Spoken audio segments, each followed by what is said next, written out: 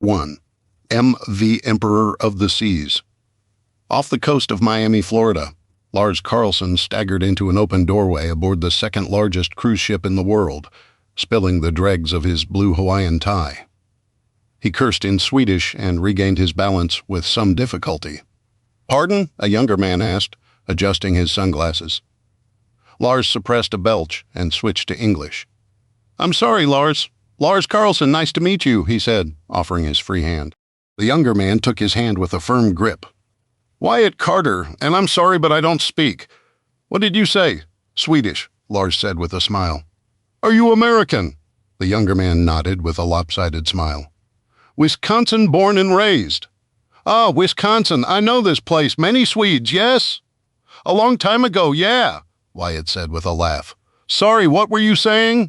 I said, "I'm wondering how is a ship this big leaning so much? It rocks back and forth. I cannot walk."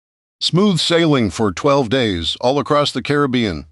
And now, almost back to port. Now we roll like a man with too much drink." "Why?" You're asking the wrong person, buddy.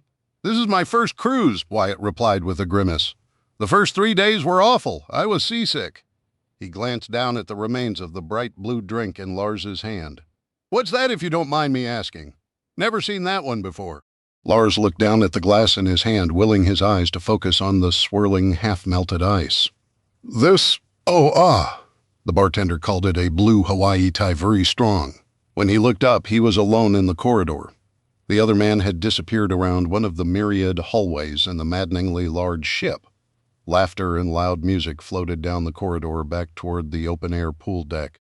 Determined to find a refill, Lars looked back the way he'd come, down the long posh hallway with its wood paneling and gold accents. Lars found a nearby elevator and stepped inside, blinking in the garish light of multiple screens displaying ship information and instructions for returning to port. The smiling faces of officers gazed back at him, urging him to tap the screens for more information.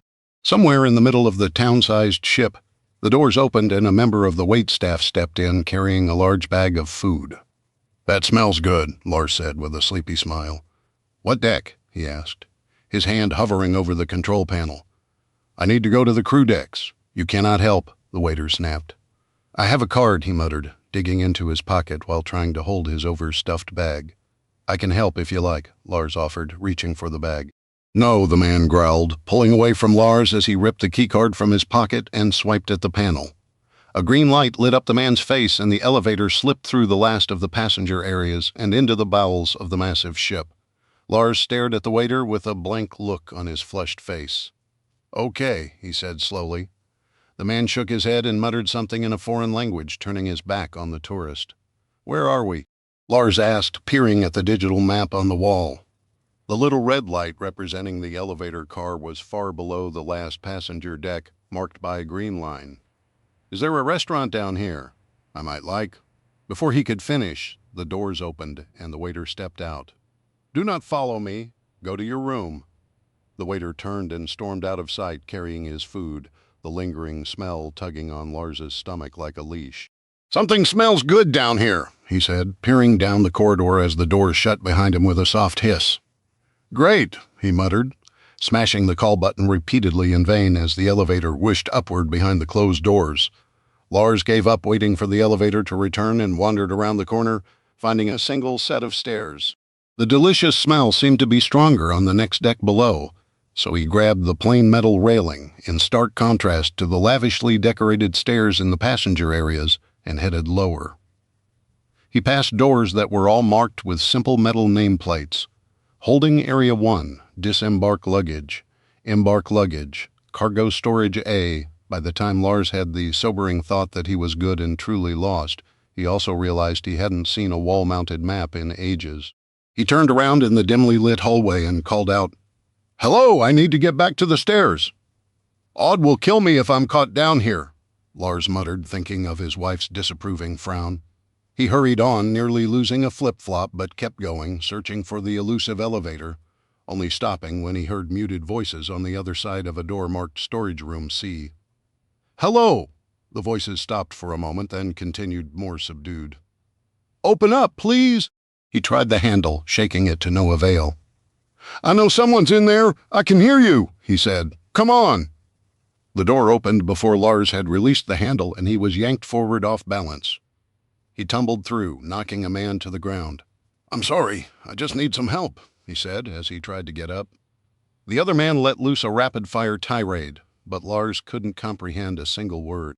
The man shoved Lars back, but turned away at the sound of another voice coming from deeper in the cavernous storage room. A single light hung from a cord around the corner of a shipping crate that blocked Lars's view further. "Who else is with you?" the staff member demanded, narrowing his eyes at Lars. "This place is not for passengers." The Stygian abyss stretched away for more than a dozen yards in every direction behind the staff. It was a much larger space than Lars had expected on a boat, even one as big as the Emperor of the Seas. "You must go now," a man said, hidden in the shadows. "Yes, I want to," Lars said. "How do I get back to the upper decks?" He waited, but no one offered directions. "Elevator? Stairs? Where's the—" His words trailed off when the man in front of him drew a pistol from behind his back. He aimed at Lars's chest and smirked, the light from the hallway casting stark shadows on his cruel, twisted mouth. "I think you're not going anywhere now." A second man appeared from the shadows and placed a hand on the gunman's arm, lowering the weapon. They were both wearing crew member uniforms, dark slacks, white shirt, and a dark vest trimmed with gold, with shiny black loafers. The gunman sported a neatly trimmed beard and close-cropped hair, while the man restraining him was clean-shaven. The single bulb swayed with the motion of the ship, revealing a crude workbench made of empty shipping crates. It was covered in bundles of wires, tools, and printouts. Tools and boxes lay scattered casually on the floor, but a small box held Lars's attention. Perched on the workbench, the dull gray box sported bright Cyrillic letters and a faded purple-on-yellow sticker containing 3 blunted triangles pointed toward a circle in the middle. "Radiation?" Lars asked as a cold sweat broke out on his forehead. "You should not have seen that," the second man said with a sad smile. He motioned to the man with the gun. What is that?" sputtered Lars, staring at the box. "Is that—" He began, leaning around the two men and pointing at the workbench. The light had shifted and the mysterious box disappeared into the shadows again. "You need not concern yourself, Yusuf." "Ready?" the man with the gun grunted. He stepped forward and raised the pistol, now sporting a black canister extending from the muzzle. "Wait!" Lars began, looking at the silenced weapon and raising his hands toward his face. It was the last word he ever spoke. Searing pain flared through Lars's chest and he lurched back into the hallway, fire racing up his neck. He tried to cry out, but his throat constricted with the pain, his ears ringing. He turned and staggered blindly into the hallway, groping for help. He slapped at a wall and felt his fingers catch on something, but the world was spinning and he fell to the floor, desperately pulling on whatever it was he'd found. Instantly, an ear-splitting wail cut through the ringing in his ears, and a bright red light erupted overhead, bathing the hallway in a bloody hue. Lars fell to the floor and touched his chest with a shaking hand, and it came away wet. He coughed, thought of Aud on their wedding day, and smiled as he slipped into the darkness. Calvin Reed put his coffee down on the desk as he stared at the green icon representing the Emperor of the Seas, slow to a stop several miles offshore. He glanced at the second monitor on his desk and the tracking software beeped, changing the ship's icon red, indicating it had stopped forward motion. In the background, the TV he kept on low volume broke into the morning show with a news alert. He only half paid attention as the breathless reporter talked about a pair of train crashes, one near Chicago, the other in New York. "Getting word now that Grand Central Station is under lockdown. Is this right? There's been an explosion?" Calvin turned to glance at the TV over the top of his monitor bank and frowned at the scrolling marquee, which informed him that the Port of Los Angeles was under an elevated threat. "What now?" he grumbled, and aimed the remote at the TV, turning up the volume. "Officials have confirmed. We've got footage, ladies and gentlemen. Just hang tight. This is a fluid situation we're following. We're being told we've got footage of a cruise ship exploding in Seattle.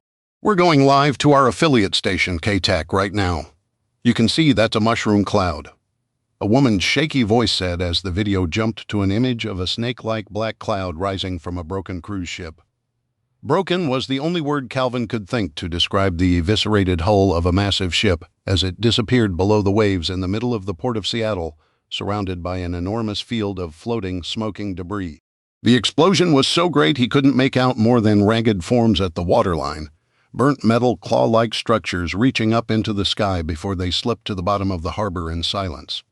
The blast cloud, it was a mushroom cloud, expanded slightly as it rose, lazily lifting away from the wreckage, twisting on the winds that pulled it east.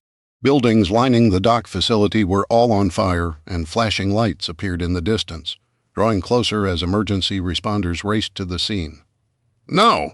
the female reporter said to someone off camera as the mushroom cloud in the distance clawed its way into the sky behind her. "We don't have radiation meters. Is that something we need to? Was that a nuclear bomb?" she said, breathless. She put a hand to her ear, listening for a moment on her earbud, then looked at the camera and physically restrained her emotions, wiping her face of the fear and anxiety that had turned her reporter's smile into a grimace. "Oh, okay, Jim. We're going to have to cut this short. We're being told we need to pull back. Lady, you need to get out of here now," a harsh voice yelled in the background. "All of you people get back, please. We've got to get you away from this area immediately." The reporter tried to smile again, a rictus marring her face. Jim, word has come down that radiation levels in Seattle Harbor are rising," she said, glancing to the side at the commotion just off screen. "I think we just witnessed a nuclear attack on American soil." Calvin spun back to the expansive window in his port observation office and raised his large binoculars. The Emperor didn't appear to be suffering any damage. There was no smoke and no reason why it should just stop so close to port. Hearing of a second cruise ship exploding at the port of Los Angeles, announced the national anchorman on the TV. Calvin tried to ignore the unfolding drama, but his back tensed as he gripped the binoculars in sweat-slick hands. His heart raced, and his breath came in shallow spurts as he stood transfixed watching the giant ship. "This isn't happening," he muttered, staring at the Emperor, waiting for something to happen, willing himself unsuccessfully to put down the binoculars and make some phone calls. If L.A. and Seattle were hit and trains were crashing in Chicago and New York, was it tied together? A low vibration tickled the soles of his feet, and his coffee mug rattled on the desk to the sound of a muffled boom. Loud noises, even slight vibrations through the floors, were not uncommon in the port of Miami. A lot of big ships carrying big cargo containers sailed in and out of port every day, and that wasn't including the supersized cruise ships that seemed to grow larger every year.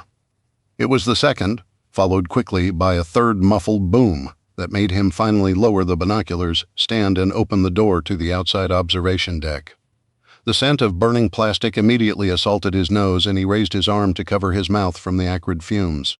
Thick black smoke was already curling up into the sky like a billowing sheet, the offshore breeze pushing it further inland and away from the main port offices. An explosion erupted to his right, the wall of sound and heat shoving him into the railing. Calvin watched as his binoculars sailed over the side, tumbling end over end until they shattered on the ground, 3 stories below. Alarms wailed, echoing from across the port, competing with a low, moaning tornado siren that contrasted with the screams. Dock workers tried in vain to fight the rapidly spreading fires from gaining a foothold in cargo depots or raced from the explosions that continued to pop off around the massive complex. "What?" Calvin tried calling out, only to be buffeted by the shock wave from another blast. No matter where he turned, Calvin saw evidence of fire and smoke. Just when it seemed the worst was over, a pair of bigger explosions rocked the already reeling port on opposite ends of the main dock at the same time. "Reed!"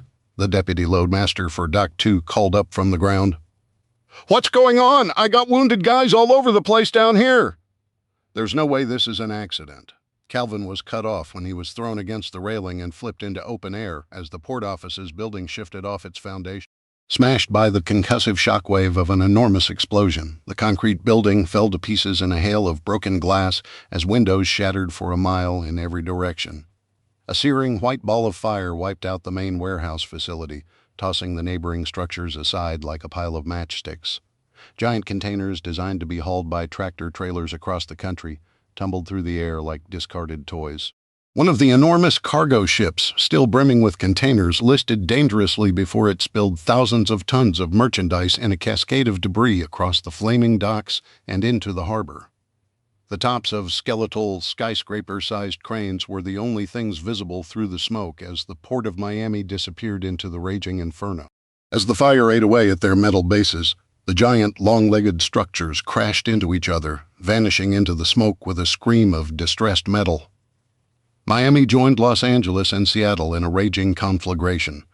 But the day had only just begun. Chapter 2, Mukwonago, Wisconsin, Carter Residence. Sierra Carter switched off her vacuum cleaner, unplugged it, and exhaled in her brother's living room. It had been a long time since she'd needed to run a vacuum. The simple chore of cleaning up was also the main reason she had plain wood floors in her own cabin. She much preferred the simpler, more economical broom over the loud, obtrusive vacuum. It didn't help that her brother's house was bigger than her modest one-room cabin, the she-shed, as her brother lovingly called her home in Wisconsin's North Woods. "How do you guys make this place so messy?" "It's only been like 2 weeks, she called out. Her nephew, Jack Carter, a high school senior, laughed from the kitchen. "I'll trade you these dirty dishes if you want, Aunt Sierra." Sierra walked to the kitchen, coiling the long, ungainly power cord as she dragged the vacuum with her. "I've told you 100 times, Jackie. Call me Sierra. Aunt Sierra sounds so old." "I will," he retorted, grinning from the sink next to a pile of dirty dishes. "Soon as you start calling me Jack, that's disgusting," his younger sister Hadley added as she swung through the kitchen carrying a bulging trash bag. She eyed the sink warily. "All that came from your room?" "Ha, ha," Jack replied flatly, scrubbing away. "These were all over the house, Your Highness." "Look, I get that. I'm the fun aunt," Sierra interrupted. "But I told you we needed to get the dishes cleaned up, didn't I?" "Once or twice," Jack said, elbows deep in suds at the sink. "It's not my problem that you guys don't want to clean up until the day before your parents get back from their trip. If you'd listen to me, it's just so boring," Jack complained, rolling his neck and leaning away from the sink. "So turn on the TV," Hadley suggested. "At least you have that option. I have to go around and pick up all the trash in the house. Do you know how nasty the bathroom trash is?" Sierra laughed as Hadley left the room, dragging her trash bag with her. "Here, I'll get the TV. You can listen to ESPN in the background, or think about what you want for dinner tonight." "Yeah, our last meal before the tyrant's return," Sierra said with a laugh. "Pizza," Hadley cried from the other room again. Jack sighed. "She always wants pizza. Let's do subs. Why don't you think of something healthy? I know your mom would like that." "Just because you're trying to impress my mom doesn't mean I have to," Jack said, thrusting a plate under the soapy water in the sink. "You need a distraction." Sierra picked up the TV remote and tapped the power button. The screen on the wall in the breakfast nook came to life. "What channel are all your sports on?" Sierra asked, frowning at the remote. "It's channel 38. Just hit the favorites button." "I still want subs for dinner," Jack added. "Pizza," Hadley hollered further away. "Interrupt this program with a breaking news alert," a stentorian voice announced from the still-warming-up TV. "Oh, of course you are," Sierra grumbled. "Can you just tell me what station I'm on first? This is why I don't even own a TV reporting earlier on an enormous explosion at the port of Seattle. Video shows what looks like a mushroom cloud. Oh, I found the favorites button." "Okay, here we go," Sierra said quickly. "Hey, wait a minute," Jack said, staring at the TV, dripping soapy water on the floor, his dishes forgotten.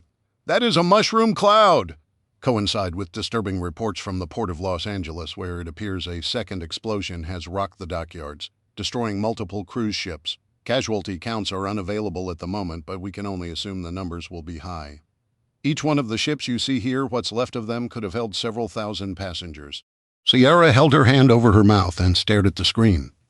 A blackened dockyard, covered in smoke and fire, shuddered as part of a cruise ship separated from the hull and crashed to the ground, scattering deck chairs, furniture, and people like marbles tossed on the floor. Fire belched from the listing ship and shot up in orange-yellow jets as the remains of a massive, scorched hull settled in the water. Immense columns of smoke rose to blur the cameraman's view momentarily. "We're going to go now to our Chicago affiliate, KTCL," the anchorman's voice announced. The view shifted to a well-lit studio, and a polished but shaken-looking older man shuffled papers on the desk in front of him. "We're also tracking reports of explosions at Union Station in downtown Chicago. Ladies and gentlemen, we're not sure what's going on, but we want to stress to our viewers that it's much too early to jump to conclusions. So far, authorities are treating these incidents as separate tragedies." "Wait, what's going on?" asked Hadley as she walked back into the room. The trash bag she carried was significantly larger. "Is that Chicago?" Jack hissed, waving her off and slinging soap bubbles. "Hey, watch it! Quiet, both of you!" Sierra snapped, her voice cracking like a whip. She prided herself on never raising her voice to anyone. She preferred the lonesome world of a programmer and a quiet, cool room with a fast computer, but didn't hesitate to silence her brother's kids. "Never seen anything like it," breathed the reporter on screen. A woman shaking her head while bundled up in the face of a stiff Chicago winter wind. A large building burned down the street behind her, beyond a cordon of flashing lights and a wall of fire trucks and emergency vehicles. As they watched, a sizable chunk of the roof collapsed, sending up a massive shower of sparks, fire, and smoke into the morning sky. The jet-black pillar of smoke, at least a city block wide, reached up into the crystal-clear sky like a twisted, charred tree trunk. Sierra's phone buzzed in her pocket and she flinched, dropping the TV remote in surprise. As it clattered across the floor, she reached into her pocket and pulled out her small phone, holding it up with trembling hands to accept the call. "Hey, hello?" she stuttered, staring at the TV. "You're okay when you didn't answer, I thought, Jade?" Sierra asked. What's going on? Did you see?" "Who's that?" asked Hadley. Sierra covered the phone with her other hand and looked down at her niece. "Friend from work." "What do you mean? What's going on?" Jade fairly screamed into the phone. "It looks like we're at war. Aren't you in Milwaukee? You don't see the smoke?" Sierra shook her head, blinking back tears as she turned away from the TV. "I'm not Milwaukee." "What?" "No. I said I was going to Mukwonago. I'm at my brother's house, watching his kids." "Well, watch the TV," Jade said. "By the way, why can't you ever live in a town with a normal name?" "Are you okay?" Sierra asked, ignoring her friend's question. Digital noise interrupted their call for a second, and Jade's reply was a garbled electronic mess for a moment. Then she came back loud and clear. "Parents are in New York City. I can't get a hold of them." "Okay, look," Sierra began. "Just because there's a couple," Sierra Hadley cried, tugging on her sleeve. "They're saying a bomb went off in Milwaukee, too. What's happening?" "Just a second, honey," Sierra said, trying to cover her phone. "What?" Jade asked. "Oh, hang on. Everything's happening all at once." "Sierra," began Jack. "Everyone be quiet," Sierra snapped, slapping her hand against her thigh. I'm so sorry," she said immediately, looking at the shocked expressions on Hadley's face. "I didn't mean to. I just need a second to think." "What's there to think about?" Jade asked over the phone. "I just wanted to make sure you were okay." "I'm heading to New York." The line went dead, and an ominous beeping echoed from Sierra's phone. "Jade, hello?" she asked, her voice thick. She pulled the phone away and looked at the screen. No, signal lost. Call failed. Sierra immediately tried dialing her friend. The phone screen blinked and signal loss flashed once more. She looked up and Jack stared at her with wide eyes. Big as he was for a high school boy, in that moment he looked like a scared 10-year-old. "Aunt Sierra?" he asked in a quiet voice. "What's going on?" "I want my mom," Hadley whispered, hugging herself as the trash bag sat at her feet. "Oh, sweetie, I know I do too," Sierra said, tossing her useless phone aside and moving to hug Hadley. "Why is this happening?" Jack asked. "Are we at war?" "I don't know, buddy. I really don't," Sierra said. But we're going to get through this, okay? We just need to stay calm," Sierra insisted a little too loudly. She slipped her phone back in her jeans. We need to think this through," she said, trying to calm both her young charges and herself. She ran a hand through her loose, shoulder-length blonde hair and blew out the side of her mouth as a strand fell in front of her eyes. "We're safe. Everything is okay. Whatever's going on out there," Tyres squealed outside, in front of her brother's small ranch house, and Hadley squeaked in surprise at the sudden noise. They all turned and looked out the kitchen window, which had an unobstructed view into the neighbor's backyard through a rickety, half-rotten privacy fence. Jack leaned over the sink and peered out the corner of the window. "Mr. Nolan's car left tire tracks out there in the cul-de-sac. Where's he going in such a hurry?" "Probably to the store," Hadley suggested quietly. They both looked at her. "What? Isn't that what everybody does when something bad happens?" "Dad's always talking about that kind of stuff." Jack frowned, ignoring the continuing doom-laden broadcast from the TV. "No, he doesn't," he said sharply. "He's always talking about doing the opposite. Going to the grocery store right before the winter storm is like the worst time to do it. Everybody's trying to grab milk and bread, as if that's going to get you through a couple days without power." Sierra held her hands up. "Okay, please stop arguing, you two. We need to think. We have to figure out what's going on, right?" She smoothed her shirt, took a deep breath, and stepped over toward Jack. "Do you have your phone?" "Yeah. Why?" he asked, stripping off his bright yellow dishwashing gloves. He plopped them on the counter and fished around in his pocket. "It's right here," he said, handing the iPhone over. "Mine died or something?" Sierra said as she tapped the screen. Before she could even get to the lock screen, she noticed the small icon of a radio signal with a line through it in the top right corner. "You don't have any signal either. Dang it!" "What?" Jack asked, taking the phone back. "That doesn't make any sense." "I'll go get mine," Hadley said, sprinting from the room. "Explosions at train stations and ports on fire, bombs in big cities, cell phones down," Sierra mumbled to herself, rattling off the list of events unfolding in front of them. She stared at the scrolling marquee on the TV and grabbed the remote, muting the broadcast report about small explosions reported in cities across the country. Wyatt was always trying to get me to be prepared for things. Maybe like this, she said to herself. Yeah, Dad knew something was going to happen. Jack looked up from his phone, his face ashen. Just never figured he wouldn't be here when it happened, you know? He's the one who knows all that prepper stuff. He always wanted me to learn, Sierra said, trying to talk through the tears that were blurring her vision. She glanced at the watery shape of her nephew and angrily rubbed the tears from her face. Crying wouldn't help the situation, and it certainly wouldn't keep her brother's kids calm.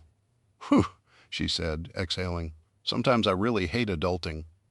Hadley walked into the room, her eyes glistening. I got a message from Raina, she said. Are Mom and Dad okay?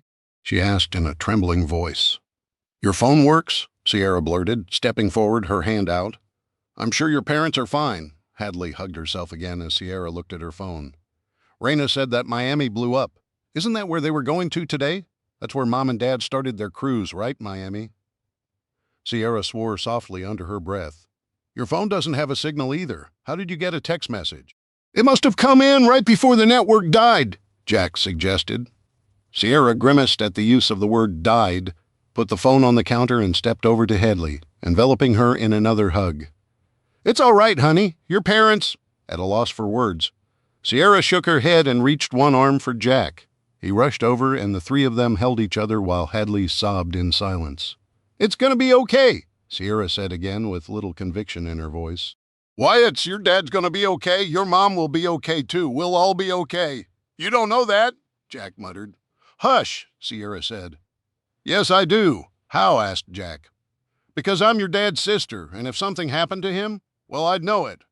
What do we do, though? Hadley asked, sniffing. I think that we probably should just... Sierra began, grasping at words and thoughts that flitted through her mind like little frightened animals. Jack pulled away from the group and looked at Sierra, wiping at his face. We should look at Dad's binder.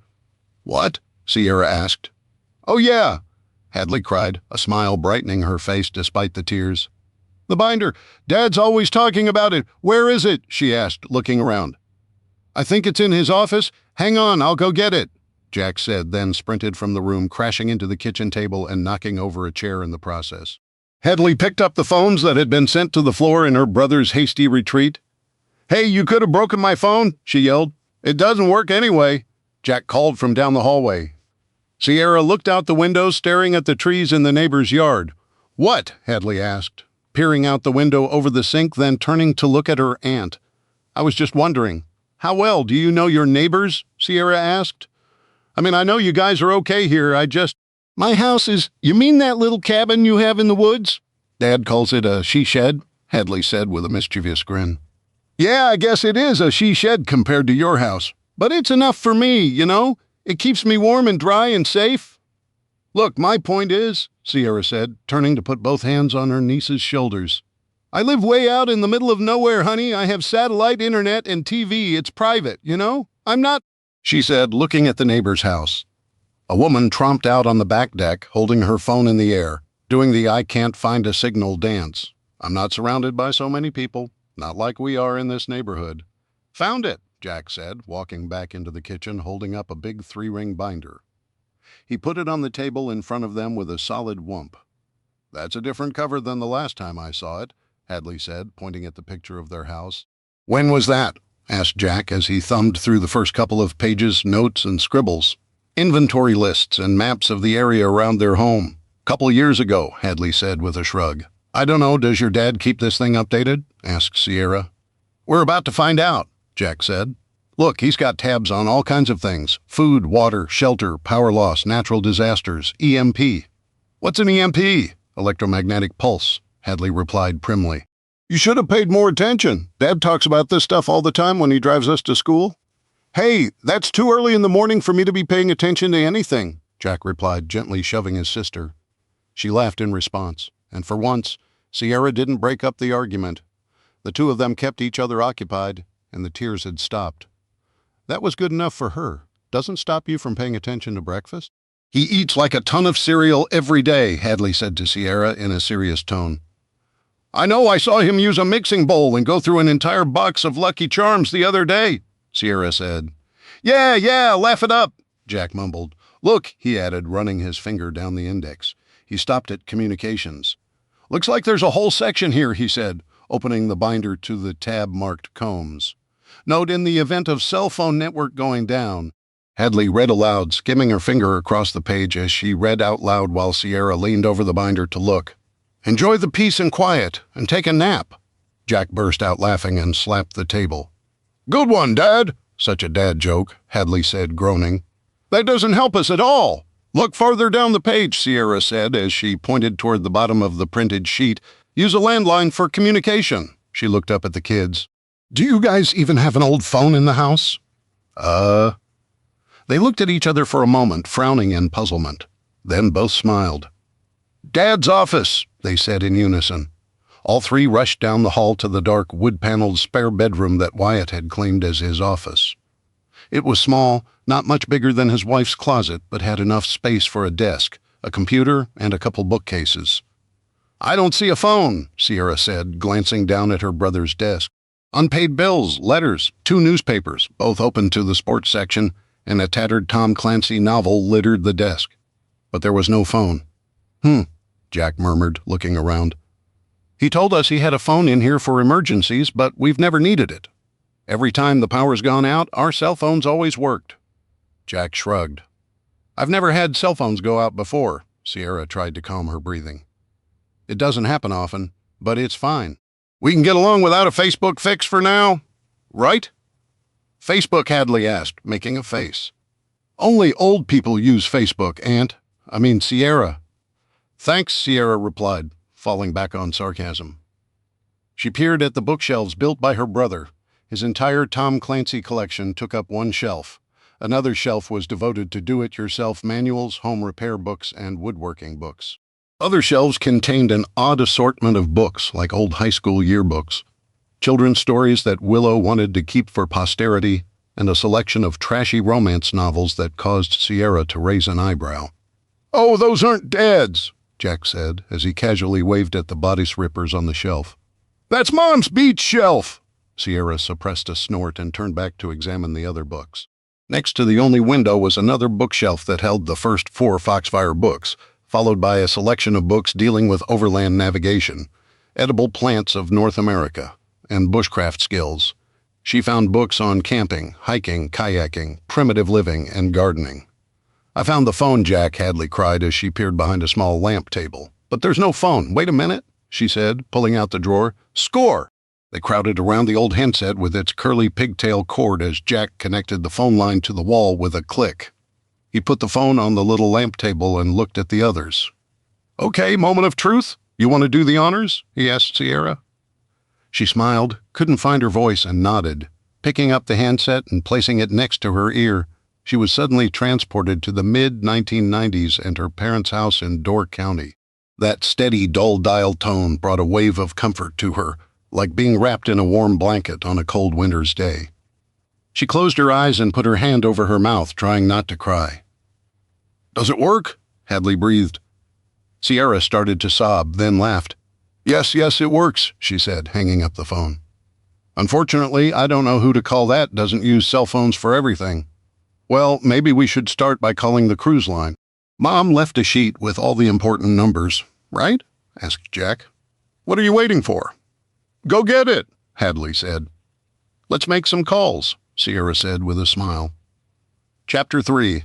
MMV Emperor of the Seas, off the coast of Miami, Florida. Wycat Carter strolled back to his wife on the upper pool deck aboard the Emperor of the Seas and handed her a bright blue drink. He sighed as he sat on the lounge chair warmed by the tropical sun. "Sure beats a Wisconsin winter, huh?" His wife, Willow, smiled around her large sunglasses and enormous floppy beach hat. "Oh, what's this?" she purred, inspecting the cold glass she'd been handed. "It's pretty. Oh, so I ran into a guy in the hallway. From Sweden. He had this blue drink. So when I asked about it at the bar, they said it was a blue Hawaiian tie. Very strong," he added with a grin. "Really?" Willow replied mischievously, sipping the concoction in her glass. This is delicious." Wyatt laughed and was about to stretch out on his chair to enjoy the last afternoon of the cruise when an alarm blared all around him, echoing across the water. The background noise of 1,000 people talking, laughing, and playing in the pool and hot tubs came to a crashing halt. "Attention passengers, a fire alarm has been activated. Please exit the pool deck in an orderly fashion. We ask that you remain calm and return to your cabins." Wyatt sat up and removed his sunglasses. "You feel that?" he asked, over the loudspeaker's repeating announcement. "It's like the ship shuddered or something. I think we stopped. Honey, it's a big boat. It can't just stop. Besides..." Willow began before the first scream started. Wyatt put his drink down and stood trying to see over the sweaty, sunburned people swarming around them with kids, bags, and drinks.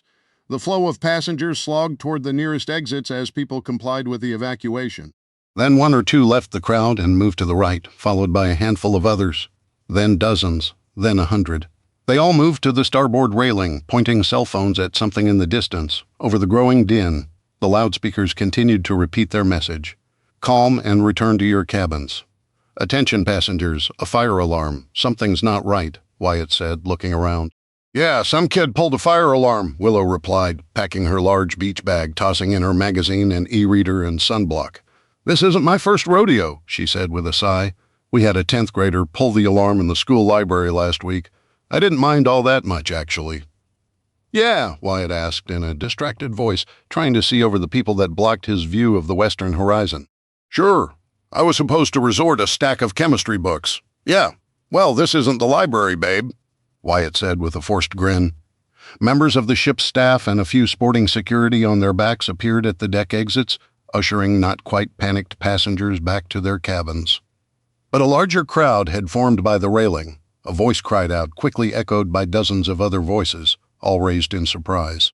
Wyatt stood on his lounge chair and looked west where the long, flat coastline of eastern Florida stretched from horizon to horizon. The condos and hotels crowding the beaches of Miami, their home port, dominated the view, with the skyscrapers of downtown Miami in the distance. "What is it?" Willow asked, standing close to him, holding her floppy hat to her head in the breeze as she watched passengers stream around them. "What's going on over there?" Wyatt stared at the shoreline, where plumes of black smoke rose like dark snakes dotted with orange-yellow balls of fire as they writhed and clawed their way into the sky. A massive flash erupted from the port, and a white ring of compressed air flashed out in every direction. The crowd gasped, and a split second later, an enormous ball of fire flared into the sky. A white shockwave of tortured air raced over the water and slammed into the ship a few seconds later like a battering ram. Hats flew off and a few drinks were spilled, but it was the sheer air-ripping sound of the explosion that caused people in the back of the crowd to run, crashing into those still leaving the pool deck. The massive ship listed slightly, chairs toppled, and a pool speaker fell over, sending a shower of sparks into the air. A swirling knot of fear flowed out from the railing, and the tide of people exiting the deck slowed as the witnesses to the explosion pushed back toward the pools. "What was that?" Willow cried, fear making her voice high and tight as she reached up to grip Wyatt's arm. She steadied herself against him as the ship returned to level, following the blast wave. He hopped down off the chair and turned Willow toward the nearest exit, looking for a gap in the crowd of panicked passengers. "We need to get below before this turns into a stampede." "But what happened?" Willow asked over the screams and blaring fire alarm. Wyatt eyed the passengers all around them. Whatever it was, it's just getting started. The deck slowly righted itself and came back to level after the shockwave from the explosion on shore. Wyatt plowed forward into the crowd. He held Willow's hand tight and pulled her along. "Don't let go," he called over his shoulder. "I'm right behind you," she hollered. "Just keep going." The people around them jostled each other, eyes round in panic as half-baked sunbathers attempted to force their way back to their cabins. A few indelicate shoves turned into fists, and the meaty smack of bone on flesh as fights erupted.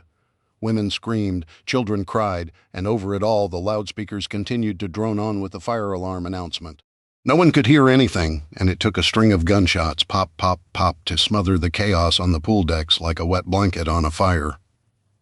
Everyone froze as one, turning to find the source of the newest threat. Wyatt kept his head low and pushed forward, muttering apologies when he could and using his elbows when he had to. Willow stayed right on his heels, clutching her macrame bag and her floppy beach hat as she offered more apologies in their wake. Another round of gunfire, more rapid than the first, launched a fresh wave of screaming from the far side of the pool deck toward the front of the ship. In the second of calm before the passengers rushed headlong toward the exits once more, Wyatt pulled Willow out of the choked walkway and pressed his wife against a cold metal partition separating the pool deck from the interior. A man slammed into the wall next to Willow, muttering curses. He spat a bloody tooth on the ground, then turned and charged back into the cluster of people fighting and pushing and shoving, all trying to escape the gunfire. Wyatt turned and caught an elderly woman who was sent crashing toward Willow, shielding his wife and preventing the old woman from hitting the wall, then used his body to shield them both as a young man was shoved into them all. "Watch it!" the shirtless youth snarled as he shoved Wyatt. He swung a fist, but Wyatt moved his head to the left and smiled as the young man's knuckles broke against the metal plating of the cruise ship's wall. His howl of pain was swallowed up by more gunfire and people yelling. "We have to get out of here," Wyatt said to Willow, turning the old woman loose and grabbing his wife. "There's a door up here to the left. Follow me." "Who's shooting?" Willow cried. "Who cares? We gotta go." Wyatt peered into the dark opening of the open hatch a moment before hopping through and pulling Willow in behind him. No sooner had they disappeared into the twilight dark room than two more people staggered in, a girl walking in on her own, and a young man stumbling in backward after having been shoved. They helped the man up from the floor, who angrily shrugged off their assistance and charged back out through the portal into the writhing mass of people. "What's going on out there?" the young woman said, visibly shaking as she tried to adjust her sundress. "I don't know, but just hang in there," Willow said awkwardly. She turned and shrugged at Wyatt. Wyatt scanned the room, which turned out to be a crew prep room. Lockers lined one wall. A few were open, but most were shut and locked. The indicator dials, glowing red, shelves lined the wall opposite the door, holding radios, a few bags of emergency medical supplies, and a duty roster. Two computer monitors showed the chaotic scene on the pool deck from opposite angles, one labeled fore, the other aft. "It's like a lifeguard shack," Wyatt muttered. "Come on, we have to keep moving." The gunfire and screaming continued unabated outside. "Are those gunshots? Why are they shooting?" the scared woman wailed, clinging to Willow. "Honey, I don't know, but you gotta let go," Willow said gently as she tried to pry the younger woman off her. Wyatt ripped his sunglasses off and ran a hand through his sweaty, short hair. "Come on, Wills. We need to be gone like yesterday. We need to get back to the cabin." "Why would we be safer in our cabin than we are here?" asked the girl in the sundress. "Because if this is a hijacking, they're terrorists, right? They're going to round up anybody who's caught on the decks first." "How? How do you know that?" the young woman demanded in a haughty voice that went with the diamonds on her ears and the necklace she wore. "My husband knows all kinds of useless information like that," Willow said in a long-suffering voice. "He watches these documentaries. It just makes sense. They're not going to have enough people to search every cabin for hostages, right? Terrorists only need a handful of people to get their point across. Anybody who makes it to their cabin is probably going to be okay. I hope." My room is... Wait, I'm only 2 floors above my room?" the young woman cried. She pulled out her key card and held it in a trembling hand. She blinked as if seeing Willow for the first time, then took a step back. "Who are you people? I'm sorry, I have to go," she said, backing toward the open hatch. "Be careful out there," Willow called, but the girl was already through the doorway. She turned in a swirl of light, airy fabric and disappeared, immediately caught up in the throng and swept away. Chapter 4, Mukwonago, Wisconsin, Carter Residence. Sierra frowned as she stared out the window, holding the old landline phone to her ear. The neighbor she watched was holding a cell phone in the air and turning a slow circle, staring up at the cloudy, lead-gray sky. "What's Mr. Kendrick doing?" asked Jack, standing next to her at the sink. Sierra covered the handset while she was on hold with the cruise line office and smiled at Jack. "I think he's looking for a cell signal," ma'am asked the voice on the phone. "Yes," Sierra said, signaling to Jack that the agent was back on the line. "Yes, I'm here. Did you find anything?" "I'm sorry, ma'am, but we don't have any information about Emperor of the Seas. It was due to dock this morning at Port of Miami, but not for another couple hours.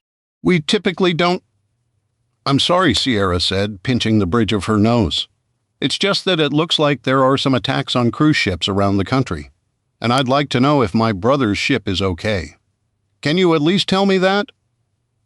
"I'm very sorry, ma'am, but I'm not authorized to give out information. Can you just tell me if you know anything? I'm watching my brother's kids. I need to know. He's on that ship with his wife, please." There was a long pause before the agent came back on the line. "Ma'am, I can't say anything because we don't— What am I supposed to tell his kids?" Sierra whispered. I apologize, but yeah, you can't tell me anything." "I know," Sierra said. "I'm sorry, that wasn't fair. This isn't your fault. I understand your frustration, but there's really nothing I can do. Is there anything else I can help you with today?" "No, I guess not," Sierra sighed. She hung up and looked at Jack. "What did they say?" asked Hadley in the doorway. "Nothing," Sierra replied glumly. "They don't know anything, or they aren't telling us anything if they do." "So what should we do?" asked Jack as he opened the fridge and peered inside. "Ugh, we've only got like 2 Cokes left." What about lunch meat?" Sierra asked, peering over his shoulder. "About enough left for 1 sandwich," he replied. "Your sandwich or a normal sandwich?" Hadley asked, a grin in her voice. Sierra glanced at the TV on the wall as the kids discussed the dwindling food in the fridge. She put her hands on her stomach and tried to hold off a rapidly intensifying sense of dread. "Stay calm, just breathe," she told herself. "In-out focus on what you can change, not what you can't." "Okay, maybe we should go to the store," Sierra suggested. "Is that what we should really do?" asked Hadley. "I don't know, but it makes me feel better to have a goal," Sierra began. "A mission," Jack said with a nod. "Right," Sierra said with a smile. "It'll give us something to do and get us out of the house and away from the doom tube," she said, pointing at the TV. "Come on, I'll get my keys and warm up the car. Grab your coats, guys." "It's not fair that it's this cold out and there's no snow on the ground," Hadley grumbled as the kids moved down the hallway toward the coat closet by the front door. Sierra closed her eyes for a second, asked for strength, and when she looked at the kitchen again, the panic faded. She switched off the TV. Its last image was of the port of Seattle, surrounded by hundreds of first responder vehicles, lights all blinking red, blue, and white. "I can't change that, but I can refill the fridge," Sierra said as she grabbed her purse and went out to the garage. Sierra pulled her Honda Civic hatchback into a parking spot at the far end of the grocery store lot, then shut the car off and looked at the kids. Jack sat in the front seat and Hadley in the back. Both stared back at her with worried round eyes. "Okay," Sierra began. "Now, I think it would be smart if we all stuck together, and there sure are a lot of people here," Hadley muttered from the back seat. "I've never seen it so crowded." "I think we can get more stuff if we split up," Jack suggested. Sierra shook her head. "No, absolutely not. Look at that," she said, pointing out the windshield as a car raced into the parking lot and skidded to a stop, taking up 2 parking spots. The man behind the wheel jumped out, slammed the door, took 2 steps, then turned and ran back to shut the car off. He closed the door again, then ran for the building, weaving around people exiting the grocery store with overloaded shopping carts. "I don't know what it's like in there, but we need to stick together, all right? We can make this work. I have a list of stuff right here," Sierra said, patting her coat. "Personally, I don't even think we should be here," Hadley grumbled. "Dad's always talking about—" "Well, your dad's not here right now, is he?" Sierra demanded, then instantly regretted the outburst. "I'm sorry, I didn't mean to snap at you like that," she added quickly. "It's just that your dad is the one who knows about all this kind of stuff. Not me. It's not your fault," Jack suggested, "but I'm in charge of you 2, and I'm not afraid to say I'm scared, and I'm sure a lot of other people are.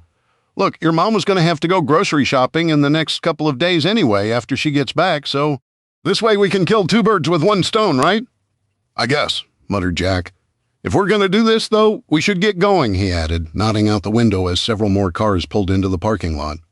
They locked up the car and rushed to the store without running like a handful of other people inside. The background noise hit them like a wall of sound. Arguments, shouts between family members shopping on different aisles, and employees trying to calm customers all mingled together into a cacophony that exploded as soon as the doors slid open. Sierra blinked, adjusted to the crowd, then took Hadley's hand and stepped inside the brightly lit building. "Jack, get us a cart, would you?" she called over her shoulder on it. The wide-shouldered youth said as he stepped in front of an older man and took the next-to-last shopping cart. "Hey, sorry, sir," Jack said immediately as he offered the senior his cart. "You can have this one? I didn't see you." The old man cracked a wry smile. "Oh, it's all right. I didn't mean to yell at you, just a little worked up, you know." Jack nodded and took the last cart. "Kinda crazy out there, right?" "I'll say," the older man said. "Never seen anything like this. Even when my daddy told me stories about the war years. Only a matter of time before they shut everything down, I suppose." "What do you mean?" Sierra asked, moving closer to Jack. "I didn't hear anything about anyone shutting anything down."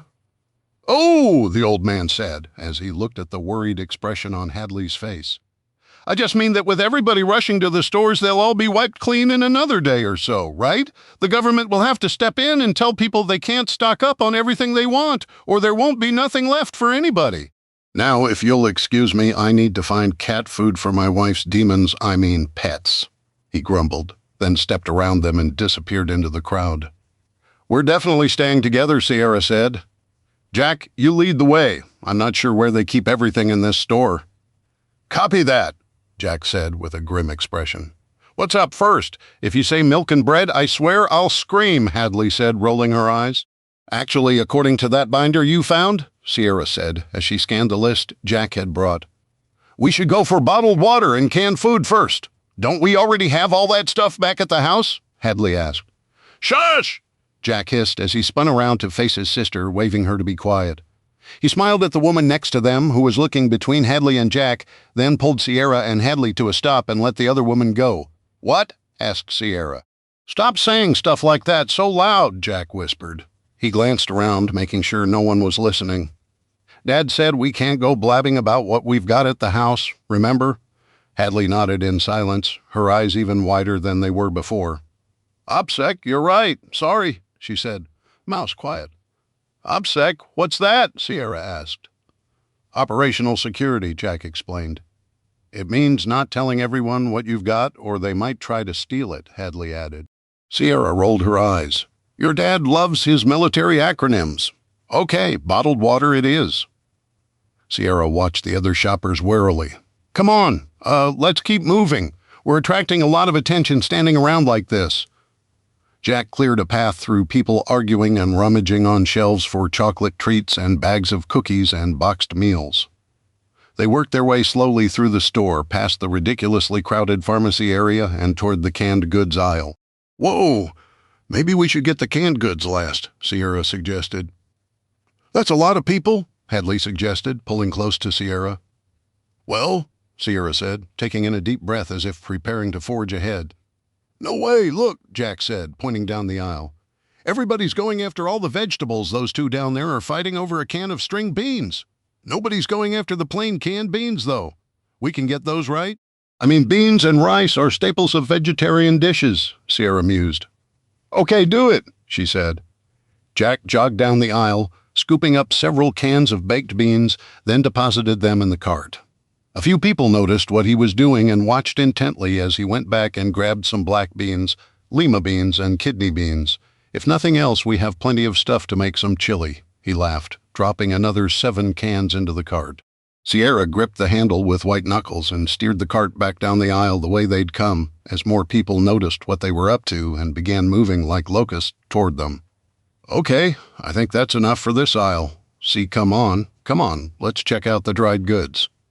The panicked shoppers had already cleaned out the rice aisle, leaving bare shelves and a few torn bags and a pile of rice scattered across the floor.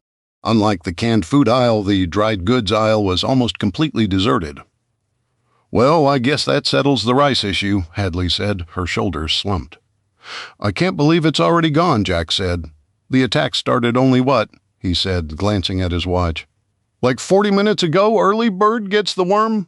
the old man they'd talked with earlier said as he shuffled around them. He grabbed a few random bags of pasta, the last remaining box of mac and cheese, and moved on. On the other side of the store, a shouting match erupted, with several voices bellowing in anger. "We don't have much time," Sierra said. "I'm really not liking how this is going behind them." Two men got into a fistfight over packages of meat at the deli counter. One man had the entire shopping cart full of ground beef, and the other fought him over the last package. Two more men joined in the fray, while a third slipped behind the combatants and helped himself to the meat in the shopping cart. Several women gravitated to the group, egging the man on. A shopper with long hair and a puffy winter coat strode forward and shoved the man stealing from the shopping cart. "You can't do that," she yelled. "Back off," he cried, swinging at her. She cried out and staggered back, slamming into an end cap display, disgorging cleaning supplies on the floor as she screamed. That drew more people to the fight. Sierra pulled Jack back and kept Hadley behind her. "Just stay back, guys," she whispered. "Hey, he's stealing my meat," the original hoarder, struggling with two middle-aged men, yelled. They all turned as one and went after the thief. "Come on, let's keep moving," Sierra ordered, her voice tight. "Faster, must go faster," she added as they broke into a jog, heading away from the fight. As they got to the end of the aisle and turned the corner toward the cereal, they passed the tangled mess of lines at the front of the store. Several people shouted at sweating, red-faced cashiers who struggled to ring up the groceries as fast as possible, while others argued over price gouging. A woman waved a handful of cash in the air and said that she would pay money to anyone who allowed her to cut to the front of the line. The man in line next to her snatched at the money, causing a general melee to erupt at registers 2 and 3. Cash flew like butterflies scattered on the wind as people fought over the money, their position in line, and groceries. "Oh, this was a mistake," Sierra said as they whipped away from the front end and down the cereal aisle. "We should get out of here," Hadley said, clinging to Sierra's side. "We're already here, though. We may as well get the rest of the list," Jack argued, eyeing the fight at the registers. "Look, someone just ran out the door with an armful of stuff." "Stop," the store manager yelled, as two more people followed the first. A fistfight erupted at the doors as another employee tried to stop a second shoplifter. Sierra came up short on the cereal aisle and paused, causing Hadley to run into her. Jack tripped forward, grabbing the cart as he fell. "It looks like a tornado came through here," she breathed. Boxes of cereal lay ripped open, disgorging their contents all over the floor. Most of the shelves were empty, but a few contained such preeminent favorites as Raisin Bran, Oat Bran, and Grape Nuts. Just about everything else was gone except for one box of Cheerios. "I'm grabbing it all," Jack said as he rushed down the aisle, forcing Sierra to keep up with the cart. He grabbed box after box, tossing them over his shoulder into the cart. "We need to worry about speed, not flavors, but that stuff's nasty. Grandpa eats that. I'm not eating it, and you don't either," Hadley said. "Beggars can't be choosers," Sierra replied. "I bet you don't eat Fiberos either," Hadley said, making a face. "It tastes like dog food." "How do you know what dog food tastes like?" Jack asked. "Besides, if we don't eat it, maybe we can trade with somebody," Jack replied. "Come on, what else is on the list?" Sierra looked at the paper, cursing herself inwardly as her hands trembled. Hadley gently took the paper and smiled at her, then smoothed it out and read, "Bread, flour, baking soda, eggs." All three of them turned down the next aisle. Empty shelves and milk spilled across the floor highlighted the plight of the dairy section at the end of the aisle. Someone rushed past, carrying armfuls of bread, and a loaf fell out of his grasp, splashing into the milk. Another person ran by, going the opposite direction, slipped and crashed into the end cap, knocking two metal shelves loose amid a flurry of cursing. Jack sprinted down the aisle, scooped up the bread that had fallen into the milk, and wiped off the plastic packaging. "Gross," Hadley said, as she and Sierra rushed to join him. "What? This might be the last bread left in the store, and it's in a plastic bag. It's fine," he said with a grin as he tossed the loaf into the cart. A disheveled man with wild eyes rounded the corner, surprising them all. "How much for the bread?" In his arms he carried 2 glass jars of milk, a few boxes of butter, and a package of hamburger buns. His winter coat was stained with something dark, and his shoulder was dusted with flour. I'm sorry?" Sierra asked politely. "How much for the bread?" the man demanded as he narrowed his eyes. "I need it," he added. "Well, we found it. So $100? Jack asked. The man swore at them. "Maybe I'll just take it," he said, moving forward, glowering at Jack. Sierra gasped and backed up as Jack blocked his path. I don't think so. The man looked down at Jack. He was almost a head taller and twice as wide. A smile spread across his face. You gonna stop me, kid? I might not be able to, Jack admitted with a lopsided grin. But I'm betting that milk is the last left in the store. The man shied sideways, protecting the loot in his grasp. So what if it is? You might get this bread, Jack said. But I guarantee you I'll knock both those jars to the floor. Then you won't have any milk. What's more important to you, getting out of here with the milk you got and those buns or losing everything for a stupid loaf of bread? Jack asked. His voice sounded calm and reasoned, but Sierra noticed the sweat beading on his forehead and the flush creeping up the back of his neck. The man considered Jack's proposal, glanced from the stern 18-year-old to the shopping cart and back, then swore again and raced off. Jack exhaled and leaned against the shopping cart. Okay, what's next? I'd really like to get out of here now. They moved around clumps of people and tried to avoid contact. Some people minded their own business and politely moved out of the way. Others seemed intent on causing confrontations. Those people Sierra avoided. There were more than enough fights and people willing to start fights in the rest of the store for anyone who wanted trouble. It's only a matter of time before somebody gets hurt, Sierra said as they stood in the corner at the back of the store looking at the anarchy that lay between them and the exit. Yeah, either that or somebody might get shot. Some of these people look like they're trying to kill each other over a can of SpaghettiOs. Right, that's it, Sierra said, her mind made up. Let's go. She pushed forward, squeezing between people who seemed intent on glaring at each other with murder in their eyes, daring each other over bags of chips and cookies. Every single person they passed stopped what they were doing to glance inside their shopping cart. It's like everyone's trying to see if we have anything worth taking, Jack muttered on the corner of his mouth. Just keep moving, Sierra said. Don't make eye contact. Pretend like it's just any other day. But it isn't, Hadley insisted. Everybody's crazy. You ought to teach that girl to mind her tongue, a large woman holding a crumpled bag of Oreos said.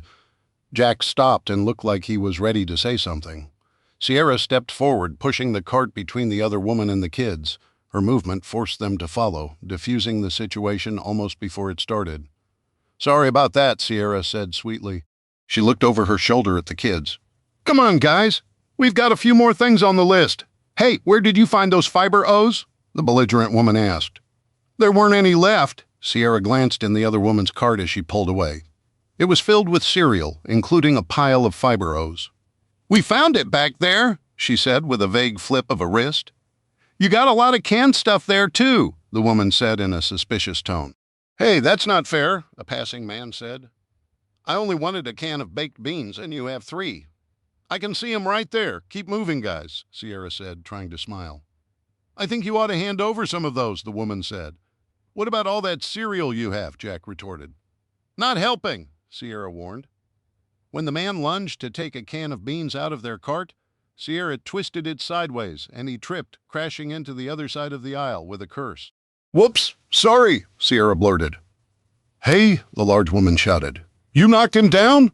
Run, Sierra said, rushing forward toward the end of the aisle where a cluster of people were tussling over cookies. Stay close to me. I've got Hadley, just go, Jack said, sheltering his sister. They burst from a pack of people fighting over vanilla wafers and emerged into the space between the front of the store and the cash registers. Sierra took one last look at the enraged woman barreling down the aisle after them, then turned plunging into the swirling, disorganized scuffle at the registers. I'm sorry, Sierra called over the din. Their pursuer emerged in a swirl of brightly colored fabric, red-faced and fuming, then spotted the snarl of people she'd have to wade through. Yeah, you better run, she turned like a bored lion, deciding the antelope wasn't worth the trouble, and disappeared back down the cookie aisle. That escalated quickly, Jack said with a grin. Did you see all the stuff she had in her cart? Hadley complained. She was upset with us, but she had. Hey guys, maybe we should stop talking about it until we get out of here, Sierra suggested quietly. They found a place in line at the far end of the grocery store closest to the exit. Waiting patiently, not making eye contact or talking with anyone, they moved closer and closer to the front.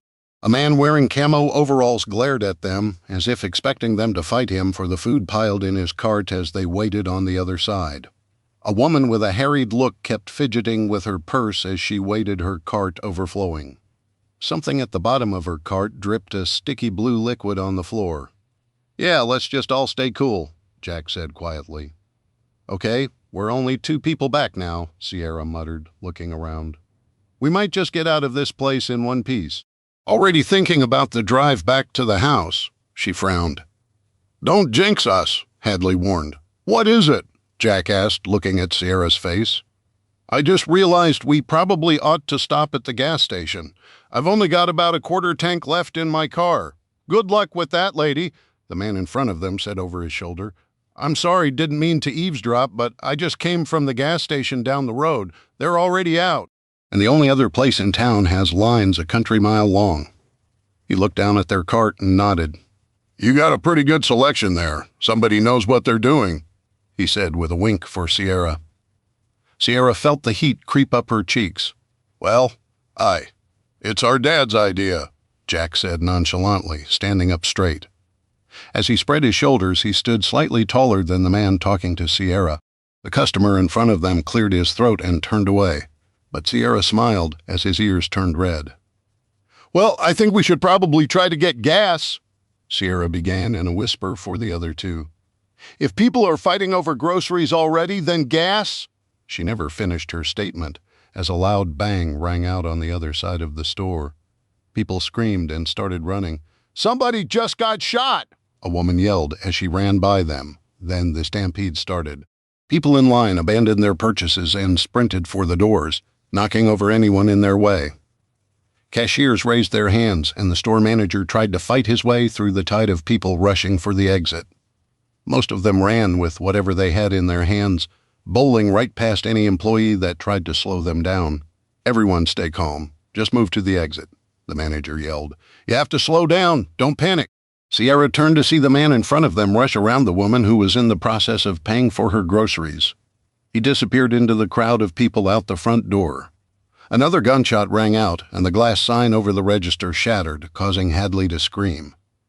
Sierra and the kids had nowhere to go but around the woman at the head of the line, who stared toward the back of the store as if paralyzed. "Let's go," Sierra called out.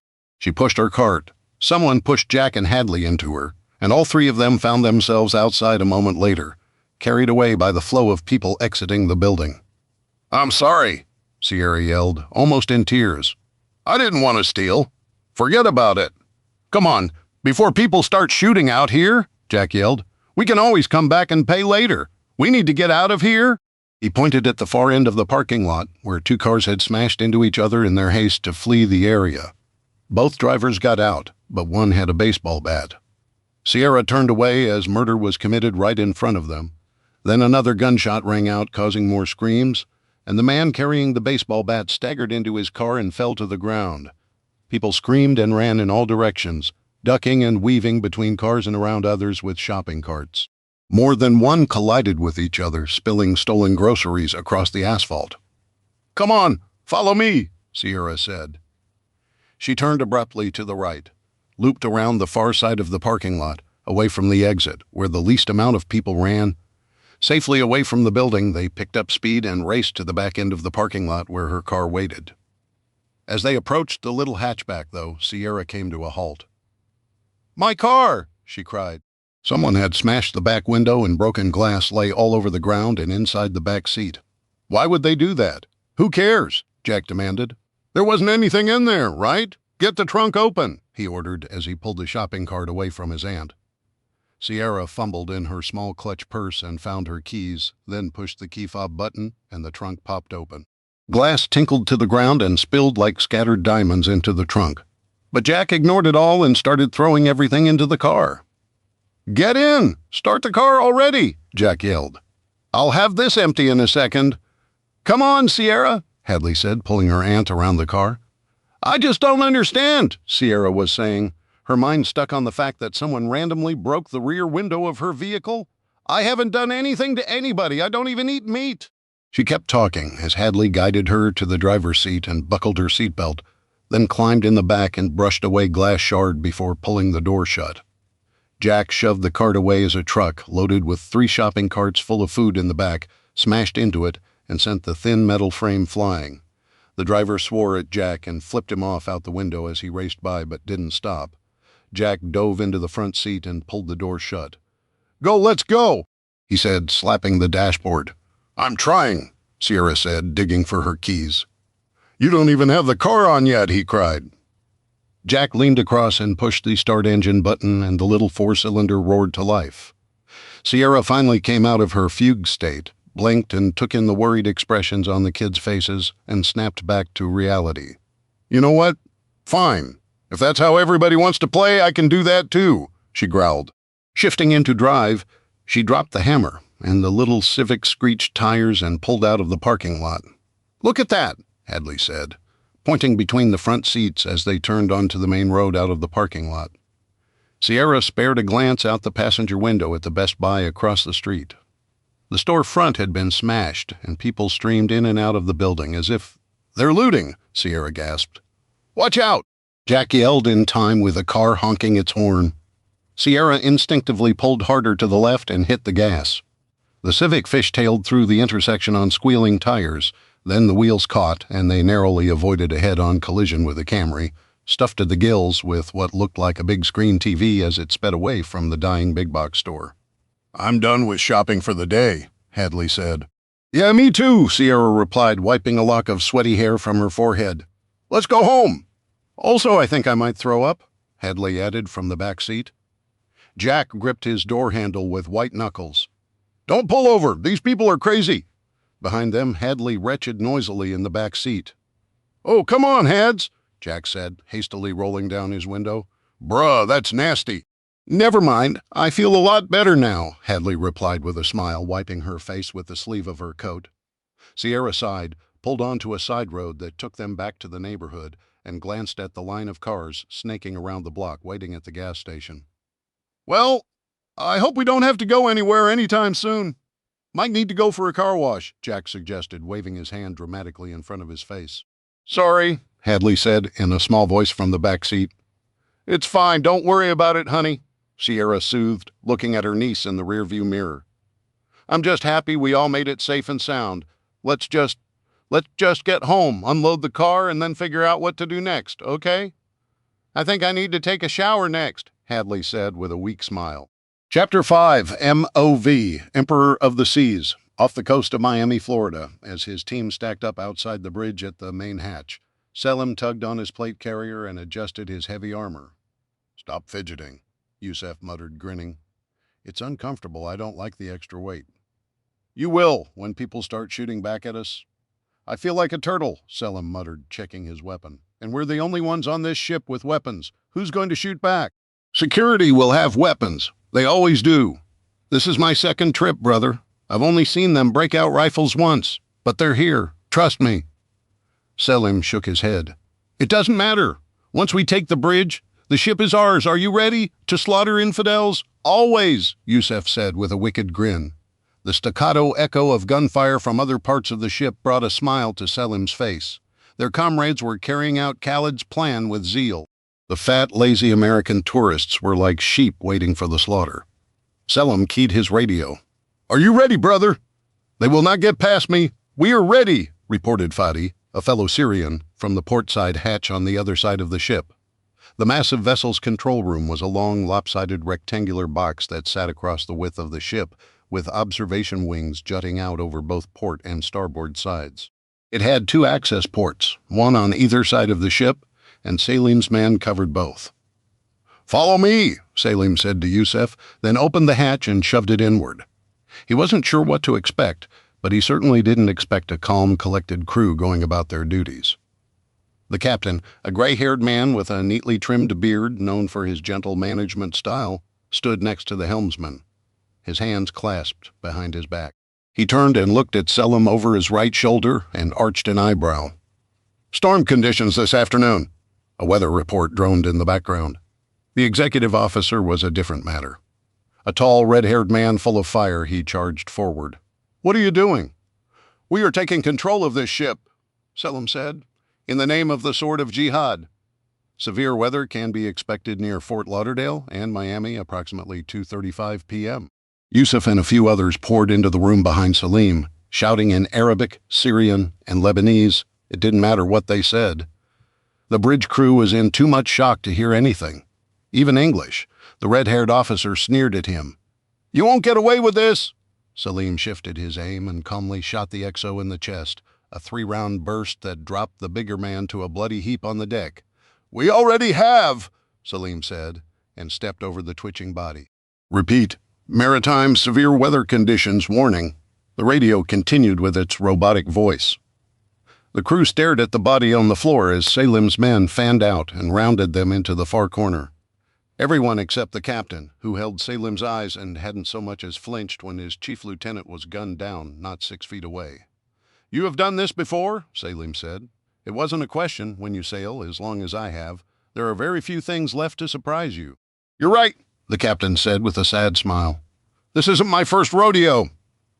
He turned and held his hands out, wrists together in front of his body. Selim looked at him, then lowered his weapon and nodded. "Then you understand the rules? I don't resist, and I'll live. Comply, and my passengers live." "Then we have an accord," Selim said, stepping forward and strapping a zip tie around the captain's wrists. "Take a seat," he said, pointing to one of the 3 large chairs in the room. On the right-hand side was the captain's chair, the cushioned seat raised on a platform to give a better view of the expansive windows that lined the entire front of the room. On the other side of the ship's wheel was a pair of chairs, both banked by computer terminals. "The National Weather Service in Miami has issued severe thunderstorm warning number." "Fadi," Selim called out. "Shut that off." "Yes, brother," said Fadi as he walked forward to stand next to Selim by the helm. He scanned the dials a moment, then reached out and slapped a panel. The weather radio fell silent. "Shut down the communications." Selim barked. "Nothing comes in, nothing goes out. I want the passengers and crew in the dark." "It shall be done," Fadi replied with a nod. He slung his rifle over his shoulder and sat down at the comm station, surrounded by glowing dials, buttons, and screens. When the captives were herded into a corner and under guard, Yusuf rushed to the far door and opened it, letting in the salt breeze and sunshine. Nabil, another fighter from the second crew, checked behind him, then took up position guarding the port entrance. "The ship is ours," Yusuf said, holding his weapon high. The others cheered, and the captives cowered and tried to avoid making eye contact. Selim crossed his arms as he stood in front of the captain's chair and glanced at the master of the ship. "That was too easy. The cruise line has a policy of zero resistance. It's the only way to make sure no one gets hurt." The captain lowered his eyes and glanced at the body on the floor for the first time. "Almost no one. That could have been avoided if he had not attacked me." "He never attacked you," one of the braver captives yelled from the knot of prisoners in the corner. His statement was rewarded with a slap across the face by one of the Syrians. He staggered back against the wall, blinking in shock as he held his face. "You talk, you hurt," the Syrian with the pistol snarled. The others nodded and backed as far as they could into the corner, attempting to shield the 2 women of the group. Selim continued to stare at the captain but spoke to the others. "No one else needs to be injured. Do as we say, remain calm, stay quiet, and you will all live. You will all be reunited with your families and loved ones at the end of this day." The captain was a stony-faced man who refused to blink or look away as Selim stared at him. "This one will be trouble. Shall I tell the others we have the ship?" "Yes," Selim said to Yusuf. "Find the Russian. How much time does he need? We are already behind schedule." "As you command," Yusuf said. He pulled a radio out of his tactical vest and spoke in rapid-fire Arabic. "What are your demands?" the captain asked calmly. Selim stared down at him, finding it hard to resist the urge to strike the insolent man. "I'm sorry. I thought that might be a reasonable request given the circumstances," the captain said. Selim ground his teeth. "You're a hard man to dislike," he muttered. The captain smiled again. "I'll take that as a compliment. Watch your tongue, or you'll take that to your grave," Yusuf snarled. He turned away from the captain, then jerked his head, inviting Selim to a private conversation on the far side of the bridge. When they were removed from the others, Selim crossed his arms again. "What is it?" I made contact with the others. "There's so many people on this ship. We're still trying to take the other decks." "Bah," Selim said dismissively. "If the Russian is ready, it won't matter." Yusuf looked down and could not meet Selim's eyes. "What is it?" Selim asked. "No one can find the Russian." The Russian scientist smuggled out of the chaotic war zone in Ukraine was the linchpin of their entire operation. He was one of several scientists Al-Qaeda had convinced to help them rig dirty bombs on 3 cruise ships. Selim checked his watch. By now the other ships would have already exploded. They were running behind schedule, and in a large operation, timing was critical. "There's another problem," Yusef muttered. "What could be more of a problem than not having the bomb ready?" Selim growled. "News has gotten out. Some passengers have been overheard talking about bombs in Seattle and Los Angeles. We are late." "I can tell time," Selim snarled. Yusef looked over Selim's shoulder at the captain. "If we cannot find the scientist and finalize the bomb, we should switch to Plan B. Plan B. In the event they were unsuccessful in either assembling or exploding the dirty bomb deep in the cargo holds of the cruise ship, Selim was to ram the ship at full speed straight down the throat of the Port of Miami. The large fuel depot on the western end of Dodge Island, where the cruise ships docked, made a prime target for causing the maximum amount of death and destruction. A cruise ship displacing 100,000 tons moving at 25 knots would make a dramatic entrance when it exploded, dirty bomb or not. Selim nodded. "Perhaps you're right. Ramming the ship instead of exploding in a ball of irradiated fire also meant the possibility of Selim and his men surviving to cause further havoc in downtown Miami. Selim had counted on dying in a nuclear incineration and had taken months to prepare himself for the afterlife. Now to have it all suddenly stripped away from him felt like a relief and a curse at the same time. Where before he was calm and dedicated, a cold sweat broke out on his forehead. "Steady, brother," Yusef said, slapping Selim on the arm. "This mission isn't over yet." Selim cleared his throat, alert the others.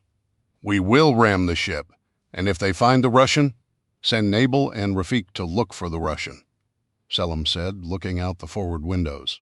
"If they find him, maybe there will still be time to set it off. If not," he shrugged, "tell the others to be ready to disembark and spread through the city. 2-man units, by your command," Yusef said, then turned to use his radio. All that remained was to get the cruise ship underway and aimed for the entrance to the port.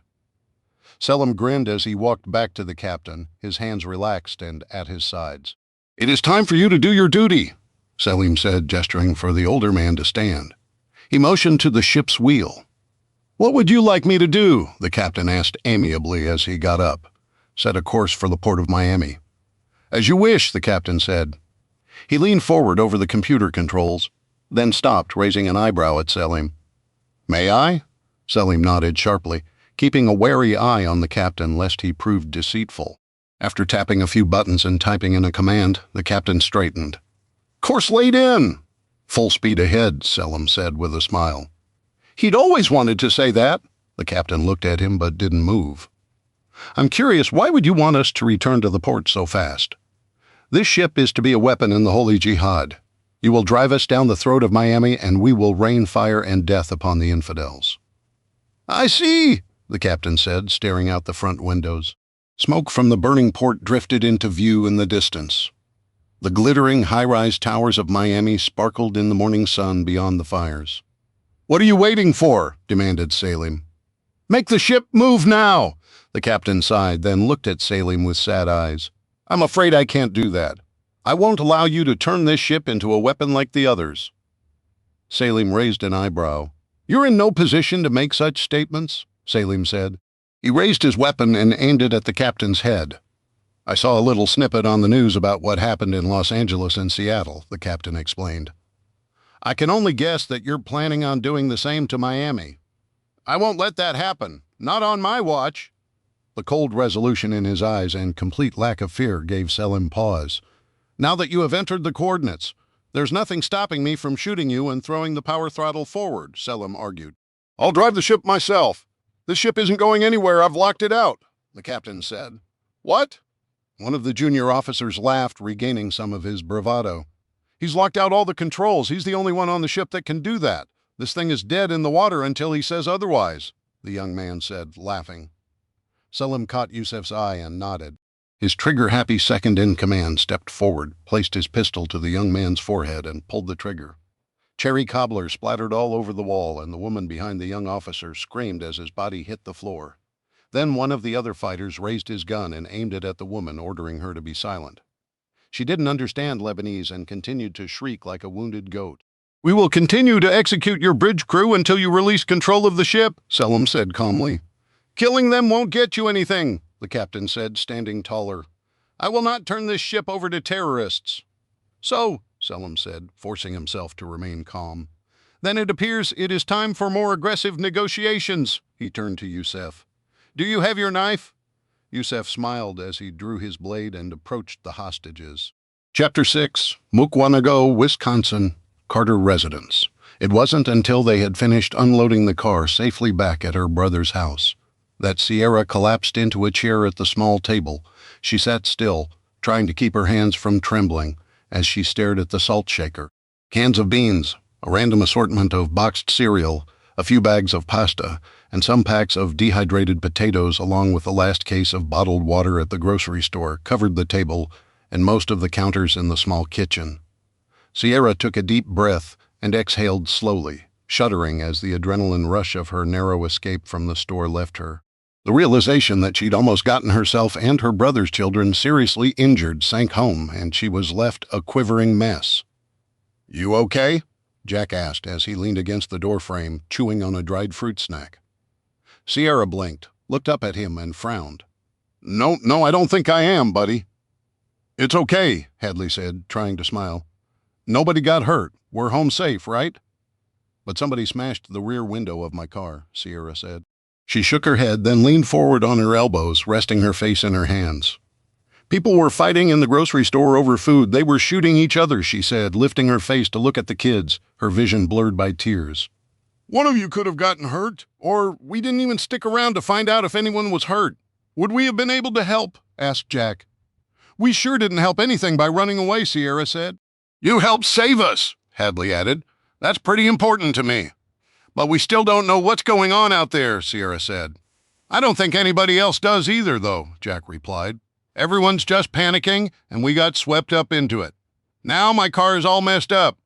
Hey, at least we got it into the garage, right? Jack asked. We got all the groceries inside, and we're all safe. You got us out of that, Sierra? I got you into it, too, she cried. Oh, and I stole an entire shopping cart full of food from the grocery store. I'm a thief. Sierra moaned and dropped her head to rest on her arms. I'm a horrible aunt. Yeah, but you're a lot more fun than Mom's sister, Hadley replied with a bright smile.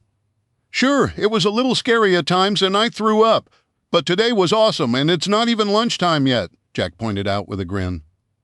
Sierra couldn't help but laugh. She raised her head, smiled, and then accepted a warm hug from Hadley. I'm still the fun aunt. Totally, Hadley replied. Girls are weird, Jack muttered as he turned and left the kitchen. Hey, get back here, Sierra called. Like magic, Jack reappeared. You summoned me? He asked in a terrible British accent. Look, Jeeves, Sierra said with a lopsided grin. Things are a little crazy right now, so we need to set some ground rules, okay? Okay, Jack said noncommittally. Hadley nodded and waited for her to go on. Okay, first, until this all gets resolved, Sierra said, waving her hand to indicate the outside world. I want you to try to stop bickering with each other, okay? Not only does it wear you out, it wears me out. And right now, I don't think any of us need to be strung out while we're trying to deal with whatever's happening. Second, she continued, taking a deep breath. People were shooting in that grocery store. You guys understand that? People had guns. Somebody could have gotten killed. What if that woman in the cookie aisle had a gun, or one of the people we saw fight at the cash register? Or that guy who wanted the bread? She asked, staring straight at Jack. Jack looked at his sister, then down at the floor. I didn't think. Look, I know you meant well, and you did wind up scoring a loaf of bread, but things are different now. We have to be different too. We have to be a lot more careful, starting with me. I'm going to promise you right now that I'll work extra hard to make better decisions. I think I know what you mean, Hadley said. I shouldn't have been talking about our supplies. Dad wouldn't have been happy about that, she added, as she intertwined her fingers and looked down at the table. That wouldn't be the right way to be a green man, she muttered. Gray man, Jack corrected. And don't be too hard on yourself, Hads. I didn't do a good job either. Gray man? Sierra asked, looking at the two siblings. What are you two talking about? Jack sighed and pulled a seat from the table and joined them. It's what Dad always talks about. Same thing with the OPSEC that I got upset at Hadley for breaking. Being a gray man means you blend in with your surroundings. Nobody notices you, you know? I don't get it. Blending in with the crowd, right? Jack nodded. Yeah. If someone were to ask you who in that crowd back there was the first person to steal something, they wouldn't be able to pick you out because you didn't yell, you didn't draw attention to yourself. If you don't wear flamboyant colors or walk around carrying a lot of fancy gear, well, no one will remember you in a crowd. If you're too tall, too short, wear bright colors, or talk too loud, or cause a ruckus, people will remember you. And Dad says that if you draw attention to yourself in the wrong situation, it could be a very bad day, Hadley added. Like the bad guys will take notice and try to rob you or something. I'm guessing that right now is the wrong situation to draw attention to ourselves. I shouldn't have said anything about the supplies we have at the house. I'm sorry. Sierra reached across and took Hadley's hands in her own. It's okay, honey. We all made mistakes this morning. The important thing is to learn from those mistakes. This is a messy, scary time for everybody. And Jack, she said, looking at her nephew. Don't be too hard on yourself either. Yeah, you almost picked a fight with that guy, but you made him hesitate before he acted, and that was good, because he changed his mind. That was smart thinking. Sierra looked around, took a deep breath, and exhaled slowly, surveying the results of their shopping trip. Well, I guess none of this stuff needs to be refrigerated, so it's not going to spoil if we go check out what's going on with the news. We can put it away later. I think I'm done thinking about groceries for a while. How about you guys? Yeah, I mean, we've still got power, so that's a good thing, Jack said, already getting up from the table. At least we know what to do if the power goes out. Hadley sat up straight, raised her right hand, and extended her first 3 fingers in the air, curling her pinky and her thumb against her palm, striking the pose of a Boy Scout ready to state the oath. When the power goes out, she recited, try to keep the fridge and freezer closed as long as possible, but if you're going to eat something, eat it from the fridge first. So saith the dad, Jack said in a somber voice. All right, he's my brother. If anybody's going to make fun of him, it's me, Sierra said, as she stood up and wiped her face. Let's go see what other depressing news we can find on the TV. I'll be right there, Jack said as he walked out of the kitchen. I'm going to get the binder and start reading. Sierra sat on the couch in the living room and fired up the TV. Hadley snuggled up next to her. She sighed, waiting for the screen to light up as her niece's warmth gave her a sense of security and purpose, all at the same time. I'm glad you're here with us, Hadley said quietly. You are? Sierra asked, looking down at the top of Hadley's head and the unruly blonde hair she wore like a mop. Yeah, I mean, don't get me wrong. I wish Mom and Dad were here, but if there's going to be anybody to take care of us, I'm glad it's you. Even if I'm kind of hoping you guys will help take care of me, Sierra whispered, her vision blurring with unshed tears. Without looking up, Hadley snaked her arms around her aunt and squeezed tight, especially because of that. Sierra looked up at the ceiling and tried to pinch her nose to keep the tears from forming. You're a good kid, she said softly, then kissed the top of Hadley's head. The TV blinked to life, and all the 24-hour news channels replayed footage of the attacks earlier in the morning. The mushroom cloud in Seattle, the fire and ruined dockyards in Los Angeles, the burning train station in Chicago, and mass panic in New York as people fled from Grand Central Station and tried to get out of Manhattan. Seen a situation like this since 9/11, the reporter was saying as the quartered screen highlighted the view from New York City. The New York Port Authority has shut down all bridges and tunnels to two-way traffic and is coordinating with the NYPD to expedite evacuations, but Sierra clicked the channel to a local news station. Milwaukee is left in shock, the anchorwoman was saying as images of downtown Milwaukee mirrored those of New York and Chicago. Smoke in the air, high-rise buildings, and streets clogged with cars and pedestrians all going the same way. Well, that doesn't look good, Sierra said, staring at the sail-like Milwaukee Art Museum on fire. Evacuations in South Milwaukee centered around Walker's Point have been in effect for the last hour, and MPD tells us so far it's been a smooth and orderly process. However, there are reports of sporadic violence and looting on the Juneau town. That doesn't look so good either, Hadley said over the reporter as the camera position switched to show lines of people heading out of downtown Milwaukee, bumper-to-bumper traffic, and people walking on sidewalks carrying backpacks and suitcases. At least Milwaukee doesn't look anything like New York or Chicago or the ports with all the bombs, just the fire at the art museum. I haven't seen anything more about the cruise ships in Miami. "You think Mom and Dad are okay?" asked Hadley. "I hope they are, sweetie," Sierra said. "But no, I haven't seen anything either. It looks like the port of Miami was attacked, but they didn't say anything about a cruise ship blowing up like they did in Los Angeles and Seattle. I mean, that's got to be good, right?" "Well, here's some more good news," Jack said as he walked into the living room and sat down in his father's favorite reclining chair. He pulled the lever on the side and kicked out the footrest, then put the binder in his lap. "Check this out," he said. "If a mass casualty or major emergency event happens, do not go to the grocery store. Rely on the supplies you already have. Panicked people are unpredictable, and it's not worth the risk of getting injured to find a few extra supplies. Stock up when you can, not when you have to." Sierra looked sheepishly over her shoulder at the kitchen, where the meager haul of canned beans, pasta, and a case of water proclaimed her incompetence. "Oops." "I thought it sounded like a good idea," Hadley offered quietly. "At the time?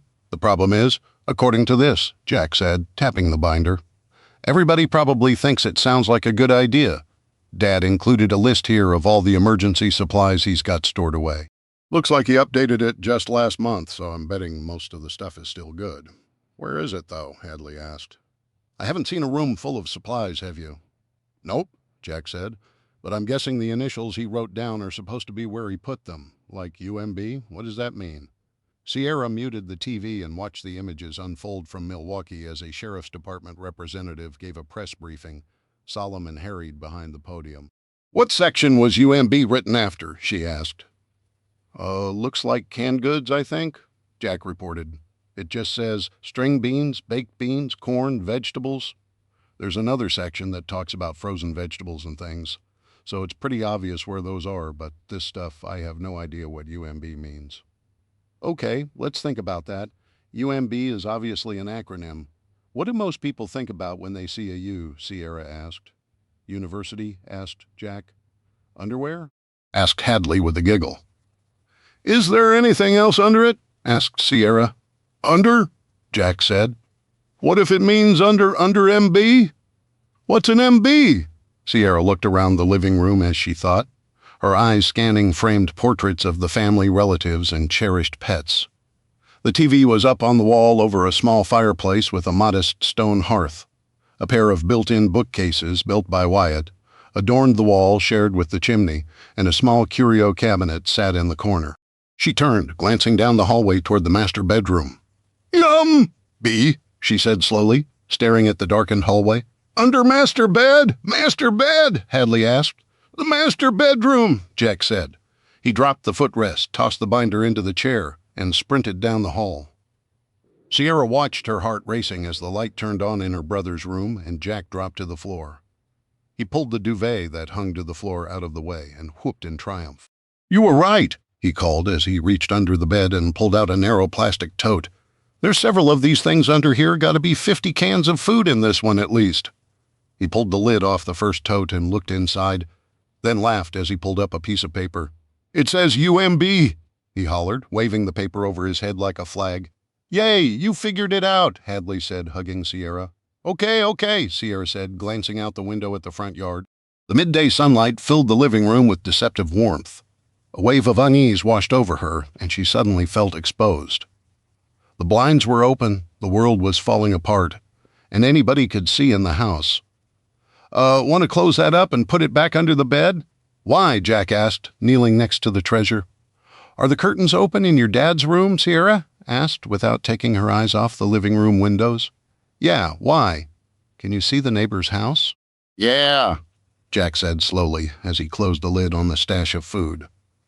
"Then I think they can see you put the food back under the bed and close the curtains, please." Jack didn't reply, but did as he was asked. He pulled the shades shut, turned out the light, and came down the hall. Hadley jumped up and got the shades in the living room. "I didn't think of that," Jack muttered as he picked up the binder. "There's a whole section here on home defense," he added, then pulled about 2/3 of the binder out of the way. He read for a moment, then leaned back in the chair and closed his eyes with a sigh.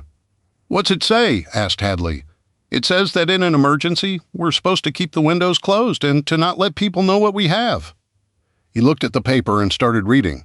"Those who don't have enough will be jealous and will want to take whatever you have. If they don't know you have it, you're not a target? I think there's a lot we need to learn, Hadley said. Let's not go crazy here, Sierra said in a soothing tone. It could be all of this is just a coincidence, she said, gesturing at the TV. Maybe we're not really under attack, you know? As she finished speaking, the marquee at the bottom of the screen blinked red and scrolled across with a news alert. President of the United States declares national emergency. Set to address the nation at 2 p.m. Eastern on deadly coordinated terror attacks. Or not, Sierra said, her shoulders slumping. So what are we supposed to do now? Asked Hadley. In the distance, barely audible and muffled through walls and glass, the low, mournful wail of a tornado siren started up, building in pitch and volume. The siren held steady for a long moment, then lowered back into the background before repeating its alert cycle. The eerie sound set the hairs on the back of Sierra's neck rising. I think we need to read that binder sooner rather than later. Chapter 7, M.Z., Emperor of the Seas, off the coast of Miami, Florida. Come on, Wyatt said, reaching out his hand. Willow took it, and they ran from the room through a wood-paneled door into a small alcove. To the left was the back entrance of a small gift shop off the pool deck. To the right was a small sliding glass door marked employees only, the words backward to them. The hallway outside, which led under the upper pool deck toward the aft starboard elevator banks, was choked with passengers fighting for a spot on the elevators. "Look at all those people!" Willow cried. Wyatt noticed a small stream of people closest to the far wall slipped past those waiting for the elevators. "The stairs," he said. "Come on, everybody's trying to get to the elevators.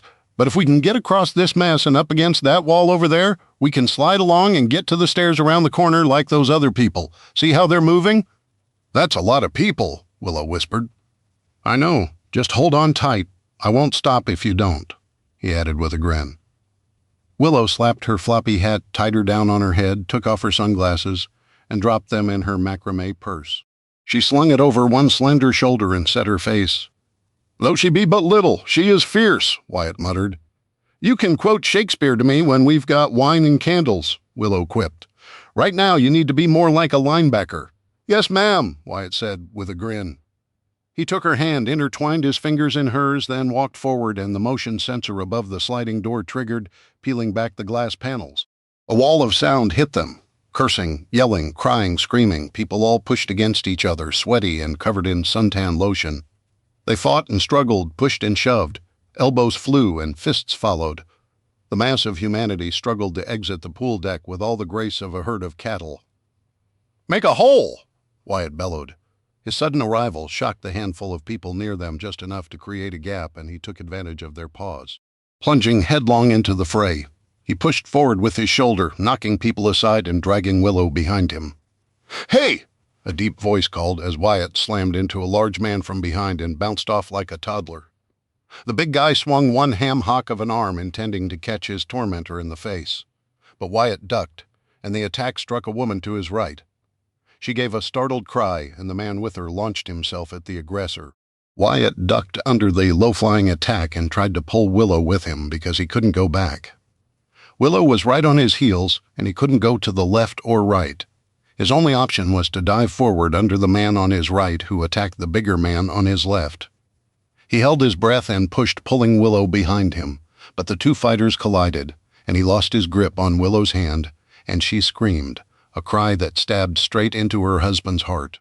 Wyatt turned, his fist coming up hard as the hammers he used every day in his workshop, and was ready to launch himself into the fight.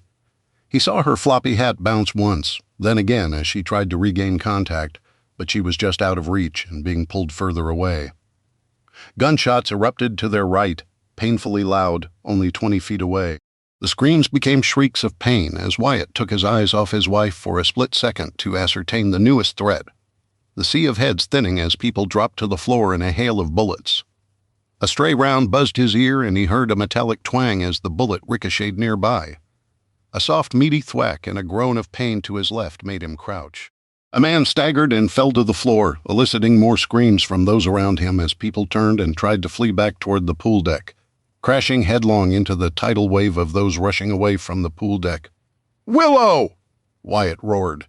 The big man who had started the altercation turned his beady eyes wide open, and Wyatt threw all his anger and frustration in one mighty punch that caught the man square on the nose. Cartilage cracked, and the man staggered back, screaming as blood spurted from his ruined face. Wyatt ignored the pain in his hand and spotted Willow's floppy hat just 2 people away. He grabbed the man in front of him and roughly threw him aside, opening a gap toward his wife. Willow turned, and though it was her hat, it was not her. A teenage girl saw the fury on Wyatt's face and cried out as she tried to flee back toward the pool deck, forcing her way through the stream of people. Confused, Wyatt spun in a circle buffeted by everyone around him and screamed out Willow's name again and again. His voice was one of many calling for loved ones, calling for help and crying in pain. As the attack continued against his wishes, Wyatt felt himself carried along by the force of the bodies pressing from his right. Ahead of him, down the hallway, the opening onto the pool deck was clogged with silhouettes, all struggling and fighting to go in opposite directions. Gunfire erupted again to his right, and Wyatt half-ducked, taking an elbow to the face for his efforts before slender arms wrapped around his waist. He turned in anger, ready to rip whoever it was away. When Willow's face filled his vision, her lower lip split and bleeding, her hair in a tousled disarray, very unlike the usually well-kept librarian. She didn't say a word, not that they could hear each other over the noise, and he grabbed her and pulled her tight. With Willow pressed against his body, Wyatt spun and shoved the first person in his way to the left, pushing straight across the aisle, stomping on feet, kneeing people in the groin, and throwing his elbow with reckless abandon. He didn't care how many people he hurt, how many people he knocked over. He was going to get his wife safely to that wall on the far side of the walkway, and no one was going to stop him. When they finally made it to the wood-paneled, now blood-stained, wall on the far side of the corridor, a small pocket of open air appeared around them but offered little respite. Wyatt saw someone briefly at the far end of the corridor toward the side of the ship, silhouetted by the ocean in the background. They raised a long gun in the air and fired, the sound deafening in the confines of the clogged breezeway. He ducked into a crouch, pulled Willow with him, and pushed forward, slipping past the struggling people and finally working his way to the corner. The wide carpeted stairs crowded with people beckoned them. At least the passengers were moving faster than they were in the breezeway.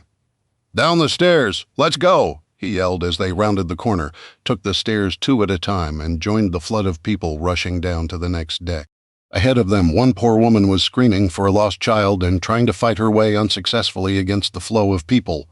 One hand raised in the air, she jumped and tried to force her way up the stairs, only to be caught on several shoulders. Hands grabbed her body and pulled her back down, and she disappeared into the throng of people. "Wyatt," Willow said, gripping him tight. "Just stay with me. I'm not letting you go." "Watch it, buddy," the man to his left said. Wyatt lowered his shoulder again and pushed forward. They had several decks to go to reach their cabin, and he wasn't in the mood for politeness. Chapter 8, Mukwanago, Wisconsin. Carter residence. Jack walked over to the curtain and peeled it back, peering at the clear blue sky. The tornado siren continued to wail in the distance, the Doppler effect making it sound louder and then quieter. "Well, there aren't any clouds up there. It can't be a tornado." "Maybe sometimes they just use that for a general emergency?" Sierra asked.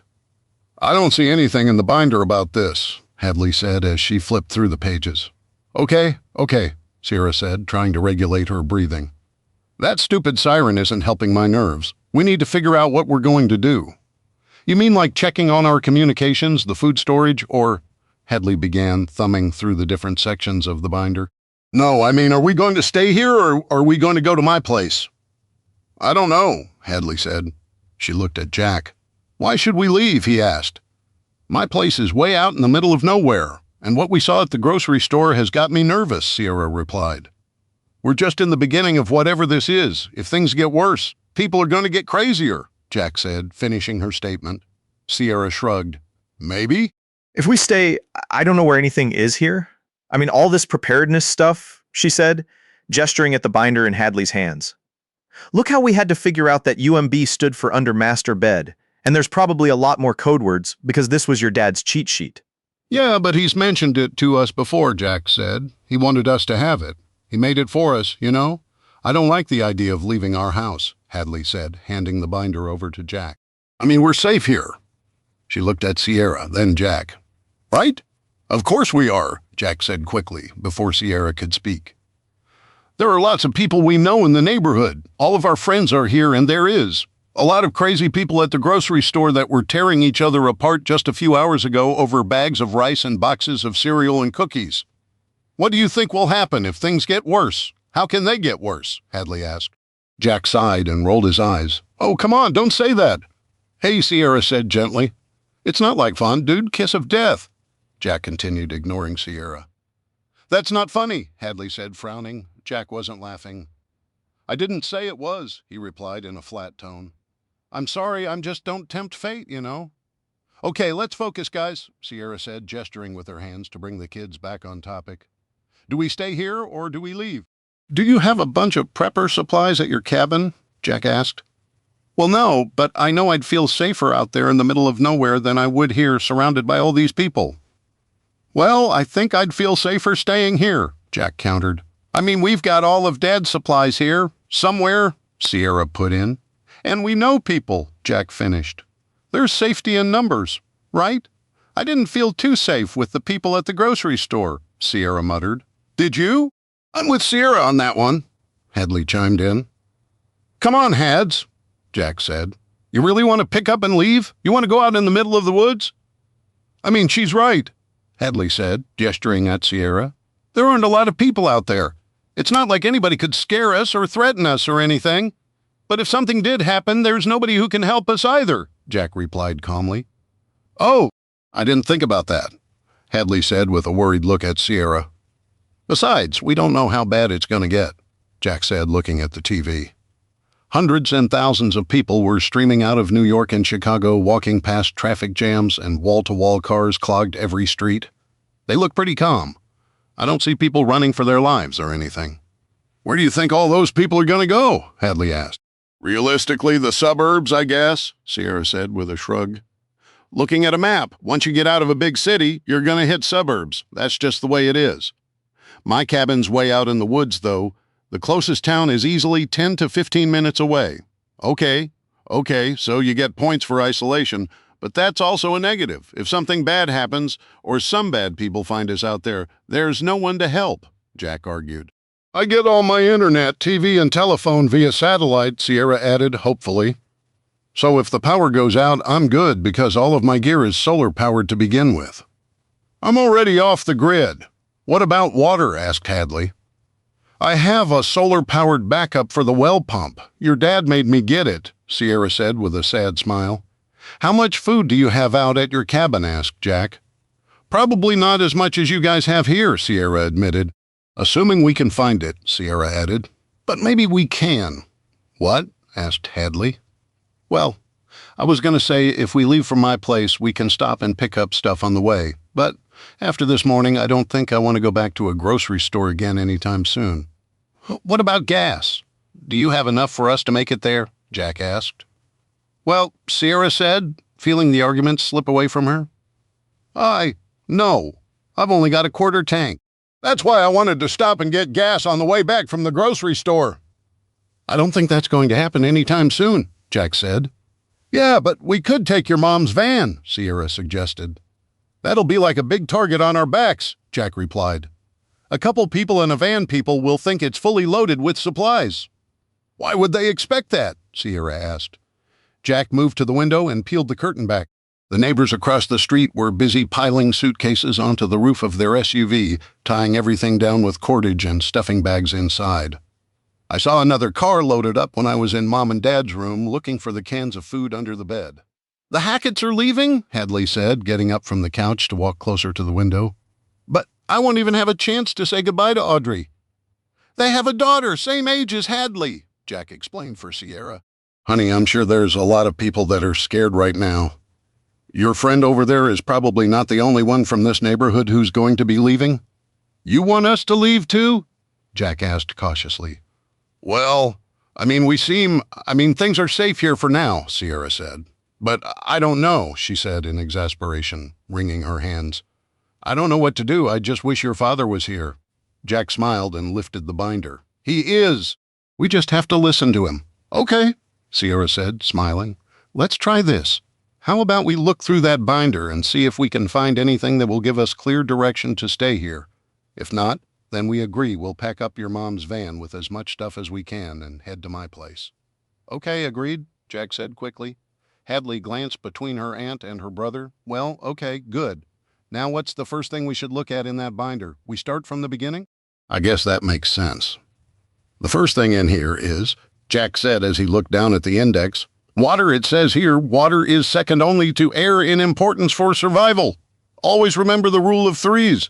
A human can survive for 3 minutes without oxygen, 3 days without water, and 3 weeks without food, 3 hours without shelter, depending on the climate." "Okay, well, shelter's taken care of," Hadley said, looking around the living room. "As long as the power stays on, we've got plenty of heat. And even if the power shuts off, we've still got all that firewood stacked up out back. So we can at least keep the living room warm," Jack said with a nod toward the fireplace. "Okay, let's not get ahead of ourselves. Is there a section on shelter?" Jack said, examining the binder. "Yep. It's not a very big section, but it looks like, yeah, he's got some stuff in here about making shelters when you're out in the woods." "Oh, that's so cool. Okay, then we'll get to that in a minute," Sierra said, holding her hand up.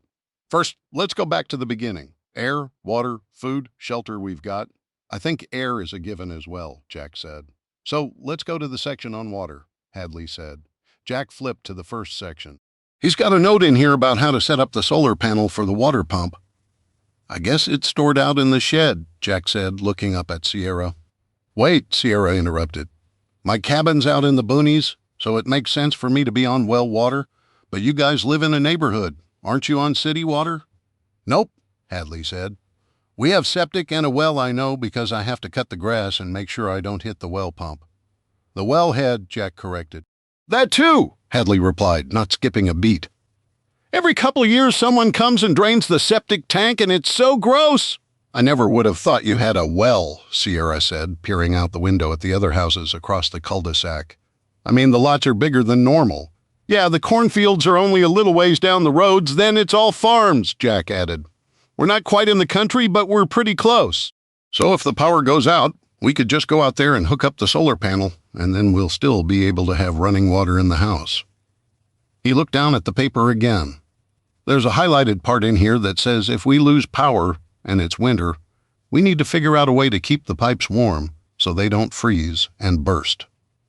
If the power goes out, I'm going to be looking for ways to make sure I don't freeze," Sierra said. "You and me both. I'm always cold," Hadley replied, snuggling into her extra-large sweatshirt. Jack ignored them and continued to skim through the information on the page. "He's got instructions here on how to purify water that we find in like a creek or something, and he says to look for storage locker A that will have water purification tablets, iodine, and life straws." "What's a life straw?" Sierra asked. Squealing tires interrupted them, muffled but still loud from the cul-de-sac. Jack was the first one to the window, but they all crowded in to see a car regain control after fishtailing around the circle. It came to a stop, and the woman in the front passenger seat stared down at a phone, then pointed toward the road out of the neighborhood. The man driving the overloaded car stuffed with bags and suitcases tied to the roof hit the gas. The rear tires spun, making an awful squealing noise again.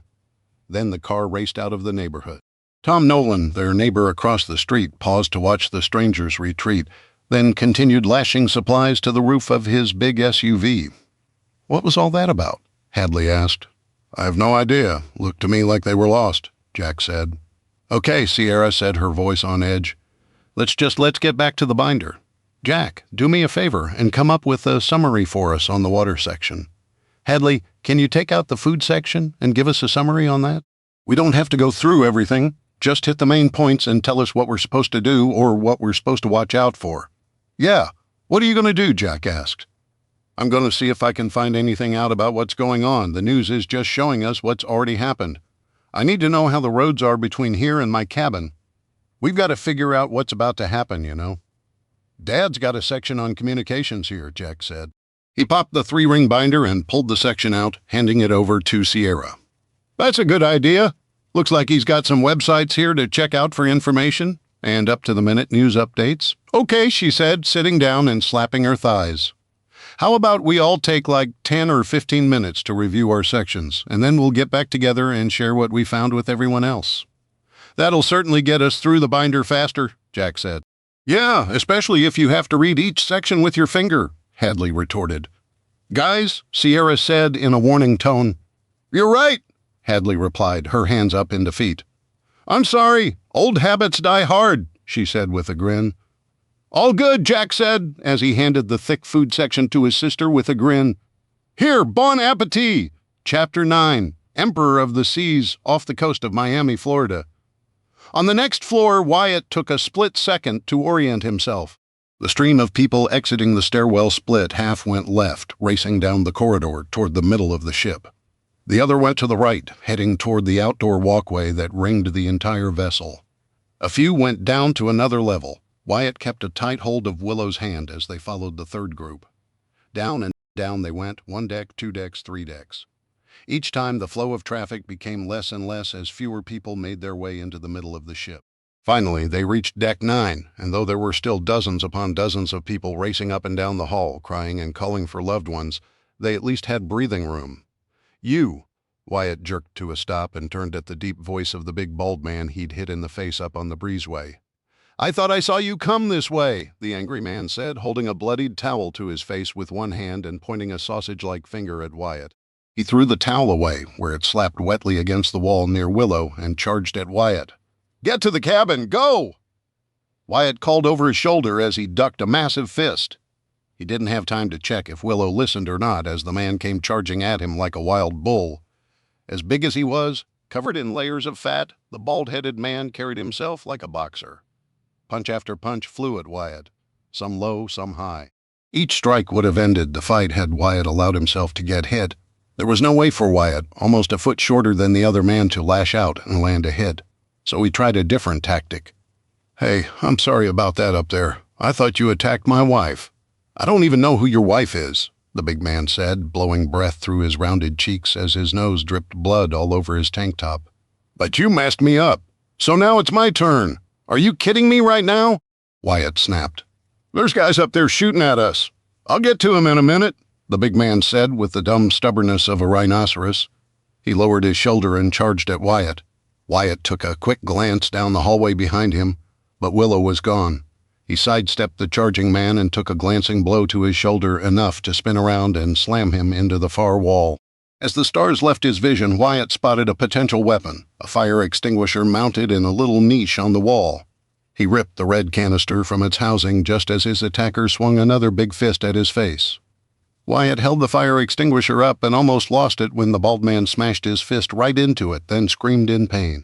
Wyatt fumbled with the locking pin, ripped the hose free, and squeezed the trigger, sending a plume of white straight into his attacker's face, blinding the already bloodied man. As the huge man muttered obscenities and people rushed around them, Wyatt turned and spun, whipping the fire extinguisher around at arm's length.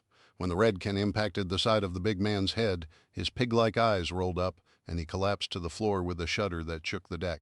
As the billowing, smoke-like powder dissipated, Wyatt dropped the dented extinguisher to clatter on the floor next to his unconscious attacker and staggered down the hallway toward his cabin. He had to find Willow. He had to make sure she was safe. We gotta get off this boat, he muttered as he weaved in and around people attempting to flee the topside gunfire. Wyatt caught his balance and sprinted away from the unconscious man.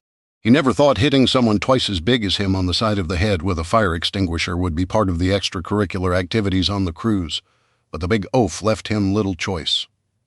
He had to get to Willow at all costs. Willow, Wyatt yelled over the heads of people in the crowded passageway as he ran. Several people opened the doors to their cabins and disappeared inside. He could hear their locks engage as he ran. At last he found his door about halfway down on the right-hand side. Please be inside, please be inside, please be inside, he muttered to himself as he pulled out his wallet, removed the key card, and swiped the electronic lock. The lock flashed red, causing Wyatt to curse and try again. He glanced left and right as even more people streamed onto the deck, forcing their way from either end of the ship toward his door.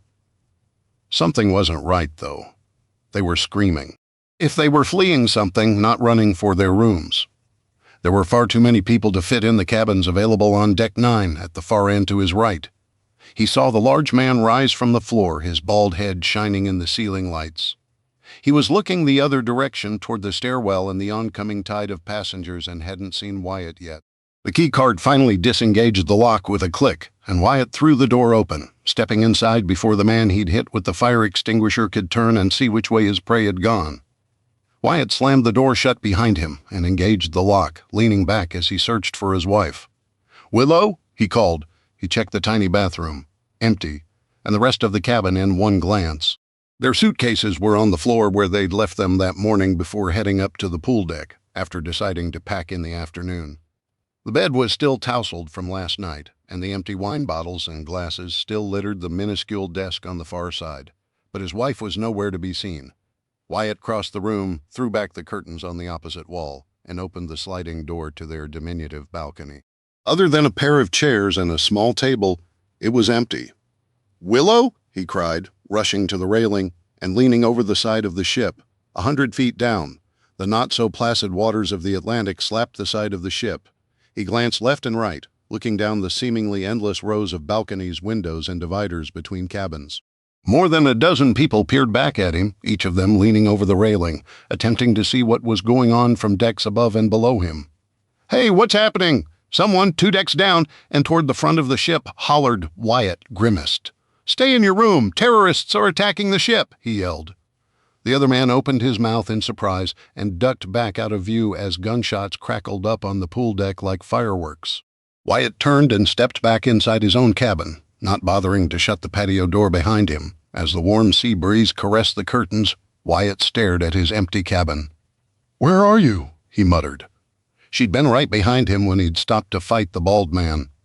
Willow was smart. She was a librarian after all and knew they were close to safety. Why would she not go to the cabin? Wyatt turned and glanced around the room once more, looking for anything he might find useful.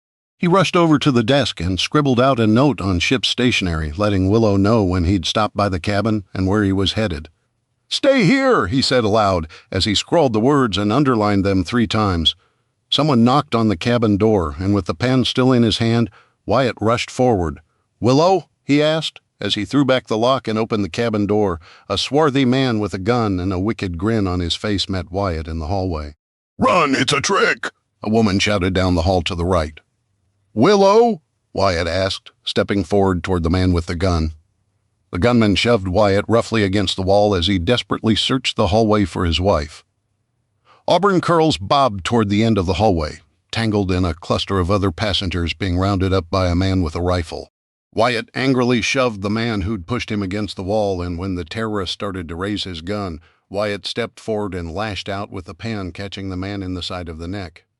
He screamed in an effort to ignore the stomach-churning sensation of the pen piercing the man's neck and plunging knuckles deep into soft, yielding flesh under the jawline. Wyatt released the pen immediately, jerking his hand back in surprise as if he'd been bit. He hadn't planned on stabbing the man. He'd just reacted on instinct. His wife was in danger, and a man with a gun was threatening him. More importantly, the man with the gun was preventing him from getting to Willow. He struck out blindly with the only thing he had. The pen, the terrorist groaned, and blood spurted from his neck as he dropped his weapon and fell to the floor, before Wyatt could even think about reaching to grab the pistol on the ground. The crowd surged forward, running for the other end of the corridor. Wyatt found himself swept along, but didn't care. He was going the right direction and let the press of bodies move him, since his legs didn't seem to want to listen to his shocked mind. Then another man, paler, with light blue eyes, stepped out of the crowd at the end of the hallway, where he'd last seen Willow. The big man waved an AK-47 and screamed something in what sounded like Russian. Wyatt raised his hands with the others and reluctantly turned, ready to be marched back toward the dead terrorist outside his cabin. The Russian stepped behind him, shoving Wyatt in the back to make him move faster. "But my wife is over there," Wyatt said over his shoulder, awkwardly pointing with his elbow toward the other group of passengers being herded down the hallway. "Willow!" The terrorist screamed at him, spittle flying with every word, and raised the rifle so that the cavernous barrel pointed straight at Wyatt's face. Wyatt's knees went weak, and he struggled to maintain his composure. But the man grabbed a fistful of Wyatt's shirt, spun him around, and shoved him forward, the rifle buried against the back of his head. "Move!" The Russian marched them all past the body on the ground, forcing them to squelch through the blood that soaked the carpet as if the man had been little more than roadkill. He forced the crying, sniveling captives mercilessly on, and gathered Wyatt with at least 20 other people at the far end of the corridor toward the rear of the ship. They were all packed together. Men, women, crying children, all huddled near the elevators and stairs. Fear of being shot kept them bunched up and cowering, willing to go wherever their crazed captor demanded. The man with the rifle yelled at them in an unending string of Russian, and though none of captives understood, they all instinctively knew they were to wait. "Willow!" Wyatt yelled again down the corridor. He wasn't sure, but right before the Russian smacked him in the face with the butt of his rifle, Wyatt thought he saw someone turn to look in his direction. "Dude, shut up! They don't know you off that guy," the man next to him hissed. "You looking to draw attention to yourself and get shot?" As he rubbed his face and cursed, Wyatt noticed the terrorist had a radio to his mouth and was only holding the rifle with one hand. He glanced sideways at the man next to him, who also noticed. "Don't," the other passenger said. "I got kids up in the arcade, man." The Russian finished barking into his radio and fired a round in the air, causing everyone to scream and duck. He swiveled the gun to point at Wyatt and the man next to him in turn. "Not move!" "He saw us, just be cool," the man next to Wyatt said.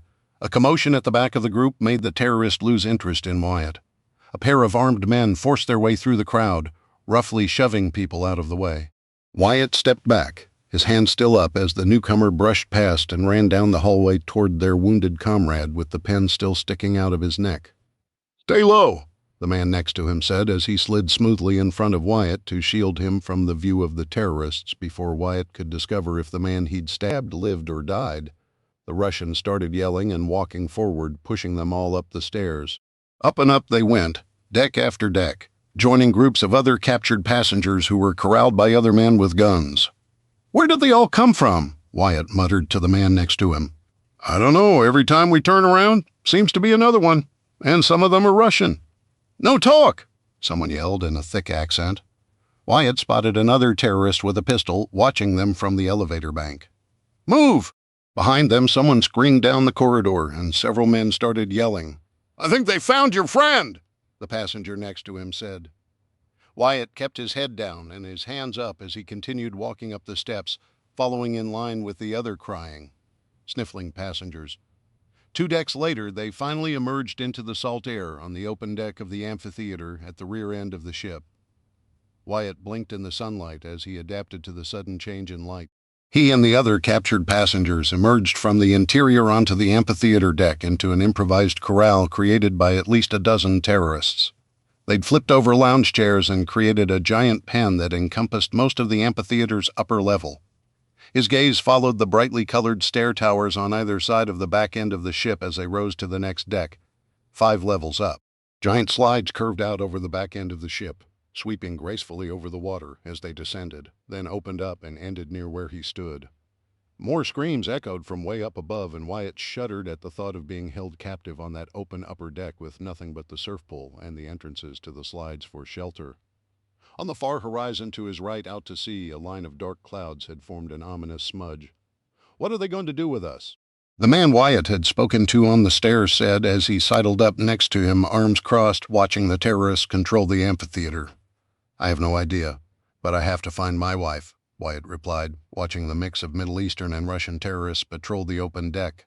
"Mine was up in the spa getting a massage. I hope the front part of the ship is safe."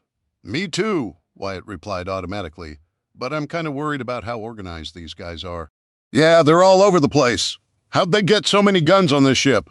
"Hey," Wyatt said, conspiratorially, "you notice that they don't all speak the same language?" "Yeah, the blonde guy speaks Russian, I think. The others, who knows?" The 2 men stood in silence and stared as a terrorist walked by, glowering at them as he continued on his rounds. When their guard had passed, Wyatt turned and surveyed the 100 or so wailing, frightened people gathered together in the amphitheater.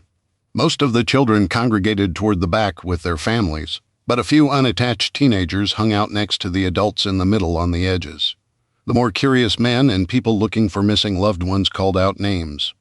A man rushed up next to Wyatt and reached out toward one of the guards. "Hey, my man, we need to make a deal. I got money. I have to find my girlfriend, you know. Here, take this," he said, offering a small wad of cash with a gold billfold. "I have a lot more gems, jewelry, you name it. My old man's loaded. Look, you just got to help me find her. Just let me out of here, okay? We can make a deal, right?" "Hey, man, I don't think you want to do that," Wyatt suggested. "Mind your own business, bro. the 20-something man said to Wyatt. He turned back to the indifferent terrorist who likely couldn't understand him. She's about this tall. Yeah, she's got blonde hair. She's a real looker, you know. She's got this diamond necklace, Wyatt thought for a moment. The description matched the girl who'd followed him and Willow into the lifeguard shack up by the pool deck. Hey, I think I might know you don't have a gun, so I'm not talking to you, the younger man snapped. Wait your turn? He turned back to the guard. Look here, take my watch. It's a real Rolex, he said, stepping through the rickety barrier to approach the terrorist. The guard yelled in what sounded like rapid-fire Arabic, stepping forward and angrily waving his weapon in the rich man's face. When it didn't stop the attempt to make a deal, the terrorist shoved the man back toward the railing on the far side of the ship. That guy's going to get himself killed, the man next to Wyatt muttered. If he'd just shut up, I was about to tell him. I think my wife and I found his girlfriend earlier, up on the pool deck. Before Wyatt could finish his statement, the terrorist fired 3 times, striking the younger man in the face and chest.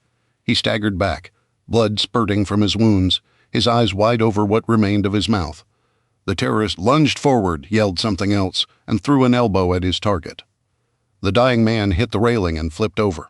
His bright white deck shoes cartwheeled through the air, and he vanished over the side of the ship in silence. Wyatt blinked and couldn't look away from the one blood-stained shoe left on the deck. The man next to him cursed and moved back, disappearing into the crowd. Wyatt swallowed. He'd stabbed one of the terrorists in the neck already. He'd done far worse than the arrogant rich man who'd merely pestered a guard. Wyatt turned and immediately worked his way back into the center of the crowd. I gotta get out of here. They're gonna kill me if they find me. The screams of the captured passengers hadn't died down yet, but Wyatt had already resolved to find a way out of the holding pen on the amphitheater deck, packed in with the other hostages. There was nowhere to go that wasn't guarded by a man with a gun. His world was in stark contrast with what else he could see. The clear azure sky, the dark blue-green waters of the Atlantic just a few feet away, and the smudge of green and brown on the horizon representing Florida and safety. He jostled for position among the others, trying to find a way to escape. He couldn't stay there and wait to be executed, and if they found out that he had stabbed the guy in the neck with the pen, he was as good as dead. Slowly, Wyatt worked his way through the crowd to the far side, the port side of the ship. They were facing south, and the ship sat parked parallel to the coast. To his right, just barely visible around the edge of the back end of the boat, the plumes of black smoke above the port of Miami were still visible. To his left, as he stood near the railing on the port side, a line of dark clouds had formed on the horizon far out to sea. They weren't as far out as they were the first time he'd spotted them. He glanced up at the deck far above and all the open air between, with the coming storm and the terrorists, and Willow missing. Wyatt had never felt so alone, so exposed in his entire life. Thank God the kids are safe. Chapter 10. Mukwonago, Wisconsin Carter residence. Food. In an emergency situation, comfort foods are essential to have on hand, but not essential to survival. Always make sure you have shelf-stable foods in your storage and use the first-in, first-out method of food storage. Store what you eat and eat what you store. Don't give other people information on what and how much you have. See also OPSEC and Grid Down. Sierra looked up from the papers in her lap on communications and glanced at the muted TV. Okay, I think that's 15 minutes. Let's share what we found. Jack, want to go first? All right, Jack said as he flipped back to the beginning of his section in the binder. So water's pretty critical. And we've got to back up solar power to the pump. Whenever he talks about the solar stuff, he says we've got to check out the operational security section. I guess that's what I should look at next. Me too, Hadley said. She held up her sheets and pointed at several lines with the bold words. See OPSEC. That must be really important, because it's everywhere. Okay, we'll do that next, Sierra said. Jack, what else did you find? Well, according to this, there's water already stored in the basement. I'll have to go down and find it, but it looks like we've got several big 5-gallon jugs down there. That seems like a lot, Sierra said with a smile. Since this says that each person needs a gallon of water a day for cleaning, hygiene, and drinking, I guess we have at least a couple weeks' worth of water down there, if we can't get any from the well pump. Sierra nodded as a little of the tension released from her shoulders. That's good. So that's basically one thing we don't have to worry about. Well, if things get worse, we've also got to start thinking about purifying the water. The easiest thing, according to the binder, is to boil it, Jack said. But if the power's out, that means we'll have to boil it over a fire, Hadley added. Yeah, that's in here too, Jack replied, tapping the binder. Dad says we should boil it if at all possible. But if we can't, then we should switch to using chemicals and sterilize the water. There are all kinds of different ways to do it, from iodine, water purification tablets, even adding bleach. Yes, because adding chemicals to our food and water is exactly what we need to survive, Sierra said, unable to control her frustration. We'll do our best to boil everything first. Let's only use the bleach as a backup. Okay? Jack shrugged. That's pretty much it. Because we've got that well pump with the solar backup, I think we're pretty well set. Good then. Can you start looking at the operational security chapter? Sierra turned to her niece. Hadley, girl, what did you find? Okay, so the food section was pretty big, Hadley said, holding up the thickest of the 3 sections they'd reviewed. But about half was just lists of things Dad stored around the house and places where he put them. The hard parts will be figuring out what all these little code words mean. But now that we know that UMB stands for Under Master Bed, I think I might be able to figure out the others. Good, Sierra said, smiling for the first time all morning. Yeah, Hadley continued. There's also tidbits of information in here, like making a list and attaching it to the side of the fridge if there's a power outage. What for? Asked Jack. So, we can write down what we took out and when we took it out. That way, if somebody else comes by 10 minutes later, they don't open the door right after somebody else opened it. Dad says you want to try to leave it closed as much as possible, Hadley said, reading off the page. That's a pretty good idea, Jack suggested. According to this, we should eat the stuff that'll spoil first, like raw meats and vegetables, fruits and stuff. We hit the fridge, then work on things like cheeses and drinks. You know, now that you say it, that all makes sense, Sierra said. I don't think I would have thought of it on my own if the power had gone out and everything was falling apart, but it does make sense. The cool thing is, we've got instructions here for how to make an underground food shelter, even a quick and dirty greenhouse. Goodness, I hope we don't have to resort to growing our own vegetables, Sierra said. That would mean she looked up to find Jack staring at the TV. Yeah, things would be really bad if we had to do that, he muttered, watching scenes from around the country as smoke billowed from major cities. Emergency personnel rushed to multiple disasters, and the president ordered a halt to all public transportation on the sea, the land, and in the air. The entire country had ground to a halt. Well, I've been looking through the communications section, and it looks like your dad's got some portable short-range radios stashed away. I just can't figure out where AOG is. Anything? She asked, looking at the kids. Jack scrunched his brow and thought, but eventually shook his head. I got nothing. That doesn't make any sense to me, Hadley said. Okay, we'll circle back to that. I also learned that your father was into shortwave radio. Oh yeah, Jack said, sitting up in the chair. Dad was showing me that thing last summer. Remember? He asked Hadley. He set it up in his office. He had this big antenna rigged up in the attic, and Mom was all upset because he put that hole in the ceiling and ran the wire down so he could plug the radio in on his desk. Jack said, laughing. That's right, Hadley replied, giggling. She made him plug the hole and put the cable back up in the attic. Wait a minute. The A in AOG could stand for attic, Sierra mused. That's good, because there's a couple of things here he's got listed as in the attic, if that's what it means. Besides the radios, he's got a couple books on ham and shortwave radio, too. I don't know if I'll be able to figure all that stuff out, but I suppose hooking up the radio to an antenna can't be that hard. What about OG? Asked Jack. I mean, it's not original gangsta, guys? Hadley said slowly, smiling. The attic is over the garage. Attic over garage, Sierra cried. That's got to be it, Jack said, jumping to his feet. I'll go check it out. An urgent knocking at the door stopped Sierra in her tracks. I was not ready for that, she admitted when Hadley flinched. I'll get it, Jack said. He put the binder on his chair, set his jaw, and marched toward the front door.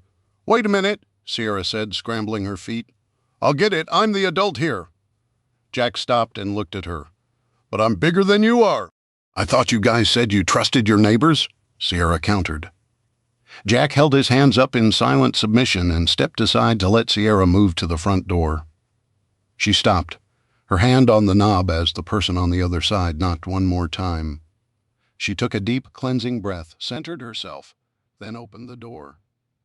The realization that she should have looked through the peephole first hit her as she pulled the door back to reveal a middle-aged man standing on the porch. As a result of her failure to see who was at the door, she greeted him with a grimace. The man came up short and moved back half a step in surprise. "I'm sorry, I was looking for. Who are you?" "You took the words right out of my mouth," Sierra said, forcing a smile. "Can I help you?" The older man said, glancing left and right as he tried to see past Sierra into the house. I was looking for Wyatt?" "He's my brother," Sierra said, standing squarely in the doorway to block the man's view. "I'm Sierra Carter," she said, extending her hand. "Nice to meet you, mister." The older man looked down at her skinny wrist, adorned with homemade friendship bracelets and Buddhist beads. He reached out and shook her hand with a clammy, limp grip. He shook, then quickly pulled his hand back as if he was afraid Sierra might bite him. "You doing okay?" Sierra asked. Jack walked up behind her and looked over her shoulder. "Oh, hey, Mr. Davenport." "Jack, good to see you. Everything okay?" "Yeah, Hadley's here too. We're just waiting for Mom and Dad to get back." It sounded as if Jack had cut himself off, so Sierra stepped into the conversation. "It's good to meet you, Mr. Davenport. How's everything going at your place? It's crazy what's going on out there, huh?" The older man shook his head sadly. "You're telling me?" "I haven't seen anything like this. Well, not since 2001. As he stood there rubbing his balding head in frustration, a car careened down the road and came to a stop in the cul-de-sac. The driver looked around, slammed the steering wheel in frustration, then spun out and headed back the way they'd come. "Does that happen often?" Sierra asked. "No," Mr. Davenport said, watching the car disappear around the corner. Its horn honked in the distance. Then another car honked in reply, and the sounds dissipated in the background. "This is a pretty quiet neighborhood, especially this street," he explained. "We don't have a lot of strangers show up unannounced." Sierra's mouth tightened into a firm line at the jibe. "Yeah, well, I'm babysitting for my brother." "Where is he anyway? And where is Willow?" "I kind of expected to see her here with the kids." Jack gently placed a hand on Sierra's arm. The hairs on the back of Sierra's neck rose, and she struggled to stay calm. "Oh yeah, they're just out of town for a day or so. They're on their way back now, actually. Probably be home in a couple hours," she said with a slight shrug of her shoulders. The older man leaned casually around Sierra and peered into the house. "You guys do some shopping this morning, with all this going on?" "What?" Sierra asked in surprise, then giggled, which turned into a cough. "I mean, no," she said slowly. "That's just, we're doing a food drive at school," Jack said. "I'm just getting stuff ready to take in." He glanced down at Sierra. "Hey, Aunt Sierra, can you help me get this stuff boxed up?" "How long did you say your brother has been gone?" the weasel-like man asked.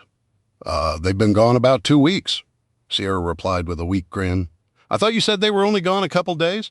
"Did I?" Sierra asked with a nervous titter. "Silly me?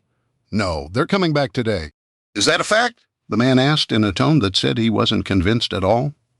"Yeah," Sierra replied with as much resolve as she could force in her own voice. "That's a fact. How are the stores?" "Oh, it's absolutely crazy out there," Sierra said quickly. "You would not believe what we saw?" "I thought you said you weren't shopping?" asked Davenport, a gleam in his eye, reveling in the gotcha. "So," Sierra said, avoiding the question about the food on the kitchen counters. "What's with all these cars coming through the cul-de-sac? Seems pretty strange that there'd be this many people who don't realize it's a dead end." "Well, actually, it's a cul-de-sac, not a dead end," Davenport said with a sniff of arrogance.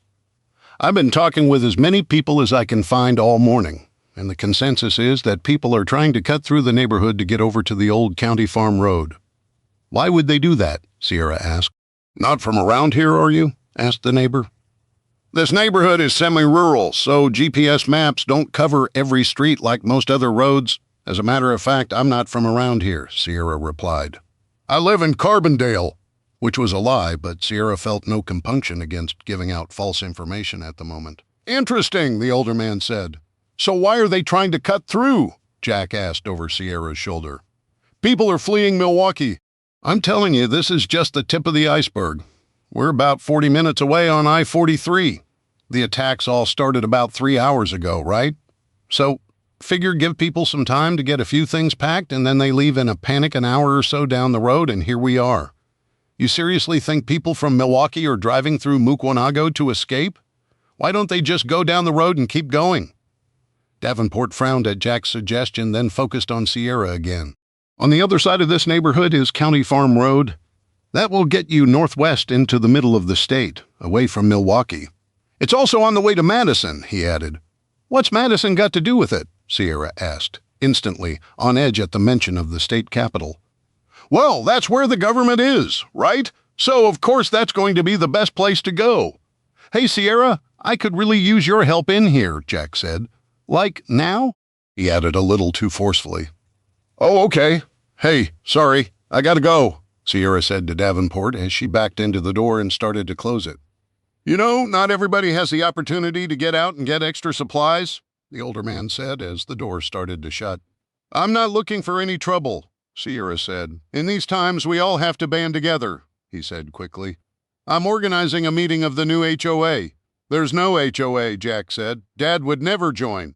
Not yet. There isn't, Davenport reluctantly admitted. But the events of this morning show how critical it is we get organized. Now, I'll expect you to be there or Wyatt and Willow if they're back this evening. Sierra smiled and closed the door, then rested her forehead against the inside of the door. What is wrong with people today? Chapter 11. MZV Emperor of the Seas. Off the coast of Miami, Florida, Wyatt stood near the middle of the group of hostages on the open-air aft deck of the cruise ship and watched the line of storms grow ever closer. What first had been a dark gray smudge on the horizon had resolved into individual towering cumulonimbus clouds. Moving fast, the man next to him said with a nod toward the storm. Sure looks like it, Wyatt replied. Hands in his pockets, he turned away from the oncoming storm toward the Florida coastline on the other side of the ship. Another smudge, a black cloud that hung over the port of Miami like the shadow of death, marred the otherwise clear late afternoon sky. What are they doing? Wyatt asked, nonchalantly, acting as guards, the other passenger suggested. The two men watched in silence as their captors patrolled the perimeter of the hastily assembled holding pen, talking on radios and checking weapons.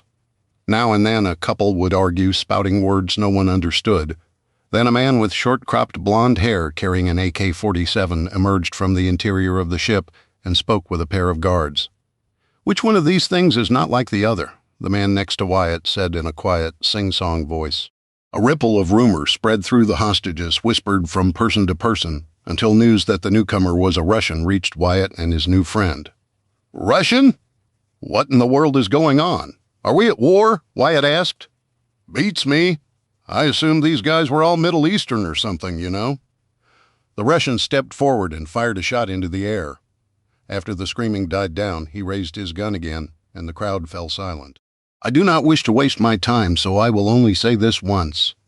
You will remain here until we say so. If you try to escape, you will be shot. If you resist, you will be shot. If you look at these men the wrong way, you will be shot.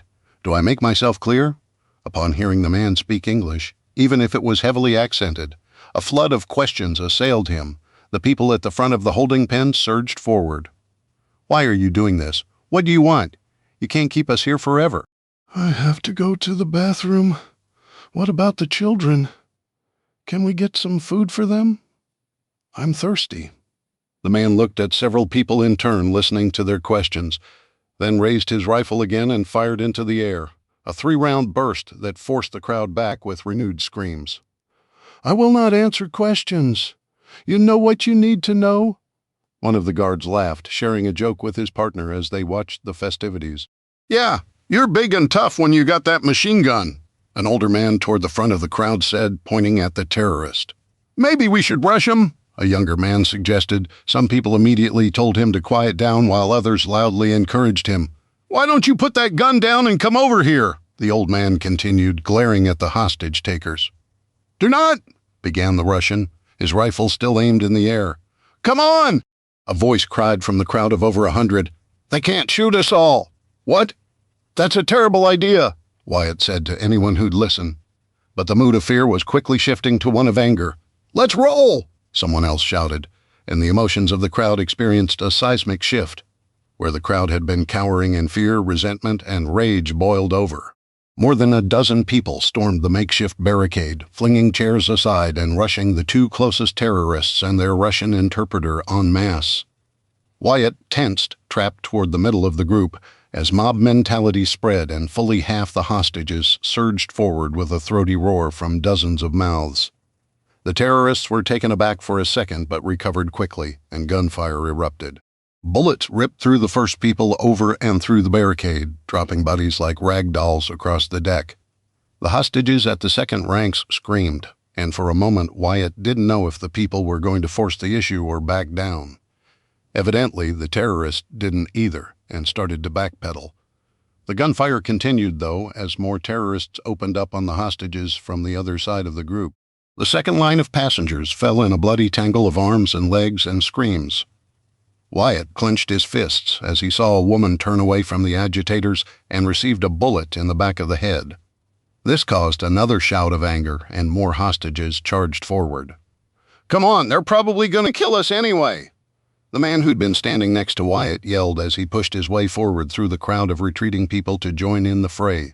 Wyatt's first instinct upon seeing innocent people gunned down was to ball his fists and charge into the fight. He had taken a step toward the knot of people fighting for their lives, then came up short as he thought of Willow. His wife was somewhere else. Her group had been taken somewhere inside the ship, and he had to find her. Throwing his life away in a desperate attempt to escape would do her no good at all. "Be smart." Gray man, he told himself. He had to blend in with the crowd, not stand out or draw attention to himself, and work his way to the rear of the group. There had to be a way to escape. He just had to look for it and be ready. Wyatt clenched his teeth and scanned left and right. Every terrorist in sight was converging at the front of the group of hostages, where their combined firepower had turned the tide and stopped the bum rush. Before they'd finished shooting, Wyatt turned and slipped over the lounge chair barrier, ducking down and staying low behind a half wall at the rear of the amphitheater. Several others saw his movement and joined him. In seconds, the back half of the group of hostages were all swarming over the deck chairs and heading for the nearest exits. Shouts of alarm from the front of the group propelled Wyatt forward in a crouch while the others stayed upright. "Get down!" he urged the people closest to him. Gunfire rang out and bullets ricocheted off the metal deck structure overhead. The couple next to Wyatt collapsed with little more than a grunt, sprawled out on the deck, dead before they hit the ground. Wyatt wiped at the wetness on the side of his neck, and his fingers came away red. "What are you doing?" he growled as a person shoved him from behind.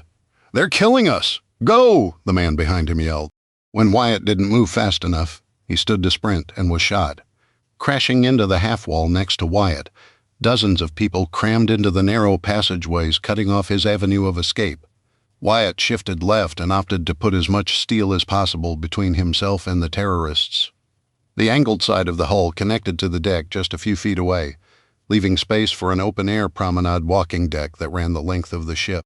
Exposed as it was to the salt air, Wyatt figured most people would avoid the walking track, seeking shelter inside as soon as they broke free of the hostage area. His guess was partially right as he slipped around the corner and sprinted down the straightaway toward the front of the ship. A hatch opened suddenly on his right, and a man backed out, his hands up. Okay, just don't shoot," he pleaded. The barrel of a rifle emerged next, and a terrorist soon followed. He heard the sound of Wyatt's feet pounding on the deck a second too late, though. Just as the man with his hands up turned, his eyes wide at seeing Wyatt roaring down the straightaway, Wyatt smashed into the metal hatch at full speed, throwing his entire body weight forward with a yell. Wyatt ignored the pain that exploded in his shoulder as he made impact with the metal hatch, and though he prepared to grapple with the terrorist on the other side of the hatch, he needn't have bothered. The hostage, with his hands raised, sprang into action, immediately shoving the rifle away as Wyatt crashed into the hatch. The gun went off with a crash of fire and sound, but as Wyatt bounced back from the metal door, the man who had been a prisoner ripped the rifle away from the stunned terrorist, spun it around in one swift movement, and pulled the trigger. Wyatt stared at the casing as it bounced off the deck, glinting in the sunlight, his ears ringing with the rifle's report. He stood breathing hard, and his fists still clenched, as the man with the rifle grinned and nodded his thanks. "One down," he said. "Wait a minute," Wyatt blurted as the man started to disappear inside the hatch. "Who are you? What are you doing?" "Me. I'm just a guy," he said with a mischievous grin that told Wyatt the exact opposite was true. "Somebody's got to fight back, right?" He looked Wyatt up and down. "That was quick thinking. You want to stick with me?" Maybe we'll find another one and get you a gun, too. Wyatt blinked and shook his head. No, he stammered. No, I have to find my wife, Wyatt said. They took her toward the front of the ship. Well, gotta do what you gotta do. Good luck, brother, the man with the rifle said. Gunfire echoed from the back of the ship, and the shouts of the terrified hostages grew louder. Come on, help me get this piece of garbage over the railing. What? No, I have to find my wife. Yeah, you said that, but if somebody discovers this body, we're going to be in a world of hurt. I didn't do anything, Wyatt protested. Look up, buddy. Wonder why the ship isn't moving. I guarantee you they're fighting up on the bridge. Maybe they've already taken it. If the bad guys have this many people with guns, the ship is theirs. But, come on, grab the other arm on this human stain. Wyatt couldn't point to the specific reason why he followed the man's commands, but he did. The two of them hefted the dead body up and Duck walked it to the railing, then flipped the expired terrorist over the side. They leaned over, watching the dead man pinwheel through the air until he hit the surface flat on his face with a loud slap. And he goes out with a belly flop, the man with the rifle said with a snort. He clapped Wyatt on the shoulder. Hey, the name's Bryant, by the way. If you change your mind, come find me. How would I do that? Wyatt asked. Just listen for the shooting, Bryant said with a grin, then disappeared through the hatch. He pulled the metal door shut behind him with a clang and left Wyatt on the running deck alone. A distant rumble of thunder echoed across the miles of open water and made Wyatt turn. The storm wasn't even on the horizon anymore. It raced forward, clouds billowing and growing as it approached the coast.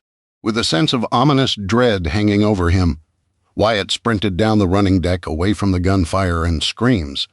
He ran from the body bobbing in the water next to the stalled cruise ship and went looking for his wife. Feet pounding down the boards along the outside of the ship, Wyatt embraced the burn in his lungs and the strain of his legs as he pushed himself faster and faster, racing toward the bow. Somewhere in the front half of the city-sized ship, his wife was being held hostage by men with guns. Up until a few moments earlier, Wyatt had, like many of the hostages, he assumed thought of the terrorists as invincible, but now he'd helped kill one. His confidence growing with every step, he found another door, leaving the running deck about halfway down the length of the ship. The sign overhead pointed through the hatch, indicating the midship galley was to the right. Wyatt gripped the hatch handle and was about to pull when he paused and placed his head near the door instead. Muffled through steel, he could just barely make out crying and shouting. Fearing to stumble upon another pack of hostages, Wyatt carefully let go of the handle and continued toward the bow. As he rounded the front of the ship and the track curved toward the bow, Wyatt skidded to a stop and pressed himself against the interior wall. The cool metal made his sweaty shirt cling to his back. He ignored the cold fabric on his skin, instead focusing on the open hatch. He listened for a long moment, over the sound of his racing heart, but couldn't hear any voices. Swallowing his fear, Wyatt crept forward, staying as close to the wall as possible. Every few steps he turned and glanced back the way he'd come, just to make sure no one could sneak up behind him. When he reached the hatch, he paused to listen again. Thunder rumbled in the distance, an ominous sound carried on the increasing wind like the seagull overhead calling as it circled. Water sloshed and slapped against the ship's hull a few stories below him, but otherwise there was nothing. Wyatt closed his eyes, took a couple of quick, deep breaths, then opened them and ducked around the corner for a quick look. He scanned the dark interior of the ship on the other side of the hatch, then pulled back. Nobody there. Nobody there. Nobody there, move, he told himself. Wyatt pushed off from the wall, stepped around the corner, and entered the hatch. The close, dark confines of the forward entryway made Wyatt pause for a few seconds to get his bearings. To his left was the open entrance to a women's changing room on the other side of the breezeway, much narrower. Now that he was toward the front of the ship, a similar opening for the men's changing room beckoned. I don't want to be trapped in there, but I have to find something to use as a weapon.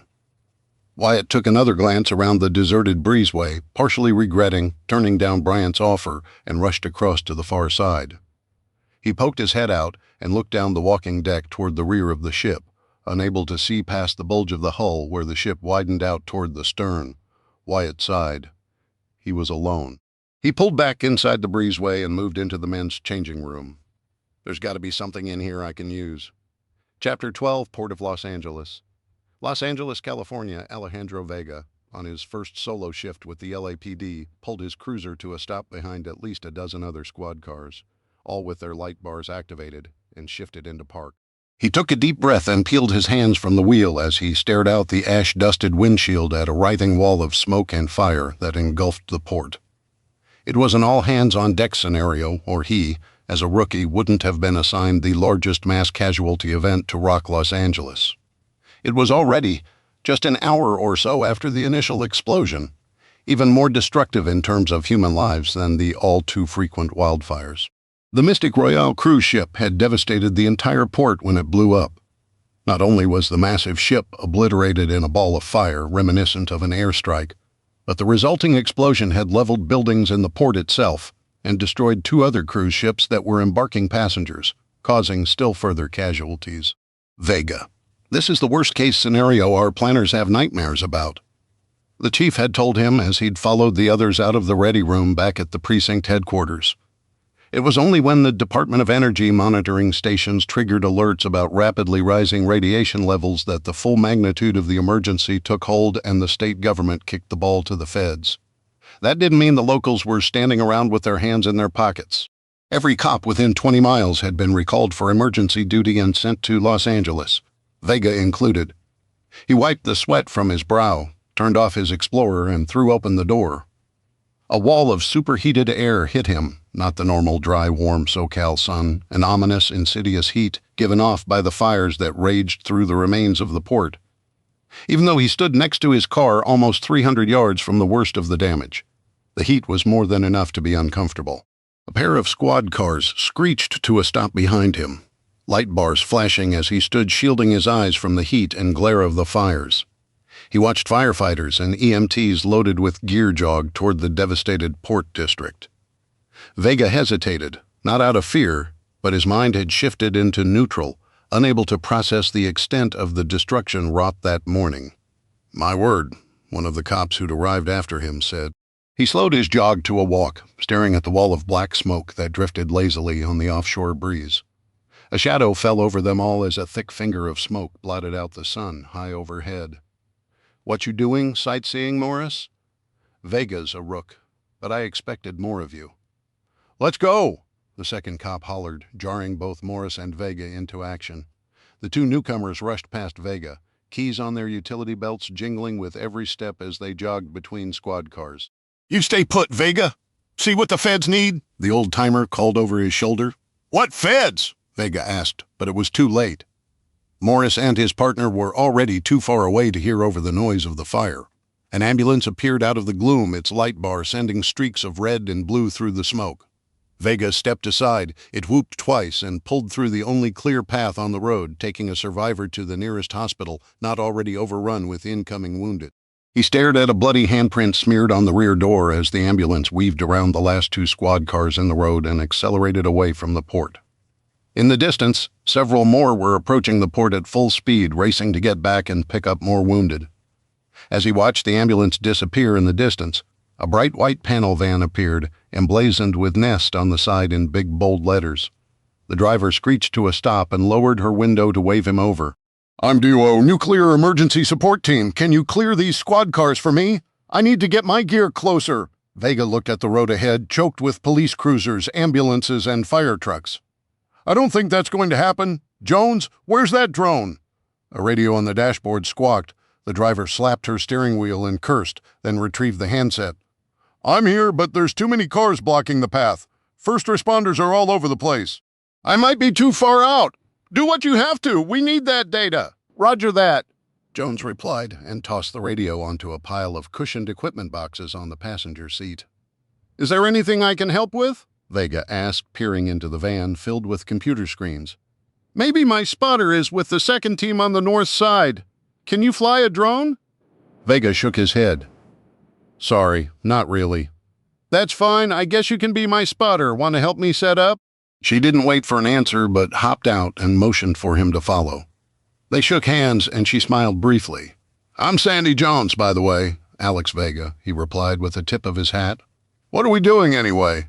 "I need to send up a drone and get some radiation readings closer to the port," Jones said. "It'll tell us if there are any hot spots between here and the cruise ship that went up this morning. Vega nodded and grabbed the radio mic clipped to his uniform epaulette. "Dispatch, this is 29 Bravo. I'm assisting DOE with aerial surveillance on the west side of the port facility." "Copy that. 29 Bravo?" the harried voice of a dispatch officer replied in clipped tones. "Keep your eyes open. We're getting reports of a 1035 in process near you." 29 Bravo, copy. "What's a 1035? asked Jones as she fiddled with the gear in the back of the van. "It's vandalism. People probably breaking into buildings around here with us all tied up by the water," he said, as he walked around the back of the van and eyes on the horizon looking for looters. Jones pulled out a sliding drawer containing a large professional quadcopter painted bright white, rigged with multiple cameras and an unmarked bulbous appendage under the fuselage. "Hello, baby girl," she cooed. "What's that?" he asked, pointing at the thing hanging from the front of the drone. "It's a forward-looking infrared camera," she replied as she extended rotors and powered up the batteries. "I can see through the smoke with this thing, and it's coupled with a heat signature cam and a radiation spectrometer, so we can look for hotspots." Vega squinted at the fires and smoke in the distance. "Don't think you're going to have a problem finding that not fire. I'm looking for radiation spikes." "Here, hold this, will you?" she asked, handing him the bulky remote with its dangling chest strap. "So the rumor's true? That thing was nuclear?" he asked, glancing at the ominous wall of smoke at the water's edge. "Are we in danger? Maybe we should back up." "I won't know for sure until I get Alice here airborne," the agent replied. "Come on, I need a pair of hands." Vega stepped up and helped lift the heavy drone from its sliding cradle. "This thing's a lot heavier than I expected. It's not terrible, but it's so awkward, and it's worth more than a couple of years' salary, so I like to be careful, you know." She grunted as they lifted the drone and placed it on the ground behind the van, then stepped clear and motioned for him to join her. "I'll take the remote, thanks." Vega handed the controls over and stood next to Jones as she powered up the drone. "Man, that thing's loud," he called over the whine of the foot-long propellers. "What exactly do you need me to do?"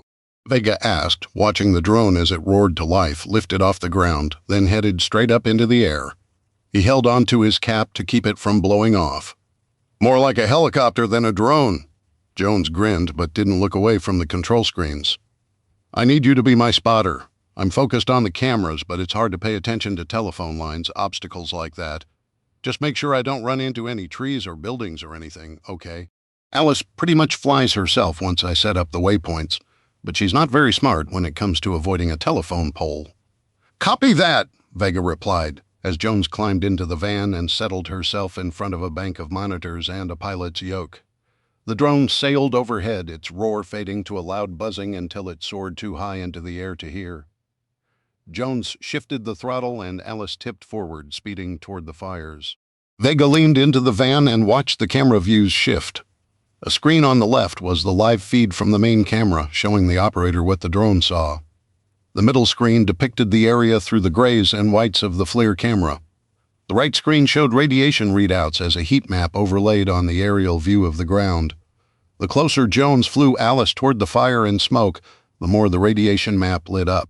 Bright flares and spikes of radiation were already halfway between them and the fire. As the drone approached the massive wall of smoke, the screen went haywire. Jones swore. Does that mean what I think it means?" Vega asked, pointing at the screen. "Hey, you're supposed to be watching the drone, not the screen," Jones snapped. She glanced quickly at him, then back at the screens. "But yes, that cloud is hot." Vega's skin crawled. "Radiation! The bomb that took out the cruise ship was nuclear. I feel like that's something I should probably call in. I want to take some official measurements, but yeah," Jones said, her voice softer. "You need to warn your people?" "Are they going to die?" he asked, fumbling for his radio mic. "From the looks of this," Jones said, staring at the heat map, "if they're not in the cloud more than a couple hours and get immediate treatment, they might be okay. I don't like—" "Might doesn't sound good."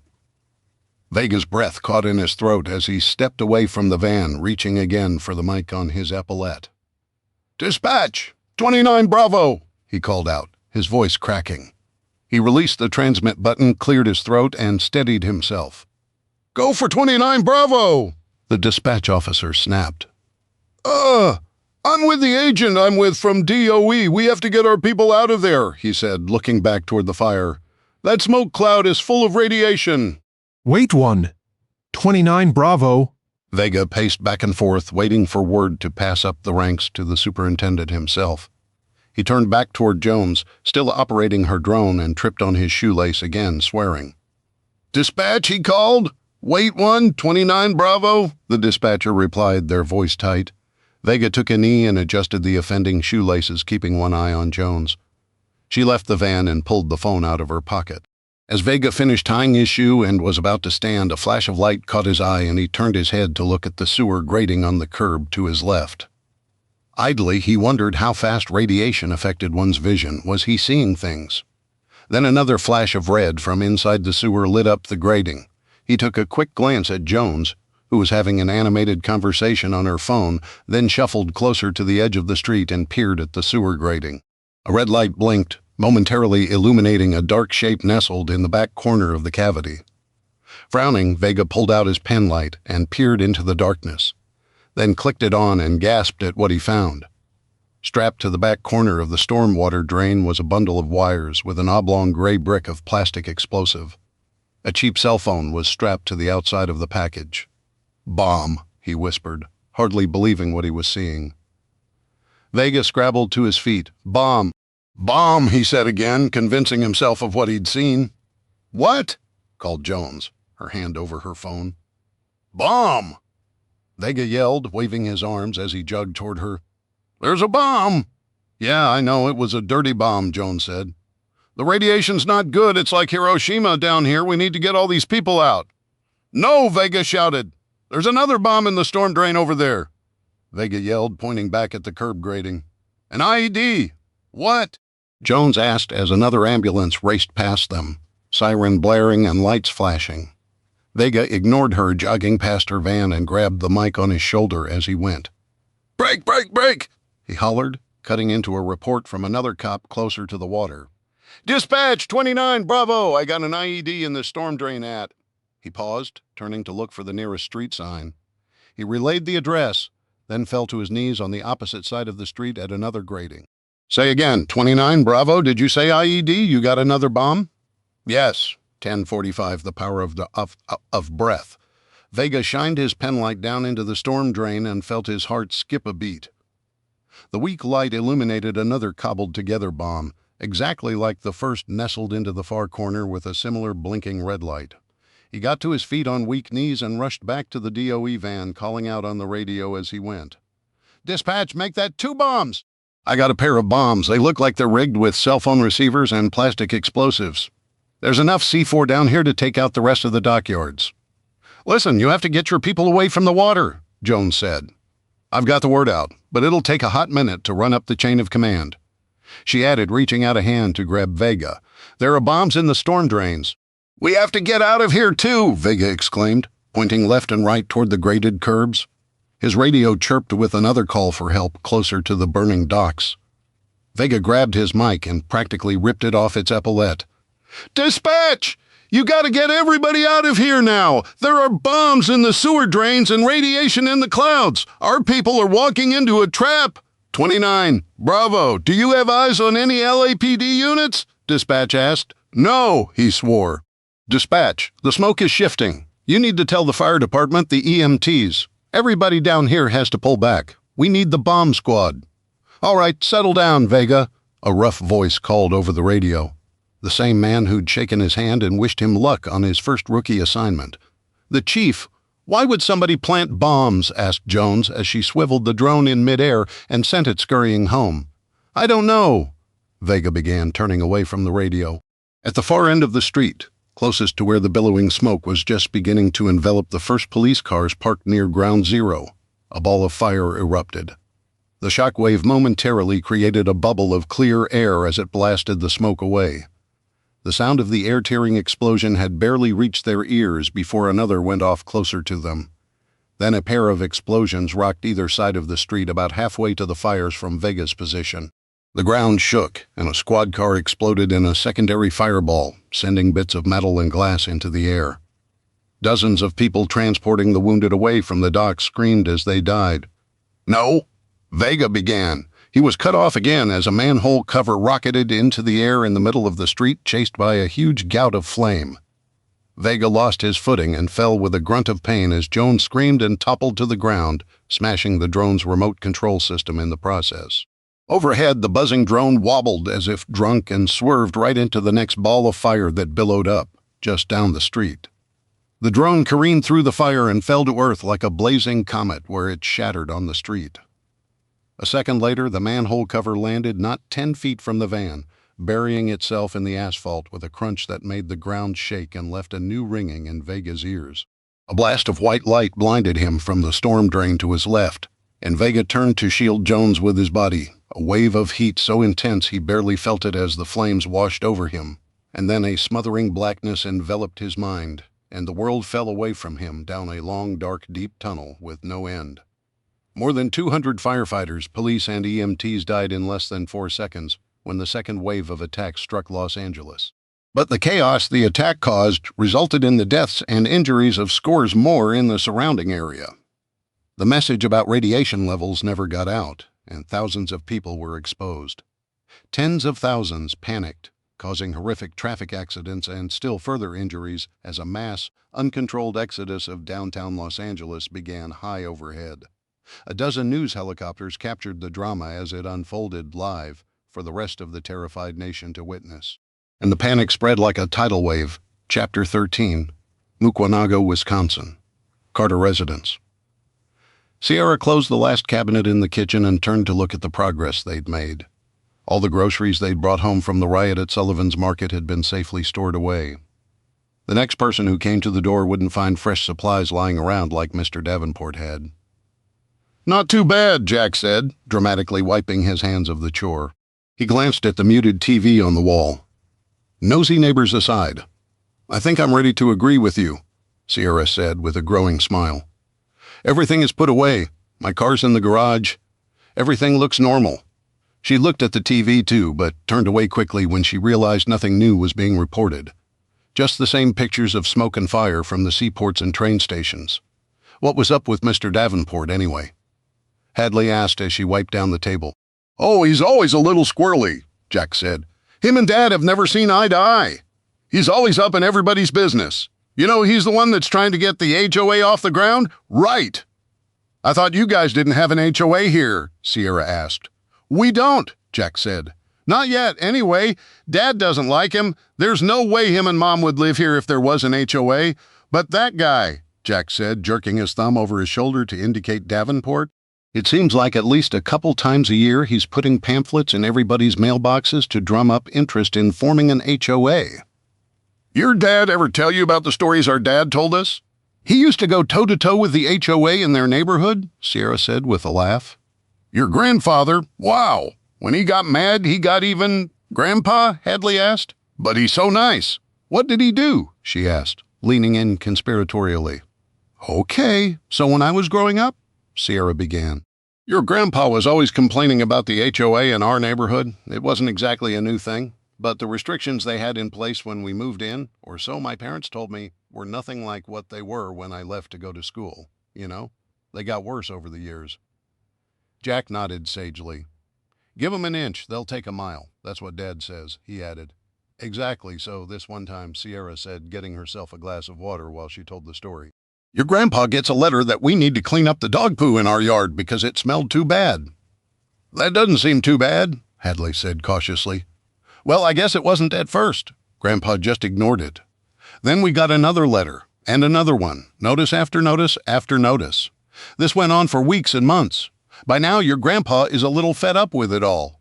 "But why didn't you just go out there and pick up after your dog?" Jack asked. "Well, your grandfather never liked being told what to do. He just didn't like it. For another thing, we didn't have a dog." Jack laughed. "Oh, that's amazing. So what did he do?" Hadley asked after she stopped laughing. "No matter how many letters he tried to write back, the HOA refused to believe that we didn't have a dog. We went out and took pictures of our backyard. There wasn't any dog poo anywhere. We did notice the smell. It was strong enough somebody could complain about it, but it wasn't coming from our yard." "That's so stupid," Jack said. "Not even your fault." Sierra nodded. "It got so bad that after a couple months of going back and forth, they threatened to fine my parents. Then they sent one final warning that listed the names of the people who were coming after us. That was a mistake. Because Grandpa went out that same day and bought all the catfish bait he could find from every Walmart bait shop and gas station within 20 miles. Wait, what? Hadley asked.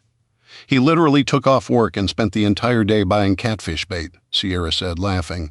Then, as night fell, he snuck over to the houses of the people who'd accused us and put catfish bait everywhere. He threw it over fences, up on roofs, in the gutters. He stuffed them in the mailboxes and threw them in the bushes out in the front yards. Sierra lapsed into a laughing fit and had to wipe her eyes to continue. The next day, half the neighborhood smelled like dead chicken. It was so nasty. What happened? Jack asked, a mischievous grin on his face. The HOA dropped all the complaints. Soon, from what we heard, people were complaining about the homes belonging to the HOA Leadership Council. All their houses reeked of catfish bait, and it was driving the cats in the neighborhood crazy. They had raccoons and coyotes coming in. It was an absolute mess. That's savage, Hadley said, laughing along with her brother. I never knew Grandpa did that, Jack said. But that's just the tip of the iceberg. Your grandpa? Sierra's words trailed off as she noticed new alert messages scrolling across the bottom of the TV in the kitchen. Hang on a sec, she said, then got up and found the remote to turn up the volume, receiving reports of mass casualties from the sites of this morning's explosions. I don't understand. Didn't we already know that? Those cruise ships had thousands of people, muttered Jack, and Mom and Dad were on one. Thanks for reminding me, Hadley said bitterly. Crap, I'm sorry, Jack replied. Find this especially disturbing. It appears another round of explosions has gone off. We can't tell exactly what's going on in New York. There's too much smoke. But we're getting word that the NYPD's mobile command center, the gathering point for all the emergency responders heading to Grand Central Station, has been destroyed.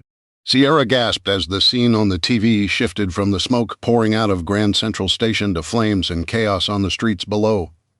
Overturned, burning police cars lay scattered across the road as dead and wounded officers.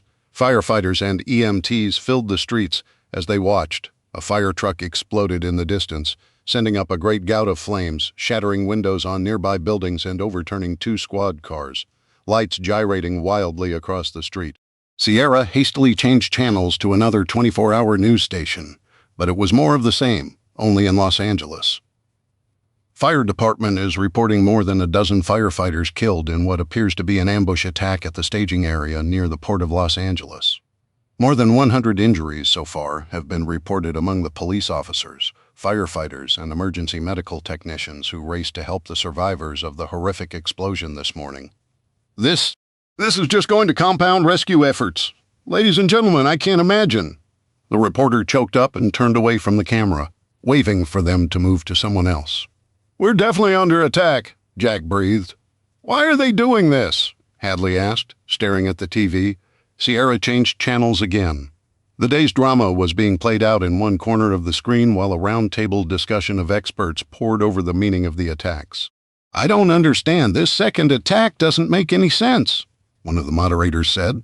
Of course it does. It makes a lot of sense, tactically speaking, a man listed as a retired colonel in the Army replied, cutting in. His face shrank to a small picture-in-picture window and moved to the top left corner of the screen while images from the fresh attacks played out across the rest of the screen. More explosions silently ripped through Los Angeles down by the port, enveloping police cars and fire trucks in fire and smoke.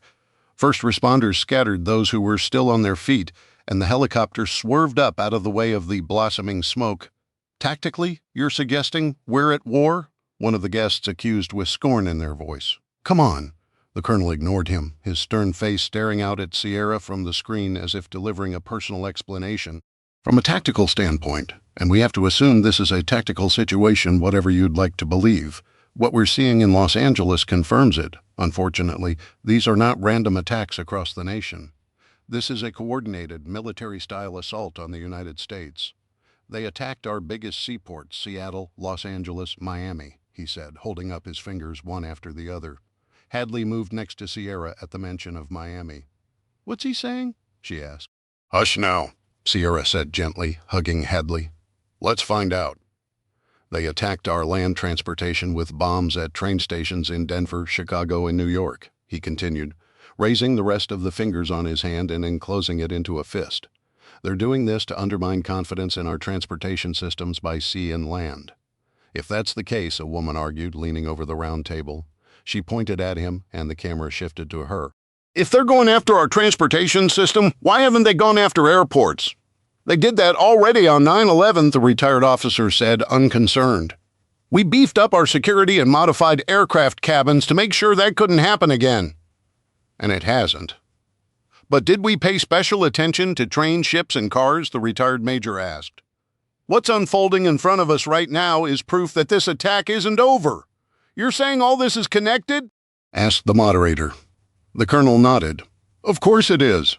They knew we'd send an overwhelming response of police, firefighters, and EMTs. Our brave first responders are always on the scene immediately after emergencies. He shook his head sadly and continued. But they were waiting for us and set off more explosions to wipe out our first responders. It's a classic ambush, executed flawlessly. You almost sound impressed, the woman said in an accusatory tone. Only by the size of the cojones these guys have, the colonel snapped back. Wait a minute, interrupted the moderator. You're telling me this was a nationwide coordinated attack? Without a doubt. And I wouldn't put it past these animals to have a third wave of attacks. Mark me. This isn't over. This is just the beginning. The American people need to be ready to face what's coming. And what would that be? Demanded the woman. The title by her name listed her as community organizer. They've shown the ability and will to strike our transportation infrastructure, the major said. If it were me planning this, I'd take out comms and power, leave us in the dark, deaf, and blind. Why don't they invade while they're at it? For that matter, do we even know who they are? Maybe they will, the colonel warned. That doesn't have anything to do with us, does it? Hadley asked. No, baby. I think Mukwango's far too small for anybody to worry about. Yeah, I mean, we're like 45 minutes away from Milwaukee, Jack said, trying to reassure his sister. Why come here when you could hit Milwaukee? It's just awful, Hadley said with a stifled sob. Wait, hold up, Jack said, moving forward, pointing at the TV. At the bottom of the screen, the marquee had changed once more. Port Authority says, explosion in Miami not caused by cruise ship developing. Wait, does that mean? Hadley asked, looking between the TV and Sierra.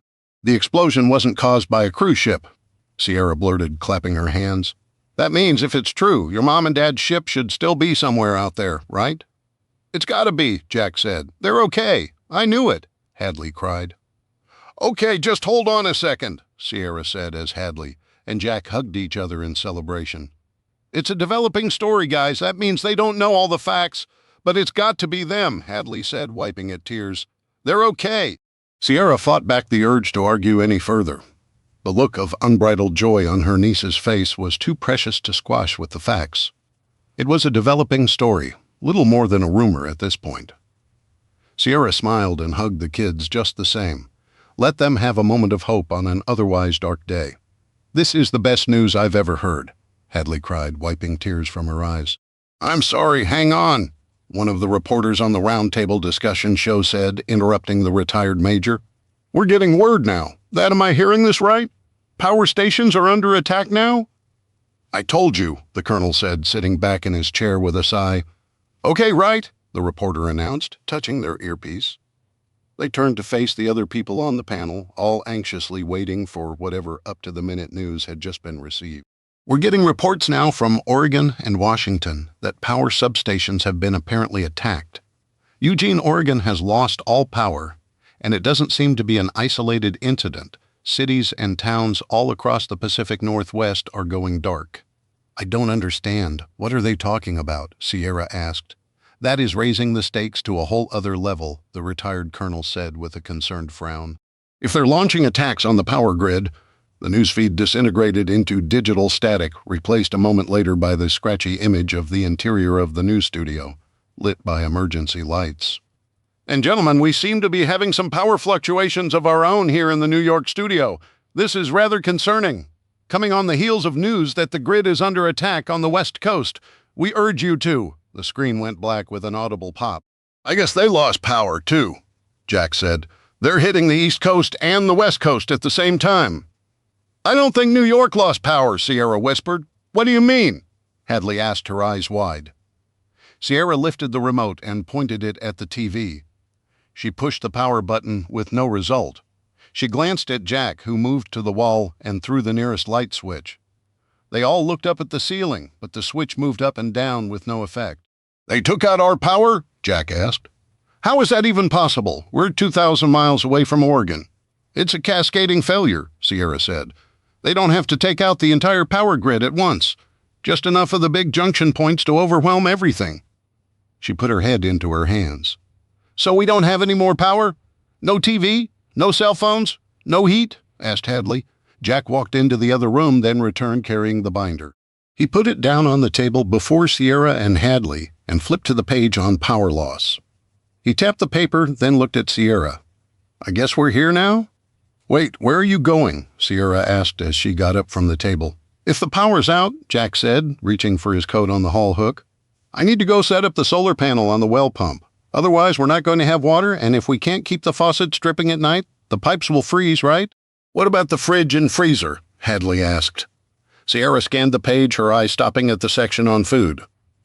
"Looks like we're going to have a smorgasbord for lunch, guys." "Okay, Hadley, why don't you bring in as much firewood as you can and stack it next to the fireplace? The sun's going down in a couple hours, and it's going to get cold tonight. I'll be back in a minute to help, Hads. I just want to set up the solar panel. Don't go anywhere else, okay?" "Just set it up. Help with the firewood and come back inside, please," Sierra called after him. "What are you going to do?" Hadley asked as she grabbed her coat, a bright pink Hello Kitty jacket. "I'm going to take stock of what we have in the fridge," Sierra said, hands on her hips as she stared at the dead appliance, "and see if I can't make something for lunch." Chapter 14. Mims v. Emperor of the Seas. Off the coast of Miami, Florida, Wyatt raced through the narrow confines of the changing room, desperately seeking anything useful as a weapon. He found shampoo bottles, discarded towels and clothing, a handful of bags, and plenty of flip-flops, but no weapons. "What I wouldn't give for a gun or a knife or something," he muttered. Running a hand through his sweat-slicked hair, he froze, noticing the blood on his arm. For a moment he stared at himself in a mirror, disheveled and unshaven, a sunburnt tourist in a blood-splattered Hawaiian shirt. "I helped kill a man," he said, then shook his head. "No, Bryant killed the terrorist." Another glance in the mirror made him pause, but I distracted the terrorists so Bryant could finish them off. Wyatt looked down at his hands, one clean, the other stained with the dried blood of the man he'd helped Bryant throw overboard. His mind spiraled with thoughts of his kids, his sister, his wife, death, and escape. Why is this happening? He leaned forward, placing his hands on either side of the sink attached to the wall, breathing deep, trying to overcome the sudden weakness in his knees and trembling muscles that threatened to topple him to the floor. "You don't have time for this," he growled at himself. "Suck it up and get moving. Find Willow." With a supreme effort of will, he looked up and stared at himself in the mirror again. Where fear had made his eyes wide and bloodshot, the spark of anger at the thought that his wife had been kidnapped sparked a flame of anger that blew into a rage that burned in his chest. Terrorists had taken the ship, they'd taken his wife. Shouts outside echoed into the empty changing room, and Wyatt froze, glancing toward the entrance. He tore himself away from the sink and looked around, his eyes settling on a wet beach towel draped over a long, low bench in the middle of the room. With nothing else at hand, he grabbed the towel, twisted it into a heavy rope, and held one end in each hand. "Get off me!" a man yelled outside. Someone responded with an unintelligible grunt, and the hairs on the back of Wyatt's neck rose. The moment of truth had arrived. A terrorist had found him. "I'm moving! I'm moving!" complained the first voice. "Fast!" yelled the captor, followed by a string of words Wyatt couldn't decipher. Wyatt crept to the corner of the doorway and waited. If the gunman was armed with a rifle or other firearm, there wasn't much he could hope to do with a wet towel, but he had to do something. Shadows fell across the floor, and a passenger, missing one flip-flop in shorts and an untucked, bloodied T-shirt, backpedaled into Wyatt's view with his hands up. Okay, I'm sorry." A similarly bloodied terrorist, with a split lip and one of his vest straps dangling loose, shuffled forward holding a pistol in one hand. In the other, he held a rifle by the barrel, unwilling to drop it, but also unwilling to lower his pistol. As they passed in front of the entranceway and the terrorist moved across the doorway, Wyatt made eye contact with the hostage. He raised his towel and pulled it tight in a gesture reminiscent of snapping a belt. The hostage's eyes widened slightly, but he gave no other reaction that he'd seen Wyatt. After taking a quick breath, Wyatt rushed forward into the hallway, his hands tingling with adrenaline, and looped the roped towel over the terrorist's head. Spinning on his heel as he did so, he placed his back against the gunman's back. Predictably, the terrorist jerked his hands up to grab the towel around his throat, accidentally discharging the pistol into the ceiling. Before the passenger could rush forward and join the fray, Wyatt bent over as fast as he could, tightening the towel over his shoulder around the terrorist's neck. His target was much heavier than Wyatt had expected and only lifted a few inches off the ground instead of flying over his shoulder like in a Hollywood movie. Things went south rapidly. The terrorist swung his rifle around, catching Wyatt in the arm with the magazine, eliciting a curse as he continued to lean forward, carrying the weight of the flailing man on his back. To his credit, the other passenger continued to grapple with the terrorist who was attempting to bring his pistol down and shoot Wyatt in the leg. Another 2 shots rang out, deafening in the enclosed breezeway, and Wyatt hopped from foot to foot, attempting to keep the foreigner from landing a clean shot. In a last-ditch attempt to assist Wyatt, the other passenger simply tackled them both, sending the rifle clattering to the side. They rolled in a knot of arms and legs, all of them cursing and struggling to gain control of the last remaining weapon.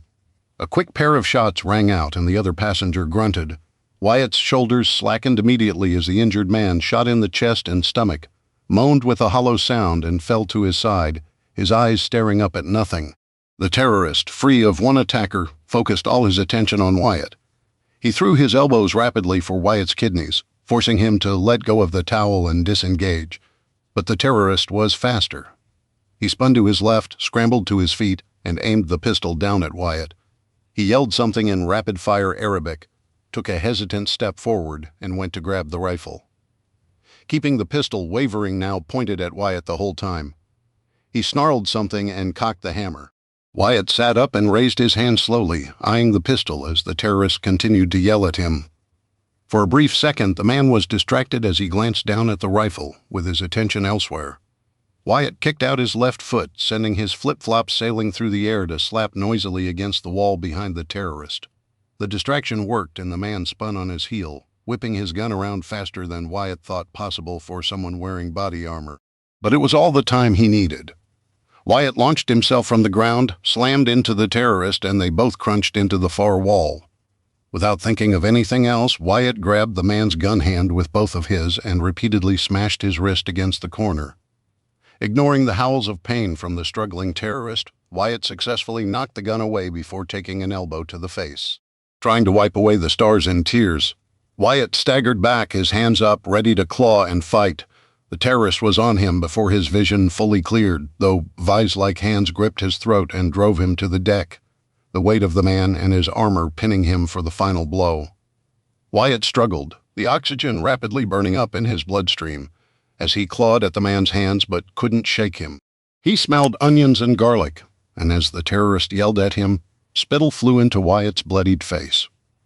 So this is how I'm going to die? Choked to death under the weight of this scumbag. I'm sorry, Willow. I'm sorry, Jack. Hadley, as Wyatt's vision blurred and began to fade to black, 2 gunshots echoed in his ears, and the weight suddenly lifted off his chest. Wyatt didn't care what had happened. Only that humid air filled his lungs and his vision cleared. One hand went protectively to his throat as he swept the other out to keep the terrorist away. Another pair of shots exploded to his left, and Wyatt tried to yell, but it came out as a gargled hiss. He slithered to the right until his aching side bumped against the cold wall of the breezeway and looked up to find 3 men sporting a ragtag collection of weapons and gear standing over the body of the terrorist. One of the men yelled an obscenity, aimed down, and fired once into the terrorist's face, spreading bone fragments and blood across the floor. The other 2 frowned at their partner and stepped forward, holding out hands to Wyatt. They hauled him to his feet, not unkindly, and pushed him against the wall, more to keep him upright than to detain him. "You've had a busy day," the man on Wyatt's left said with a grin. "Bryant," Wyatt croaked, his voice raw. "So we meet again," the other man said, dusting off Wyatt and making sure he could stand on his own. "You sure you don't want to join up with us?" "Sully's dead," the man standing over the passenger who'd helped Wyatt distract the terrorist said. He swore and knelt, touching the dead passenger's face. "He was a good man. We'll make him pay," the man on Wyatt's other side said, his accent thick. "You know this guy?" he asked Bryant as the third rummaged through the dead terrorist's pockets. Yeah, this is guy I was telling you about, Marlin, Bryant said to his friend. Help me take out that first one on the walking track. Then get this. He says he doesn't want to help take back the ship. But what happens? We find you over here about to get choked out by this piece of... We got a radio, the third man cried. He ripped the device from the terrorist's waist and stood staring down at the body. We're back in business, mes amis, he crowed, holding up the bloodied radio. Great. Switch it to the ship's emergency channel and see if you can raise any of the others, Bryant said. Others? What's going on here? Wyatt asked, leaning against the cool wall. I thought you didn't want to be involved, Bryant asked seriously. I guess I already am, Wyatt said, looking down at the body beside his feet. Another man he'd helped send to the afterlife. Yeah, you're 2 for 2, brother, Bryant said, slapping Wyatt on the shoulder. Who are you guys? We're what's left of the ship's security team, Marlin, the man on Wyatt's right said in a Jamaican accent. Both of us are ex-cops, he said, pointing at himself and Bryant. Some of us are more exotic, he added with a nod toward the man speaking on the radio. That's Claude, former French Foreign Legion, Bryant explained with an exaggerated eye roll. That's right, the man with the radio said. He said something in French and made a rude gesture. Don't you forget, Non? And he won't let us forget, Marlin added dryly. We picked him up in the Canary Islands last year, and he's been with us ever since, said Bryant. We should move, Claude said, cocking his head. I heard gunfire, amidships. Yeah, the terrorists are everywhere, Wyatt said, wiping the sweat and blood from his face. It is a target-rich environment, Claude said in his thick accent, offering a lopsided grin. Bryant scooped the rifle from the ground, pulled back the charging bolt, and checked the chamber. You know how to use one of these? Yeah, point it at the bad guy and pull the trigger, Wyatt replied sarcastically. I got a few rounds through my AR back home, but never played with an AK before. Where's home? Asked Bryant casually. Wisconsin? Oh, no, man, that's too cold, Marlin said, making a face. Anytime you guys are ready, Claude said over his shoulder from the breezeway entrance, peering onto the walking deck. Anybody can use it, Bryant said, handing over the rifle. Seriously, yank back the charging bolt, he explained, showing Wyatt, pull the trigger and hold on. She kicks like a mule. You good? Wyatt stepped away from the wall, holding the rifle in both hands. Yeah, I'm good.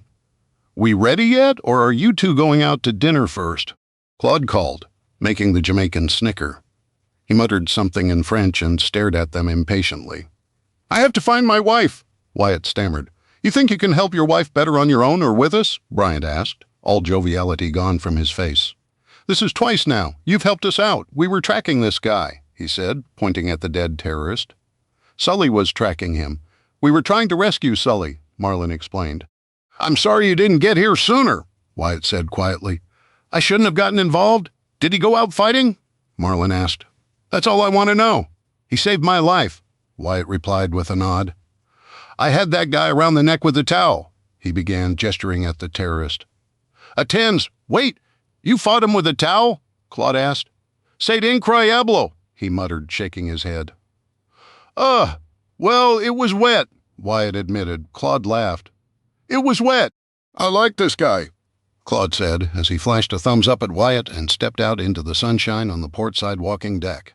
Come on, you can at least hang with us for a bit. Once things settle down toward sunset, we'll see where we stand, Bryant suggested. Maybe we can help you find your wife. Wyatt followed the others out onto the sunlit walking deck and blinked in the light. The storm clouds had moved even closer, and a stiff, cool breeze whipped the ocean into salt spray whitecaps. He narrowed his eyes in the face of the dark, angry clouds. Storm's almost here, he observed. It'll give us an advantage, Bryant said, watching the storm. Once that squall's on us, we'll use it as cover. To do what? Wyatt asked. Bryant smirked. Kill some more bad guys. Chapter 15, Mukwanago, Wisconsin, Carter Residence, Security. The house is your castle. If you choose to stay home and not bug out, you must be prepared to defend it. Not everything involves guns. Passive defense options can help deter would-be attackers without lifting a finger. A thorny bush under a window can stop a home invader in his tracks, or at a minimum, alert you to the danger. Always be prepared to take the next step, but employ passive defenses as a force multiplier. See also OPSEC and weapons. Sierra peered out the window and frowned. Miss Davenport, the nosy neighbor, was across the street chatting with the folks on the other side of the cul-de-sac. He waved his arms and pointed at her brother's house several times during the animated conversation. What's going on? Jack asked as he entered the living room behind her. I thought you wanted to keep the blinds closed. I did. But something about that Davenport guy is bugging me, Jack scoffed. What about him? He's weird and Dad doesn't like him. But he's just some old dude with too much time on his hands, for starters. Why is he across the street talking up the neighbors? And why does he keep looking back here and pointing at us? Jack walked over to her and looked out the window. He is pointing at our house. Told you, Sierra replied. The question is, why? Because he's planning an attack. Sierra frowned at him, then turned back to the window. I think it's because he doesn't like me. I think it's because he's a busybody, Jack said with a shrug. He turned from the window and went over to his father's recliner. He stood there looking down at it but didn't sit. What's wrong? Sierra asked. The more I want to sit in this chair, the more it feels like he's not coming back. Hey now, Sierra said, turning away from the window and the worries outside. Don't talk like that. You saw on the TV the government thinks the fires in Miami weren't caused by a cruise ship explosion like in the other ports. That doesn't prove anything, Jack mumbled. You're right, it doesn't, Sierra continued. But we have no evidence they're dead either, so we shouldn't dwell on it. Let's not borrow trouble, right? We don't have any evidence they're alive either, Jack argued. Guys, Hadley announced, entering the room. Can we not talk about this right now? It's creepy enough in the house without any lights, and Mr. Davenport slinking around the neighborhood. It's still daylight, Jack observed. Well, for a little while at least. Yeah, but the house is already so dark and quiet, said Hadley, hugging herself. You know what we need? Sierra asked. A fire. Let's build a fire in the fireplace, Sierra said, clapping her hands together. Come on, it'll be fun. We can all work together. I don't think that's a good idea, Hadley said haltingly. Not that I'm arguing or anything. Go ahead, what is it? Sierra asked. We're all in this together, so I don't want you thinking I'm some sort of dictator or something. Well, I went and got firewood from the pile outside, right? Yeah, what's the problem? Asked Sierra. I thought there was supposed to be a lot more than what's out there. So, you're saying we don't have enough firewood? Sierra asked. She looked out the window again at Davenport, who'd moved to the next house toward the entrance of the cul-de-sac. He'd hit all the houses now in their little enclave. How much do we have? I think we have plenty to get us through the next couple nights. But Hads is right, Jack said, if we're going to rely on firewood to keep warm or cook. Right now I'm just trying to keep our spirits up, Sierra said, interrupting him, her voice dangerously close to cracking. It's not easy. I'm not criticizing you at all, Jack added hastily. I think you're doing a great job, and I'm not just saying that because you're the fun aunt. I mean it. Me and Hads would have probably fallen apart long before now if you hadn't been here to keep us focused on something besides watching the doom and gloom on the TV. Like the binder, Hadley said brightly. I'm the fun aunt? Sierra asked, her eyes misting as she put a hand on her chest. You gooeyes? Look, Jack said, his eyes darting from Sierra to Hadley as he scratched the back of his head. What I'm trying to say is I don't know how long the firewood's going to last us. Sierra rubbed her eyes and brought her emotions back in line. Okay, so no marshmallow roasting and campfire songs. Hold up! I never said anything about not roasting marshmallows. Jack cut in, his hand raised in a stop gesture. Hadley smiled and gave Sierra a hug. Okay, good, because I make the best s'mores. She's not lying, Jack said. Okay, now that we've sorted out that we have a limited supply of firewood, s'mores are definitely on the menu and I'm your favorite aunt, Sierra said with a laugh. We need to figure out what's next. Jack, the solar panel's working great for the well pump. We've still got water in the house. It's not enough to take a long hot shower in, but you can get drinking water and enough to wash with, Hadley said. Hey, I wouldn't want to take a long shower with cold water. No furnace, remember? Jack retorted. Hadley, Sierra said, pulling the conversation back on point. You brought in a ton of firewood. Thank you. We should be good for at least a couple days, right? Jack pursed his lips in thought and stared at the ragged pile of wood. Hadley had stacked on the hearth and around the fireplace. I mean, it looks ugly. Hey, Hadley complained. But yeah, that's probably a couple nights' worth of firewood, Jack said, ignoring his sister's indignant outburst. All said, I guess there's enough outside for another month or so. So if this lasts longer than a month, Sierra said, looking at the black cold screen of the TV. Let's say if this lasts till the new year. That's like 2 months. We're going to have to start chopping down trees, right? Good thing we live so far out in the country, Hadley added. We've got the lake at the other end of the neighborhood and the forest preserve behind us. We have solar power, so we don't need to take water from the lake, right? Sierra asked. I think Hads is talking about fishing, Jack suggested. It'd be better if we had a boat, but Mom never let Dad get one, Hadley added. But your dad has always loved to fish, Sierra said. My first memories are of him trying to teach me to put a worm on a hook. Gross, she said, making a face. I still can't do it, and I can't believe he doesn't have a little boat with a lake that close. Yeah, Mom's not a fan of stuff, Hadley said with a shrug. Wait a minute. If everyone in the neighborhood starts fishing from the shore, Jack mused, staring out the window, the fish will go into deeper water and only people with boats will find them. How many people in the neighborhood have boats? Asked Sierra at this lake. Probably only a couple, the ones who live on the water. We're like on the other side of the forest preserve from the water, Jack said. Oh, it's not the whole thing, Hadley said, explaining further. There's like a finger of trees that poke out from the main forest preserve. That way, she said, pointing west. It wraps around our yard in the cul-de-sac and separates us from the next street down, she added, pointing east. But it's only what? About as wide as our yard is long. On a clear day, you practically see the water from the patio. 5 minutes and you're over our fence and at the water's edge, Jack said. Okay, so we're close to the water, but how are we going to find a boat? Asked Sierra. It's not like we can go buy one now. I'm thinking we need to learn how to preserve fish instead. It's winter, guys. That lake is mostly frozen, and I don't know about you, but I'm not a fan of ice fishing. We can be ready for the spring, though, Jack said. Hads, can you check the binder? Hang on. I had the food section, Sierra said, lifting her papers off the couch. There's a section in here about drying meat. I bet it's got some info on drying fish. But I'm hoping we won't need that. I mean, this can't last until spring, can it? Surely they'll get things fixed before then. Jack took the papers and scanned them, a smile forming on his face. Well, if it doesn't, I know what I'm reading tonight. I guess without the TV, there's not much to do but read Dad's binder by firelight, huh? Asked Hadley. None of our phones have internet. Sierra got up from the couch and went to the kitchen to retrieve said binder from its resting place on the table. As she walked back to the living room, she noticed a distinct chill in the air. It's already getting cooler in the kitchen, guys. We should find a way to keep the cold air out. How? Asked Hadley. We don't have the furnace anymore. I bet if we hung some blankets up over the windows, it would stop the cold air, Jack said, eyeing Davenport across the street. He'd moved on to the next house up the road, knocking on their front door, then standing with his hands on his hips to lecture the person who answered. It would keep Mr. Busybody from seeing in, too. Some of these curtains are pretty thin.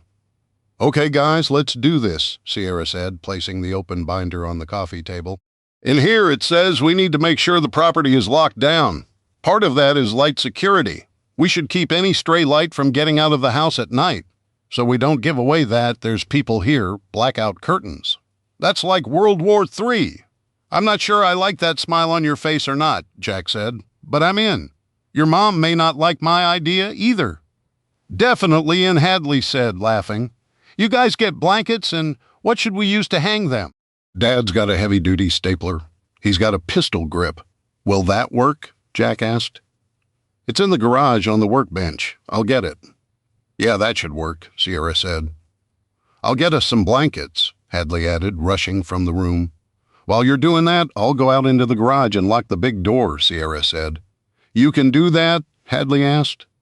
Sure, when I was a kid, we used to do it all the time when we went on vacation, Sierra said. There's usually these 2 metal pieces that you stick through the tracks so the wheels can't move, and boom, the garage door is stuck. Hey, she added, turning away from the garage, can you guys make sure the windows are locked before you hang up the new curtains? Hadley giggled and nodded. Yeah, Mom's going to be so mad to see we put staples in the window frames. Exigent circumstances, Sierra said, heading out to the garage. What's that mean? It means it's okay, because there's like the apocalypse happening or something, Jack said, coming out of the garage with the stapler. He smiled at Sierra and went into the living room with Hadley. A few seconds later, the first thwack and a cheer from the kids announced the first blanket had gone up. Sierra grinned in the chilly garage as she groped around in its false twilight. There was one window on the far wall covered by a rolling blind that diffused what light was left outside to give the interior of the garage a soft glow. It was bright enough to not be dark, but not light enough to find her way without tripping over things. Eventually, she made her way to the rolling door and felt along the track to her right. As her eyes adjusted to the gloom, she found a square hole about 3 feet from the ground and slid a little metal piece from the door into the slot. By repeating this process on the other side, the garage door was effectively disabled. She glanced up at the electric opener connected to the door with its long rod and bicycle chain. Without power, it wasn't moving either, so they were double secured. "There, that wasn't so bad," she said to her car with its broken rear window. "Have to get you fixed when this all blows over." Sierra returned to the house, blowing out her breath, and shut the door quickly.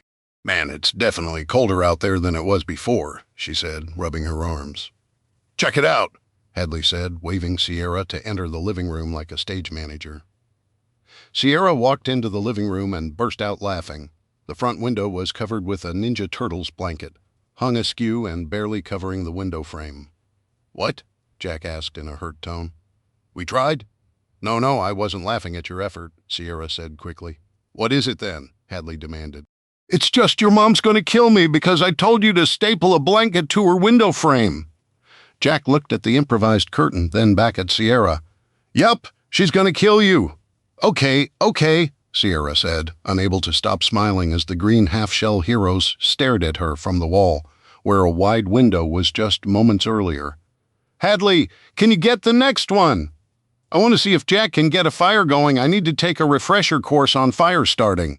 "Don't you live in a cabin out in the woods, alone?" asked Hadley as she picked up a pink and white Hello Kitty comforter from the pile on the floor. Well, yeah, as a matter of fact, I do. I know how to do it. I just haven't started a fire since I was like 10. I don't like camping," she added. "Besides, I have central heating in my cabin," she added, sticking out her tongue. "Okay, no problem," Jack said, handing the stapler over to Hadley. "Make sure you lean into that, Hads." "It's not the easiest thing. I don't know if I can do it." "Maybe I'll have to call my big, strong brother," Hadley replied, rolling her eyes. When he snorted, she laughed and moved to the smaller window on the far side of the living room. "Ka-chunk! You're not kidding. This stapler is pretty hard to use," Hadley said from across the room. "Want me to do it?" Jack offered over his shoulder. "Nah, I got it," Hadley said. "You get the fire going. I want to make s'mores, remember?" "Here we go," Jack said, crouching by the fireplace. "There's a lot of ways to do this, but this is how Dad taught me then." "It's probably the way your grandpa taught us," Sierra replied with a smile. "Those two pieces you're laying down perpendicular to the glass doors? I remember that Grandpa called them the bridge. Dad calls them pontoons, but same thing, I guess," Jack replied, crossing a pair of split logs and putting them perpendicular to the first. "Okay, we've got the basic structure. Now we need some kindling. See that pile of wood shavings over there?" he asked, pointing to an intricately carved basket on the far side of the hearth. Pine shavings," Sierra said as she smelled the curled wooden ribbons before handing over the basket to her nephew. "Ka-chunk! Ow! It pinched me, stupid stapler," Hadley grumbled as she fussed with the Hello Kitty comforter. "Yeah, Dad makes these in his shop in the basement. He says it's meditation, using that hand plane to trim a piece of wood. Mom says it's procrastination. But it makes all this stuff," Sierra said, digging her hand into the flexible shavings of wood. "They're fun to play with." Jack stuffed a handful of shavings into the cavity formed by the 4 stacked pieces of cut wood and sat back. "There, now we just need to light it." "Are you going to make that bow and arrow thing Dad likes to do when we're camping?" Hadley asked, holding up the blanket against the window. "No way," Jack said. He stood and reached behind a picture on the mantel, smiling at his parents as they held each other in the rain. "Ka-chunk, there, now to work on the sides." "What you got there, Sierra?" asked Jack, keeping an eye on his sister. "The lighter Mom keeps up here." Jack kneeled and put the flame to the wood shavings, which ignited instantly. That's a lot of smoke," Sierra said, waving the blue-gray cloud from her face. "You forgot the flu again," Hadley laughed from the window. Jack cursed and reached his hand in the fireplace. "Sorry, I did this once before, language," Sierra chided with a smile. "Don't burn yourself," Sierra said quickly, There, he replied, hefting the iron flue plate up and locking it into place with a clang. Whew, not a second too soon either, he added, rubbing his sooty hands together. That thing got hot. The wood shavings had already started one of the dry pieces of wood smoking, and in a few moments orange tongues of flame began to lick at its curling bark. Sierra held her hands to the growing flame and sighed. Ooh, that's nice. Good job, Jack, even if it's a little smoky. Thanks, he replied, putting the lighter back behind the picture and waving at the lingering smoke in the air. What's next, Ka-Chunk? Well, I'm done with this window. We're all sealed up in here now, Hadley announced. Let's see. The garage door is locked. The windows are locked. Well, the two in this room at least. Do we have enough blankets to cover all the windows in the house? Asked Sierra. No way, Jack said. Even if we strip Mom and Dad's bed, I don't think we have enough. There's a lot of windows in the kitchen, porch, and the bedrooms. Not to mention the bathrooms, Hadley added. Okay, well, we can focus on this room. For the rest of the house, let's close the door to any room we can't heat. All the bedrooms in your dad's office, Sierra said. Let's also close off the bathroom in your parents' room. But if we do that, won't the pipes freeze? Asked Hadley. I can shut the water off from the basement to those rooms, I think, Jack suggested. Good, Sierra said. So, we should save the biggest blanket to cover the entry to the living room here. It's like we're making a giant tent, Hadley said. Exactly. With the fire going, the blankets up on the windows, if we close off the rest of the house and cover that opening, Sierra said, pointing to the entryway. This room should stay much warmer. We can all just sleep in here and only go out to use the bathroom down the hall or whatever. I can close all the vents in the rooms, Jack said. Then go in the basement and turn off the water to Mom and Dad's bathroom. May as well shut off the kitchen, too. It's on an exterior wall. Good thinking, Sierra said. What else should we do? She asked, hands on her hips, warming her backside in front of the fire. I'll be right back, Jack said, heading for the basement. Well, the binder section on security says we need to think about what happens when people come to our house, Hadley said, looking down at the binder on the coffee table. Sierra scoffed. I don't see looters showing up just yet. I think we have some time. Hadley looked up at her aunt. I don't know. Maybe we should at least think about it. I mean, this thing Dad drew in the margin here, she said, pointing at a crude sketch on the page. See? It looks pretty wicked, and I don't think it'll be too hard to put together. What is it? Asked Sierra. It's a strip of wood. Looks like Dad wants us to put some nails through it, then lay it on the ground with the nails pointing up. We put it under a window, he says, behind a bush. But the only bush we have is in front of that window, Hadley said, pointing at the Ninja Turtle blanket. Sierra looked down at the drawing and grimaced. Well, it certainly would be painful if someone stepped on it, but it's also kind of drastic. On the other hand, Sierra said, scratching at her chin, it would be nice to protect that window, especially if we're all in this room at night. I bet Jack can handle this, Hadley said. Me too. Come on, let's go take the blankets off your Mom and Dad's bed and cover up the entrance to the living room here, Sierra said, eyeing the arched opening leading to the foyer and the kitchen beyond. This is going to be fun, Hadley said, skipping down the hall. Yeah, your mom's going to kill me, Sierra said, watching her niece. Chapter 16, M.E.V.A.R.F. Emperor of the Seas, off the coast of Miami, Florida. Wyatt followed Bryant as they trotted down the portside walking track. Hey, Wyatt, called out in a hoarse whisper. I don't know about this, he said, looking down at the AK-47 in his hands. Bryant paused and let the others go ahead. What don't you understand? You said it yourself. You just point at the bad guy and pull the trigger. It's pretty simple, actually. That's just it. I'm not a killer. I've hunted before, but this isn't the sort of thing I do. I'm not a soldier, man. Look, you already helped kill 2 people, Bryant pointed out. It's not like this is something new to you, is it? And whether you want to be or not, you're a soldier now. When those guys attacked the ship, they determined that for you? He stared at Wyatt for a long moment, his eyes boring into Wyatt's soul. You're made of tougher stuff than you think, brother. Look, no amount of pep-talking will get me to. What are you fighting for? Bryant demanded suddenly. I don't want to fight at all, Wyatt complained. You're trying to get to your wife, right? That's the only thing I'm trying to do? Okay, keep your voice down, Bryant said, looking around. We have the element of surprise here, man. We don't want to blow it because you're having a hissy fit. I'm not having, Wyatt began. Yeah, you are. Shut up, Bryant said harshly. You're either with us or you're not. And if you're not, then give me that freaking rifle, Bryant said, holding his hand out. Because you're more likely to get us killed than you are to help us take back the ship and free your wife and every other passenger that's been taken hostage? Wyatt looked at the deck and gripped the rifle in his hands. Without it, he'd be defenseless again. I'm with you, he said, attempting to put some steel into his voice. You sure? Yeah. Yeah, I'm sure, Wyatt said, putting a conviction in his voice he didn't feel. Bryant narrowed his eyes at him and waited. I said I'm sure, Wyatt growled. What do these guys want anyway? Does it matter? Bryant replied. It's always about releasing political prisoners or making some kind of statement with terrorists. I don't really care. What concerns me is that we can't find out what's going on and we can't contact anyone else. What do you mean? Wyatt asked, looking down the length of the ship behind Bryant. Just call somebody. Haven't you called the Coast Guard or the Navy or something yet? Bryant shook his head and pulled out his cell phone. He showed Wyatt the screen with its blinking no-signal indicator. We're too far offshore. Cell coverage doesn't start for another couple miles. You gotta be kidding me, Wyatt muttered, running a hand through his hair. We don't have access to any satellite phones, Bryant continued. And we tried accessing the ship's radio. It's dead. What do you mean it's dead? Wyatt asked, eyeing the storm clouds as they inched closer to the stranded ship. A peal of thunder rumbled across the water, and Bryant followed Wyatt's gaze out to sea.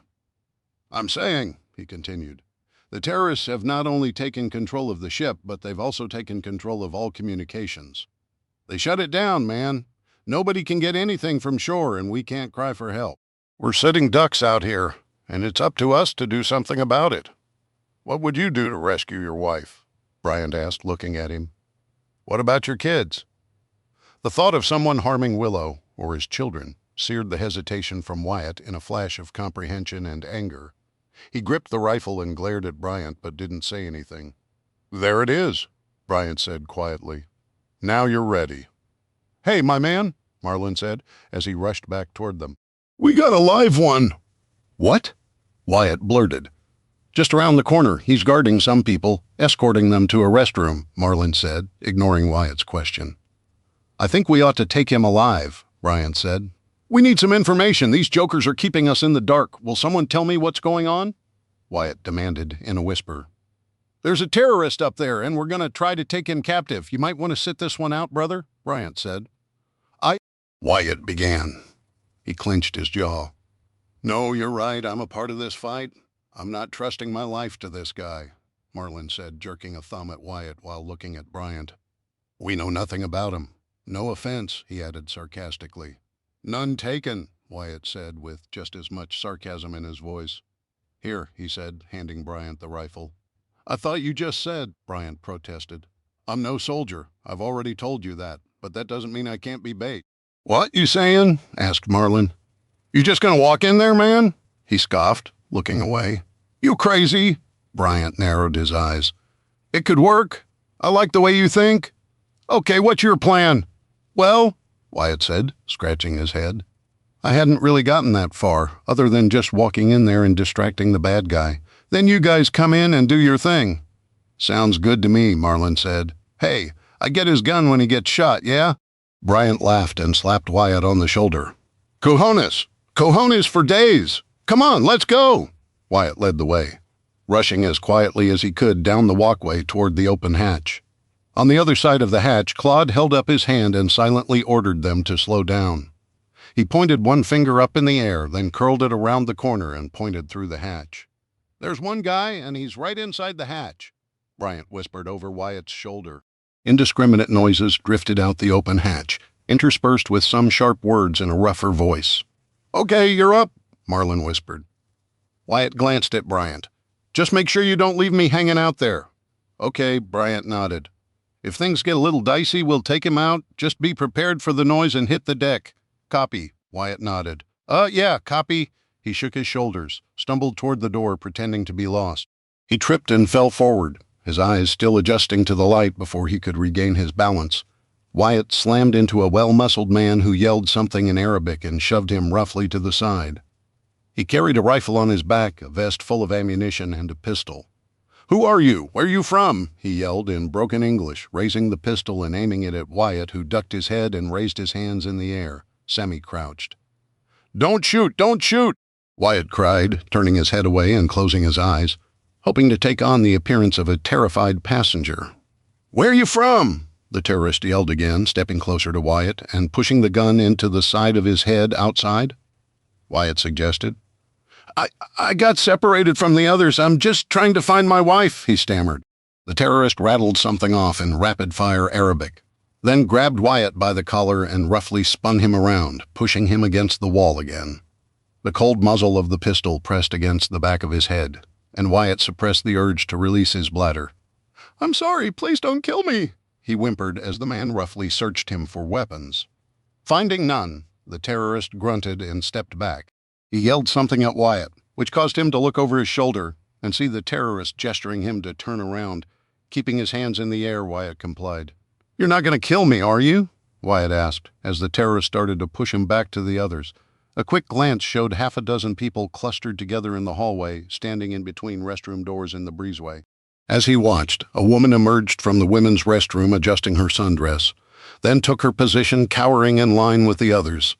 The terrorist turned and glared at Wyatt, then gestured for him to join the cluster of men. Unsure if Bryant needed more time, Wyatt walked forward, then pretended to trip, landing squarely in the middle of the breezeway. The terrorist lurched forward to keep him from falling and muttered something in Arabic. Wyatt smiled up at him. "Thank you," he said. "I've never been so scared my whole life. I'm sorry." The terrorist frowned, not understanding him, and shoved him back toward the others. As Wyatt caught his balance, he smiled at the terrorist, for, right behind the armed man, two silhouettes emerged in the open hatch. One of the women screamed, but it was too late. Before the terrorist could turn, Bryant and Marlin had tackled him. Bryant took out the man's knees, and Marlin jumped on his back, wrapping one thick arm around the terrorist's neck. They went down in a cursing, thrashing heap. Bryant came up a second later with the pistol, which he aimed at the terrorist's head. The man continued to struggle until Bryant fired a shot into the deck 6 inches away. That seemed to settle the argument, and Marlin got off his back and removed the rifle. The terrorist kept his arms spread wide, palms down on the deck, as Marlin checked his pockets and vest for any other weapons, then removed several magazines and a granola bar. Wyatt rushed forward and helped Marlin lift the captive off the floor and hold him against the wall. Behind him, the hostages were clustered together, some crying. "You stay right there," Bryant said, holding the gun squarely in the terrorist's face. He received a sneer in return. "All right, settle down. You can stop screaming," Bryant added over his shoulder. "Yeah, we're the good guys," said Marlin. One of the hostages stepped forward haltingly. "What do we do? We can't go back. They'll kill us. Safest thing for you to do is get back to your cabins. Avoid open spaces. Take your time and try to sneak around corners. Whatever you do, don't get caught. The terrorists are located in the front of the ship and toward the rear. You stay away from those areas. You got a good chance of making it back to your cabins," Marlin added. "Also, don't use the elevators," Wyatt added. Bryant and Marlin looked at him. The terrorists did, too. "What?" Wyatt asked, shrugging. "They're using the elevators to haul hostages back and forth. That's it. You're just turning us loose with gunmen on the ship?" "Hey, pal, we're gunmen too," Marlin said, nodding toward the gun in Bryant's hand. "What are you waiting for?" Claude barked. "Get back to your cabins. Shut the doors. Lock yourselves in. Do not open for anybody until you confirm it is safe." "Thank you," the man who'd spoken said, his voice cracking. "Clark, honey, let's go," a woman from the group pleaded. Several of the hostages bolted, and the rest soon followed. Clark took one more look at Wyatt, then ran after them. "Now that we're alone, we need to have a little talk," Bryant said in a dark voice. "I'm not sure he understands much English," Wyatt offered, gesturing at their prisoner. The terrorist nodded and started talking, but Wyatt couldn't understand the jumbled words. "He's speaking way too fast." Bryant cocked his head and peered down at his pistol. "So you understand English? You just can't speak it. Fair enough. How many men do you have?" The terrorist stared at him, smirking. Beads of sweat dripped down his face. Bryant lowered the weapon and fired a shot at the man's foot. He screamed and would have dropped to the floor had Wyatt and Marlin not grabbed his shoulders and slammed him back against the wall. "We're kind of on a time crunch. Now that I've fired a couple shots, your buddies are about to start looking for us. So tell me what I need to know, and we'll let you go." The man cocked his head and rattled off something in what sounded like a mix of Arabic and French. I only took a year or two of French in high school, but I swear he just said home, Wyatt said. Claude joined them from the breezeway. He did, I recognize that dialect. He's from Lebanon. At the mention of the North African country, the terrorist jerked his head sharply toward Claude and started speaking rapidly. Claude held up his hand to indicate the man should slow down, but nodded along. "This guy's Lebanese. How do you know that?" Marlin demanded. "Don't tell me it's because you served in the French Foreign Legion," Bryant said. "No." Monpere was French, posted in Morocco for a while. "But my mother, she is Lebanese. She made me learn the language growing up." He said something to the terrorist, who shook his head. Then, when Claude clarified his statement, the terrorist nodded vigorously and started rattling off words. "So?" Marlin asked after a long moment of conversation. "What's he saying?" "A lot of mumbo-jumbo about a jihad fist or he's bragging about bringing destruction and death to America." "They always do that," Marlin said, glancing out the breezeway. "We're wasting time. Tell him about the death and destruction we're going to visit on him if he doesn't start giving us some good information. How many of them are there? What are their plans for the ship? What are they doing right now?" Bryant demanded. Claude relayed this information, and the terrorist laughed until Marlin punched him in the gut, forcing him to double over Wyatt. And Marlin then slammed him back against the wall as he coughed and sputtered. Blood seeped out under his shoe and stained the deck red. "He says we're just going to kill him." Bryant shook his head.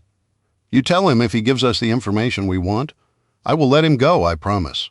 He lowered the pistol as a sign of good faith. The terrorist cocked an eyebrow at him, then turned and stared at Claude, who relayed the translation. "He says he does not believe you, but he has little choice, Non.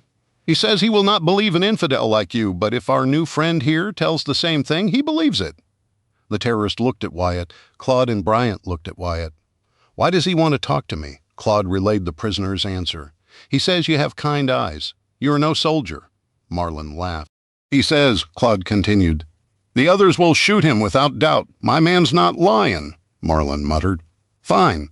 If you tell me what they want to know, I'll make sure they let you go. I promise," Wyatt said. The prisoner nodded, then started talking to Claude in detail. They chatted back and forth with Claude asking questions, and the terrorist nodding along as he relayed information. He tried to move his arms and gesture toward different parts of the ship, but Marlin and Wyatt kept him pinned against the wall. "All right, that's enough," Bryant said. "We're running out of time. His friends are going to show up here any second. What'd he say?" "I got everything we need," Claude said. "I'll tell you, after we let this guy go." The terrorist started to step away from the wall as if expecting imminent freedom. Bryant raised his rifle and ordered him to march toward the hatch. "What?" he asked, as the prisoner glared at him. "You seriously thought I was just going to turn you loose right here?" "Oh, no. You'll have to go out there, then we'll shut the door behind you. I'm not taking any chances with you following us." The terrorist laughed, muttering to himself as he limped toward the open hatch. Each step he took left a smear of blood on the deck. Wyatt stepped back to let the armed men deal with the prisoner as they marched them out to the walking track. The captive turned and said something that Claude didn't like. He shoved the man forward with a snarl. "What did you just say?" Claude demanded. The terrorist said something else, lifting his chin as he spoke before Wyatt could say anything. Bryant stepped between them and clotheslined the prisoner, driving him back against the railing. With a strangled cry, he hit the wooden-topped metal handrail and tilted dangerously over the side of the ship. Marlin moved almost as fast as Bryant, grabbed the prisoner by the legs and flipped him over. The terrorist screamed all the way down until he hit the surface of the Atlantic with a bone-cracking smack and fell silent. Bryant leaned over the railing. "I said I'd let you go. I didn't say I'd let you wander around the ship," he said over the side. Marlin joined him at the railing, stared down at the water for a long moment, then laughed quietly and looked back at the others. "He's not talking now, man. Probably broke his neck when he hit the water." "Whatever," Bryant said dismissively.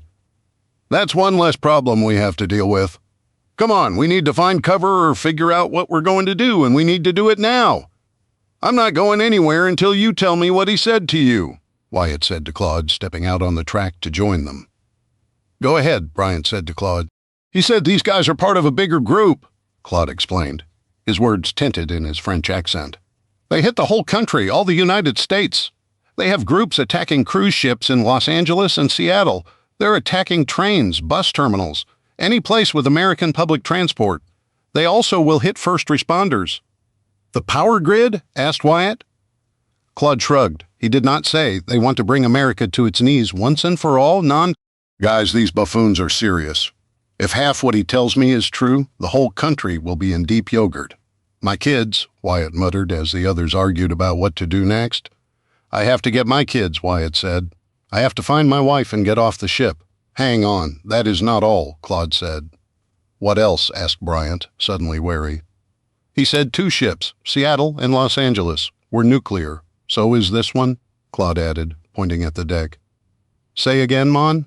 asked Marlin. "Did you say nuclear?" "Oui. They smuggle radioactive material on board at one of our stops." "I bet it was Grand Cayman. We took way too long to leave port," Marlin exclaimed immediately. "Doesn't matter how or when they got it on board?" Bryant said, cutting off Marlin's rant. He turned to Claude. "You telling me there's a nuclear bomb on this ship?" "Oui," Claude said again, his face pale. "Sort of." Last thing he said was they were trying to put it together, but the scientists are missing. But he says they want to run us aground in Miami. It made no sense. "That's why they killed communications," Bryant said. "We could have warned the Port Authority. Maybe stopped what was about to happen." "I think it has already happened," Claude announced as he checked his watch. "According to our flying friend, this ship is already several hours behind schedule. They had it all coordinated, mes amis." "Are we at war?" Wyatt asked. "On this ship we are," Bryant growled. He thrust the AK-47 back at Wyatt. "Take this. We need to put a stop to this, right here, right now." "But," began Wyatt. "Your wife's on the ship," Bryant snapped. "I got it, man. You're worried about your kids wherever they are. Trust me. If this thing goes off, it's going to kill a lot more than just us. We have to stop it. There is no other option here, boys. There's no cavalry coming. They don't know." Claude swore in French and turned away, looking out to sea at the storm nearly upon them. Marlin sighed and leaned against the railing, crossing his arms. "I don't care if you have reservations about killing somebody," Bryant said, poking a finger at Wyatt's chest. "You're either with us now or you're against us. So make up your mind, and make it up now." Wyatt looked at the other men's faces. He gripped the rifle tight and nodded. "Fine, let's do it. Where to first?" Marlin asked as he checked the magazine on his own rifle. "I know we're dead in the water," Bryant began.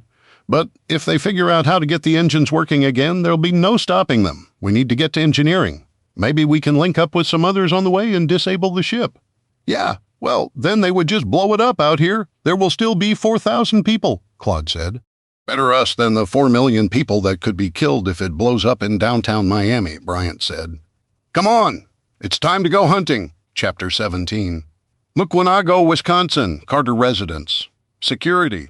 If the emergency lasts long enough, at some point strangers will probably come to the door looking for food. There are 2 options. Give them supplies and hope they go away, or give them nothing and hope they go away. Both choices have benefits and disadvantages, which will be outlined in this section. Above all, you must prioritize the safety of people already in the house. Anything given to strangers must therefore be taken from those in the house. Each choice is a matter balanced between morals and necessity. There's only one option, however, guaranteed to protect those inside the house. Sierra sighed, snuggled up in one of her brother's sleeping bags as she lay on the floor by the fireplace. Jack's fire crackled away merrily, producing plenty of heat for everyone. Her nephew was in the recliner, hands behind his head, stretched out and eyes closed as he listened to music on his headphones. Hadley lay in a kid-sized sleeping bag next to Sierra, using the firelight to read a section from the binder. Sierra had cautioned Jack against using the precious battery in his phone for frivolous things like listening to music without electricity. Once the phone was dead, it would be nothing more than an expensive paperweight. But her nephew had surprised her again by producing a small solar charger. He said he used to take camping. "I'll just charge it tomorrow if I run out of battery. It's not like this thing is going to do us any good with all the cell towers down. All I can do is take pictures and listen to music." Sierra smiled. She supposed letting him escape their new reality through music wasn't the worst thing in the world. They'd eaten a cobbled-together dinner from all the leftovers in the fridge. Cold cuts, cold pizza, sandwiches, and steak and vegetables from the previous night's dinner. They only found one cast-iron pot in the kitchen, though. So after the time-consuming process of heating up the steak and vegetables separately in the fireplace, Jack grew impatient and ate the pizza cold. Hadley made her famous s'mores, roasting them fully assembled in the fireplace, and they'd all had their fill of cold, clear water from the sink before settling in for the night. When darkness fell, it dropped like a blanket over the snow-covered world outside the house. The world was inky black, and every time the house creaked or a floorboard popped, Sierra twitched. She half expected post-apocalyptic marauders to show up on their doorstep. After reading through the binder section on securing the house, Sierra's imagination was starting to get the best of her. "You sure your dad doesn't have any guns?" Sierra asked Hadley, eyeing Jack as he lay on the chair. Without looking up, the teenaged girl nodded her head. "Dad's got a gun safe in the basement, but only Mom and him know the combination." "Can I see that?" Sierra asked, reaching for the binder. "Sure," Hadley said and slid it over. "What are you looking for?" she asked as Sierra started flipping through pages. "That section on weapons. I want to see if your dad left instructions on how to open the safe." "I thought you were against guns," Hadley asked with a smile. "I am, but—" Sierra sighed in exasperation, placing her hands on the binder, looking at Hadley. "I just want to be ready, you know. I have a huge responsibility here to make sure you and your brother get through this safely. I just want to make sure I have all the tools I need to do that, okay? So would you shoot someone to protect us?" Hadley asked. Sierra replied, "I mean, that's a hard question. I guess it would depend on the circumstances. Like, are we talking people are trying to kill you right now, or is somebody just trying to steal our food? Isn't that the same thing?" Jack asked from the recliner, holding one headphone away from his ear. "Would you kill somebody to protect us?" Hadley asked her brother. "Yes," he said without hesitation. "Hads, you guys are the only family I have." "Mom and Dad," began his sister. "Aren't here," he interrupted. "And we have no proof that they're ever coming back. I want to believe just as much as you do that they're okay somewhere out there in the ocean and weren't part of the explosion in Miami, but let's be real. What happens if they are okay? Then they come home," Hadley said. "Duh," Jack shook his head sadly. "You saw the same thing I saw on the news. Hads, New York, L.A., Seattle, Denver, Chicago, Miami. All these big cities are under attack. Who's to say smaller cities aren't under attack, too?" "What are you talking about?" Sierra demanded. "If Mom and Dad do make it back to land," Jack explained, "they're going to have to figure out how to get back to us through all those burning cities. That's half the country, Hads. A country of absolute chaos right now, and that was before the power went out." "We don't know if things are still getting worse, Jack." "I think that's enough," Sierra said gently. "How can you say that?" Hadley breathed. "I think the question is, how can we not say that?" Jack snapped. "I've been thinking." "There's a first," Hadley muttered. Sierra put a hand on her arm and silenced her. "Go on, Jack," Sierra said. "The binder is great and all, but I think all of us, me too, are thinking about this like it's not real. Like it's not real." "Bruh, this is as real as it gets," Hadley said, her eyes shining in the firelight. "You think this is a dream or something?" "We're thinking like it's not going to get any worse," Jack retorted. "There has to be an end, right? But what if there isn't? What if this is just the beginning?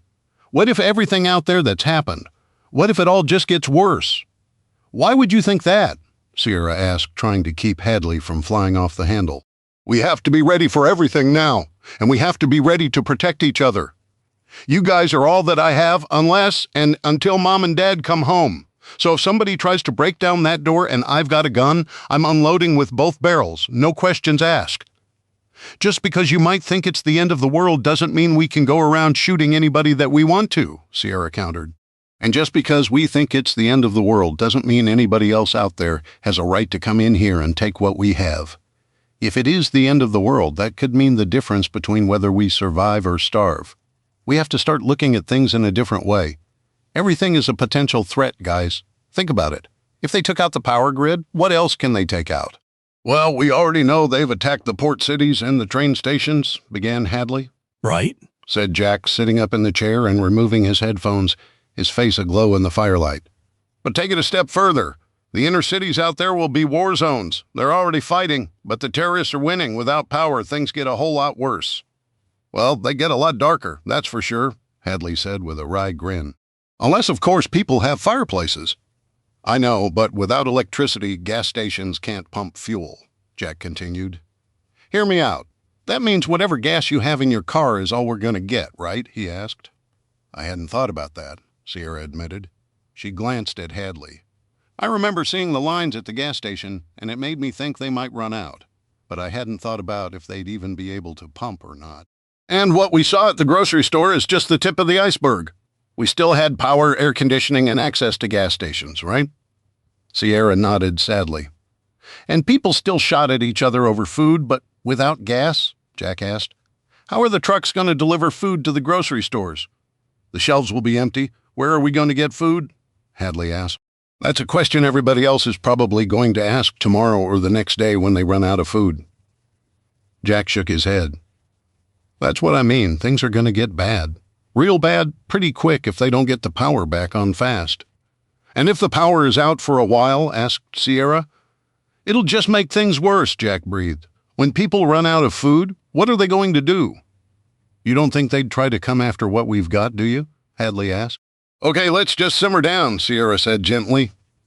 "I can't think about this right now. I'm going to have nightmares as it is."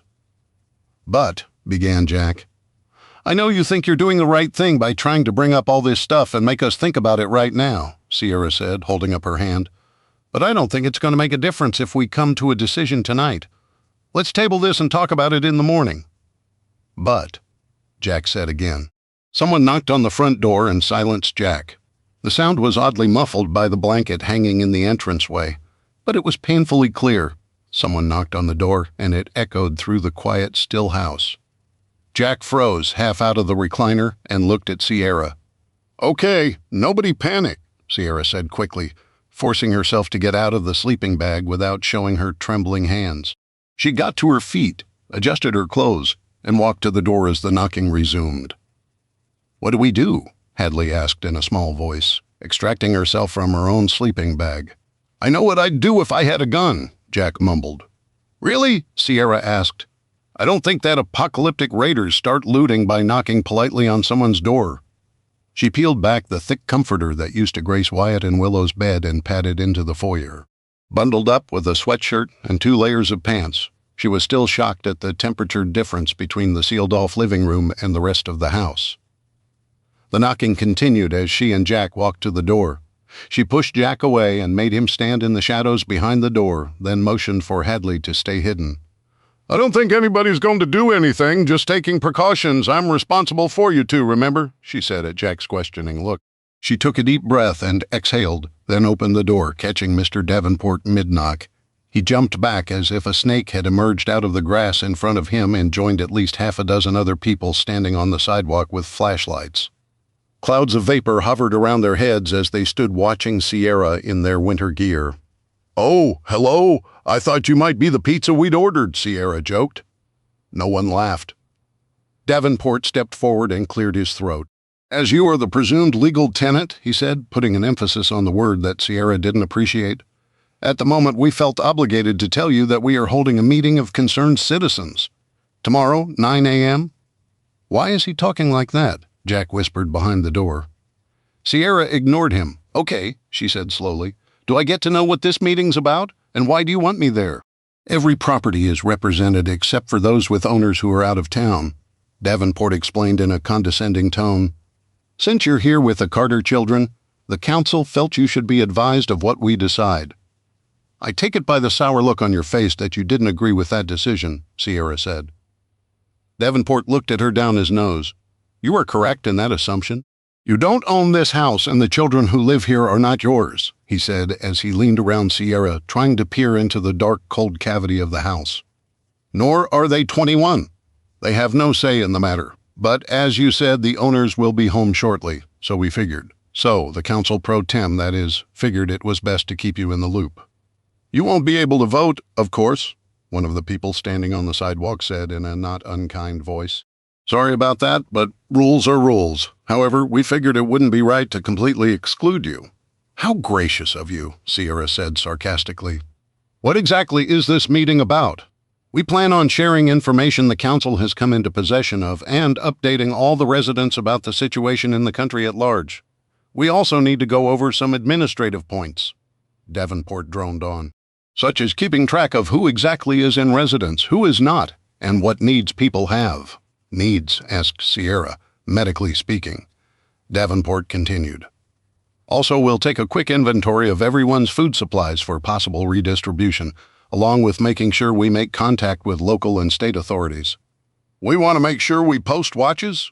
Wait a minute. You want to know how much food we have? Sierra asked. Well, yes, Davenport said. All this will be gone over at the meeting tomorrow. Remember, 9 a.m., he said, backing away. You wait a minute, I have some questions, Sierra began. My dear, it's cold out here, Davenport protested. We still have several houses we need to visit. Bring your questions to the meeting tomorrow, I promise. Your questions will be heard, though you won't have voting rights, of course, he added. Oh, of course, Sierra agreed sourly as they disappeared into the darkness. Their flashlights cut through the darkness like swords as they worked their way down the street. She waited until their murmured conversation and the crunch of their boots on snow faded into the background silence of the night, then shut the door. Boy, that didn't sound good, Jack said. Where did you get that bat? Sierra asked as she locked the door and stepped back. Hadley, standing in the doorway, standing into the living room entranceway, had peeled back just enough of the blanket to allow a beam of light from the fire to illuminate Jack. He stepped out of the corner, gripping a well-used baseball bat. I play football in the fall and baseball in the spring, second base, he said, striking a batter's pose. I know it's not much, he added, looking down at the Louisville Slugger in his hands. But if that was somebody out there up to no good, I wasn't going down without a fight. Thank you, Sierra said, smiling as Jack's face lit up. Now come on, it's cold and I want to get back into the living room. They were almost at the blanket door when they both heard a noise from down the hall, toward the master bedroom, the rattle of a doorknob. Hadley, Sierra called. Are you down there? Her niece's head appeared in the living room, peeking around the corner, silhouetted by the fire in the background. Yeah!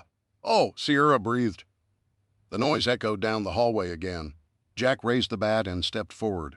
Showtime! What are you doing? Sierra hissed as Jack rushed down the hallway ahead of her. I'm not letting them break in, Jack yelled. Not without a fight, you hear me? He hollered toward the master bedroom. What is it? Hadley asked, emerging from the living room. I need a flashlight, Sierra snapped. Here, Hadley said, pulling a small flashlight out of her pocket and tossing it to Sierra. Now, get back in the living room, sweetie. Go, Sierra ordered, then turned and chased after Jack. Yeah, we hear you out there, Jack roared. You come through that door and I'll make you wish you were never born. Sierra ran to the patio door and shined the flashlight through the glass. A bearded man wearing a dark camouflage jacket and jeans looked up from fiddling with the door lock, startled at the blinding light that hit him in the face. He staggered back, dropping something in the snow at his feet, then turned, tripping over a snow-covered chair on the patio. Jack hooted in derision as the man clambered to his feet and rushed off, lumbering awkwardly through the ankle-deep snow in the backyard. Jack opened the door a crack. And don't come back. What did he drop? Hadley asked as she appeared next to Sierra. Sierra squeaked in surprise and almost dropped the flashlight. Don't do that. You almost gave me a heart attack. What are you doing out here anyway? I told you to stay in the living room. If somebody broke in and killed you two, I didn't want to be in there by myself, just to wait to die, the teenager said bluntly. Sierra was at a loss for words. Sadness filled her soul as tears filled her eyes. That a girl so young could casually talk about death was a sign of how far things had gone in just one day. The world had changed, and not for the better. Sierra put a hand out and touched Hadley's shoulder to impart at least a little comfort. What did he drop? Hadley repeated, pointing at the patio door and ignoring Sierra's hand. Sierra wiped her face and angled the light down. Jack opened the door wider, and after glancing around to make sure he wouldn't be ambushed, put a foot in the snow and reached out to grab the dark object. It's a crowbar, he said as he pulled it back inside and shut the door, stomping his foot to remove the snow from his sock. He was going to break in with a crowbar, Hadley asked, reaching for the cold black piece of steel. I'm just happy he didn't have something better, Jack said, looking down at the baseball bat in his hands. I'm happy he didn't have something worse, Sierra replied. Like a gun. I think we need to figure out how to get into Dad's gun safe, Jack said. Sierra sighed, looking at the length of steel in Hadley's hands. As much as I hate to admit it, you might not be wrong. So, after everything, you still want to wait till tomorrow? Jack asked. I mean, to start getting serious? Sierra shined the light on her nephew, standing tall and proud, his wide shoulders strong with youth and enthusiasm. He held the bat casually toward the floor, leaning on it like a cane. Yeah, I think it's time we got serious. We got really lucky with this, guys, Sierra said, nodding toward the door. We also got caught off guard. I don't want that to happen again. Chapter 18, M. Vors Vave, Emperor of the Seas, off the coast of Miami, Florida. They were almost to engineering when the fighting started. Bryant, Marlon, and Claude, being security personnel on the ship, knew the secret passages and fastest routes to make it to the interior of the ship undetected. They'd barely avoided a patrol, a pair of heavily armed, bickering terrorists, and worked their way 3 decks lower toward the middle of the ship. They'd cautioned people already in their cabins to stay put as doors opened and the curious emerged at their passing, so it was more than just surprising to Wyatt when the quartet made it to the main engineering deck only to hear gunfire. And a lot of it come from the other side of the ship. Somebody's having a party, Bryant said, checking the corridor ahead of them. We're clear up here. How do we look back there? All good, Claude replied from the rear of the group. Sounds like all the fighting's on the other side of the ship. What are they doing other than wasting a lot of ammo? Asked Bryant. You don't think they're shooting the hostages, do you? Wyatt asked, his voice cracking. That doesn't mesh with what they're planning to do, according to our new friend, Claude said. All right, we need to split up, Bryant ordered. I don't like hearing that much shooting and not knowing what's happening, Marlon. You check it out. Wyatt, he said, turning away from the other security officers. That corridor right there will take you to an exterior door, he said, pointing left. Be careful. It's a hatch used for monitoring cargo loading and offloading. There's no balcony or anything. It just opens to the outside. Go see what's out there. Marlon will do the same from the other side, he added, looking at Marlon. What are you going to do? Wyatt asked. Me and Claude are going to breach main engineering. There's only 2 ways in and out of the entire department. That door there, he said, pointing across the narrow corridor. And another one just like it on the opposite side. Engineering is like a cathedral. A lot of open space in there, much more than the rest of the ship, at least on the inside. We go in these doors, and nobody else is getting through here. Can you 2 secure it all by yourselves? Marlon asked, eyebrows raised. No, Bryant admitted. But we can at least sneak in undetected. Once the shooting starts, we'll need you to come up behind us, assuming the terrorists have men in there. We'll draw their attention, and you'll be able to give us some cover by taking them out from behind. You're putting a lot of faith in us, Marlon warned, nodding toward Wyatt. How many do you think are in there? Wyatt asked, adjusting the grip on his weapon. I don't think there's going to be that many, but probably a few. After all, the ship's drifting? What do you mean? Asked Wyatt. How else could the ship just stop? Asked Claude. Yeah, they're probably already in there, Marlon said. No, I think, Grandpierre. He stops the ship from the bridge, Claude said with his odd French accent. You think the old man got to it that fast? Bryant asked. Old man got to what? Wyatt asked. Bryant turned to him and grimaced. The captain, there's a kill switch on the bridge. He can lock out the controls, including engineering. If there's a hostile boarding, like pirates or terrorists, the captain is supposed to lock out the controls. Ideally, he'd still be safe in the bridge, and then the bad guys don't get control of everything. But if they breach the bridge, about the only thing he can do is shut off the engines, Marlon said. Dead in the water, said Claude, looking at his feet. So, we're trying to turn the engines back on? Wyatt asked. Maybe, Bryant replied slowly. He shrugged. If we find a little more information, we'll be able to tell if the engines have been locked out from the bridge or not. If they have, maybe we'll just permanently disable them. So if they force the captain to release control of the ship, Wyatt prompted. They still will not drive this thing into Miami, Claude said. Bon, let's go. The security team split up, Marlon heading down the corridor toward the far side of the ship, and Bryant and Claude taking the hatches on either side of engineering. Wyatt was alone, standing in the corridor looking at his cargo hatch on the port side of the ship. Good luck, Wyatt said as Bryant trotted for the starboard hatch. You too, remember? If you hear gunfire, you better come running. Okay, Wyatt said. He turned and walked across the corridor to the exterior hatch. Now I just need to figure out how to open this thing, he muttered. Shouldering his rifle, Wyatt stood before the large white hatch and placed his hands on a big locking wheel. A lever was attached to the wheel, painted red and pointed at an angle toward the deck.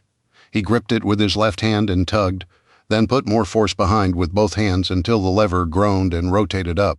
On the other side of the hatch, a pair of thick metal rods retracted from the top and bottom, unlocking the portal. The wheel then spun easily on well-lubricated bearings, and Wyatt rotated it about 5 times until he could force the door open. Bryant hadn't been kidding. The hatch opened to absolutely nothing but empty air. Ruth-tinted twilight had faded to dark with the oncoming storm almost on top of them. Through the fading light, Wyatt spotted sheets of rain falling in the distance.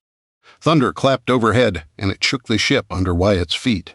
He stuck his head through the hatch, keeping a secure grip on the handrail inside the curved rim, and peered left and right. Nothing but wind-tossed, choppy water in either direction. The heavy gunfire continued to echo around the ship, but he couldn't tell who was fighting. The only thing he saw was empty, storm-tossed whitecaps and the occasional seabird flashing by in the rising wind. He glanced back down the corridor, a straight shot all the way to the other side of the ship, just in time to see a box of light appear when Marlin opened the matching hatch on the starboard side. Gunfire echoed down the corridor, much louder than what Wyatt had heard from his side. The fighting was definitely on that side of the ship. A deep boom echoed through the ship, and the sound wrapped around to Wyatt's side. He heard a splash, and a jet of water rose toward the rear of the ship. Wyatt watched as the sea foam fell from at least 20 or 30 feet up, then cascaded back to the unruly surface. Gunfire continued, and another boom sounded from the far side of the ship. A second gout of water, much closer to the stern, exploded into the air. Wyatt turned and rushed back toward engineering as Marlin skidded to a stop in front of him. "It's the Coast Guard," Marlin blurted. "The terrorists are shooting at a big cutter out there, and the coasties fired a couple shots with their deck gun." "I saw," Wyatt said. "It looked like somebody was shooting cannonballs at us." "Almost, but something doesn't make sense. The terrorists are all lined up on the railing, pouring fire into the cutter. The coasties are shooting back with 50 cals, but I don't think they're hitting us." Wyatt was about to speak when he heard the distinctive whine of an outboard motor. "What's that?" he asked, moving back to the hatch. Marlin slipped in front of Wyatt and stuck his head out of the open hatch. "It's a Zodiac Coast Guard sending a boarding party."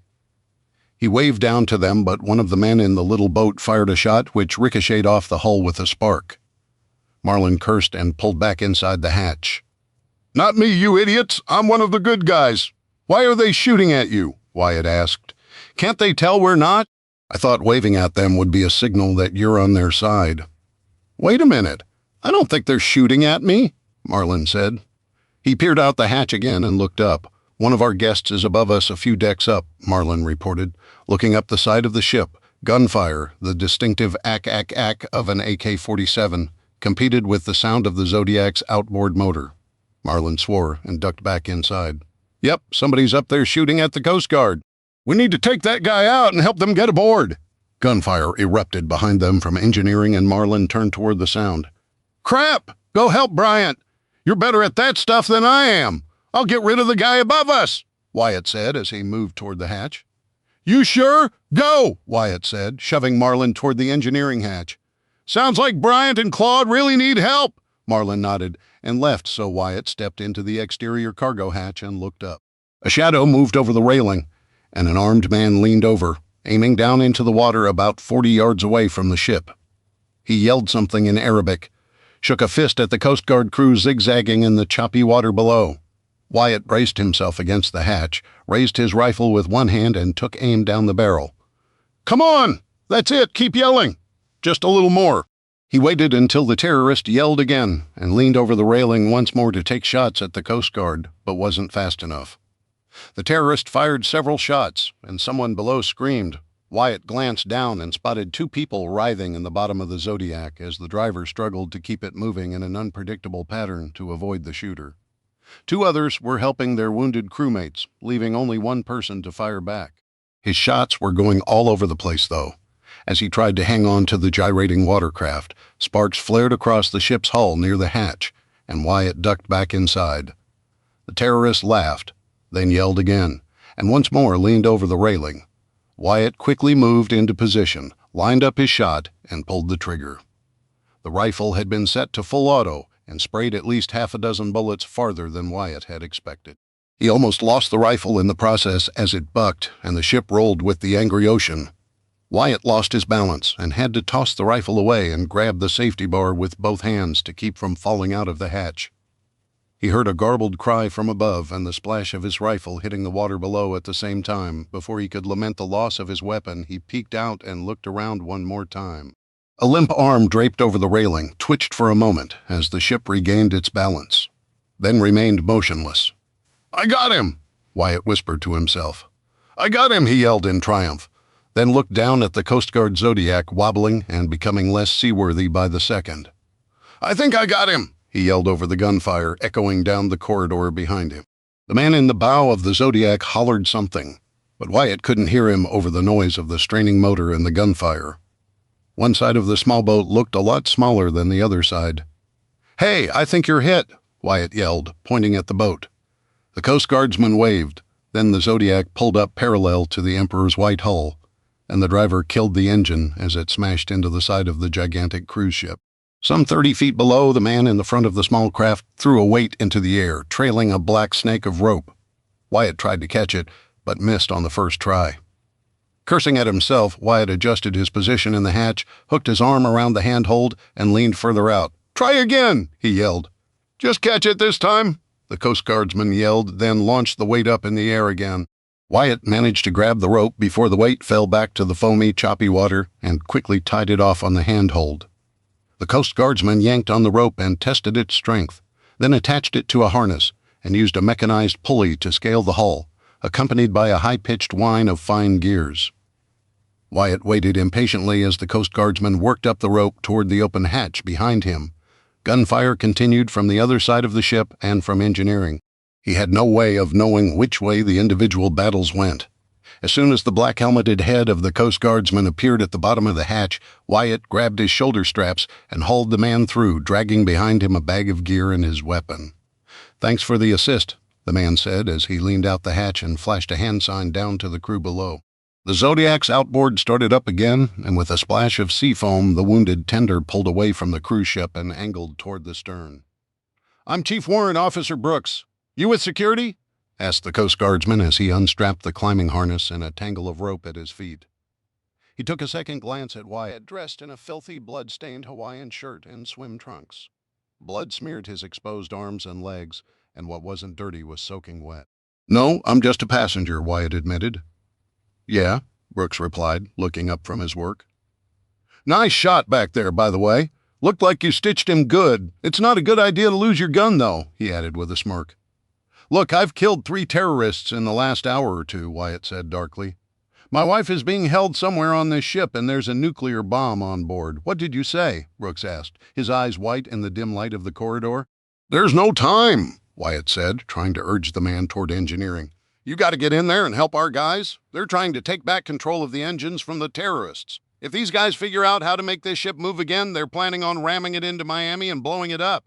They're trying to do the same thing they did in Los Angeles and Seattle," Brooks said.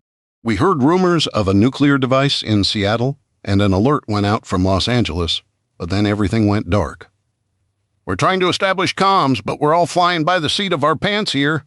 He grabbed his radio and relayed the information to his ship, then turned to Wyatt.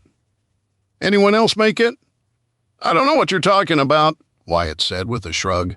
"You're the only person I've seen who wasn't already on board." Once unencumbered from the climbing harness, rope, and a bag of gear, Brooks shed his life jacket and grabbed his rifle. "Where's engineering?" Wyatt led him to the corner and pointed at the open hatch. Light flickered inside in time with gunshots. "We have 2 good guys in there. The rest are terrorists. Any idea who they are?" "We know at least one of them was Lebanese. That's all I know." "Nobody seems to speak English. Our guys do, though," Wyatt added. "Copy that," Brooks said, then rushed toward the hatch. Several gunshots echoed from the opposite end of the hallway, immediately followed by a shout of surprise. Wyatt watched in horror as blossoms of red exploded up the guardsman's back. He staggered forward with a gasp, fell against the open hatch, and slid to the floor, leaving a smear of red in his wake. A terrorist rushed forward, yelling abuse at the body on the floor. He shot 2 more times, once to the back of the man's helmeted head to ensure he was dead. As he pulled the trigger a 3rd time, however, the gun jammed with a soft click. Muttering to himself, he shook the weapon and pulled back on the charging handle, but nothing helped. Shaking it in anger, he began yelling into the open hatch to alert his comrades. "Not today," Wyatt growled. He'd seen people captured, shot, and killed at the hands of the terrorists, innocent passengers, all. But now when someone finally came to the rescue, they'd been gunned down in the back like a dog. Wyatt channeled his anger and charged forward, roaring. He slammed into the terrorist from behind, throwing him face first into the same hatch against which the Coast Guardsman had died. The terrorist's head cracked on the hard metal, and he fell to the floor, slipping on the blood he had spilt. Wyatt immediately pounced on the injured thug and landed a blow to the side of his head with a fist. Then he ripped the rifle from the man's weak grasp and stepped back. The terrorist opened his eyes and wiped his face, then yelled something at Wyatt and reached his hand out, as if expecting his weapon to be returned. Wyatt pulled the trigger and shot him point blank. When the echo had died along with the terrorist, Wyatt turned and dropped the gun, throwing up around the corner. Behind him, the gunfire seemed to have abated from engineering, or perhaps it was the ringing in Wyatt's ears. Either way, he got to his feet and wiped his mouth, leaning against the wall. Footsteps sounded down the corridor, and he scrambled to grab the weapon he'd just used to execute a man, then spun and aimed it at a startled man who threw his hands up and skidded to a stop. He wore a gray, oil-stained jumpsuit and had blood on the side of his head. "Whoa! Don't shoot! Who are you?" Wyatt demanded. "Are you one of them?" the man replied with a soft German accent. "I asked you first, and I'm the one with the gun," Wyatt said, emphasizing the weapon in his hands. "Fair enough. My name is Hans Weber. I'm Deputy Director of Engineering." "Oh, good," Wyatt said as he sighed and slumped against the wall. He lowered the gun and nodded toward the open hatch that led into engineering. "A couple of good guys made it in there. They're trying to clear out the terrorists, but they could probably use your help. They better be careful," the German said, frowning. "If they damage the generators, we'll never get her moving again." Just then, Bryant emerged from the engineering hatch, bloodied and limping but smiling, his teeth white through the red smeared on his face. "That was fun," he said, then coughed and spit to the side, leaving a new bloody mark on the deck. He noticed the two bodies on the floor and looked up at Wyatt. "Someone's been busy? Terrorist? Coast Guard?" Wyatt said, pointing at the bodies in turn. "Yeah," Marlin told me. "The Coasties arrived. Looks like it was pretty vicious out there." "It's not anymore," Wyatt said. "Listen, is engineering secured?" Weber asked. "I need to make sure the generators have not been damaged." "Who's your friend?" Bryant asked, not taking his eyes off the newcomer. "This is Weber. He says he is with the crew." "Oh yeah, I recognize that name. Bryant, is that you?" Weber asked, as he stepped closer to the wounded security officer. "Good grief, man. You need to get to sick bay." "I would. If terrorists weren't crawling all over it like they are the rest of the ship. Get in there and help Marlin and Claude. Don't worry, the bad guys are all dead. We gotta lock down engineering." Wyatt took a knee next to the gear bag Brooks had dropped. He unzipped the waterproof bag and pulled back some straps, then opened it further to reveal a cache of food supplies, weapons, and ammunition. "Whoa!" he breathed, backing away from the bag. "That's a lot of firepower. Thank you, Santa Claus," Bryant said with a laugh. He looked up at Weber. "You know how to shoot?" "Not really, but I can probably never mind here," Bryant said, pulling out a pistol and a pack of ammo. He handed those to Wyatt instead, then zipped up the bag and kicked it along the floor to Weber. "Get that inside and tell Claude to meet me out here." "What will you do?" Weber asked. "Don't worry about me. You guys need to seal these doors. You have to maintain control of engineering. There's enough food and water in that bag to survive a couple days if you guys get really hungry. We have some supplies already stashed in engineering. Good. Whatever you do, don't open these doors," Bryant ordered. "We can't let these guys get the ship any closer to Miami." Weber nodded and grabbed the bag, then moved through the hatch. Wyatt pulled the bodies away and shut the hatch after him. A moment later, Claude appeared down the hallway, also limping, but not quite as covered in blood as Bryant. "Hey, mes amis, you good here?" "I've had worse," Bryant replied. "Starboard side secured?" "Oui, I met Weber. He said he gonna disable it from the inside." Bryant leaned against the wall and closed his eyes, tilting his head back. "Good. We should probably get out of here, right?" Wyatt asked. He glanced down at the pistol in his hand and pulled back the slide to make sure there was a round in the chamber. "Yeah," Claude said. "It will not be long before those guys show up here wondering what went wrong." "You're right. As much as I'd like to be a fly on the wall and see what happens, we need to beat feet. This corridor is fixin' to get hot." Marlin emerged from engineering and slammed the hatch shut. He slapped the heavy metal door and looked down at the bodies. "Someone been busy up here?" "Soldier boy over there," said Bryant, tilting his head in Wyatt's direction. Marlin joined the group and gave Wyatt a sloppy salute. "Well done, my man." Weber done sealed himself inside. "I think we are all good here." "Where to next, then?" Wyatt asked. "We need to establish contact with the bridge crew or anybody else in the chain of command," Bryant said. "For that we need radios," Marlin suggested. "Don't we have a radio you took off that guy?" Wyatt asked Claude.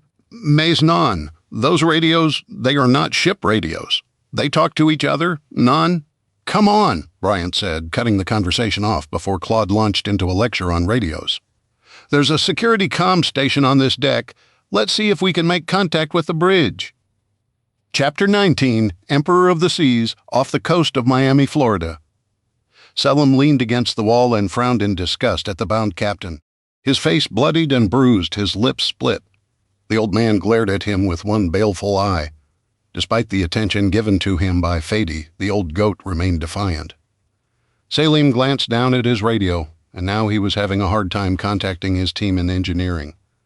The Russians had promised they'd be able to start the ship moving again, and then there'd been a garbled transmission from the team he sent to help. "Yusef? What did he say?" Selim asked, glancing at his trigger-happy lieutenant wiping the blood off his hands. "I don't know. It sounded something like intruders, but that makes little sense." He shrugged one shoulder. Then again, Nabil was always one to exaggerate, exaggeration or not. Now he's not answering me. Selim growled. He brought the radio to his mouth and pressed the transmit button again. "Nabil, come in!" Nothing but static greeted his ears. Sighing, he clipped the radio to his belt and turned away from the defiant captain. Continuing in Syrian, Selim gestured at the group of captives. "Pick one! Drag him forward and shoot him if the captain doesn't give us the codes by your command," Yusef said. He threw his bloodied rag on the ground and walked over to the hostages. Under Selim's watchful gaze, Yusef grabbed one of the younger men at the front of the group and, ignoring his pathetic protests, dragged him across the bridge to the captain. "If you do not give me the codes," Selim began, before he was cut off by the loud report of a gunshot. The hostage Yusef had brought before the captain collapsed with a moan, leaking blood at the old man's feet. The young man twitched and coughed as he died, asking for his mother. "You were supposed to wait for me to demand the codes?" Selim hissed in Syrian. "You said to kill him," Yusef replied with a blank expression on his face. "If you wanted me to wait, perhaps you should have told me to wait. You're making us look foolish," Selim growled. "No, this old man is making us look foolish. Let me cut off one of his fingers," Yusef pleaded. Selim made a dismissive noise and angrily jerked his hand as if batting away a foul odor. "Throw this body overboard and grab another one. This time, wait for me to demand the codes." "I know what you want, and I won't give it to you," the captain said, then spat a glob of bloody spittle at Selim's feet. Selim ignored him and looked out the expansive forward windows. His gaze swept over the bow of the massive ship toward the smoke-shrouded coastline in the distance. His brothers had done their part of the job and had done it well. The coastline burned. He glanced at his watch and frowned again. They were already several hours behind schedule. By now, assuming all went well, the other teams would have already attacked the ports on the western coast. It was embarrassing, really. Selim had the most senior of all the teams, yet here they sat, impotent, floating just out of reach of land. The nuclear device they'd worked on and planned so long to bring aboard sat uselessly in the belly of the monstrous ship. He turned away from the screen in disgust and made an angry noise, sucking air between his teeth outside. An ominous wall of storm clouds was almost upon them. Perfect. In another few moments, he'd have to deal with the squall line, as well as the recalcitrant captain, utterly incompetent comrades, and the missing scientist. The pressures of leadership weighed heavily on his shoulders, like an abandoned Russian tank. Thinking of the Russians made Selim's head hurt. He closed his eyes momentarily and pinched the bridge of his nose. What had he ever done to deserve such punishment? The Russians were worse than the Iranians. The portside bridge hatch opened one more time with a clang and a blast of chilly air blew inside. "Where are the Russians?" Selim demanded without opening his eyes. Perhaps Yusef knew that, even if he didn't know how to properly intimidate a hostage. "Here," a deep voice said in a horrible approximation of a Syrian accent. Selim's eyes snapped open, and he turned to find Igor Grigorovich standing before him. The soulless, ice-blue eyes of the Russian Special Forces operator stared back at him, devoid of any emotion. "Your plan has failed," the insolent man reported. "It has failed when I say it has failed," Selim snapped in Russian. That was far better than his erstwhile companion's attempt at Syrian. The Russian laughed in his face and turned to inspect the hostages. They cowered away from his imposing figure, a good head taller than any of Selim's men, and wider as well. The Russian was indeed a giant of a man, well-muscled and toned like many of his troops. He bragged often on the long journey to the Caribbean about how strenuous the physical training was in the Russian Special Forces. Selim had argued at first. The Al-Qaeda training camps he'd attended in the Iraqi desert were no laughing matter. But in the end, after seeing the Russian defeat a Grand Cayman police officer in hand-to-hand combat with 3 simple moves, Selim had grudgingly admitted the Russians likely knew how to fight better. Selim ground his teeth in silence. That didn't mean they got to walk all over his authority, however. "You need to make use of the hostages more," Grigorovich grumbled. "Or turn the captain over to me," the Russian added, shining his soulless gaze back to Selim. There was an underlying warning in the man's words. He'd delivered an ultimatum without saying it out loud. "Get things back on track, or I will." "We have shifted to Plan B," Selim explained, feeling the heat of shame on his face as he admitted his failure. Then the anger returned. Why should he feel the need to explain himself to a Russian? Grigorovich clucked his tongue and shook his head. "So soon? Perhaps I should send my engineer for you." "That is being handled," Selim replied stiffly. "And what of Dr. Kravchenko?" the Russian asked. "Is he ready?" Selim watched the man in silence as he fiddled with the locked-out controls on the communications panel. "The equipment on this ship, it is impressive, better than most Russian warships," he said sadly. "And these fools wasted on leisure. Kravchenko is missing." "Missing on a boat?" Grigorovich asked, locking eyes with Selim. "Sloppy, he's one of yours, isn't he?" "Find him." Selim snapped. The Russian was infuriating. Not only was Grigorovich showing a lack of respect to Selim in front of his own men, but he implied he could do a better job with every breath he took. Did he not understand the pressures Selim faced? "Whatever you say," Grigorovich said flippantly. "Boss," Selim frowned again with the threats. "Fear not, if we cannot find your scientist," Selim said, unable to resist the dig. "When my men get the engines working on this deplorable beast of a ship, we shall drive it straight into downtown Miami."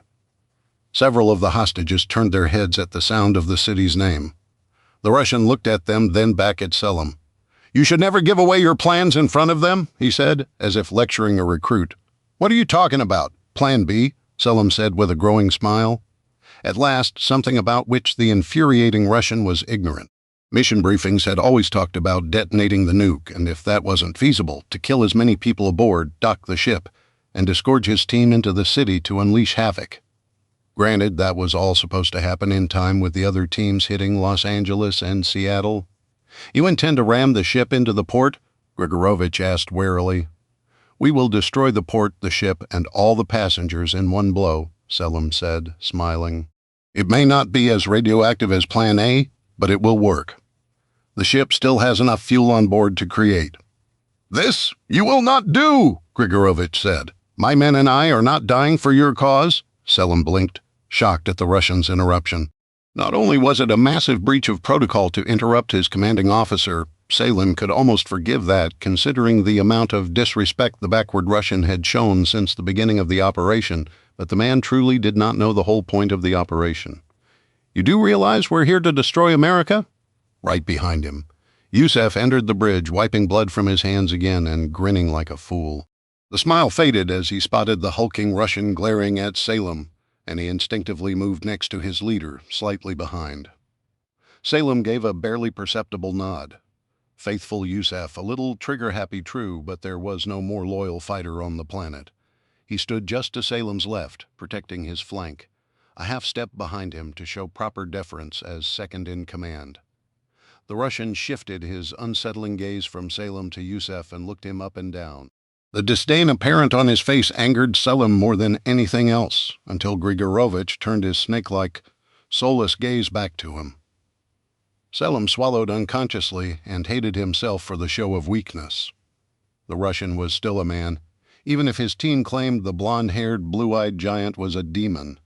"My men will not die for your cause," the Russian repeated. "We share a common cause, comrade," Selim said evenly.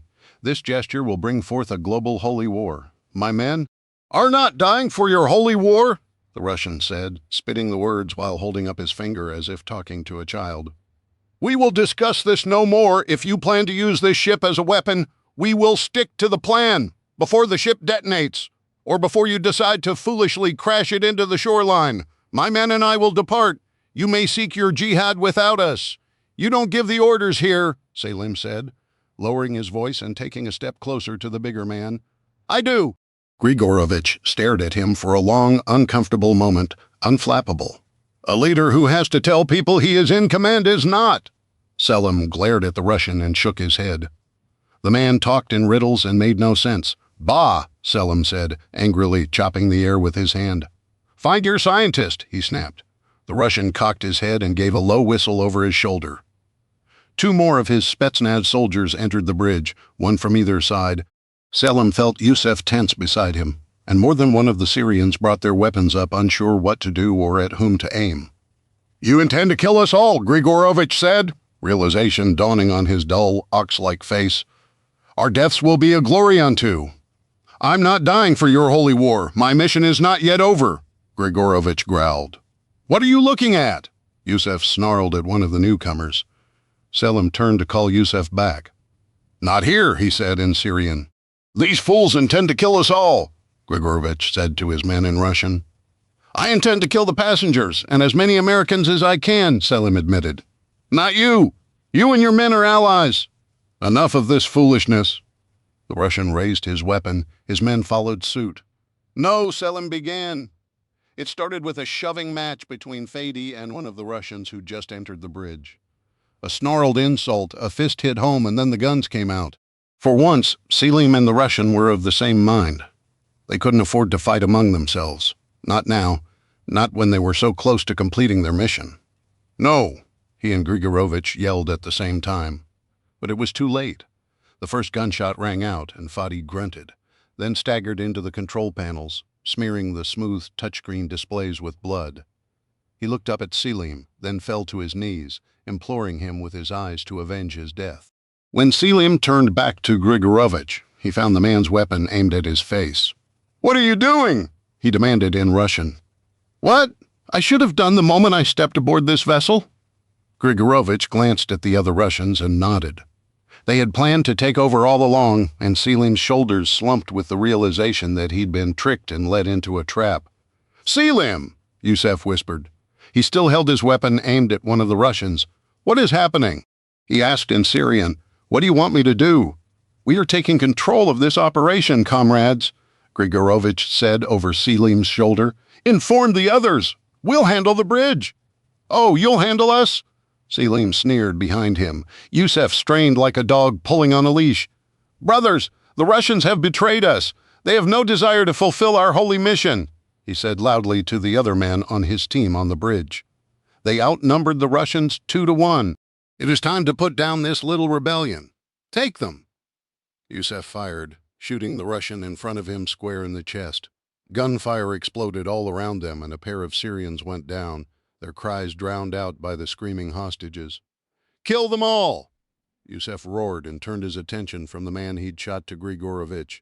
Selim opened his mouth to warn him the man he'd shot wasn't dead, but he wasn't fast enough. The Russian had staggered back when shot, but regained his balance, and, quick as a snake, a knife flashed through the air. Yusef jerked and blinked at Selim. He reached up his free hand and touched the knife blade that had emerged from his throat. He glanced down at the bright crimson blood that coated his hand, then sat on the control panels, his breath coming as a soft wheeze. Selim couldn't help his lieutenant as Grigorovich attacked, shooting one of the men guarding the hostages, his weapon sounding like a cannon in Selim's ear. He flinched, throwing off his own aim, and Grigorovich grabbed his wounded comrade. "Regroup!" Grigorovich bellowed over the gunfire. "Yusef!" Selim yelled, rushing to his faithful warrior's side as the Russians disappeared as fast as they had appeared. In their wake, they left 2 dead hostages and 3 dead Syrians. Selim grabbed Yusef's arm and pulled him upright from his position on the communications desk. A pool of dark blood shorted out most of the screens and dripped onto the deck. Selim lowered the body with a sigh and looked at the open hatch. Grigorovich had gone through outside. A peal of thunder rumbled, shaking the bridge. The storm was on them.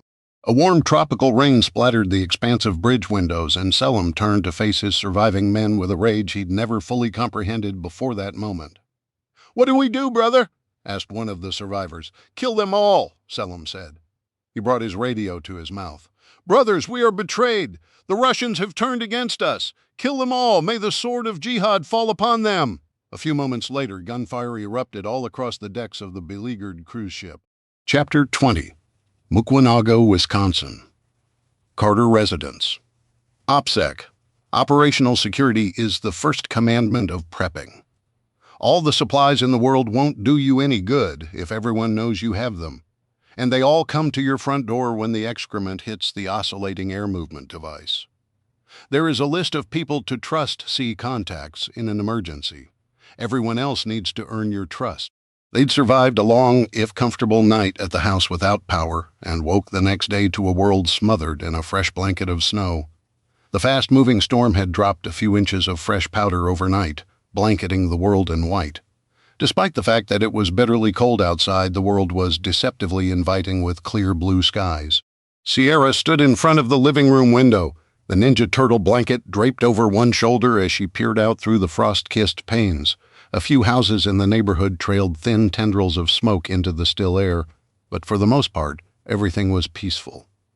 The post-snow world was undisturbed by snowplows, and only a few crisscrossed animal tracks belied any kind of movement at all during the early winter's night.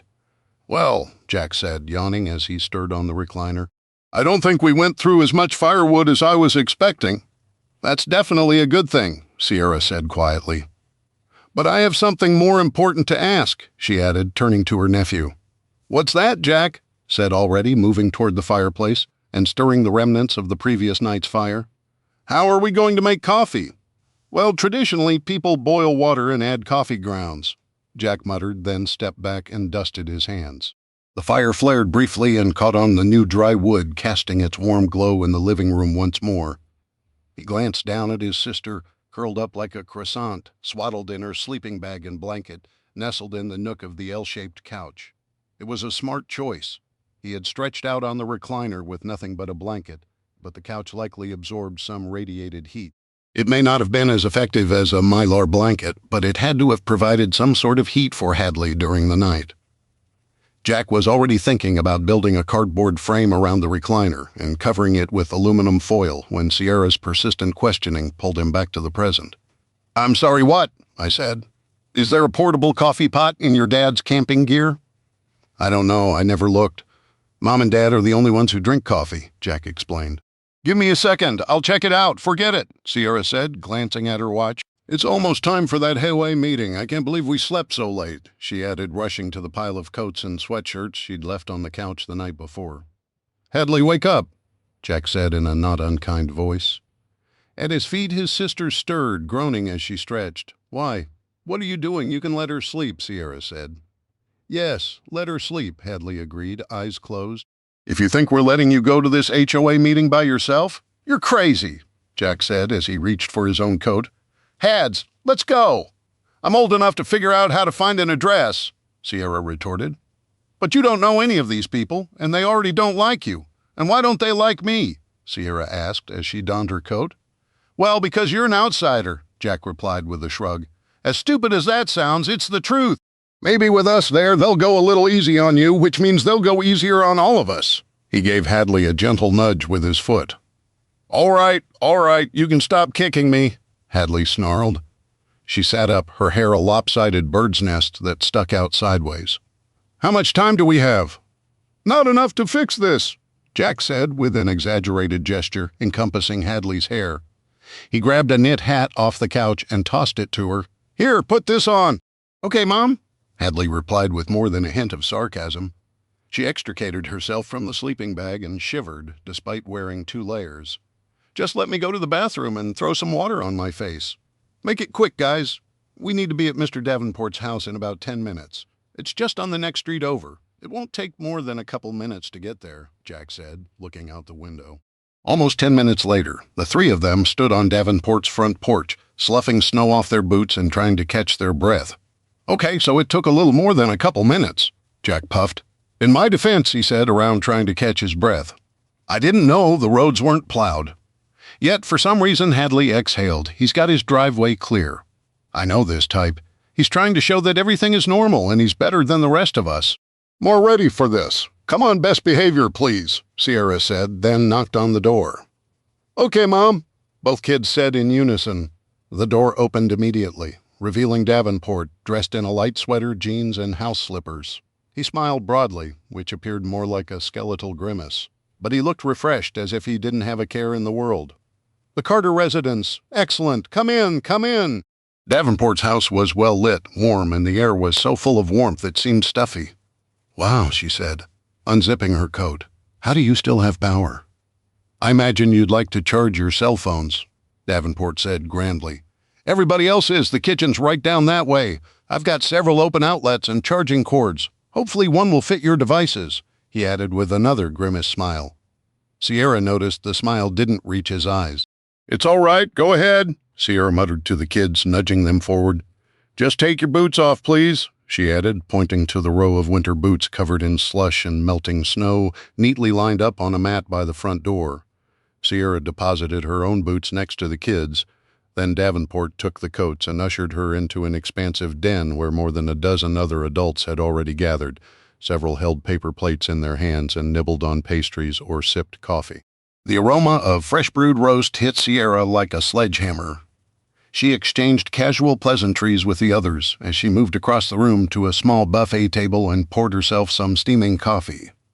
Wrapping both hands around the thick porcelain mug, she inhaled deeply and found a seat at the opposite end of the room from the crackling fireplace. "Well," Davenport said as he stood before the gathered people. "A handful of kids are in the kitchen and with the Carter residence," he said, looking down at some papers on a clipboard in his hands. "I believe we now have a quorum. How many did we need?" asked an older man in the front row, holding a coffee mug blessed with the U.S. Navy seal, according to the proposed rules. "We need at least 40% of the neighborhood. I suggest we use 40% of the occupied houses, since some people might be out of town," he added with a quick glance at Sierra, "and unable to attend the meeting or return home." "Who are you, dear?" an older woman whispered to Sierra as she leaned in conspiratorially while Davenport droned on about proposed rules. "I'm Sierra. Nice to meet you," she said, extending a hand. "My brother is Wyatt Carter. I'm Martha George. This is my husband, Alan," she said with a nod toward the middle-aged man with a chiseled jaw next to her. He glanced briefly at Sierra and gave a tight-lipped smile, then turned his focus back to Davenport, who had moved on to the topic of membership in the HOA and what he proposed it would entail. I don't see the Nolans here," Sierra said, looking around. "Oh, lovely. You know the Nolans?" Martha said pleasantly. "Well, they're the neighbors across the cul-de-sac. We've never really met, but they're the only people I might recognize here," Sierra admitted. "Just cut to the chase, Davenport," Alan said in a gruff voice. "How much is this going to cost us? And what do we get out of being a part of this HOA, the proposed HOA?" the old man up front said, raising his coffee mug. "Right," Alan added. "That's enough, Alan," Martha said to her husband in a stern voice. He cleared his throat and sat back, crossing his arms and refusing to look at her. Martha turned to Sierra. "These types of meetings can be such a bore. Have you all tried to form an HOA before?" Sierra asked. Davenport compressed his mouth into a tight line for a moment as he gathered his thoughts, then cleared his throat, ensuring he had everyone's attention, including Sierra, who turned away from Martha. "The cost would be negligible. You can see here in the proposal," he said, handing out stapled packets of paper to everyone. "Just take one and pass it on, please," he said to a woman sitting in the front row. He turned back to the group at large and continued. "I propose a modest $50 a month membership fee at first. Once we get things going, perhaps we can adjust the rate." "Down, hopefully," the old man with the navy mug said as he took one of the packets and passed the rest to the person next to him. "Really, Jane, you must realize we can't do everything on a shoestring budget forever," Davenport argued. "Shoestring budget?" asked Jane, looking at the navy mug in his hand. "I'm on a pension, mister. I don't have extra money set aside. Fixed budget at first," Alan demanded. "I'm not thrilled with paying $50 a month, but what do you mean at first? How soon are you planning to raise rates? There's no guarantee rates will go up, Davenport soothed. Have you ever been a part of an organization that lowered its membership fees? They're like taxes, they only ever go up. Maybe they will, but it will be based on what services are provided. Right now, obviously, Davenport said, ignoring the interruption and continuing as if he weren't flustered. The color creeping into his cheeks betrayed his acting, however. There are no services set up right now, so we have to start a committee to investigate which services would be needed. While the group argued about the potential services the HOA would provide, the woman next to Sierra leaned in again. These sorts of things can go on forever. Where are you from, dear? If you don't mind my asking, of course. Not at all, Sierra whispered. She couldn't help but smile. Martha had kind eyes like someone's favorite teacher. I'm from up near Kimball, but my family is originally from Cedarburg. I'm staying with my brother's kids while he and his wife are on vacation. That's so nice of you to mind the children, Martha said. She turned and raised her hand, diving into the argument without missing a beat. I propose we adopt a rule immediately that only permanent residents be allowed to vote on anything binding to the rest of the association. Sierra recoiled as if she'd been slapped to Jean. The old man with the navy mug turned and looked first at Sierra, then at Martha. Now that's not very neighborly of you, Martha. I think before we deal with who can vote, we need to figure out what we're voting for. A couple of rumbles of agreement worked their way through the small crowd. Davenport frowned and shuffled the papers on his clipboard. I propose instead the first order of business ought to be who's going to be in charge of the association, Davenport said. After all, it will be difficult to accomplish anything without a leader. I assume you're putting yourself up for the job? Sierra asked. The silence in the room was deafening. Jean snorted, took a sip from his mug, and winked at Sierra over the rim. I'm sorry, who are you? Another middle-aged man on the other side of the room asked. Sierra stood and smoothed her coat. Just so we can get everybody on the same page. My name is Sierra Carter. Wyatt Carter is my brother. He lives. We're all well aware of where Wyatt Carter lives, Davenport said in a tired voice. Oh, well, good, Sierra said, adjusting to Davenport's attempt to throw her off rhythm. I'll be frank. I don't have any interest in this HOA. I live out in a cabin in the woods in the middle of nowhere. I'm here doing my brother a favor by watching his kids while he and Willow are on vacation. That's it. I'm not trying to do anything. I just want to make sure my niece and nephew are safe. She looked around and spotted several sympathetic faces, but most of the people simply stared at her. Quite honestly, I just want to go home, but I'm stuck here, just like everybody else. I'm going to try to make the best of it, though. I guess that's all I got to say. She nodded, then sat her back ramrod straight. Next to her, Martha radiated menace. Out of the corner of her eye, Sierra spotted Martha's husband, Alan, lean forward and offer her a tight smile, though. Here, here. Jean raised his navy mug in salute and smiled as well. Across the room, the wife of the man who'd questioned Sierra also smiled. It wasn't a completely harsh audience, Sierra realized, and her shoulders relaxed slightly. All right, Davenport said tiredly. Can we get back on track, please? Ms. Carter is a stranger, and I second Martha's proposal that she has no voting rights whatsoever. I merely asked her to be here today as a courtesy. And who appointed you Lord and Master of the proceedings? Jean asked. I propose we take a vote right now on who's going to lead this shindig. Do I have a second? I second it, Ellen George said. Martha went stiff as a board, and Sierra smiled. All in favor? Asked Jean before Davenport could gather his thoughts. The room erupted into a chorus of assent. If we're following parliamentary procedure, no one has given you the floor yet, began Davenport in a snooty tone, opposed. Nay, Davenport and a handful of others said, but it was clear they'd been outvoted. The ayes have it, Jean announced. Now let's get down to business. Very well, Davenport all but spat. As you'll see in the documents I've handed out, I propose we have a single chief executive, advised by a committee. I see that, but I don't like it, Jean said. I propose we have a governing council. I suppose 3 of us ought to be sufficient. Do I have any seconds? I second, a woman across the room said, surprising her husband. The ayes had it again, and Davenport's face turned a slightly darker shade of pink. He ruffled his papers again, visibly strained to get control of his emotions, and turned the page. Very well. Since we've dispensed with most of the formalities, I suppose we can get down to the crux of the matter. Sierra sat in mild amusement, her hands poised in her lap as the neighborhood argued over who was going to lead the proposed HOA. Arguments and reasons went back and forth like the changing of the wind, but eventually they settled on Davenport Jean, and the woman who'd spoken up in support of Sierra. Every time someone else was proposed, they were voted down, and after 30 minutes or so, the group seemed to settle on the first council out of reluctant need to end the discussions and get on with business rather than a firm decision made outright. Now that the governing council has been elected, can we please get on?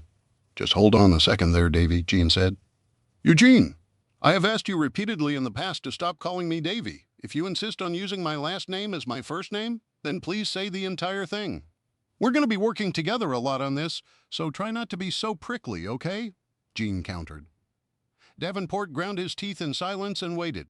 All right, now that we've wasted almost an hour sorting out that we actually might have an HOA, and who's going to run it? I say it's high time we dealt with the serious matter at hand. Precisely, Davenport interjected. I'm sure you're all aware of what's been going on, at least until the power went out. Sierra raised her hand, and the discussion ended like a record scratch. Davenport looked at her, narrowed his eyes, but finally nodded. I'm going to recognize Sierra Carter, if nothing more than because she seems to be the only one capable of common courtesy. Thank you for raising your hand, Miss Carter. Sierra nodded but didn't smile. You're welcome. I know I can't vote, but I do have a question. Why is it you still have electricity? Oh, well, I'm glad you noticed, he said, looking down his nose at her. I have a whole house generator. It provides plenty of electricity for my needs in the event of a power loss. I've also decided to open my house to anyone who needs shelter for medical reasons. Anyone at all, he said pointedly to Sierra. She forced herself to not recoil in horror until she realized that he was looking intently at Martha, the woman next to her. No one else seemed to notice. Sierra pretended to adjust her pant leg and glanced at Martha, who wore the tiniest of a Mona Lisa smile. Her husband, Alan, was fiddling with his watch and didn't notice at all. Does that use a lot of gas? Sierra asked. If you must know, Davenport sighed. I've had several donations from folks who appreciate the fact that I volunteered to use my house as a meeting chamber for the HOA going forward. Now then, may I? Please, Sierra said with a casual wave of her hand. She glanced around the room as Davenport continued his recounting of the traumatic events of the day before. Most of the people hung on his every word, as she'd expected at the beginning of a crisis. But there were more than a few sour faces in the room, evidently not well pleased that Davenport had managed to cobble together the homeowners association, get himself on the council, and suddenly appeared to be running things. Therefore, I put forth a proposal to the association that in light of yesterday's horrific attacks and the loss of power, we are all suffering through one. Some of us are suffering more than others, Sierra muttered under her breath. Martha glanced at her sharply but held her tongue. I propose we marshal our resources for the good of the entire neighborhood, Davenport finished, undeterred. What exactly does that mean? Asked Jean. What exactly do you mean by marshaling resources? Asked Charlotte, the only woman on the council. In this time of crisis, Davenport began, I think it best if we all pool our collective resources, our food or water, batteries, etc., and share with those who are less fortunate. To that end, I have already set aside my entire garage as a storehouse for the neighborhood. This house is centrally located, so I figured.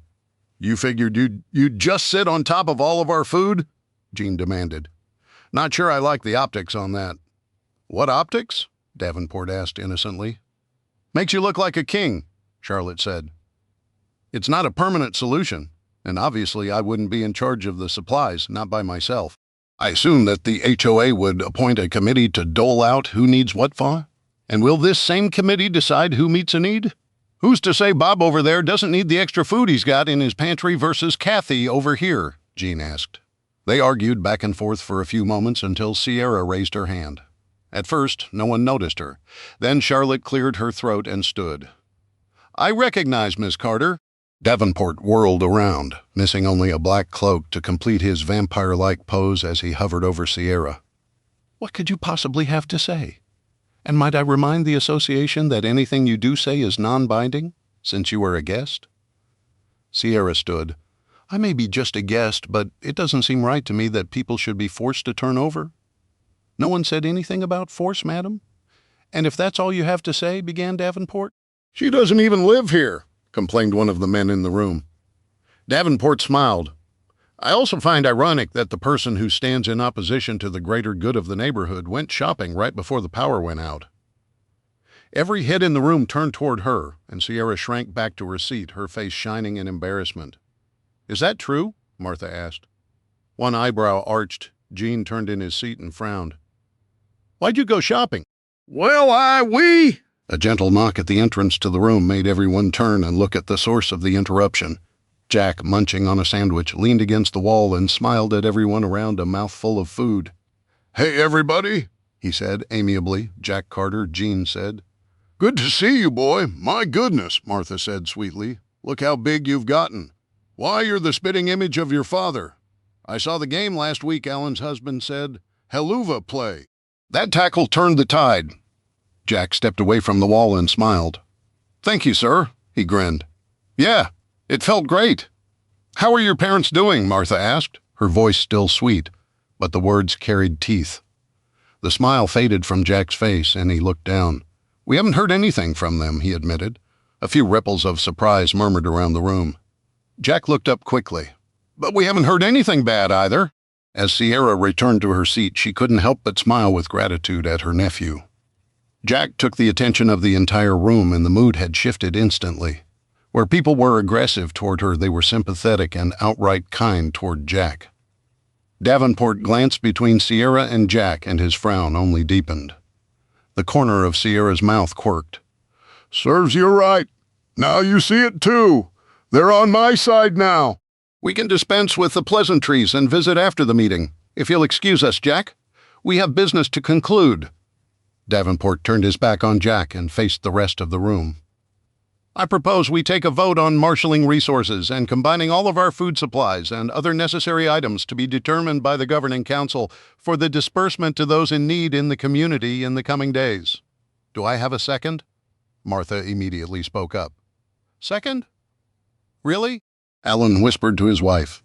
Wait a minute. What? Jack asked. All in favor? Davenport called, ignoring Jack. Sierra held her breath as the vote was counted. Hand by hand, it was far too close for a simple verbal majority. Jean and Charlotte voted against the proposal, but they didn't carry enough votes to shut it down. Tensions rose, and several arguments broke out, while Sierra watched Davenport begin the process of tallying votes. You guys seriously think it's a good idea to just take food from people? Jack asked over the arguing adults. Davenport looked up from his clipboard, his pencil hovering over the paper. Young man, you're not a homeowner and therefore have no right to speak to the association. Please head back into the kitchen and do your part by supervising the other children. Mr. Davenport, I'm 18, Jack insisted, stepping into the room. He was just as tall as Davenport, but wider through the shoulders, and the older man took a half step back. Regardless of how old you are, you're not a homeowner, he stammered. So I'm old enough to go fight and die for this country, but not vote on something that I know both my father and my mother would be adamantly against. The room fell silent again as Davenport quivered with barely suppressed anger. I think we've heard about enough out of you. Now man's got a point, Jean said. When I was 16, I went off and joined the Navy. Here we go again, someone muttered from the other side of the room. The ayes have it, Davenport announced, angrily scratching on his paper. A chorus of disagreement erupted from all parts of the room, but Davenport, his face turning darker red, ignored them. By order of the Homeowners Association, all houses in this neighborhood will be inspected, and any items deemed extra or marked for the greater good of the community will be collected in this house and stored in the garage under the supervision of myself and anyone the Governing Council so appoints. Several people stood and started shouting at each other, You can't do that. You're not coming into my house. That's un-American. What if somebody needs food and you've got extra? A woman called out. I never got a chance to go to the grocery store, she said, looking at Sierra. It doesn't matter. A man on the other side of the room said, Why is that my problem? Just because you weren't smart enough to would. What are you calling my wife Rick? Hollered the woman's husband. The meeting devolved into a swirling maelstrom of chaos, and Sierra stood, then cut through the middle of the room. As she was passing between two arguing men, Davenport grabbed her arm and spun her around. You see what you started with your questions? I hope you realize that the decisions of this group are binding on all residents, even guests. Jack saw the altercation and shoved his way through the crowd like an icebreaker ship pushing through the Arctic Sea. Sierra jerked her arm roughly away from Davenport's grip in a flash of anger. "Get your hands off me. I don't really care what you people do. This isn't my neighborhood, and as soon as my brother gets home, I plan on leaving. But your little power play is going to have consequences for everybody." "Are you threatening a member of the council?" Davenport asked loudly, aghast. Conversation around them dwindled as more people stopped to watch. "If I made a threat, you'd know it," Sierra snapped, then spun on her heel. "Yep," Gene said, sitting in his chair surrounded by arguing people. "That's Wyatt's sister, all right," he said with a chuckle. "Go get Hadley," Sierra muttered as she brushed past Jack. "Are you okay?" he whispered as the room behind them erupted in arguments once more. "No, I'm not okay. Go get your sister, please," Sierra said through clenched teeth. "I have to get out of here now." When all three of them were dressed once more for the outdoors and standing on Davenport's front porch, she looked between the two of them and frowned. "Guys, I don't know what's about to happen in this neighborhood, but I've got a real bad feeling about it. We need to get home and prepare ourselves." "For what?" Hadley asked, then licked a dollop of honey from the tip of her nose. "I think we're going to have to defend the house a lot faster than any of us expected," Jack said as they marched down the snow-cleared driveway.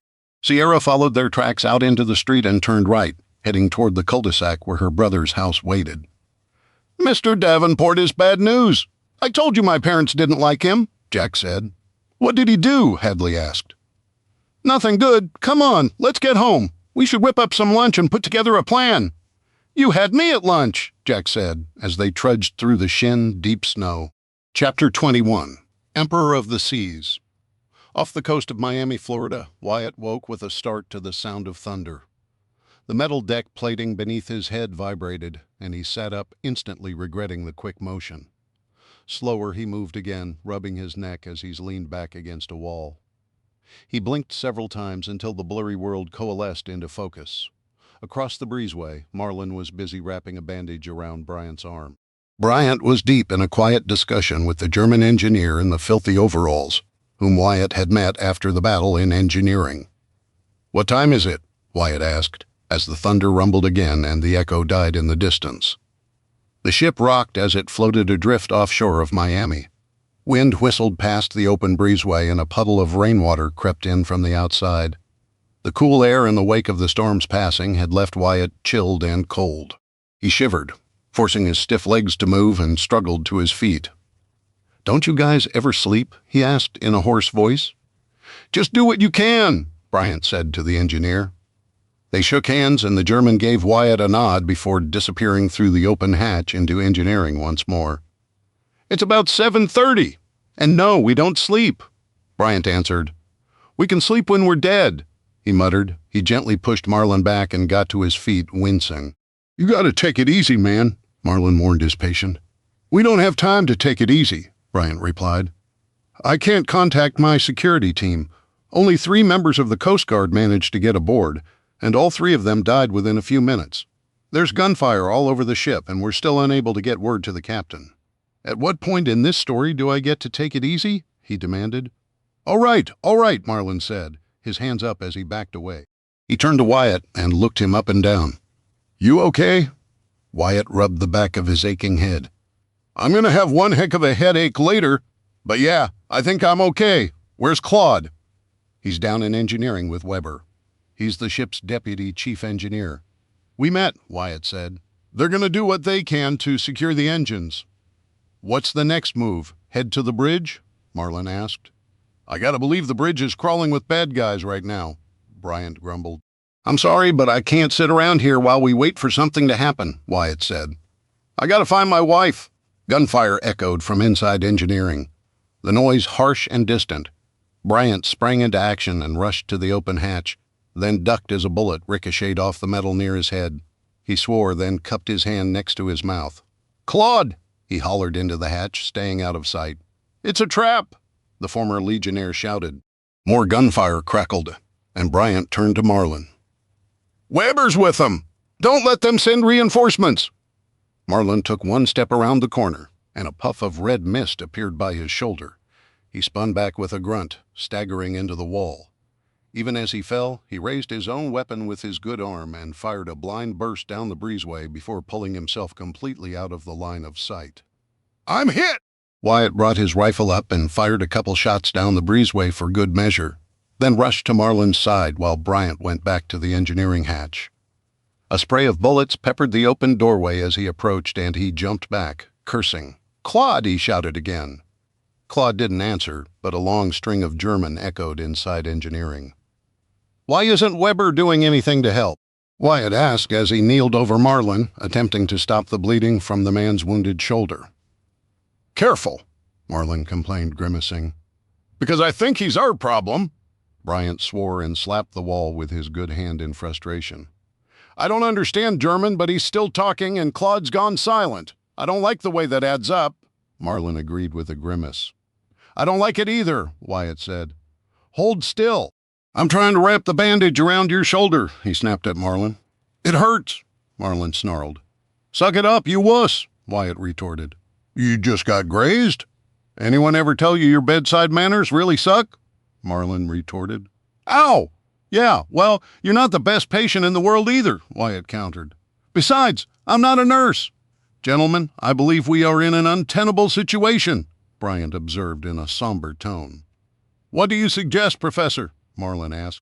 I saw at least 2 guys down the end of this hallway, and if you're right about Weber, Marlin said, glancing toward the open hatch to engineering. Who knows how many people are in there right now, just waiting for us?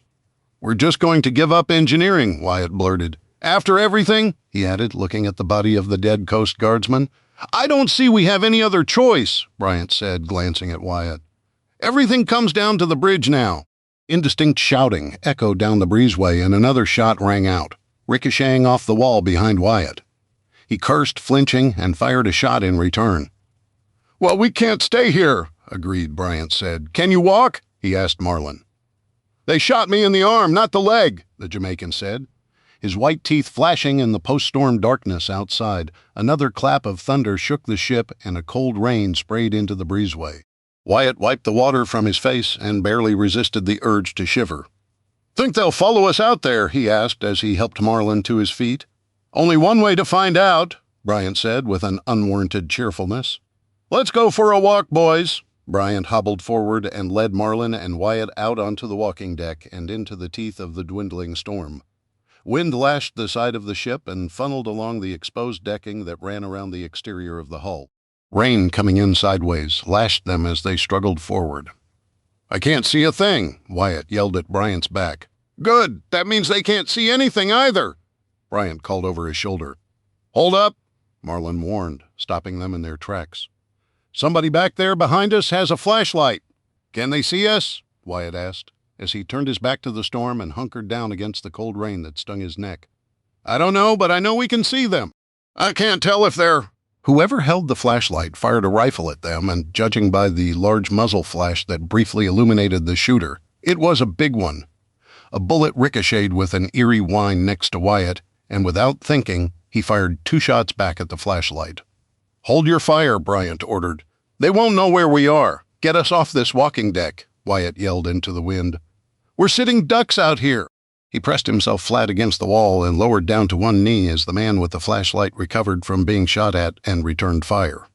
Behind him, Marlin swore and struggled to open a hatch about 10 feet further down the track. Bryant limped next to Wyatt and fired a volley downrange. I thought you said no shooting? Go help, Marlin. You already gave us away. Wyatt didn't wait to be told twice and turned to face the rain once more, squinting as he moved forward, half blind in the storm.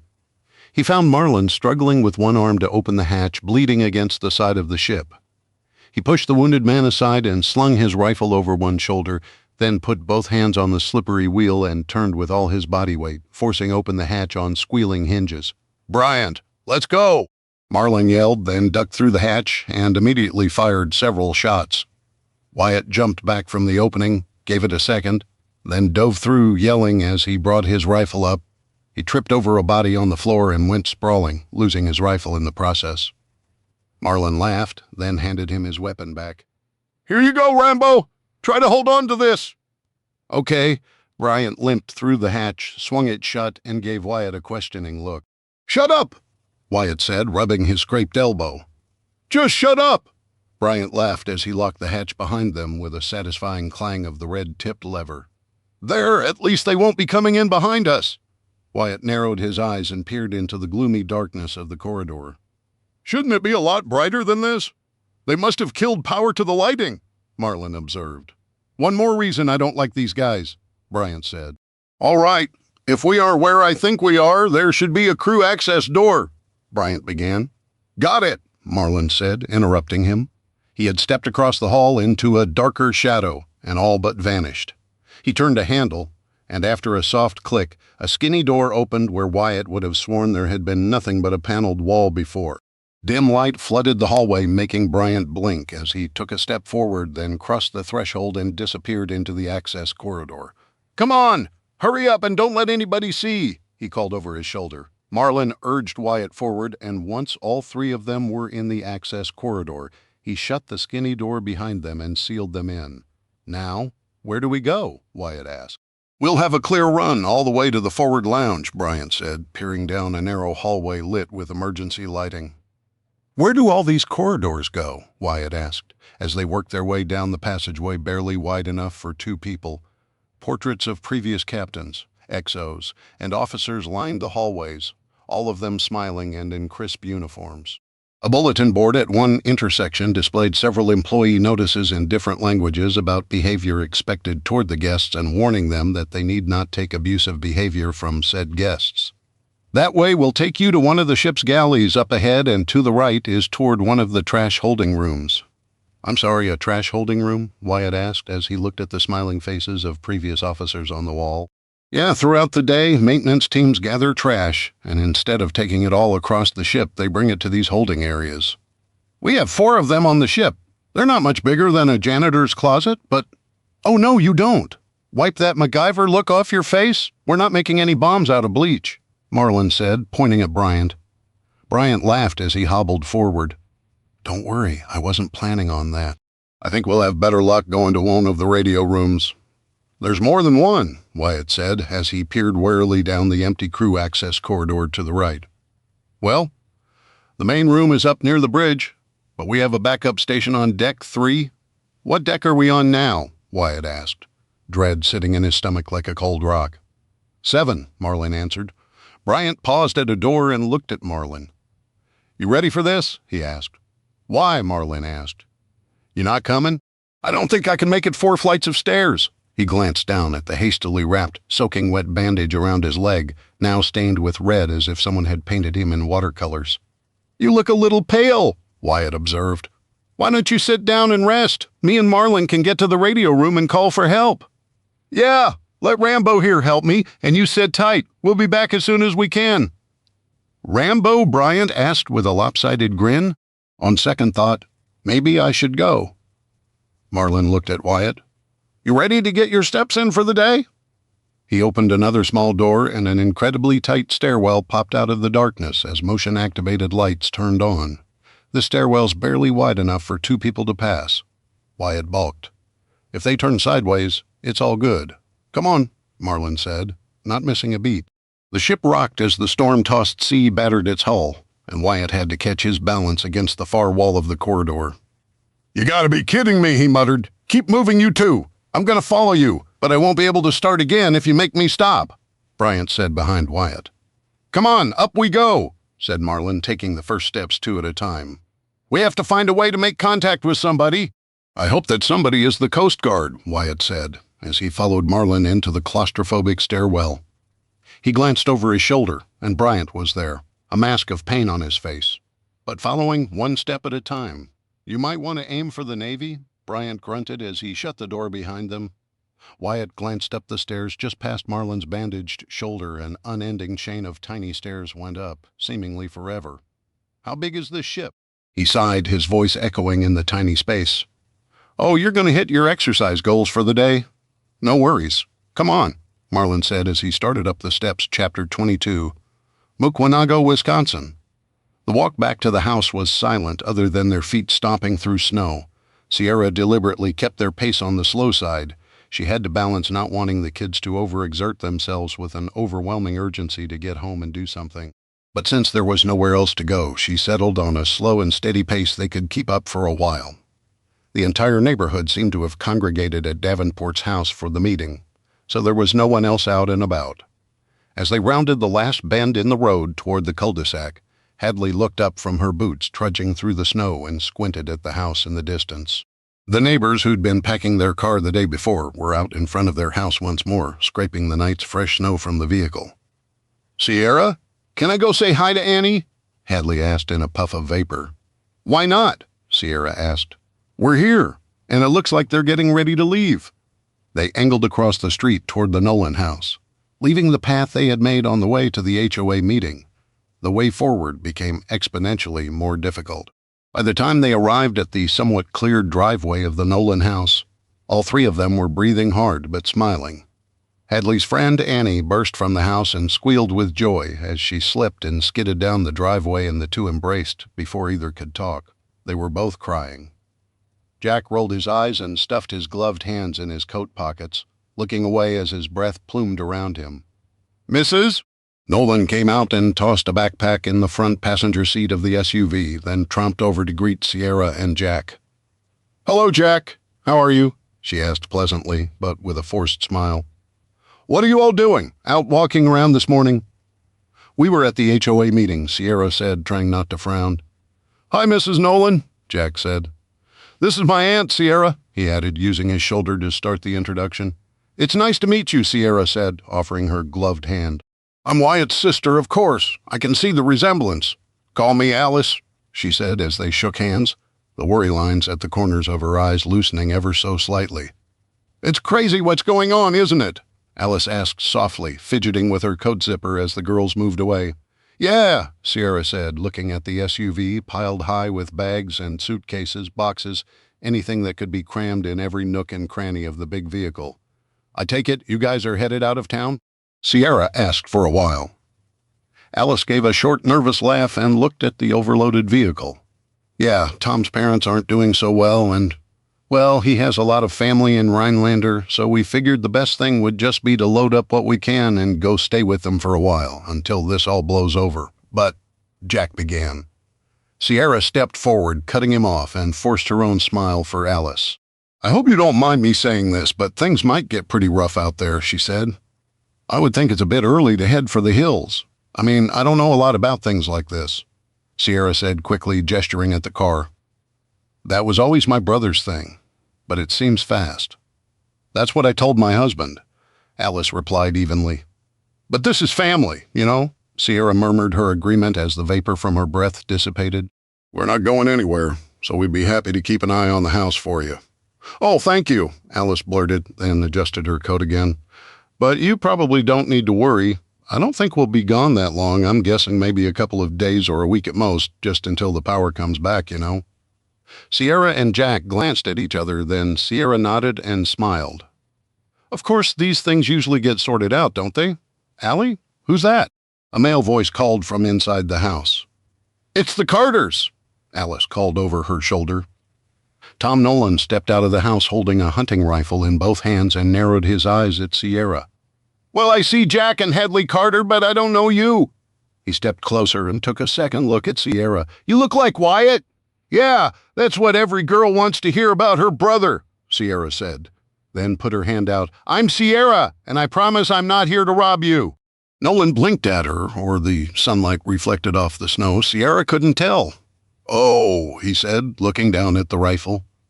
"Tom," Alice said with an apologetic smile for Sierra, "honestly, you're taking this too far." He tucked the stock under his arm and let the rifle barrel point toward the ground, then shook Sierra's hand. "Sorry, you just can't be too careful, though. I wasn't aware things had gotten quite that bad," Sierra said, glancing at the scoped hunting rifle. "Well, we had a visitor last night," Nolan said. It was then that Sierra noticed his unkempt appearance, bloodshot eyes, and haggard expression. "It was a long night," he added.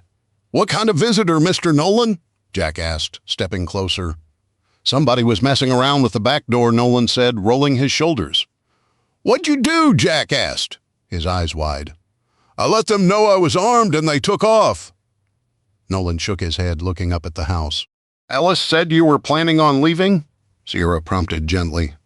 "I don't like walking away," Nolan said with a sigh. "Not now, for sure. But I don't see that we have much of a choice," he said, turning back to Sierra. My parents aren't doing so well. They're getting on in years, and I'm worried about them with the power outage. Plus, my sister and her family live near them. So, Sierra turned to Alice. What about your family? Alice looked down as she tapped her heel and dusted off one of her boots. My parents passed away some time ago. I'm an only child, and I was never really close with my extended family. Tom's parents are kind of my adopted parents, she said, smiling at Sierra. For the first time, her smile touched her eyes. Where are Wyatt and Willow? Nolan asked bluntly. Tom, Alice gasped. Seriously? They're on a cruise, Jack explained. Alice's hand went to her mouth. A cruise? Like the ones in? No, Sierra said quickly. Not like Seattle and Los Angeles, thank God, though they were supposed to be back in Miami today. As far as we know, they haven't been involved. There are a lot of cruise ships out there, so fingers crossed. Nolan shook his head slowly. I'm sorry, that's a hell of a thing to deal with, he sympathized, glancing at the girls on the other side of the driveway. It's my fault, Sierra blurted. Jack turned and looked at her. What are you talking about? Tears welled up and spilled over Sierra's cheek, rolling half-frozen down her face. I was in a pretty bad car accident a couple years ago, and I remember that, Jack said. Dad was really worried, and Sierra came and stayed with us for like 6 months while she was getting better. Oh, I recall Willow telling me about you, Alice said with a smile. But we never met. Yeah, I was a wreck, literally. I didn't go out much. It took me a couple months before I could even get up and walk to the bathroom by myself. Sierra sniffed, wiping at her face, and shrugged. There was a lawsuit, and insurance companies were involved, and, well, the settlement meant I was pretty well set for a while. Wyatt and Willow spent a lot of time with me up in my cabin, helping me heal after I stayed here. I thought it would be a nice way of saying thank you for all the time and effort they spent on me. You got them tickets for a cruise? Alice asked. Yeah, and I volunteered to watch the kids while they were gone. They never really had a honeymoon, you know? Yeah, that was my fault, Jack said with a grin. Annie, breathless, rushed up to the group as they shared a laugh. Dad, can I stay with Hadley? Oh, honey, Alice began, then turned from Sierra to her husband. Not this time, sweetie, Nolan said. But I don't want to go hang out at Grandma's house, Annie complained. Honey, the power's out. Jack and Hadley and their aunt are going to have enough problems without having to take care of you at the same time, Alice said gently. And if things get worse, Nolan prompted. How can they get worse? Annie cried. It feels like I'm moving away forever. She turned and ran into the house, sporting a fresh round of tears. Hadley took a quick glance at Sierra, then sprinted after her friend, kicking up snow as she went. Annie, Nolan yelled. Annie, we talked about this, Alice called, placing a hand on her husband's arm. Tom, give her a minute. Surely we can spare a little sympathy for her? Nolan rubbed his face with his free hand. I know, I'll make it up to her. He looked at Sierra and Jack. Sorry about that, it's just not practical. Things are going to get worse, you know that, right? I hope they don't, but, Sierra began. Look, I didn't want to say anything while Annie and Hadley were standing here, Nolan said with a quick glance over his shoulder to make sure the coast was clear. But I don't think we're coming back. No, not this again, Alice said, turning away from her husband. Tom, it's one thing to talk to me about it. Look, if I'm wrong, then I'm wrong, and you can remind me of it for the rest of my life. We can come back in a week or so and everything will go back to normal, he said, explaining it as if he'd done so all night. But if I'm right, and this is the beginning of the end, he added, turning to look at Sierra and Jack, then we're not coming back. I can't listen to this again. I'm going to go get Annie, Alice said, throwing her hands up. She turned to face Sierra. It was nice to meet you. Take care of yourself, Jack, she added, then turned and headed into the house in not quite a run, but faster than a walk. We should probably get going, Sierra said haltingly as she gestured toward her brother's house across the cul-de-sac. Just listen, I'll make it real quick, Nolan said. Me and Wyatt talked about this stuff now and then. Since Wyatt wasn't here, I went out and talked with Bill down at the entrance to the neighborhood. Yeah, Mr. Torrance. I know him, Jack added, for Sierra's benefit. Keeps to himself, but seems nice enough. He's an NRA instructor, a real straight shooter, Sierra snorted. But Nolan didn't miss a beat and kept talking. And an Army vet, too. He's staying. If you guys need help, go to him, okay? And if things get really bad, Mr. Nolan turned and looked at his house. You can use whatever you need inside. I don't expect you to defend my house from looters. Oh, I won't. Sierra said awkwardly, trying to protest. We'll take care of it for you, Mr. Nolan, Jack said abruptly. The older man turned and looked at him, offered a grim, tight-lipped smile, and nodded. Your father'd be real proud of you, son. Thank you, sir. Seriously, Nolan said, turning back to Sierra. If you need something, feel free to go inside and take whatever you want here, he added, fishing car keys out of his pocket. He struggled with cold hands to unclasp the key ring and removed a well-worn key, handing it over to Sierra. This is the key to the house. Oh, okay, Sierra said as she took the key. We're pretty well set. Things can change, Nolan said, then shrugged. I'm just saying, if things get worse and we don't come back, it's yours. Thanks, Mr. Nolan. We'll take good care of the house for you, Jack said. It'll be ready when you come back. We're not hardcore preppers or anything, Nolan said quickly. But Wyatt convinced me to put a few things away for winter storms and hunting seasons, he asked, lifting the rifle. Alice was never a fan of guns, so I've got it locked up in a safe. It's not much, but there's some extra ammo in there. Just a shotgun, really. I'm taking this. It was my dad's, and the pistol. Alice doesn't know about that. I got it stashed in the car. So, how do I get into it? Jack asked. The safe, Jack, Sierra said. Don't be rude. What? We had a visitor last night trying to get in our house, too. Nolan shook his head slowly. I knew it. It's starting already. He ran a hand through his hair, which didn't smooth any of the spiky puffs. I need to get my family out of here. Is there a combination? Jack prompted. Sorry, what? Nolan asked. Jack, Sierra muttered, trying to smile. A combination for the gun safe? Jack persisted. Jack, Sierra said a little louder. Oh yeah, almost forgot. It's 227734. If you forget, I wrote down the numbers on the backs of the pictures on the mantel in the living room. Alice emerged from the house with Hadley in tow. Look who I found. Where's Annie? Nolan asked, turning away from Sierra. She's in her room crying. She thinks this is the end of the world, and we're abandoning everything, Alice said with a tone in her voice that hinted at more trouble for her husband than any mere apocalypse. Hadley, did you get a chance to say goodbye? Sierra asked as Hadley reluctantly stepped closer. Yeah, Sierra smiled and put an arm around Hadley's shoulders, turning her toward home. Well, it was nice meeting you. We'll let you get back to your preparations, Sierra said abruptly. Good luck and drive safe. She shook Nolan's hand and turned to leave. I meant what I said, Nolan called. It was nice meeting you, Sierra, Alice said, fake smiling. No matter what my husband said, I hope we'll see you again. Me too, Sierra replied. She turned back to shake Alice's hand, then gave a slight wave to both. Okay, guys, let's get back to the house, she said to the kids. Stay vigilant, Jack. Don't trust anybody. The cities are already emptying, Nolan said, raising his voice to be heard over a sudden wailing from inside the house. Oh, stop, Tom. You're already scaring Annie. There's no need to scare everyone in the neighborhood, Alice snapped. And I'd keep an eye on that Davenport. He's trouble. Sierra waved again, still smiling, and continued walking down the driveway until they reached the deeper snow on the unplowed street. Well, that was interesting. How are you doing? She asked Hadley. Annie's got me scared, Sierra. She says her dad thinks this is the end of the world. Don't we kind of think the same thing? Jack asked as they shuffled along. Yeah, but it's different to hear it from your dad. Hadley's eyes watered up again, and she rubbed her face. I miss him. We all do, Sierra said, putting her hand on Hadley's shoulder, a gesture made more awkward by their shambling progress through the snow. Come on, Hads. Dad wouldn't want us to fall apart like this, Jack suggested. I'm not falling apart, Hadley snapped as she shrugged out of Sierra's embrace. But I'm scared, and it's not fair that Annie's leaving. We didn't even really get a chance. But you did get to say goodbye, Jack argued.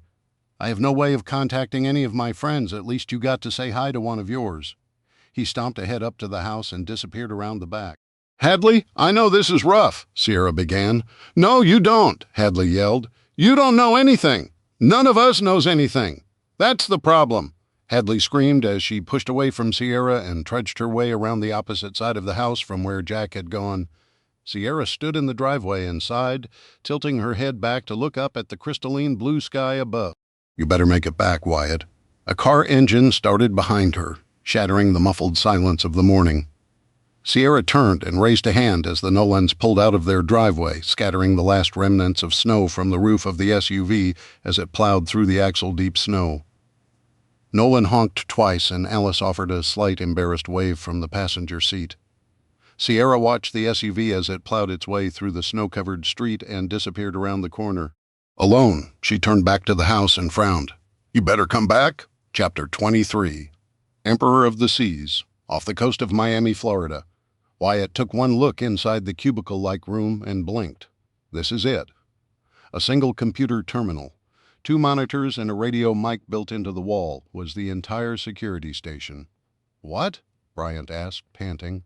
His face was ashen and covered in sweat, but he'd managed to climb the stairwell. "This room is sandwiched between 2 decks on the ship and completely hidden from view of the passengers. You were expecting something fancy?" "Just get on the radio already, cripple," Marlin said, adjusting the bandage on his shoulder. "I'll stay out here." The former security officer stepped outside the small room and aimed his rifle down the narrow corridor. Wyatt stepped aside and let Bryant move into the cubicle and sit in the only chair.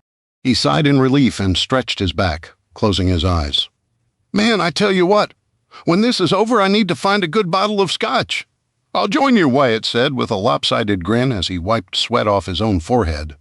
"Okay, let's see what we got here," Bryant said, scanning the equipment. He fired up the computer, tapped a couple passwords into the terminal, and frowned at the screen. "Just like I thought. Ship-to-shore communications have been disabled," he muttered, running a finger down a list on the screen as he read the command lines. "So there's nothing we can do from here?" Wyatt asked. "Well, maybe," Bryant muttered. "The bridge controls all the communications on the ship, but the dockside radio frequency is controlled by the cargo master. I don't think anybody really cared about it because it's short range only." Wyatt gripped the edge of the doorframe as the ship rocked in the storm. "Okay," he said as his stomach returned to level. He swallowed the bile that rose in his throat and forged ahead. "Does that mean we can still use a radio or not?" "It does," Bryant said, typing another command into the terminal. "It does what?" Wyatt pressed. "The radio works and we can use it, but only for close reception. I can try to broadcast, but if there's nobody within, say a couple miles of us, we may as well be talking into the wind. I mean, it's worth a shot," Wyatt suggested. While Bryant unhooked the radio from the wall and dialed in the proper frequency, Wyatt watched the 2 monitors on the desk.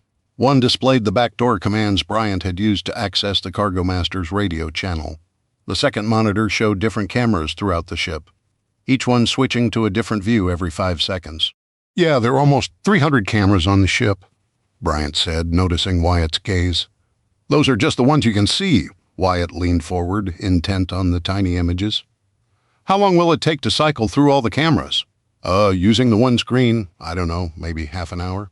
"Here," he added, then tapped a couple keys and the second monitor revealed another 4 camera views, so Wyatt could scan 8 at once. "I hope your wife is on one of those." "Thanks, me too." Wyatt scanned each camera view in turn, quickly assessing whether Willow was present on the screen. Most of the cameras showed views from large public areas like the darkened pool deck with its toppled furniture and still sparking audio equipment. The whole deck was littered with abandoned clothing, towels, sunglasses, purses, the aftermath of the initial attacks. Every camera showed similar images: abandoned clothing, knocked over chairs, clusters of people huddled in corners while terrorists marched about waving guns. But a few cameras showed firefights taking place on the ship, the sounds completely muffled by multiple decks and distance, visible on the screen like watching an action movie. "Look at that," Wyatt said, pointing at one POV screen. The camera was just above a pair of terrorists hiding behind a bar. Glass blasted just out of frame and bright twinkling pixels scattered in front of another pair of terrorists on the other side of the room. "They're in the forward lounge," Bryant observed casually, looking at the screen while he fiddled with the radio.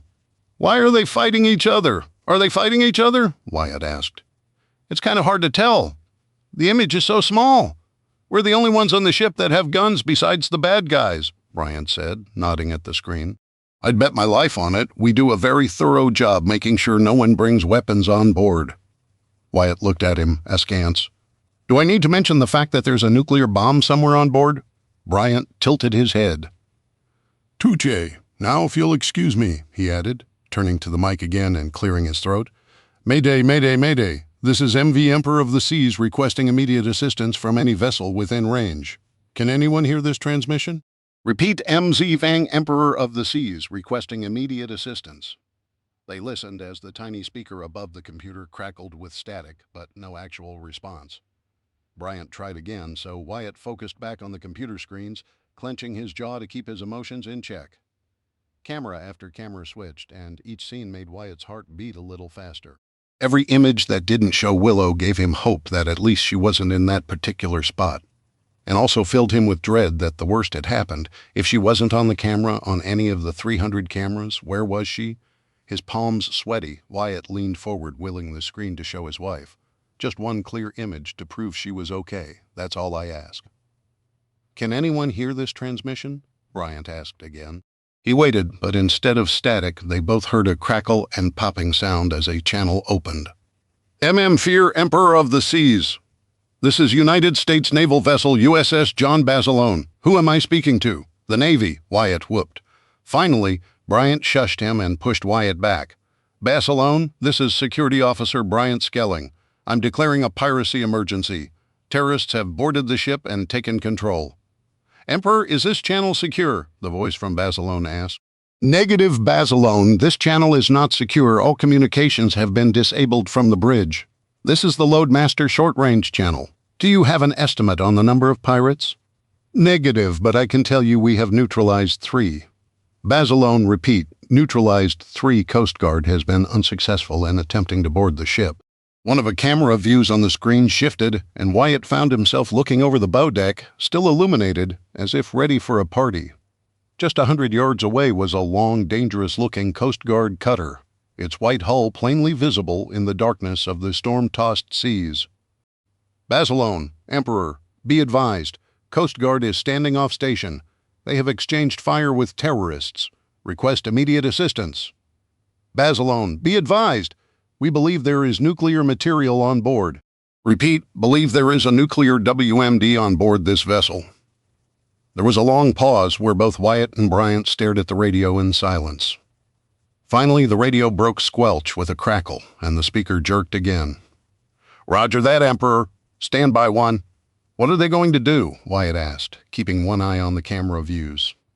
I don't know, but I hope it doesn't involve blowing us out of the water.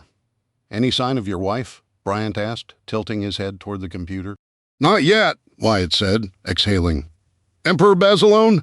How copy? Crackled the radio in a different voice. Bryant picked up the mic and squeezed the transmit button. Basilone Emperor. 5 by 5, go ahead. Emperor, we have heard and understood. All be advised you are not alone. We are not alone? Wyatt asked. Of course we're not alone. We're talking to him, he pointed out. That doesn't make sense, Bryant muttered. What a minute! He pressed the mic button again. Basilone, hoo-ah? Wyatt crinkled his brow at the strange sound. Emperor of the Seas. Hoo-ah, confirmed. Stay safe and stay hidden. Basilone out. Bryant let the radio fall to the desk and leaned back in his chair. A wide grin spread across his face. What was that about? Wyatt asked. Hoo-ah! Suddenly, Bryant jerked forward and tapped the keyboard. The rotating camera views froze, and a small view in the right corner of the second screen stretched out to fill the entire screen. What the? Bryant said. That's Weber, he added, pointing at the screen. Wyatt narrowed his eyes at the image of the jumpsuit-clad German talking to someone off-camera. He gesticulated with his arms, made a circular motion, and pointed to the far side of the cathedral-like engineering room. I thought you said he was by himself? Wyatt asked. Who's he talking to? Asked Bryant. Pretty sure he killed Claude. Can you move the camera? No, this one's static, Bryant said, leaning forward to stare at the picture. Weber nodded, grabbed a clipboard off a piece of machinery, and stepped out of view. A moment later, 2 other figures emerged, one of them tall with blonde hair and broad shoulders. Wyatt's heart skipped a beat at the sight of that thick neck and buzz cut. Oh, that's not good. Why? You know that guy? Asked Bryant. The man in question turned, glanced toward the camera, and said something to someone off-screen. In his hands, he carried an AK-47. That's the Russian. He's one of the terrorists. He was on the pool deck right after all the fighting started, Wyatt said, stepping back from the screen and bumping into the back wall of the little cubicle. Okay, hold on here. Bryant said. Just simmer down a second. Your boy Weber is one of them, Wyatt yelled. What's going on? Marlin asked, poking his head in at Wyatt's outburst. They have control of engineering, Bryant said, pointing at the screen. Everything we did was for nothing. Wait a minute, Wyatt said, snapping his fingers. Pull up that view from the bar, will you? Bryant tapped a couple keys and the screen shifted to the gunfight raging in the forward lounge. One European terrorist now faced off against 3 of the Middle Eastern terrorists on the far side of the room. These guys are fighting each other, Wyatt said. The Russians and the Arabs, or whoever they are, they're fighting each other. If Weber's with the Russians, I don't know who wants to set off the nuke, but the Russians have control of engineering now, Bryant said, tapping the screen, showing the Russian laughing at something. But that's okay, because the captain locked everything out of the bridge, right? Marlin asked. Yeah, but Weber is the deputy chief engineer. If anybody can break through that and take control of the engines, it's him, or the chief. Weber had blood on his uniform, Wyatt mused aloud. When I met him in the hallway, Bryant leaned forward and put his head in his hands, rubbing of the stubble on his face. He probably killed the chief. There's no one to stop them. Now it's just a matter of time before they get the engines going. He slammed his good hand into the desk and swore a blue streak. So they're either going to try to drive us right into Miami or blow us all up with a nuke, Wyatt asked. Yeah, Bryant sighed. Looks like it. We're right back at square one. I need to get my wife. I can't wait around anymore. I need to get her and get off this freaking boat. Well, we might want to wait for daybreak to do that. Why? I don't need to sleep now, Wyatt said. If I'm reading that guy on the Basilone, right? Then we've got reinforcements on the way, Bryant said, the smile back on his face. Was that your hua? Wyatt asked. Some kind of code? Yeah, it's kind of a rallying cry for certain people in the Navy. Did you serve? Wyatt asked. Yeah, I did a tour after college, but I wasn't one of those guys. What are you talking about? Wyatt asked, exasperated. I'm too tired and scared to figure this out, man. Would you just tell me? What reinforcements are on the way? Why did he tell us to be safe and stay hidden? Because they're sending some SEALs, man, Bryant said with a wicked grin. We need to stay out of sight so they don't mistake us for the bad guys. SEALs? Wyatt asked, a flicker of hope igniting in his chest. For real when, Bryant checked his blood-splattered watch. They own the night, and brother, it's dark out. Chapter 20. 4. Emperor of the Seas. Off the coast of Miami, Florida, Selim tightened the bandage around his arm and winced. He wouldn't bleed to death. That was all that mattered. It had been a close fight. He'd killed 3 Russians, but lost more than twice that number of his own men. Blood splattered the bridge, and bodies littered the floor. Russians, Syrians, Lebanese, and 3 hostages. The ones that remained, both fighters and hostages, were busy trying to save the lives of the injured. Selim pushed away from the railing and glared down at the captain, who sat with his back against the wall. His eyes closed. The dried blood sprinkled across his face didn't belong to him, mostly, and the stubborn old man looked far from beaten. You brought this upon yourselves, the captain muttered, shattering Selim's fantasy that the captain was about to break. You know nothing, Selim hissed. The captain opened his one good eye and looked at Selim, without hate, without anger, without any emotion at all. It infuriated Selim. I know Russian, son, he grumbled. I served in the Blue Water Navy during the Cold War. I don't trust them. Never have. Never will. I think maybe you learned today you can't trust them either. Selim was about to reprimand the arrogant captain, then checked himself. Perhaps the old man spoke the truth. Grigorovich had feigned ignorance when asked about the location of Kravchenko, the missing Ukrainian nuclear scientist, then had tried to take command of the ship. Selim turned away from the captain and stared out the windows into the inky black darkness, torn by lightning. Time. He needed more time. Time to find the scientist. Time to clean up after the Russians. Time to subdue the last of the hostages. And most importantly, time to get the engines running again and drive the loaded ship straight into Miami. He curled his fist and tapped the bloodied console as he picked through his options. Focus on the Russians. Focus on the scientist. Focus on the hostages. Selim looked down at the spent shell casings on the floor. Thanks to the attempted coup, the Russians had depleted his own forces enough that he couldn't commit to multiple goals. He barely had enough men to control the hostages. Now he would have to find the scientist and deal with the Russians. His mind filled with such morose thoughts, Selim glanced at what was left of the proud group of fighters he'd led into the mission. He scoffed. Men, they look more like boys, scared boys. The Russians had put a taste of real fear in their mouths. The ex-Spetsnaz soldiers had fought like wild animals, and the blood and bullet holes in the walls and windows bore silent testament to the vicious, if short, firefight. Jihadist recruiters were excellent at convincing impressionable youth across the Middle East to join the cause. And the Al-Qaeda training camps in the Iraqi desert weeded out all but the most devoted. Every one of the men hand-selected for this mission had been eager for the chance to strike at America. But now that the Russians had spilled blood before they'd completed the mission, Selim was ashamed to admit to himself that some looked on the verge of breaking. Whom would he select to replace loyal Yusef? Fatty was already dead, and Khalid was still missing, hunting down the cursed Ukrainian scientist somewhere in the massive ship. "Brother, look!" one of the youngsters said, stepping away from the others to point at a screen. Selim turned and looked where young Rashad pointed. Underneath the label that read engineering, he watched in horror as Grigorovich crossed the camera's path and pointed at something off screen. "What is that fool doing down there?" he asked. "No one in particular, brother. He commands someone," Rashad said. "Look." Selim glanced at the young man who spoke to him as if they were equals, then back at the screen. Perhaps he'd found his lieutenant. The fool would have to be disabused of his impertinence, but he was right. Selim leaned forward. Grigorovich grabbed someone off screen and pushed them to the other side of the room, then turned and pointed in the other direction. A pair of Russians jogged past to follow out whatever orders he had implemented. "They have taken engineering," Selim breathed. "You locked out control for the entire ship? Yes?" he asked the captain.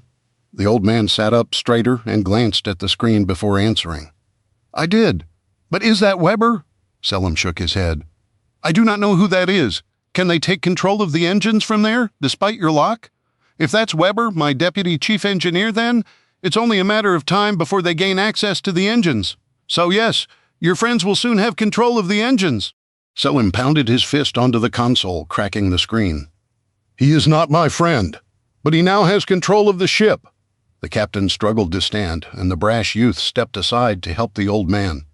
"None too kindly," Selim noticed with approval, closer to the screens. "Yes, that's Weber. What's he doing working with your friends?" "They are not my friends. I have told you this," Selim growled. "About time you recognize that," the captain said without taking his eye off the screen. "The Russians will always do what Russians will do, and woe to anyone who gets in their way. I have more men," Selim argued. "I control the scientist. The ship is under my control," the captain snorted. "Son, it's under no one's control right now. I locked everything out, remember, but if you give that man enough time," he said, raising both bound, bloodied hands to point at the screen, "he'll at least take control of the engines. What he does from there is anybody's guess, because the Khan is still locked out here," the captain said, nodding toward the decorative spoked wheel that harkened back to the age of sail. Selim rolled his neck, enjoying the gratifying popping sound. "So, we have time. A little," the captain admitted outside. Lightning illuminated the bridge and thunder crashed so loud the windows rattled. As the boom echoed and faded, the captain suddenly began laughing. Had the old man finally lost his mind? "What is so funny?" "This is not," demanded Selim. "All of it," the captain said, grinning like he'd been in the desert sun too long. "Y'all are dead men now." "Do not put too much faith in these Russians," Selim admonished, waving for the bold young fighter to haul the old man away. "They will not save you. Take him back to his corner." "I'm not the one who needs saving," the captain spat as he shrugged off the boy's help. He raised his bloodied, mangled hands and gestured toward the forward windows. "Look out that way, you see anything?" Selim stared at the old man a long moment, then finally peered forward and squinted his eyes in the darkness. He waited, but before long, lightning lit up the sky again. In that brief flash of pink-white light, he spotted a gray, bulky shape far off in the distance. The outline marked it as a warship, even to his untrained eyes. He stepped back and gripped his pistol tighter. "Yeah, I thought you might recognize that." "What does that mean?" Selim asked.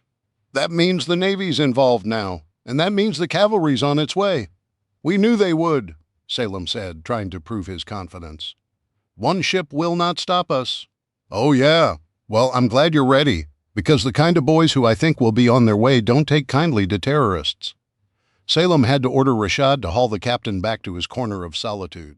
He couldn't think with the man's incessant laughter. "Shut up, or I will order Rashad to silence you." The old man smiled, shrugged, and slumped to the floor, sliding down the wall. "Your funeral? What are you saying?" Rashad demanded, kicking the captain. The captain winced and rubbed his leg where he'd been kicked but didn't look afraid. He just stared at Selim and ignored Rashad altogether. "It'd be better if you surrendered." Selim waved him away with disdain and turned back to the problem at hand. The Russian uprising. The American Navy wasn't about to do anything the Coast Guard hadn't already tried. After reports from the action earlier in the night circulated, he was sure the Americans would be cautious. They always worried about their precious people so much. Why? Selim would happily sacrifice half his men if it meant Grigorovich was eliminated, but something about the way the captain had almost pitied him put Selim on edge. Why was the old man so confident all of a sudden? Just moments before he'd spotted the naval ship, he'd seemed more resigned to his fate than ever. Now, Selim glanced at the old man who still watched him. That one eye made Selim's skin crawl, and he'd seen and committed atrocities that would make any normal person faint straight away. So why was the old captain beaten bloody, bound, and captive still a threat? Selim scratched at the stubble on his chin. It wasn't the Captain Selim found concerning. It was his sudden newfound confidence. He picked up a pair of binoculars and held them to his face as best he could with an injured arm there. In the growing light of dawn, the gray U.S. Navy warship waited. It must have been large because it wasn't being tossed around by the angry waters of the Atlantic. It didn't look particularly menacing. It wasn't an aircraft carrier, so he had no fear of a rain of missiles dropping out of the sky. So what was it? Nonsense. Selim muttered in Syrian. "Utter nonsense. Did you see something?" Rashad asked, stepping up next to him. "No," Selim answered, lowering the binoculars. "But the captain is convinced something about that ship means we are soon to lose. Keep an eye on that vessel and alert me at once if anything changes." "By your command," Rashad said, bowing slightly with respect. Selim watched as the young man took the binoculars and immediately got to work monitoring the naval ship. Perhaps he was a good candidate to take over for Yusef. Selim put all thoughts of the captain and his foolish belief in the American Navy aside and motioned for one of the others to approach. "Yes, brother?" the young man asked, shooting a quick glance at Rashad. "Find Khalid. Do you understand?" "But no one has heard. Do not come back without him," Selim insisted, lowering his voice and glaring at the young fighter. That seemed to do the trick. He straightened his back and stared over Selim's shoulder. "By your command, brother," he snapped, then turned and rushed from the bridge. Selim nodded to himself, purposely turning away from the captain, whose gaze he still felt between his shoulder blades. "Yes, Khalid will have found the scientist. With Kravchenko, the bomb can be armed, and the mission put back on track, regardless if the U.S. Navy wanted to shadow them or not." Chapter 25, Mukwonago, Wisconsin Carter residents' silence reigned in the house after they returned from visiting the Nolan family. Sierra busied herself in the kitchen, putting together cold-cut sandwiches and leftover egg salad for lunch. She popped the lid on the plastic container of egg salad and brought it close to her face for an exploratory whiff. It still smelled fine, and her stomach rumbled. So she put the container on the counter with a smile, then turned and looked at the pantry. Several partially empty bags of chips, cookies, crackers, and cereal lined one wall of the pantry. "We have to eat through the cereal. The milk won't last forever," Sierra sighed, thinking of a world without cold milk. It was perhaps her favorite drink, and nothing went better with fresh chocolate chip cookies than an ice-cold glass of Aunt Sierra, Hadley called from the doorway. Sierra jumped, then got hold of herself and turned to face Hadley, smoothing her sweatshirt. "What's up, hon?" "I'm sorry about the way I acted earlier," Hadley said, looking at the floor. "Oh, it's okay," Sierra said with a smile. "Everybody's under a lot of stress right now, and things are changing fast. I wouldn't expect any of us to handle it all without a little blowback, you know." When she looked up, Sierra's chest tightened in sympathy at the 14-year-old's bloodshot eyes and puffy cheeks. "Had a good hard cry, huh?" she asked, stepping forward to hold out her arms. Hadley embraced her and buried her face in Sierra's chest. "Yeah," she said, her voice muffled. Sierra kissed the top of her niece's head and rubbed her back. "It's okay, girl. If we stick together, we'll be fine. You wait and see. One of these days, your parents are going to come walking through that front door, and then everything will really be okay. Guys, Jack called from the front room. Hadley pulled away from Sierra and looked up, adjusting her hair. I didn't do it, she said. Sierra flashed a grin, then stepped around her niece and moved across the hallway. What is it, Jack? She asked as she pulled back the flap to the living room and immediately felt the warm embrace of the still glowing fireplace. They decided to keep it burning the entire day, throwing on one piece of wood at a time and letting it get down to ashes before laying on the next log. So far, Sierra was impressed to see they were getting close to 3 hours per piece of wood, and with the room blocked off by blankets and comforters. The retained heat was more than enough to keep everyone comfortable all day long while consuming their firewood at a miserly pace. Jack was standing next to the window with the Ninja Turtle blanket pulled back, a worried look on his face. You might want to come look at this? Hey, Hads, you know where some binoculars are? Binoculars? What do you want them for? Asked Hadley as she entered the room. To look at something far away, Jack replied deadpan, giving her a sour face. Sorry, he added quickly as Hadley opened her mouth to argue. There's just something is not right. Hang on, I'll be right back, Hadley said as she turned and left the room. What do you mean? Sierra asked as Jack peeled back more of the blanket to reveal the frost-tinged window. 3 houses down over there across the street, he said, pointing. Hey, that's a car in the road. Where'd they come from? I don't know, Jack replied. That's the problem. And worse, that's the second house they've gone to. What do you mean the second house? Asked Sierra, peering at the unknown SUV down the street. Here you go, Hadley said as she returned to the room, dropping the big blanket across the entranceway. A gust of cold air from the hallway followed her in, making Sierra shiver as she stood next to the window. Thanks, Jack said, as he took the low-grade binoculars from his sister and held them to his eyes. In his man-sized hands, the little plastic opera glasses looked more like a toy than binoculars. Do those things even work? Sierra asked. They're totally mid, Hadley said behind them. What? Sierra asked.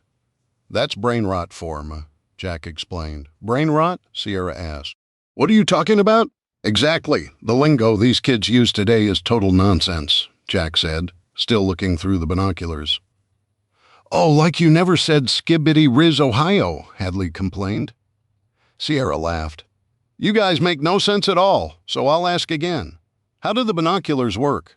Not as good as Dad's hunting gear, Jack admitted slowly. But I don't know where he put those. They work well enough to see a couple strangers, though. It looks like they're asking for help, maybe? Jack pulled away from the window and handed the binoculars over to Sierra. Here, take a look. He stepped out of the way so she could get closer to the window and held the blanket for her. Okay, Sierra said slowly as she raised the plastic binoculars to her face. She smiled when the world blurred at the edges, even as her vision zoomed into the house down the street. Oh yeah, these are totally not the best in the world, but I guess you're right. You can see enough. What are they doing? Asked Hadley. They do look like they're asking for help, Sierra reported. They're over there knocking on the door, right? Jack asked. Yeah. One of them is peering in the window by the front door. The tall one just stepped back and is shouting up at the second story. I don't think anyone's home, though. Look at the car, Jack urged. Sierra panned the binoculars over to the vehicle in the street, covered in snow and stained with slush and mud down its sides. It was a nondescript small SUV, one of the more common low-end utility vehicles. You think they're refugees? Sierra asked. That's what I assumed, Jack said, frowning. They went to the house next to that one and did the same thing. They walked up to the front door, stood there for a minute or so and knocked. Then, when nobody answered, one, the shorter guy, moved over to the window and looked inside. The tall guy stepped back and yelled something up to the second floor. Then they stood around and talked for a minute before looking at the other houses. Then, what did they do? Hadley asked. Doesn't look like that car is going to get them very far through the snow. Look, the snow is up to the middle of their hubcaps. Well, it got them here, Jack countered. After the first house, they went back out to the street and struggled to move the car, then just got out and walked over to the house they're at now. Yeah, they're both standing in the driveway talking. Wait a minute, Sierra said, shifting the binoculars as she caught movement out of the corner of her eye. Somebody's getting out of the car. It's a woman. She's walking up to them, and now all 3 of them are talking and pointing at the house and the house next door. Why? Hadley asked. My guess is that they're looking for help, and there's nobody home in those two houses, Jack suggested. I think you're right, Sierra said, still looking through the binoculars. We walked past both those houses coming home from the HOA meeting this morning, and I didn't see any signs of life. No tire tracks in the driveway, no footprints, and none of the snow had been disturbed in any of the windowsills or anything, Sierra said as she scanned the house in question. In fact, the only tracks I see out there are the ones we left and the ones that those people are leaving in front of the two houses. She turned and glanced quickly at Hadley, and the tire tracks the Nolans left. Hadley ducked her head but didn't say anything. She took a deep breath, squared her shoulders, and put out her hand. Can I have a look, please? Sure, honey. Sierra stepped back and relieved Jack of holding the blanket, then handed the binoculars to Hadley. Where are you going? She asked Jack, as he grabbed a coat and opened the blanket to the hallway. I'm going to open the gun safe. What? Sierra asked. Why? Because something doesn't sit right with me about this. Those people make me nervous. And so the solution is to go get a gun? Sierra asked. Guys don't fight, Hadley said, her face glued to the binoculars. Besides, they're doing something over there. They're probably panicking. Looks like it's the second house they've gone to and no one's home. They're probably wondering who else isn't at home, Sierra said. I can't imagine being stuck out on the road without a fireplace or food or... Well, they're pointing at our house, Hadley said. She looked away from the window at Sierra, and her eyes were round. I think they know we're home. Get back from the window, Sierra said as she dropped the blanket. That's not going to do anything, Jack said calmly, zipping up his coat. If they don't see us, began Sierra. They're going to see the smoke, Jack said, pointing at the glowing fireplace. Oh, I didn't think of that, Sierra replied. I didn't either, Jack said in a tone that suggested it was an apology. Maybe we shouldn't burn fires during the day because it'll tell everybody in the world that we're here. Hadley peeked under the corner of the blanket again while Jack and Sierra argued. No, this is ridiculous, Sierra said, trying to convince herself of the truth of her words. We don't have anything to fear from these people. They haven't shown any. Guys, Hadley gasped. They just broke the front window. What? Sierra blurted. She took the binoculars back and switched places with Hadley. Oh my gosh, they're breaking in. She watched the short burglar struggle with the broken window, then produce a wooden stick that he used to clear bits of glass away from the opening to prevent injuring himself as he reached through. That sure makes it look like they've done this before, Hadley said. I'll be right back, Jack said. Before Sierra could argue, he'd flipped back the blanket and disappeared down the hall toward the basement door. What are they doing? Hadley said, peering over Sierra's shoulder. Is he climbing through the window? Yes, Sierra reported, struggling to adjust focus on the little binoculars. It went from blurry to not quite so blurry, but never quite focused. It sure looks like no. He just climbed halfway in and unlocked it. Now he's raising the window the woman is climbing in. She just shoved him out of the way and went right through the window. Sierra lowered the binoculars and looked at Hadley. They definitely look like they've done this before. Where's the tall guy going? Hadley asked, pointing.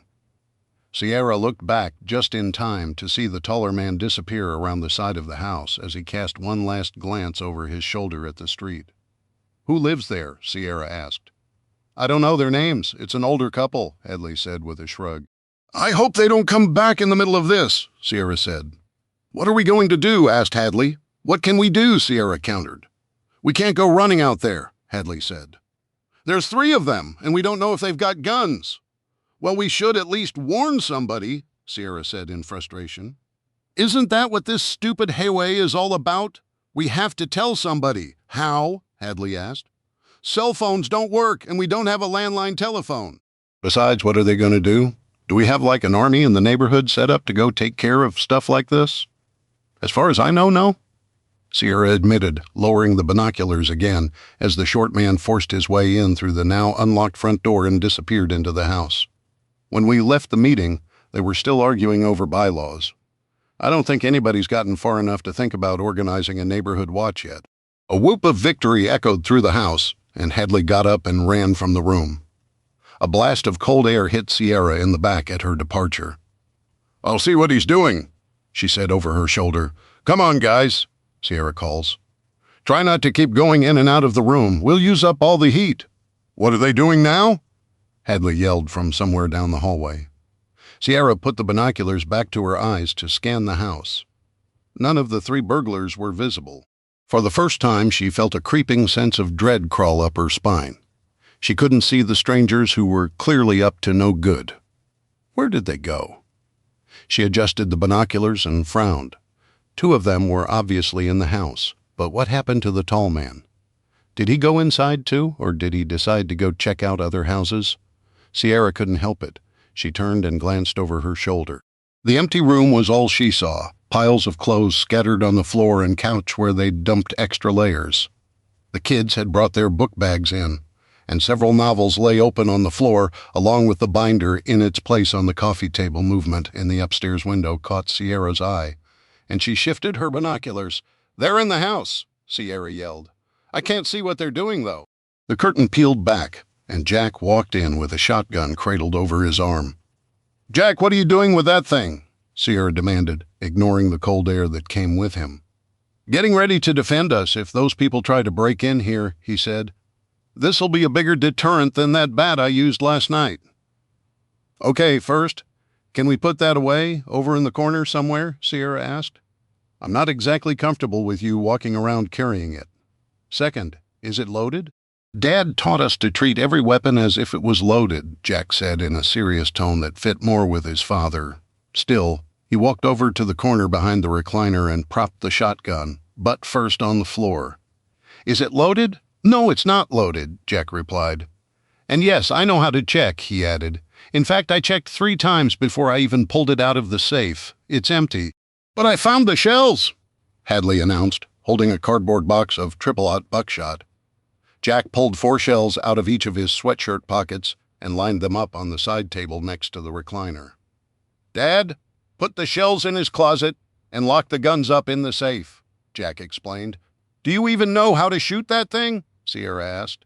"I heard shotguns are hard to control." "Not if you know what you're doing," Jack said. "Can I load it?" he asked, holding one of the red plastic shells in his hand. I mean, it's not going to do us very much good if it's not loaded." Sierra looked from Hadley to Jack, then to the black pump shotgun leaning against the wall in the corner. "On Sierra?" Jack said. "Sierra? People are literally breaking into the house across the street." "Yeah, but that house is empty," Sierra argued feebly. "They know we're here and left us alone for now," Hadley said, crossing her arms. "I'm sorry, Aunt Sierra. I'm sorry, but I'm with Jack on this one. I don't like the idea of them breaking into the houses any more than you do. But we're all alone here. No one's going to come help us. And those people know we're here, but—" "I think that's why they left us alone," Sierra argued. "For now," Jack said, parroting his sister. "What happens when they run out of whatever they're taking from that house? Maybe they'll want to take something from us.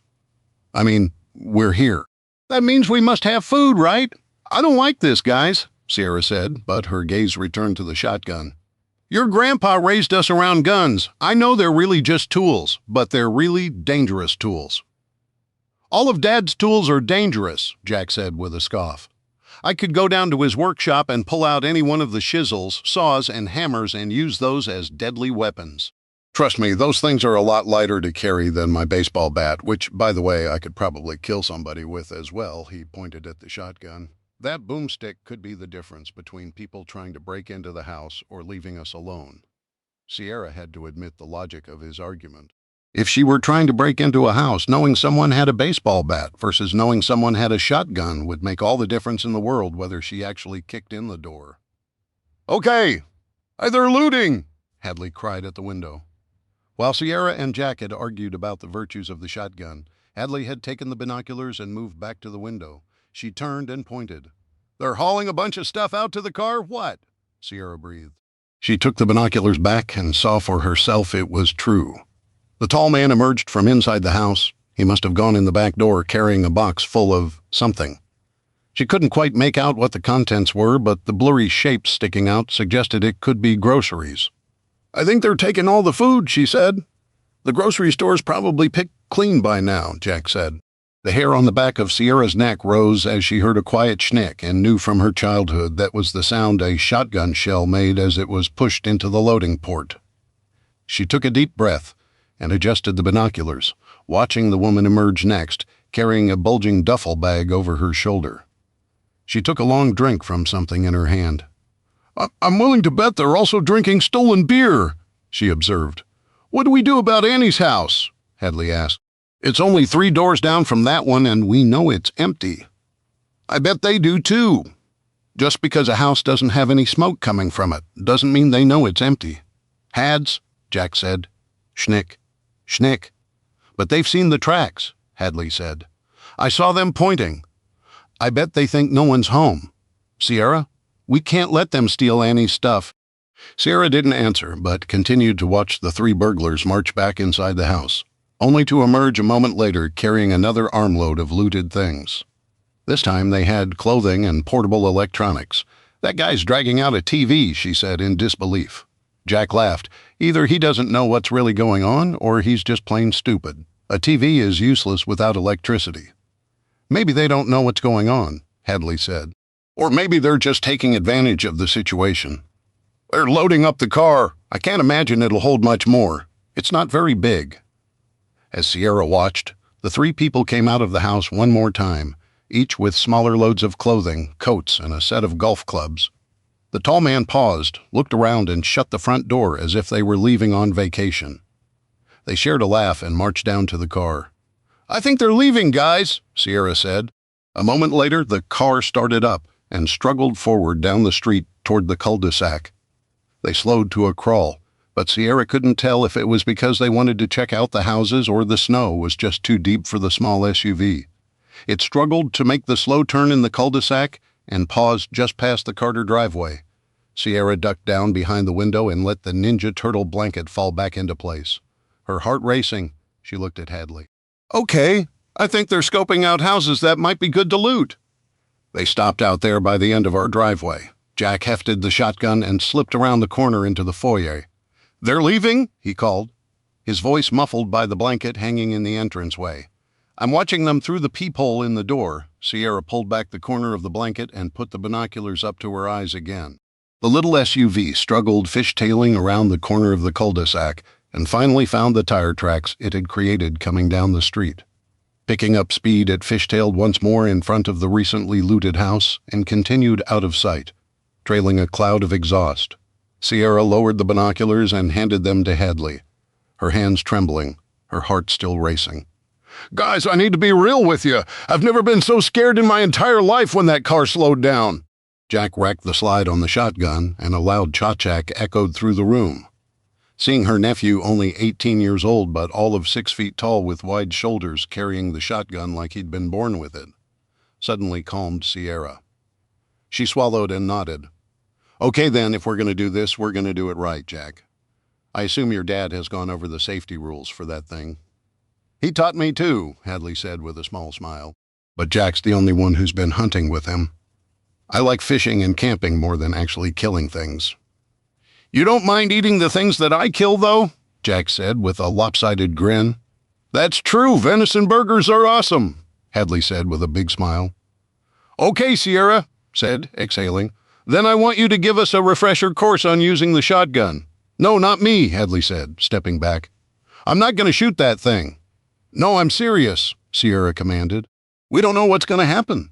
The fact that a house across the street just got looted right in front of our eyes in broad daylight should tell you that things are fluid.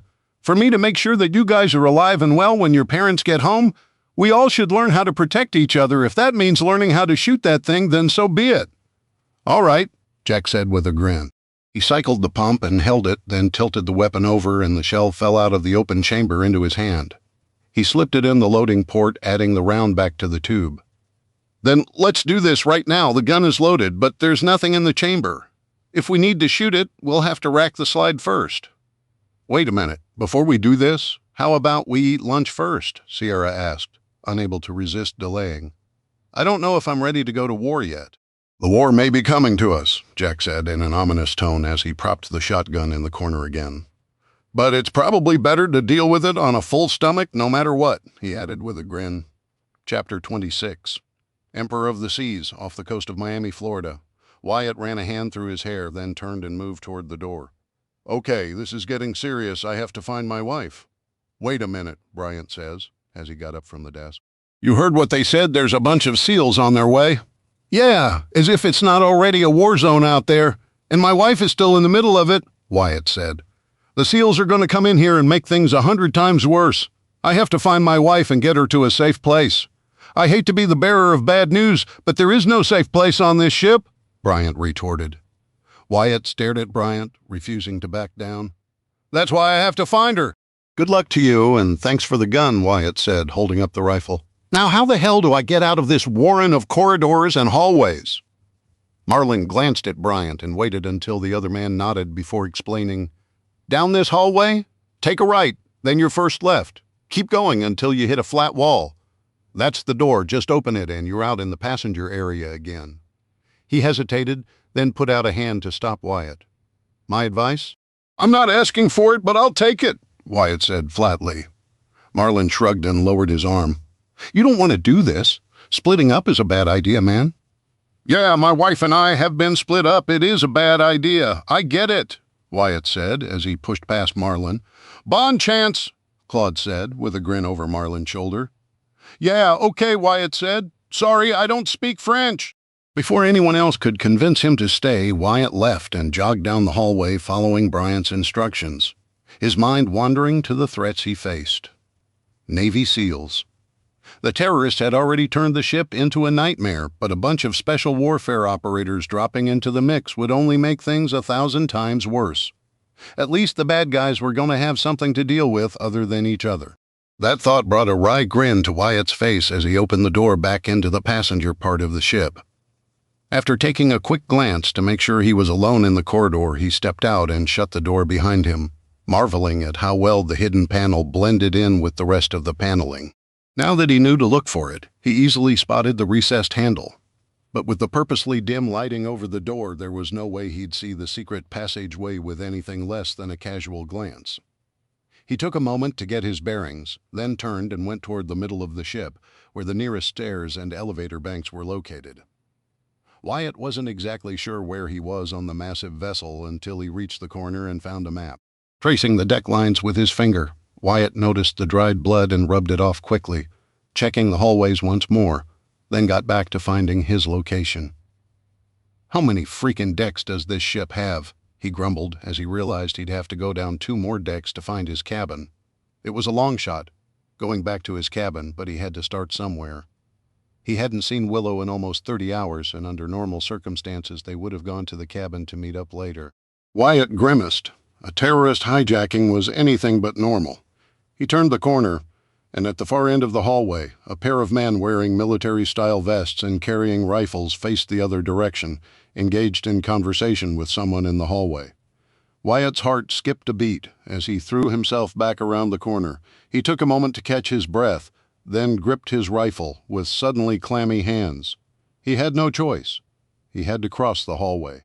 Ideally, he would have liked to have gone down the hallway, but he wasn't going to risk it with 2 armed men at the far end. Recalling the ship's map, Wyatt realized if he could just cross the hallway, he could loop around the far side of the ship and come up on the other side of the terrorists.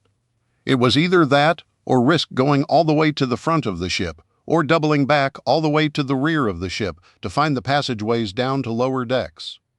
Wyatt glanced at his watch. The clock was ticking, and he had no idea when the SEALs would show up. 5 minutes, an hour tonight? Bryant didn't have that information, and it wasn't like the Navy was going to broadcast it. Wyatt clenched his jaw. He had no time to spare. Going across the hallway was his only option. He took a deep breath, then forced himself to walk casually across the open space, keeping his eyes locked down the corridor. The 2 men were still there now, waving their arms and yelling at whoever they were talking to. In 3 steps, Wyatt had crossed and disappeared around the corner again. He leaned against the wall and let out his breath, then swallowed, his mouth dry as sandpaper. Okay, keep moving. Adjusting his rifle once more, Wyatt moved to the far end of the hallway and out into the open breezeway.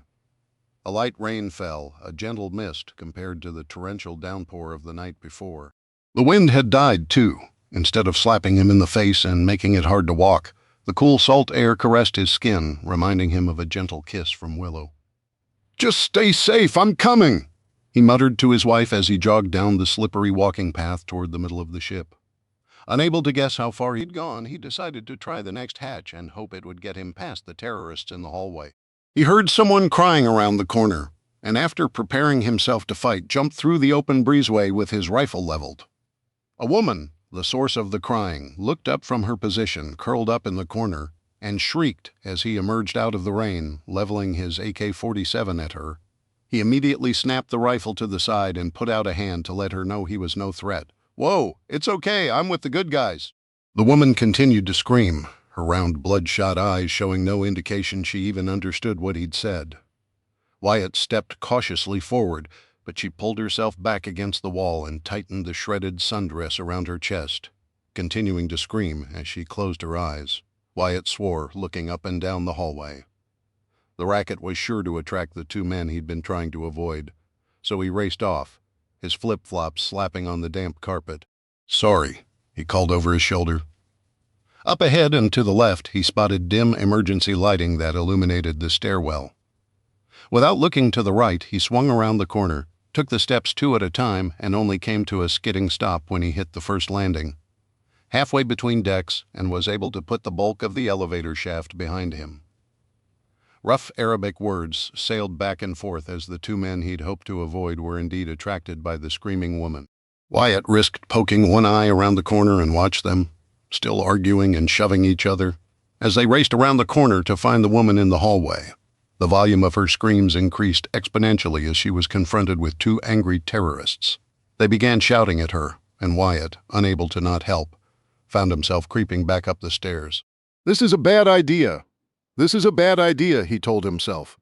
But the idea that maybe someone would do that for Willow galvanized his courage. He reached the landing, and still cursing himself for a fool, stepped around the corner to find both terrorists confronting the woman on the ground. One had his weapon trained on her. The other was shouting at her Wyatt assumed to be quiet. She took a deep breath, and her eyes swiveled to Wyatt as she continued to scream. Wyatt cursed as he realized the woman had just given him away. His rifle came up and he squeezed the trigger, dropping the man who'd aimed at the woman with a triple puff of pink mist. The second man spun and fired a shot that came a little too close for comfort. Wyatt staggered back, which threw off his own aim and sent a shower of bullets into the ceiling above the screaming woman, comforting her not at all. Wyatt recovered first and sent a 6-round burst into the remaining terrorist, who staggered back like a puppet with its strings cut before collapsing to the ground next to the screaming woman. "Are you okay?" Wyatt shouted over the ringing in his ears and the noise she made. The faint, muffled screaming of the woman continued unabated as she stared at him and pointed. "I'm sorry, but I have to go," Wyatt said.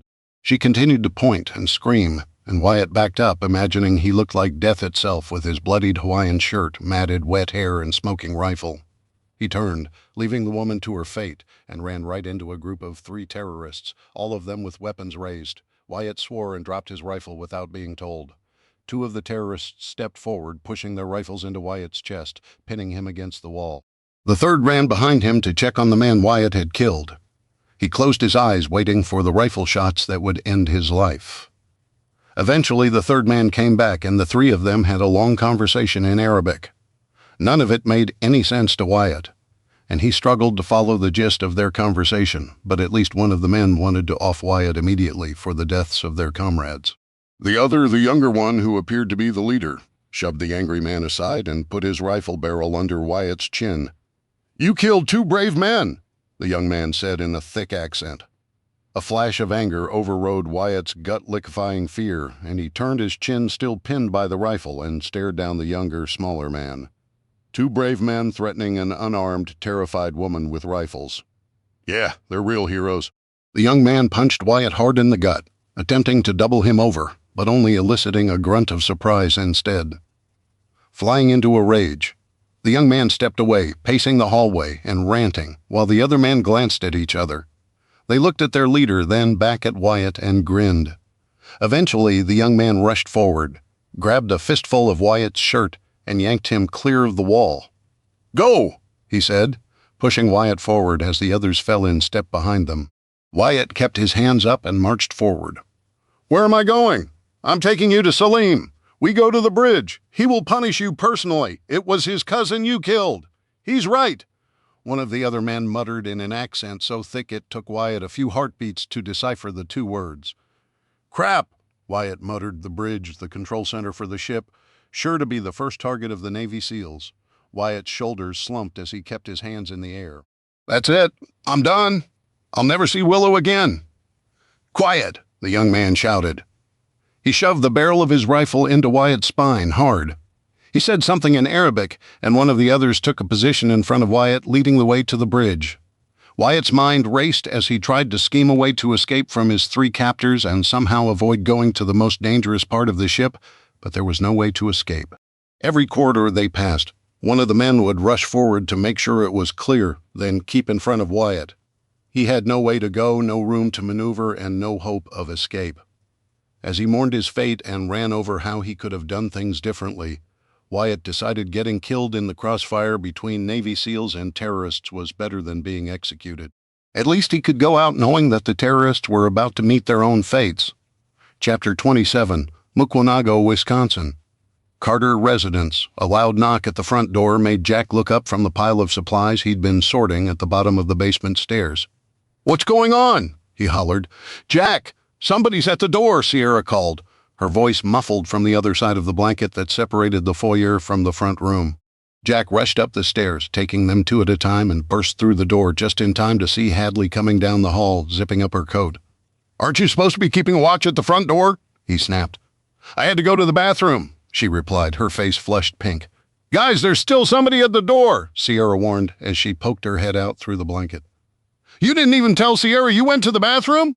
Jack continued to complain as he walked to the corner and grabbed the shotgun. He took up his position diagonal to the door so that when Hadley opened it, he would be out of her line of sight, but close enough to hit the person on the other side of the door and not his sister. Suppressing his urge to argue, he nodded and brought the shotgun to his shoulder. Hadley stepped forward and peered through the peephole. "Who is it?" she yelled in her most intimidating voice. The corner of Jack's mouth quirked at the sound of his sister trying to sound like their dad. "I'm so cold, I just want to come in and warm up for a minute," a soft voice said from the other side of the door. "It's a girl," Hadley whispered to Jack, her eyes still at the peephole. "Yeah, I got that," Jack whispered. "Send her away. We don't have any extra food. You have to go someplace else, I'm sorry," Hadley added. "That's okay," the woman on the other side said in a tone that suggested hope. "I have plenty of food I can share with you if you like. I'm going to freeze to death out here. I've been on me feet all night." "Did she say on me feet?" whispered Jack. "Never mind her grammar. Do you recognize her?" Sierra asked as she stepped out into the hall holding Jack's bat. "No, but she does look like she's been out walking all night. She looks exhausted. Anybody else out there?" Jack whispered. Hadley said as she looked around through the peephole. "It's hard to tell, but I don't think so." Louder, she said. "Are you alone?" "Aye, that's part of the problem," the stranger replied. "Okay, I'm ready," Jack said. "Just because this is your favorite part, you don't have to look so happy about it," Sierra muttered next to them. "I'm warning you, I'm armed, so don't try anything funny," Hadley said. On cue, Jack racked the shotgun slide with an intimidating sound that the stranger easily heard through the door. Jack nodded. "Ready? I'm going to open the door now, and you're going to stay right there. Keep your hands up so I can see them," Hadley commanded. "Okay, just hurry. There's some people driving around in a car. I don't like the way they looked at me." Hadley threw back the deadbolt, took one last look at Jack, then opened the door. Sunlight flooded the hallway in a tall, tight beam. A woman, somewhere between Hadley and Jack in height, stood on the porch, bundled up in several layers of clothing, silhouetted by the sun. Jack shifted his aim slightly and pointed the barrel of the shotgun at her chest. He tensed, waiting. "I don't have any guns or knives or anything," the woman said quickly, making the sign of the cross over herself. Her voice drifted through the open doorway with a soft lilt that made Jack raise his cheek from the rifle. His eyes wide, he glanced at Sierra. "She's Irish. She's bleedin' scared and cold, too," the girl replied, "if anyone's asking." "Okay, take the backpack off, please," Hadley said, her words coming out almost as a question. She glanced at Jack. He nodded, encouraging her to continue, just like they'd rehearsed. He'd found a section in the binder after lunch before they'd all practiced with the shotgun on dealing with strangers. The surest way to make someone less threatening, as far as Jack could figure, was to make them drop all their stuff on the porch and come into the house with their hands up. Sierra waited behind him with rope to secure the prisoner. Okay, come in, but keep your hands up, Hadley said.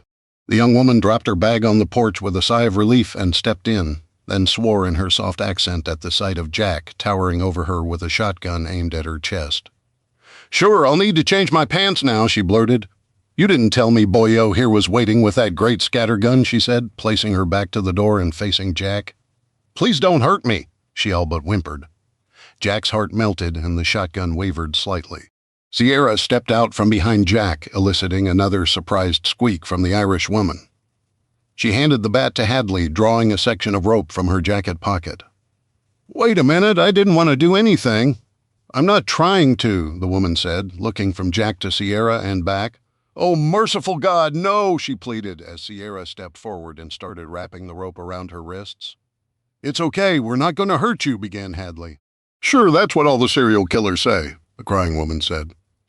It's true, Sierra said. We're not going to hurt you, but I'm also not taking any chances with with our lives, Sierra added, almost giving away too much. It's okay, I can leave, the young woman said. Oh no, now we need to figure out what's going on, Jack said, not lowering the shotgun until Sierra tugged on the knot to confirm the woman was secured. This day just keeps getting better and better, the young woman said.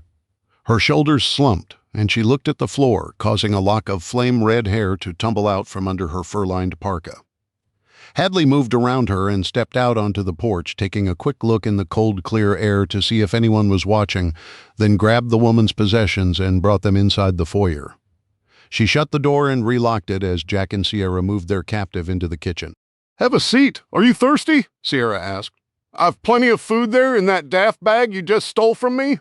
Please, just take it. Don't hurt me. For the last time, we're not going to hurt you, Jack said as he went to the sink. Poured a glass of water and put it in front of the woman on the table. Wait, how did you do that? She asked, staring at the glass of water. Jack couldn't help but grin. I lifted the lever on the sink and held the cup under the tap. No one's got electricity. Well, a few people have generators, but the water shouldn't work. Don't worry about it. Drink up, Jack said as he slid the glass in front of her. She took one more furtive look at the three of them, then grabbed the glass in both bound hands and brought it to her lips. Drinking greedily, water sloshed around the rim of the glass and down her chin, but she finished with a sigh, placed the glass carefully on the table, and sat back in her chair. Better? Asked Sierra. I thank you for that, the young woman said simply. Let's start with what you're doing, wandering around out there by yourself, Jack asked. Why don't we start with your name? Hadley said, sitting at the table next to the woman. I'm Hadley. This is my brother Jack, and that's, she began, gesturing toward Sierra. My name's Sierra, she said, cutting off Hadley. Their young captive was still looking at Jack, so Sierra narrowed her eyes and gave a slight shake of her head until Hadley returned a slow nod of understanding. Don't give this woman any information that's not absolutely necessary. My name is Aaron, and as to why I'm wandering these snow-covered roads, well, I'm a foreign exchange student traveling from Dublin. You see? Where do you go to school? Jack asked. Yo, Madison, she replied, tucking a lock of shoulder-length red hair behind her ear. You're in college? Jack asked, leaning forward with interest. Sierra stood behind Jack and put her hand on his shoulder as a warning. She wasn't quite sure if Aaron was intentionally flirting with Jack or not. He was a handsome, strapping young man, and she wouldn't blame the girl a bit if she were flirting to receive better treatment, but now wasn't the time. Why are you wandering around our neighborhood? She asked. It's not my choice, I assure you. My host family decided they only had enough food to feed 4 people. Guess who was number 5? She asked with a shrug. Jack pulled Aaron's bag closer, then opened the top flap and pulled back the drawstring, peering inside. Whoa, that's a lot of food, he said. Told you I had food, did I not? Well, yeah, but I thought you were just saying that to make us want to take you in, Jack said. I'll admit that's no small part of it, but I really do have food, and I'm willing to share it, and that's God's honest truth, she said, looking at each of them in turn, but lingering a little too long on Jack for Sierra's likes. In exchange for shelter for the night, Aaron added quickly. I just need to close my eyes for a few hours. I've been walking all night, you see. The girl certainly looked the part she was trying to play. Her clothes were wet and mud-splattered, and she had bags under her bloodshot eyes. I don't even need a bed, nor even a couch. I take a quiet corner where I can close my eyes without having to worry about somebody taking my food or worse, she said, looking down at the table. Somebody attacked you? Jack said with a little too much heat in his voice. Sure they tried, the girl replied, lifting her chin in a defiant gesture that made Sierra begin to reconsider her distrust. A certain glint in Aaron's eye told them all that she wouldn't go down without a fight. Took me in, he did, she said, then caught herself and took a deep breath before she continued, her voice much more controlled, and she had lost the accent. What happened? If you want to tell us, Jack added. It was last night, he said. I could sleep in the front room. He had a wife and kids, so I figured he was safe. What happened? Hadley asked. You don't have to tell us if you don't want to, Sierra said. Don't we need to know what's going on out there? Jack said to Sierra over his shoulder. I don't mind. It's okay, Aaron replied. He took me in just as he promised and let me sit on a nice, comfortable recliner. I was so tired from walking. I fell asleep straight away. I did. She brought her hands down to her lap and hunched her shoulders, staring at the empty glass on the table.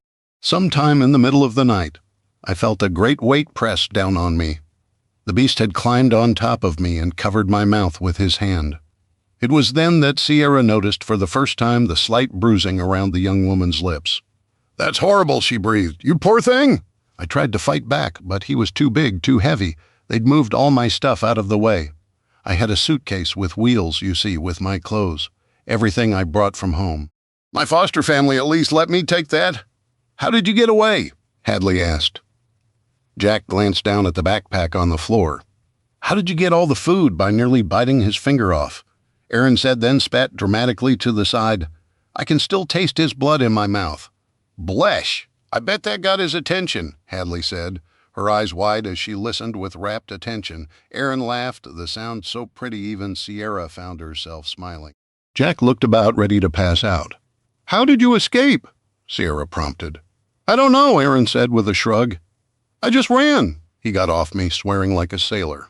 I've never heard such words before, Aaron said, staring at the table with round eyes.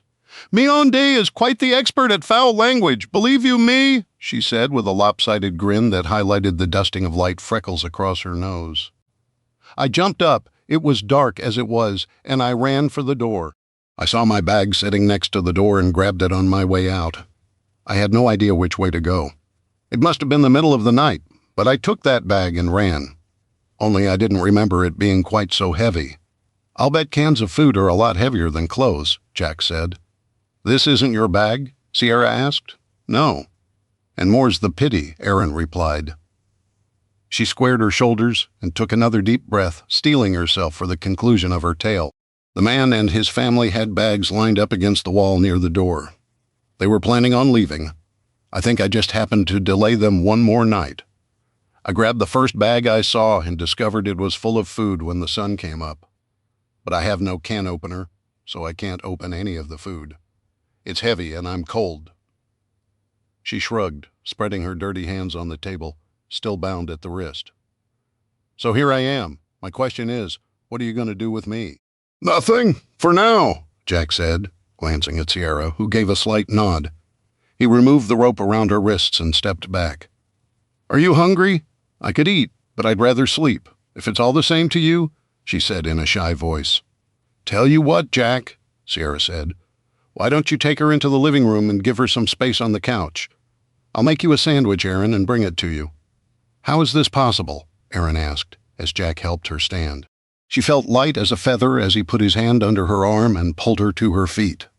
Thank you, she said, glancing up at him under her eyelashes. She gasped in delight as Jack pulled the curtain back, revealing a wall of warmth and the soft glow of the fireplace. The couch and recliner, while mostly covered in piles of extra clothes, retained their homey feel. I knew it, Aaron said as she stepped forward into the warmth and closed her eyes in bliss. I saw the smoke, and I hoped. But when I came inside, and it was so cold. Come on in here. You can lie down on the couch. I'll get you a blanket, Jack said as he encouraged her to take up a spot on the couch. The girl tried to speak, but broke down in tears instead, lying on her side, trying to wipe her face with her grimy hands. Hey, it's okay, Jack soothed. Sierra walked in holding a plate with some food and gave a questioning look at Jack. I don't know what to do, Jack said. No, it's okay, Aaron said in her lilting voice as she sat up, I'm just happy. I'm warm, and for the first time since everything went crazy, I feel safe. We don't mean you any harm, Sierra said with a smile. No, I don't believe you do, Erin said as she wiped her eyes. She accepted the blanket from Jack, wrapped it around her shoulders, and closed her eyes again, leaning back against the fire-warmed cushions. I'll just set up with the food here. It's not much, Jack said, apologizing as he placed the plate. Sierra brought on the coffee table in front of Erin. Erin's eyes fluttered open. It's the grandest thing I've ever seen, she said with a smile. Well then, Jack said, looking to Sierra, we're just going to have a little conversation out in the hallway, okay? Sierra said, interrupting his awkward retreat. You eat and sleep as long as you want. We'll be just outside if you need us. Bless, Erin said, pausing for a jaw-cracking yawn. Bless you.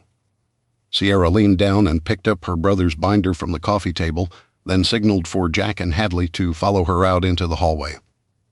They stepped across into the kitchen, and Sierra put the binder on the table. We need to have a discussion. What are we supposed to do now? Asked Jack. We need to figure things out, Sierra said in a hushed tone. We have a stranger that we know almost nothing about sitting in that other room now. I brought the binder in here because I don't want her looking through it, but there's nothing else in that room she can mess with. Is there? Except the fireplace, Jack said, suddenly frowning. Technically, she can start a fire and burn the whole house down. I have the shotgun out here with us, so we don't have to worry about that. Hadley got up, walked across the hall, and peeled back the blanket just enough to peek into the room. She came back smiling. I don't think that's going to be a problem. She's already asleep. Looks like she took one bite out of the sandwich and passed out. Well, good. We've got a little time then, Sierra said. We need to go through her bag and find out everything she's carrying. If there's anything in there that suggests she's lying to us, anything at all, Sierra warned, letting her words hang in the air. All right. If we find anything, we'll kick her out. But I don't think there's any harm in letting her stay, especially judging by how much food she's brought, Jack said, pointing at the bag in question. She's got a week's worth of food in there. I'm not looking through it. How can you just casually invade her privacy like that? Hadley said. Because we're the ones taking a risk that she's not a serial killer, Sierra said. I think Jack's 100% right to be cautious. He's something. All right? Hadley snarked. Hey, he began. Between the four of us, Sierra said, cutting them both off. The food she brought would last a couple days. That's true, Sierra added. That'll ease the pressure on our own food supplies. But I don't like having a stranger in the house. She's better than some random dude, Jack added. I suppose, Sierra admitted, but we still need to talk this out. Chapter 28, Emperor of the Seas. Off the coast of Miami, Florida, Wyatt was marched up a long exterior staircase on the side of the ship. The higher up they went, the more he felt the impact of the waves against the hull. Exposed to the wind and hanging out over empty air, he lost his balance twice, crashing painfully to his knees on the metal stairs. Everything was still painted white like the rest of the ship, but the polish and shine were no longer present. They had passed into areas no passenger was supposed to see. Keep moving! The ever-present gun jabbed him in the back again. If he survived, he'd have a series of deep bruises down his spine. All right, Wyatt said testily as he clambered up the final steps, his hands still in the air. Were they planning on shooting him at the top and tossing his body overboard like he'd done to two men already? Would they torture him? Wyatt's mind spun in several directions at once as he attempted to plot his escape. One of his captors pushed him aside and opened a large utilitarian hatch on the platform. Light and noise enveloped him as they shoved him through the opening onto the bridge. The first thing Wyatt noticed was the blood splattered on the deck and walls. Bullet holes perforated almost every surface. As he moved forward, Wyatt's foot kicked several spent shell casings out of the way to rattle across the decking. Several bodies lay slumped in the corner, arms and legs sticking out at awkward angles, and a dark stain spreading across the carpeting. What happened? Wyatt sputtered, looking around in horror. His captor yelled a command, then translated. Kneel! Wyatt kept his arms up but turned his head to say something over his shoulder. Before he could open his mouth, the young man behind him swung his rifle down in a savage strike to the back of his legs. Wyatt cried out in pain and fell to his knees, unable to keep from going prostrate before a tall, well-groomed Middle Eastern man carrying a rifle and sporting a bandage on his left arm. Wyatt glanced up and recognized the look of confusion on the tall man's face as he looked from his new prisoner to the young man who'd delivered Wyatt. They spoke back and forth rapidly in Arabic. Then the tall man seemed to go pale. His eyes hardened, and he looked down at Wyatt with an expression that sent a chill down his spine. "This is it. This guy's going to kill me." The tall man ripped the charging bolt back on his AK-47 and took aim at Wyatt, unwilling to give the terrorist the satisfaction of seeing his victim cower in fear. Wyatt narrowed his eyes and stared right back. Another terrorist shouted something, and suddenly everyone rushed to the windows, leaving Wyatt forgotten on the floor. He blinked and looked around in confusion. "Get on up off the floor and come over here," a grizzled voice said to his right. Trembling, Wyatt lifted himself up and glanced at where the voice came from. An old man wearing a blood-stained dress uniform with a face that looked like hamburger and one eye swollen shut nodded at him. "That's right. If I were you, I'd move over here real quick. Put your back against the wall." "Why?" "Because it'll stop bullets," the old man said. Wyatt ignored the excited jabbering of the terrorists as they crowded the bridge windows. Following the old man's instructions, he scrambled up from the floor, pushing shell casings out of the way, and moved into the corner to put his back against the wall. "They're gonna kill me," he said, looking at the older man. "I expect they've got bigger fish to fry right now." The tall terrorist turned away from the windows, pushed some of his comrades aside, and stomped over to the old man on Wyatt's left. He glanced quickly at Wyatt, then focused his rage on the older man. "What is this? 2 black boats are circling the ship?" "I told you," warned the old man. "You know who it is?" "Captain, do not be coy with me. Are these the famous Navy SEALs, Captain?" Wyatt breathed. "Oh yeah," the captain replied to the terrorist with a grin. "And they're not going to be in a mood to negotiate when they see the mess you've made on my ship." The terrorist turned to Wyatt and brought his rifle up. "If so, then I have no need of hostages." "Whoa!" Wyatt said, holding his hands up. "Keeping hostages alive is about the only thing that might keep you alive," the captain replied calmly. The young man who'd taken Wyatt prisoner turned and glared at him, then yelled again in Arabic. The well-spoken terrorist abruptly turned away from Wyatt and rushed back to the window, then gave orders to the others. They split up, some running to the port hatch, others to the starboard hatch that Wyatt had entered. "Where are they going?" Wyatt whispered. "Outside looks like, but it's not going to do them any good," the captain muttered. Gunfire started immediately. Muzzle flashes reflected in through the open port side door, and the sound echoed back and forth across the bridge. He flinched with the first couple of shots, but took courage from the fact that the old man hadn't so much as twitched. Wyatt glanced up at one of the few operating screens mounted to the wall. It didn't have bullet holes in it like the others and displayed an image down one side of the ship.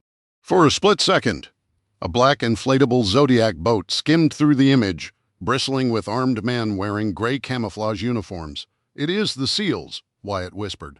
The captain snorted. "They might be SEALs, but they're not the ones that are going to do the killing." "I hope not, because these guys are going to tear them up like they did the Coast Guard." "That was unfortunate," the captain said with a sigh. "But SEALs are nothing, if not clever." In a momentary break in the gunfire, as the terrorists continued to pour rounds over the side of the ship and focused on the 2 Zodiacs, making a lot of noise and spray as they circled over the din. There was another noise. "Whump, whump, whump, whump," the captain grinned.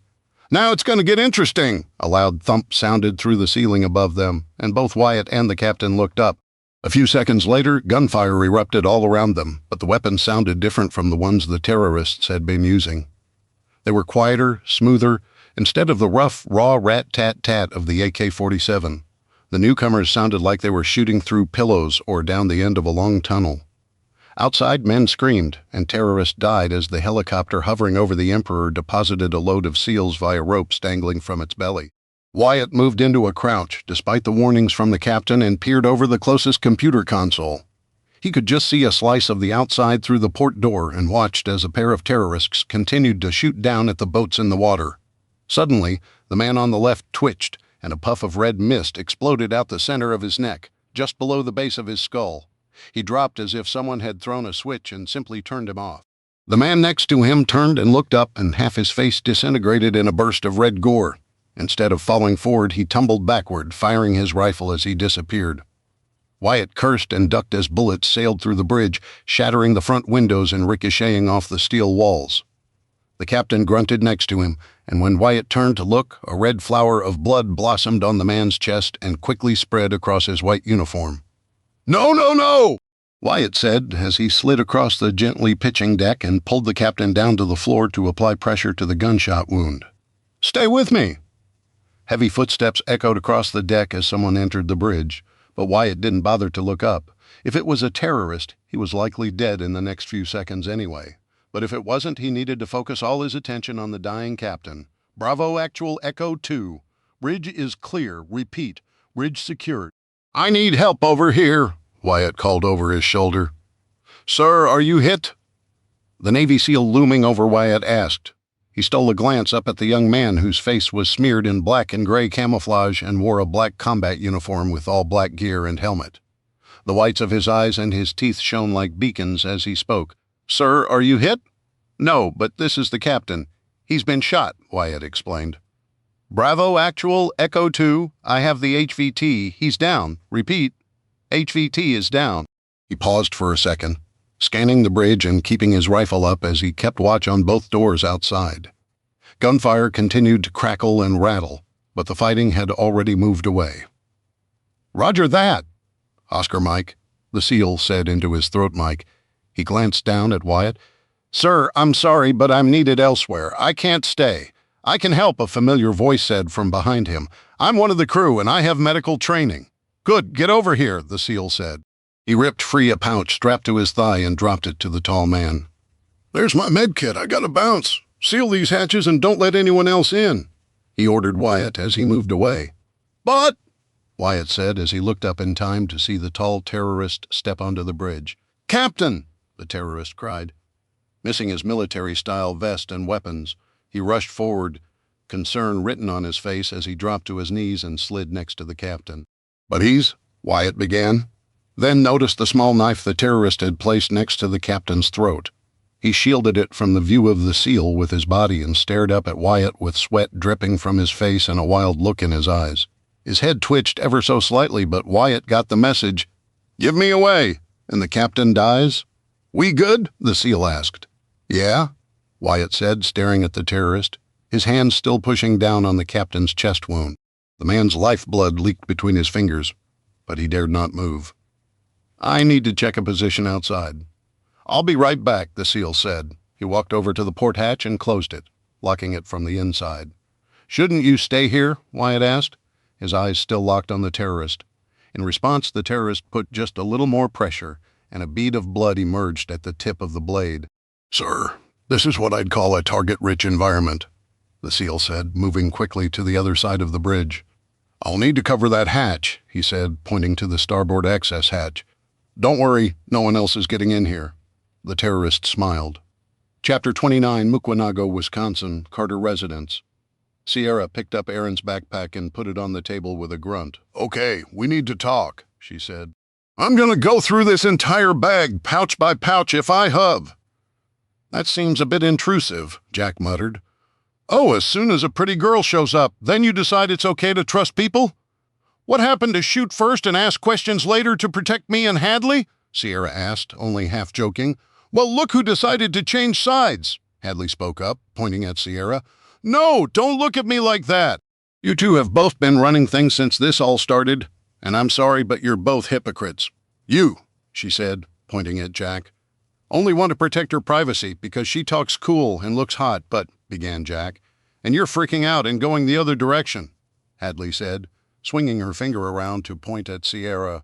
"Just a couple days ago, you wanted to help and trust people, and—" "A lot has changed in the last 2 days," Sierra said quietly, cutting off Hadley's red-faced tirade. "Jack made a lot of sense. Until now, I just wasn't listening. But I'm telling you that HOA business has spooked me. And don't forget the guy who tried to break in," Jack added. "Yeah, that too, and the Nolan's leaving." Sierra threw her hands up in frustration. "What do you want me to do?" "Invite a stranger into my house?" Jack cleared his throat. "It's actually our house." "So, what?" "You're just going to overrule the only adult here?" Sierra asked, feeling her throat tighten with raw emotion as she looked at the kids. "I never said that," Jack added quickly. "No one wants to overrule anyone," Hadley said in a much calmer voice. "But we need to discuss things before a decision is made. At least that's what I want." Sierra crossed her arms. "Okay, I can respect that. I'll treat you both as adults for the duration of this, whatever is going on provided, she said, holding a finger up. You both agree to abide by our group decisions? I think a simple majority should be enough, since you guys want to be treated as adults. You don't need to be like that, Jack said in a defensive voice, looking away. I was willing to stand up and fight that guy trying to break in. For both of you, that has to count for something? Sierra sighed, dropping her shoulders. She leaned forward and hugged Jack. Oh, honey, it does. It really does. I've never had someone other than my brother and Grandpa a long time ago stand up for me like that. It felt good. So what do we do about Erin? Asked Hadley. Sierra sat down heavily in the chair next to Jack. Well, the way I see it, we have two choices. We let her stay, or we kick her out. And if we kick her out, do we do it tonight when she wakes up, or tomorrow morning? Asked Hadley. Jack rubbed his face. If we kick her out tonight, and I'm not saying I'm voting for that, he added, looking at Sierra, we may as well shoot her and take her stuff. It's going to be cold out there, and she's in no condition to survive another night wandering around.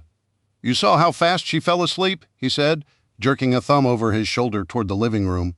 She didn't even get 2 bites out of her sandwich. So, we kick her out? Sierra said slowly. We agree we'll do it tomorrow? Hadley looked at Jack, and Jack looked between his sister and his aunt.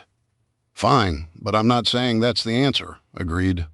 Okay, well, we're making progress at least now, Sierra said, looking at the bag. If she's going to stay, do we have to dig through her stuff? That feels icky, Hadley said, making a face. I don't like it any more than you do, Jack agreed. But, he added with a sigh, I can see where Sierra's coming from. If we don't look through her bag, we might be giving her the opportunity to spring a weapon on us. Maybe she's got a gun or a knife or something in there. How else will we know? By asking her, Hadley said. And if she lies? Asked Sierra. Do you think she's lied to us so far? Countered Hadley. How are we supposed to know if she's telling the truth about anything? Jack shrugged. I guess we don't. Not really. I think she's telling the truth, Sierra said. There's something in her eyes that I believe she's seen some dark stuff recently. There's no lie there, and she does look like she's been outside for the last day or two. Hadley admitted, without food or sleep, Jack said. So if we look through her bag, she said we could, Sierra reminded them. And we don't find anything other than what she said? She asked, leaving her words hanging in the air.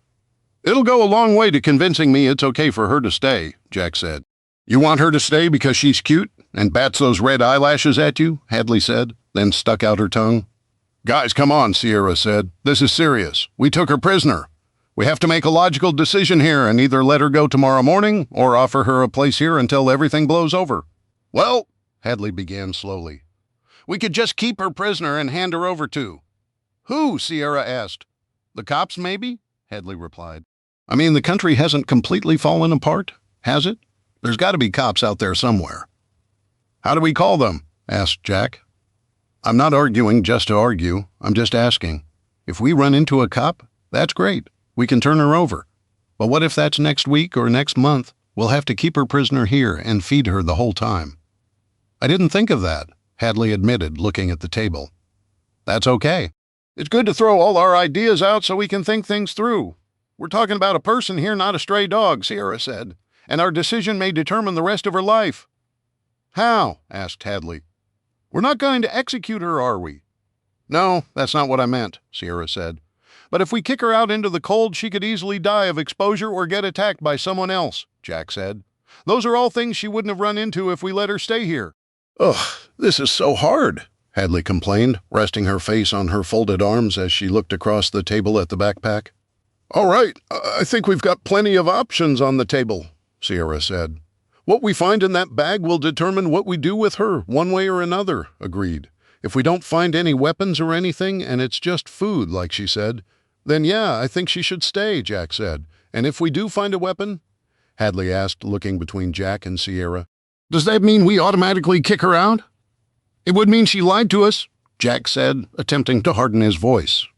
And in times like these, we can't trust someone who lies to us? He looked at his hands for a moment, then took a deep breath. If she lied to us, then yeah, I think she has to go. Sierra glanced at her niece and nephew, her hand halfway to the bag. We're agreed then? The next step is searching the bag? I still don't like it, but yeah, Hadley said. Agreed. Heads, think of it like this. What would Dad do to protect us? Hadley rolled her shoulders and adjusted her seat. He'd clench his jaw and do it, and he'd kick her out no matter how pretty she was. Not just because Mom's prettier, she added. He'd do it for us, even if it was one of his friends who came over and then lied to us. He'd protect us no matter what it cost him to do so, Jack said. He turned to Sierra and smiled. Just like Aunt Sierra's doing. I know it's not easy to suddenly have to give up, believing that people are inherently nice. You're right about that, Sierra said in a tired voice. But I have to do what's best for you two. Without your parents, I'm the closest thing you have. I know if our roles were reversed, your dad would stop at nothing to protect my kids. She squared her jaw in a decent imitation of her older brother and looked at the bag. I owe it to him, and to my parents, to look out for you. So that's what I'm going to do, even if it makes me sick inside. We'll do it together, then, Jack said. Agreed, he asked, looking at his sister. Agreed, Hadley said, her eyes glistening. But let's do this quick, please. It's freaking cold out here, she said, exhaling vapor. I know it's cold, but we have to be careful about this and do it right, Sierra warned. If Erin stays, that's an extra mouth to feed, and we have to worry about her betraying us down the road. Our food will disappear that much faster with 4 people in the house versus 3. What? You think she's an advanced scout for the people going around looting houses? Jack asked, joking. He lost his smile and looked at the table. Actually, that's not a bad idea. You've been reading too many of Dad's post-apocalyptic stories, Hadley said. It could happen, Sierra said, then opened the flap on the bag and started pulling out cans of food. Hadley, can you grab a notepad and a pen? Start recording what we've got here on it, she said, scraping her chair across the floor as she got up and went to the junk drawer. So far, so good, Jack noted, watching the cans stack up on the table. Beans, peas, mixed veggies, Sierra said as she pulled a can of fruit out next Peach's peers. That fruit looks good, Hadley said, scribbling away on her notepad. We didn't get any the other day when we went to the store, and the bananas we have are yuck. I'll make banana bread, Sierra said. I know how to do that, at least. And those sad bananas over there are perfect. Not gonna lie, they look pretty gross, Jack said. You want the overripe ones for banana bread? Sierra said. Here's another 2 cans of string beans, Hadley. Got it. Why do you want the gross ones? Asked Jack, looking at the fruit in question. The sugar content is higher, Sierra said. I don't know, it's a thing, though. Look, here's a Tupperware container with Band-Aids, and oh, it's a little homemade first aid kit, she said, handing it over to Jack. I'll take an inventory of it. Hads, can you give me a piece of paper? I've got a pen. Sierra continued to pull out can after can, a few plastic packs of fruit and 2 more plastic bins of Band-Aids and napkins, and one filled with goggles, matches, and playing cards. Hey, there's even a little collapsible cup in here. That's pretty cool. No weapons? Asked Jack. Not that I can see, Sierra said, smiling as she tilted the bag toward her and looked in the main pouch. We need to check all these pockets, but I don't think she can fit a gun in there. Find anything? Asked Jack, leaning forward. Just some more matches, a space blanket. And Sierra looked at Hadley. Some feminine hygiene products. So she didn't lie to us then? Asked Jack. No, she didn't lie to you, Erin said behind them. I told you I was no threat, she added, her arms crossed over her chest, her breath coming out as puffs of vapor. How long have you been standing there? Sierra asked. Long enough to know that you're decent people. I thank you for that. Even if you did go through my bag? She added in a sour tone. I'm sorry about that, began Jack. Don't be, I'd do the same. And it's not even mine, not really. I took it from that beast, remember? She shrugged, a movement that made Jack's eyes lock on her chest, then snapped back to her face as color crept up his cheeks. Sierra had never wanted to laugh so hard in her life, but managed to retain her composure. If you want to go back in the living room and finish your meal, we have a little more to discuss. If it's all the same to you, I'd prefer to stay here and learn my fate straight from the horse's mouth, as it were, Erin said, standing a little straighter and looking Sierra dead in the eye. Okay, 2 can play at that. Have it your way, Sierra said, turning back to Jack and Hadley. We've gone through her stuff and haven't found anything. We're all agreed she didn't lie to us. So what do we do with her? I'm not some stray cat, Erin began. I'll earn my keep. Sierra turned around again. If you want to stand here and watch us decide your fate, that's fine, but please be quiet. This is hard enough as it is. Right, you are. Sorry, Erin said quickly and pulled her fingers across her lips, miming a zipper motion. Jack turned his attention back to the table and all the canned food stacked up in little piles. So, all those in favor of letting Aaron stay? He raised his hand. I vote yes, Sierra said, if nothing more than to get them back on track. Me too, Hadley said, giving Aaron the side eye. Thank you, Aaron breathed, exhaling. I promise I'll do what I can to help, she added. She wiped at her eyes and pulled the blanket around her shoulders a little tighter. I won't forget this, I swear it. Well, we're not going to just trust you with our lives based on your backpack, Sierra said. I propose we set a guard to watch over Aaron tonight. I'll go first, Hadley volunteered. I don't need to be guarded, Aaron began. As soon as you feel tired, you wake me, okay? Asked Sierra, ignoring Aaron. Jack, can you take the graveyard watch? Sure, he said, smiling at Aaron. I don't need to be guarded, Aaron repeated. You're taking me in. I'll do whatever it takes to help out so I can stay. I really don't want to go back out there. I've no place to go. Ireland's a long way away, more's the pity. It's no fun walking around in the cold, that's for sure, Jack said. That's not what I mean. It's bad out there. Like real bad. People are already fighting over food. I walked through town past the market. There were dead bodies in the parking lot. Can you believe it? Yes, Sierra said sadly. We were there when it all started and someone started a shootout. You Americans and your guns, Aaron said, shaking her head. Hey, this gun might save our lives, Jack said, holding up the shotgun.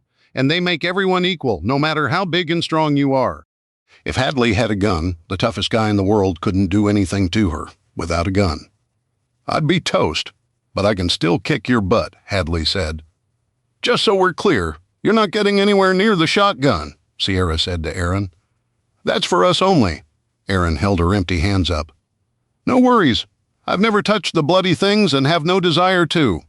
She looked around the kitchen. Where's me shillilig? Excuse me, asked Sierra. Did you just say shillilig? Of course I did. You didn't leave it on the porch, did you? Aaron asked, walking to the front door. Wait a minute, Jack called, jumping up from his chair. It scraped across the cold floor and fell over with a clatter as he rushed from the kitchen, the shotgun still in his hands. We have to make sure there's no one out there. Don't open. Oh, Aaron said in surprise as she opened the door. Mr. Davenport stood with his hand raised as if to knock on the door while a few others cowered behind him. Hello. Who exactly are you? A friend of ours, Jack said, stepping up behind her and moving the shotgun to his side so Davenport couldn't see it. There it is, Aaron said, and snatched a thick, gnarled stick from the ground where she'd dropped it with her pack. Drop me shill-a-leg. I'll just leave you to it then, she added, and slipped around Jack as Sierra came up behind him. Mr. Davenport, Sierra said by way of greeting. Miss Carter, he replied coolly with the slightest tilt of his head, his eyes following Aaron through the doorway. He cleared his throat and focused on Sierra again. We've come to take inventory of your house, and I see you have company. Make note of that, he added to a short man with a clipboard standing in the snow on the porch steps. Didn't you just have a meeting this morning to decide if you'd even have an HOA? Sierra asked. Davenport smiled, and Sierra felt a trickle of fear creep down her spine. We did. Now, are you going to invite us in or not? Chapter 30. Emperor of the Seas. Off the coast of Miami, Florida. Wyatt looked down at the blood oozing between his fingers. He's going to die, he said in a detached voice. You've won. Why are you doing this? Alone on the bridge with the terrorist, Wyatt waited for the man to kill him and the captain. But the tall crewman did neither. He pushed Wyatt out of the way. Move, I can save him. What? Wyatt blurted from the floor. He got up, wiping his hands on his shorts, and watched as the terrorist ripped open the medical bag the SEAL had left and rifled through it, selecting a packet of white powder which he poured on the captain's chest. The old man's eyes opened wide and he cried out, arching his back, but the clotting material worked, and the bleeding slowed to a manageable trickle. I didn't shoot this man. Your U.S. Navy SEALs did that? Wyatt backed up, approaching the open starboard hatch where the SEAL had gone. Why are you doing this? He repeated. I don't want him to die, the terrorist said in barely accented English. But, Wyatt said, looking around the blood-splattered room with its broken screens, shattered windows, shell casings on the floor, and in the corner, dead bodies. You don't want him to die yet? The terrorist looked up, his hands bloody, but a smile spread across his face as he sat back. The captain continued to breathe, which was more than Wyatt had expected just a few moments earlier. "I do want him to die. I want you to die. I want all the filthy passengers on this ship to die." Wyatt stared at him, unable to move, unable to comprehend what the man was telling him. "You what? I just don't want you all to die yet." Wyatt turned and looked out the shattered front windows, the entire wall of them, most with bullet holes that let the wind whistle in from outside. "Oh man, I really don't understand you, Will," the terrorist smiled. "Is he going to live?" Wyatt asked, looking at the captain's pale, battered face. "For a while longer? Yes, long enough to do what I need." "You're going to ram the ship into Miami?" The terrorist smiled again, an oil-slick smile that made Wyatt at once afraid and furious. "I'm going to do worse than that, my friend. It will be glorious." Gunfire outside spurred Wyatt into action. He turned to leave, and a sound from the terrorist made him stop. "You can't leave, my friend." Wyatt smirked. "You're not my friend, and you can't stop me." The terrorist raised his knife over the captain again. "Can't I? You just said you wanted him alive?" When the terrorist's smile faded, Wyatt knew he'd won and rushed out the porthole. "Help!" he yelled as he took the metal stairs two at a time down from the nightmare in the bridge. "Help!" Gunfire continued to rattle in the distance. He leaned over the railing and watched one of the two Zodiac boats buzz the side of the ship far below. As it pulled near the middle of the cruise ship, one of the men on board fired a grappling hook up to the walking deck. In seconds, a pair of SEALs were gliding up the rope like the Coast Guardsmen had done, but no one shot at them. The tide was turning, and more SEALs were boarding the ship, but there was still the bomb to worry about, and Willow Wyatt staggered at the thought of his wife caught in the crossfire between the bloodthirsty terrorists and the relentless SEALs. He turned the corner and found the body of a man in the ship's crew uniform, perforated by several bullets, his outstretched hand reaching for a weapon someone had kicked across the breezeway. Wyatt scooped up the pistol and checked the chamber. Several gunshots exploded just down the hall, making Wyatt duck behind the corner and hold his breath. Someone shouted it sounded like a foreign language. Then more gunfire crackled. A bullet sparked off the metal wall on the far side of the breezeway. Wyatt risked a glance around the corner and saw the backs of a pair of SEALs as they took cover behind an overturned piece of deck furniture and fired, taking turns to alternate when they shot to keep a steady stream of fire downrange at several men down the hallway who popped in and out of side doors. "This is insane," Wyatt muttered, flattening his back against the wall, out of sight of the gunfight. There was no way forward except across the hallway of death. He couldn't go back out toward the bridge. The terrorist up there with the captain might change his mind or find a gun. After all, he needed the captain to pilot the ship, not Wyatt. Wyatt took a deep breath, screamed, and ran. He got halfway across the hallway and flung himself across to the other side. As the firefight continued unabated down the hall, he lost track of the number of shots fired while he was exposed. A searing, burning streak of pain lanced through his calf as he landed on the far side of the corridor.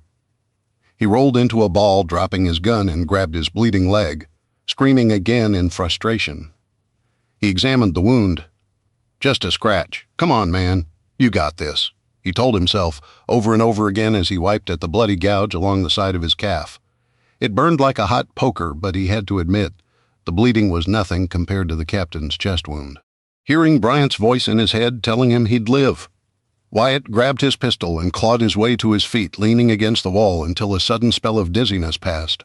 His foot slipped in its flip-flop as blood streamed down his leg, mixing with sweat and rainwater dripping from his clothes.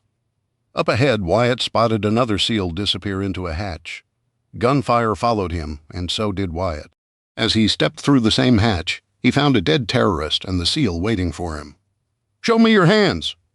Wyatt raised his hands and held the gun by the trigger guard to show he wasn't a threat. "I'm on your side. Drop the gun." "No problem," Wyatt said and tossed the gun away. "Who are you?" "I'm just a passenger. I'm from Wisconsin." "Mukwonago. Really, I'm trying to find my wife." "The terrorists split us up." "Oh, I just was on the bridge," Wyatt said, the words pouring out of his mouth in a torrent. "The captain's been shot, and the terrorist up there is trying to save him, but he wants." "Okay, hold up," the SEAL said, removing a hand from his rifle to stop Wyatt. He touched his throat and muttered something Wyatt couldn't hear, keeping his eyes locked on Wyatt and his small submachine trained on Wyatt's chest. He nodded, said something else that was too quiet for Wyatt to make out, then said louder, Roger, that Echo 2 copies all. What do you want me to do? Wyatt asked, still standing in the breezeway with his hands up. You can lower your arms, sir, the SEAL said, glancing over his shoulder. My boss was with you on the bridge. He's vouched for you. But what are you doing down here? The bridge is safe. No, it's not, Wyatt said quickly. The crewman up there is the terrorist leader. He's got the captain under a knife and wants to ram the ship into Miami. They're trying to activate the nuke. Hold up. How do you know about that? Does it matter? They're trying to activate it. Then they're going to drive this thing right into Miami. Not if me and my team have anything to say about it, the SEAL said, his face a mask of black camouflage. They're already trying to take over the engine room. I was with the security guys who were trying to keep the terrorists out, but the Russians double-crossed the Arabs. Russians? The SEAL stepped forward and pulled down a Velcro patch on his vest, removed a little pouch and turned it around to show Wyatt. Did one of them look like this? Wyatt took the grainy black and white photo in its protective sleeve and stared at it. The man was vaguely familiar with long hair and a cigarette, but the eyes, those cold, dead eyes, stared back at him. The same ones he'd seen on the tall, blonde Russian on the amphitheater deck. He nodded and handed the picture back. That's him, man. He's the Russian leader. I think I've seen him up close. You positive? Asked the SEAL as he slipped the photo back in his chest pouch and slapped the Velcro shut. I'll never forget those eyes, Wyatt said, suppressing the need to check behind him. The SEAL grabbed his throat mic again and spoke loud enough for Wyatt to follow. Echo Actual, Echo 2, I have a positive ID on Crazy Ivan. Repeat. HVT Crazy Ivan is on board. He waited a moment, listening, then turned to Wyatt. Roger that, 2 is Oscar Mike. He looked at Wyatt and cocked his head. Where'd you last see this guy? On the aft amphitheater deck. Deck, 12, I think, Wyatt said. But he's trying to stop the bomb going off. It's all crazy. But I think the Arabs are trying to sacrifice everyone, and the Russians don't want to do that. I don't get what's going on. I just want to find my wife and get the hell off this boat ship, the SEAL said, checking his weapon. What? It's a ship. This thing is not simply a boat. Look, the SEAL added. You need to find shelter. I need to find my wife, Wyatt insisted. The SEAL sighed. Where are you headed? I don't know. I've tried going to my cabin, but I think they captured her, and I don't know where she is. The SEAL looked down the corridor and back at Wyatt. All right, stay tight on my 6. I'm headed down to the promenade deck in the middle of the ship. There are plenty of bad guys down there holding hostages. Maybe your wife's with them. What about the guy on the bridge? Asked Wyatt. I've been told the controls are locked out. This ship isn't going anywhere. My boss is headed back to the bridge to deal with your terrorist leader. Can I get my gun? Wyatt asked. By all means, the more the merrier, the SEAL said, flashing a bright white smile through the dark smudged paint on his face. Stay behind me and find cover as soon as the bullets start flying, okay? You don't have to tell me twice, Wyatt replied, and followed him down the hall at a jog. They raced down a set of stairs and emerged onto the next deck, overlooking the wide-open space inside the middle of the ship. Balconies attached to interior-facing rooms soared up impossibly high on either side of them. A few people screamed for help, but most were deserted. Wyatt rushed to the railing and looked down as the SEAL secured the open-area clusters of hostages huddled in corners along the green-lined walkway that snaked through the ship toward the movie theater in the middle. A few bodies lay in pools of blood on the deck in the shade. There were actual trees down there, with people clustered around them. Terrorists moved through the crowds, pushing and shoving people out of the way. They look agitated. The bad guys, Wyatt called out. They should be. We're bringing death. He ducked under the railing and keyed his throat mic again. Roger that. Actual 2 in position. He turned and glanced at Wyatt. The whites of his eyes, mere slits. Things are about to get real spicy. You should find a way to hide, sir. I have to get down there and find my wife. She could be, sir, the SEAL said, his voice brooking no argument. We're about to light those animals up. You do not want to be in the crossfire. Then I guess you'll have to shoot them fast, Wyatt said. I'm going. He jogged away from the SEAL and ignored a shouted warning, then ran down another flight of steps heading for the main floor, 2 decks below. Wyatt skidded to a stop before he exited the stairwell as World War III erupted in front of him. SEALs appeared on balconies all around the open promenade deck and fired at once from multiple angles. Single shots rang out in a coordinated strike. Hostages screamed. People fled to the far corners of the open space, and a dozen terrorists dropped to the ground. Wyatt watched as two fell and fired their weapons up into the air. Only 3 of them shot back, dropping and screaming at the sudden onslaught from above. The SEALs returned fire, covering each other as they ducked behind railings and changed positions. A terrorist stepped in front of Wyatt, aiming across the open space at a SEAL who was firing to the right. He didn't see the threat behind him. Wyatt stepped up, raised his pistol, and fired, shooting the man in the back. He cried out and fell forward, then rolled over and aimed at Wyatt, his face a twisted mask of rage.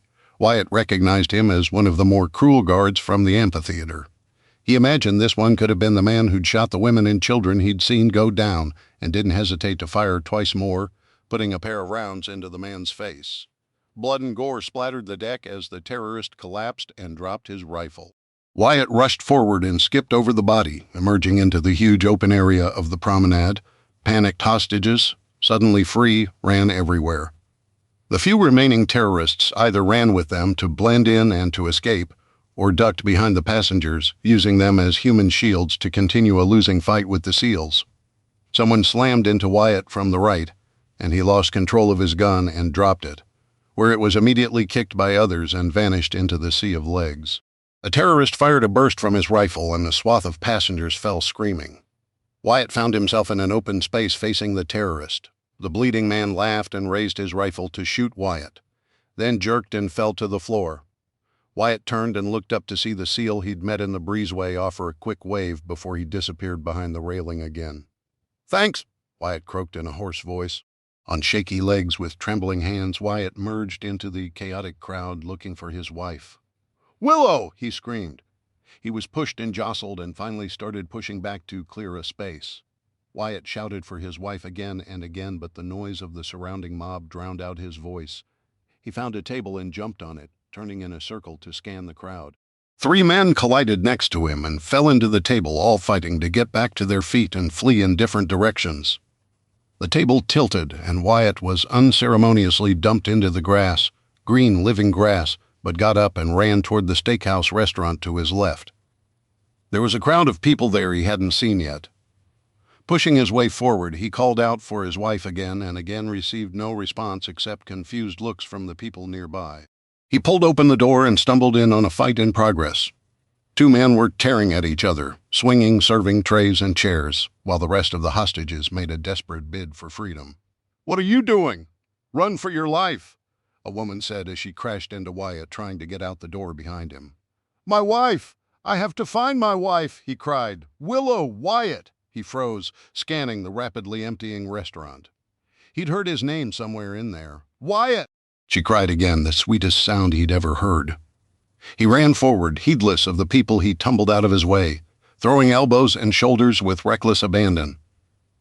Willow was close. He could hear her calling his name, and she was getting louder with every step. His heart raced and his vision shrank to a tunnel as he crashed forward like a bulldozer. Screams exploded from his right, and a terrorist, bloodied and wounded, crashed through the windows lining the walkway outside. People scattered as he got to his feet, one arm hanging limp and bloody by his side. He raised a pistol and fired several shots, dropping hostages as they ran. He yelled something in Arabic and staggered forward, continuing to pull the trigger. People went down with bullets in the back, in their legs, in their heads, and still he waded into the crowd, sowing death. Then Wyatt spotted his wife, not 5 feet on the other side of the terrorist. "No!" he roared, charging the armed man to distract him. The wounded terrorist turned, surprised that someone was fighting back, and smiled, his teeth red with blood. He fired, and Wyatt ignored the angry buzz of a bullet as it zipped half an inch from his ear. He saw only the threat to his wife, the man smiling at him like a mad dog, snarling and adjusting his aim. Wyatt was already committed, sprinting forward, reaching out with his hands to tear the smile off the man's face. When the terrorist pulled the trigger one last time, click. The terrorist had half a second to realize he was out of ammo before Wyatt slammed into him at full speed, roaring defiance. They hit the ground hard, and though the man was injured and bloody, he managed to roll and throw Wyatt clear. He sprang up faster than Wyatt would have thought and produced a wicked-looking knife, gesturing for Wyatt to attack. He spat blood, coughed, and said something that sounded threatening. "Get away from my husband," Willow shrieked as she ran forward. "Will, no," Wyatt cried, watching his wife break from the crowd and cross the open space between himself and the terrorist. She flew at him from the side opposite where he held the knife, so he turned to look at her. Willow spun her upper torso, flinging out her left leg.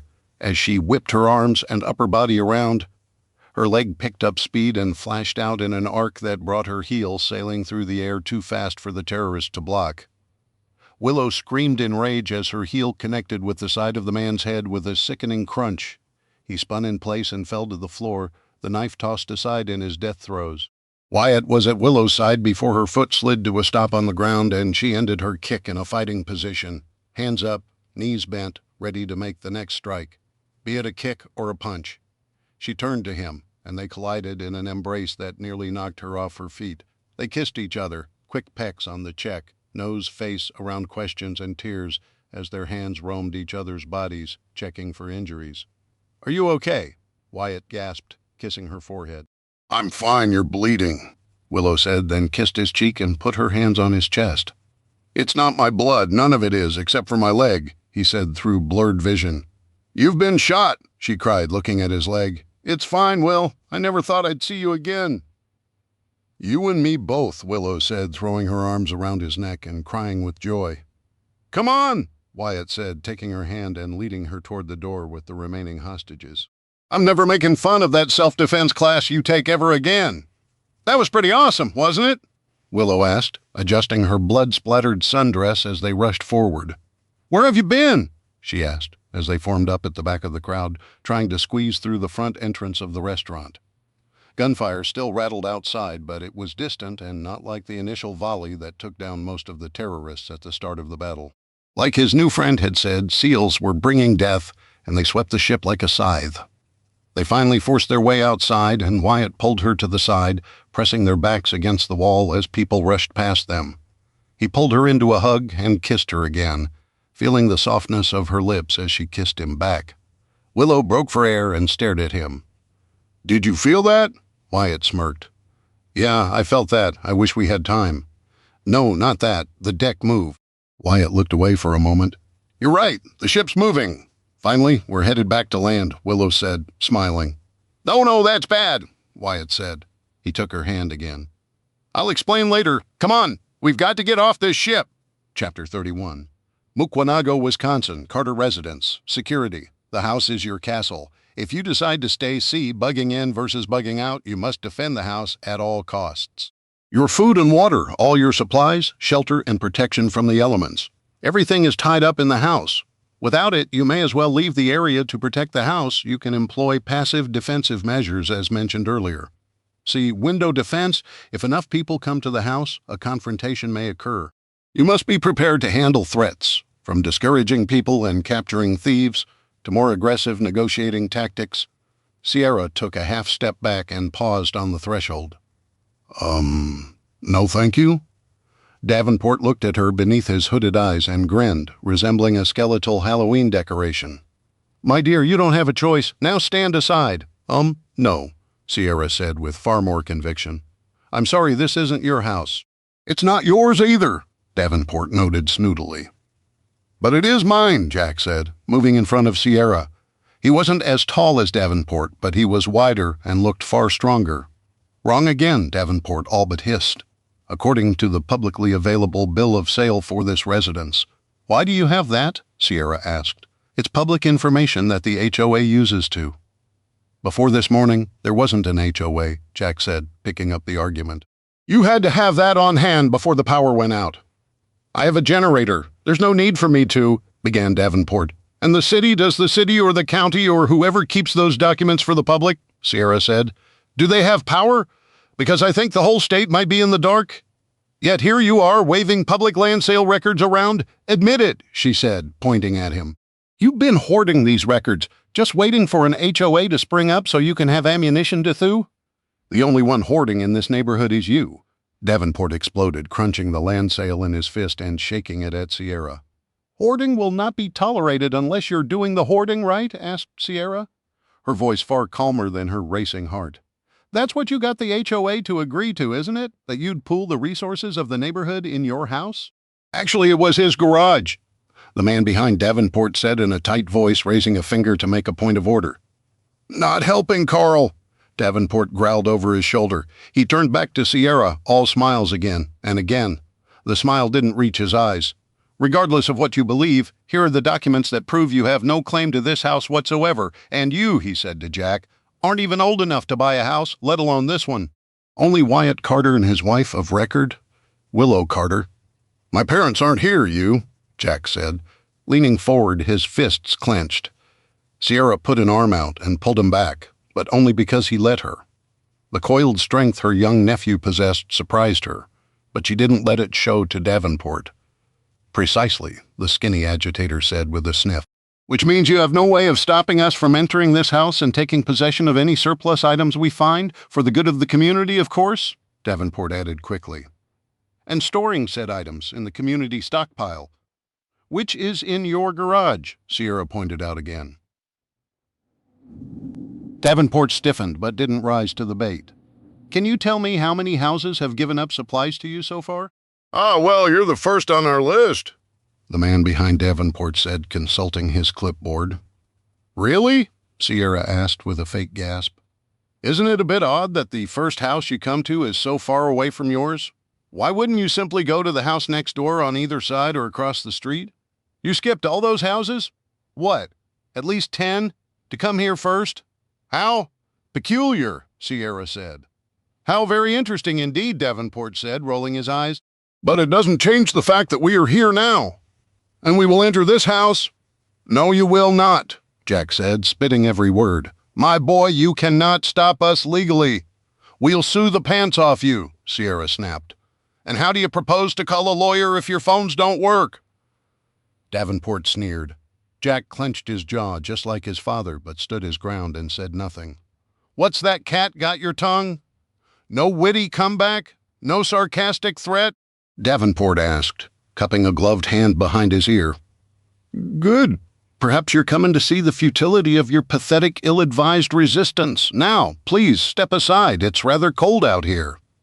Better get used to it, because you're not coming inside my house, Jack growled. Davenport sighed and turned with a dramatic flourish toward his companions. I would like you both to witness this. We, the duly elected representatives of the HOA, are being denied access to this member's house by a minor and a guest. Hey, Sierra said, her mind racing for something to argue. Delay, delay, delay, just keep them outside, yes, Davenport asked, exasperated. What is it? All members pay dues, right? Davenport looked at her and narrowed his eyes. That's correct. Well, my brother never paid his dues, so he can't be a member. So this house isn't part of the HOA? Davenport laughed in her face, a full-fledged but gusting laugh. He threw his head back and a gout of vapor rose toward the covered porch. Oh, that is rich, he said, calming himself. Thank you for that, my dear. I didn't say anything funny, Sierra argued. But you did. You see, just because your brother is now in arrears as far as the HOA dues are concerned. You just voted those dues this morning, knowing he's not even home and couldn't, Sierra blurted. Makes no difference as to the legality of HOA representatives entering any premises in the HOA in emergency situations, he said, ignoring her outburst and reading from a paper on his own clipboard. It's all in the bylaws passed this morning, as you said. Please just stand aside and let us do our jobs, one of his minions begged in a reasonable tone. Yes, one would think with the recent spate of looting in our fair neighborhood, you'd be more amenable to keeping surplus supplies in a centralized, well-guarded establishment, Davenport said. You realize what you're doing is no different than looting, right? Jack asked. I beg your pardon? Davenport gasped. How dare you insinuate? I'm not insinuating anything, mister, Jack retorted, cutting the older man off. You're coming in here against our will and taking stuff from my parents' house. How is that any different than looters coming in here against our will and taking stuff from my parents' house? It is completely different, Davenport bellowed. Now stand aside. When Jack didn't move, Davenport turned to his followers. Richard, it's time. The younger of the two minions nodded, a look of uncertainty crossing his face, and disappeared around the side of the house. I'll tell you the same thing I'd tell any other looter. No, Jack said, watching the other man until he was out of sight. Now get off my porch and leave us alone, and tell your friend to get away from my house. He backed into the doorway and tried to close the door, but Davenport stuck a snow-crusted boot out and caught the door before it closed. I've had just about all the lip I'm going to tolerate from you, young man, he all but snarled. A shriek behind them made Jack start to turn, but Sierra stopped him.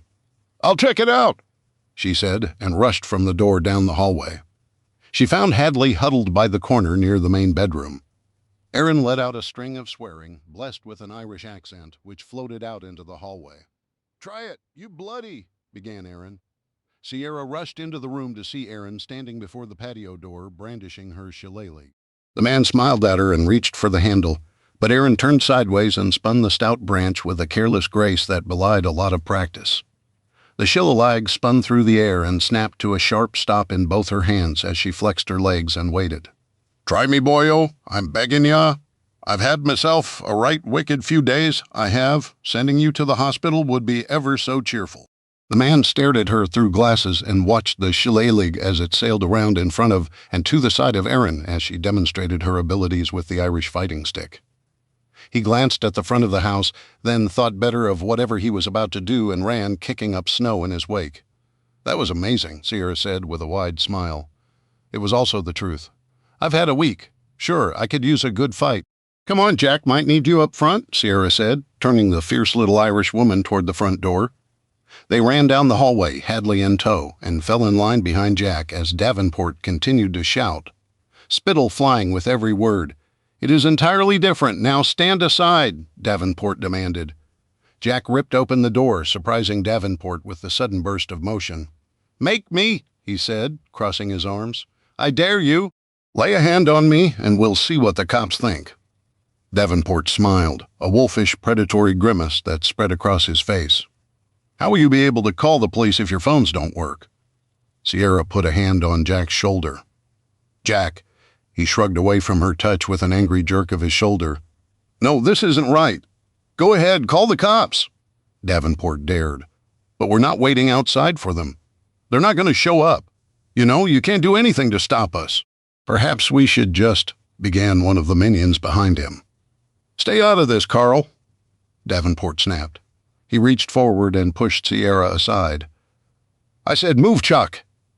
He got one foot in the door before he froze at the sound of Jack working the slide on the shotgun. The cavern-like muzzle opened only a few inches from his chest as Sierra's nephew stood his ground. One more step and your friends will be picking your lungs out of their beards. I'm calling the police. You will be arrested, he said to Jack with a trembling voice. And you're going to jail for allowing a minor to hold a firearm, he snapped at Sierra. Go ahead, Jack said calmly. I'll wait. What? Davenport asked, stepping back as if slapped. I said I'll wait for the cops to show up. Go ahead and call them. Sierra smiled and crossed her arms. Now let me think. What did you say? They're not going to show up. You can't do anything to stop us. But you, stammered Davenport, his already cold pink skin turning red.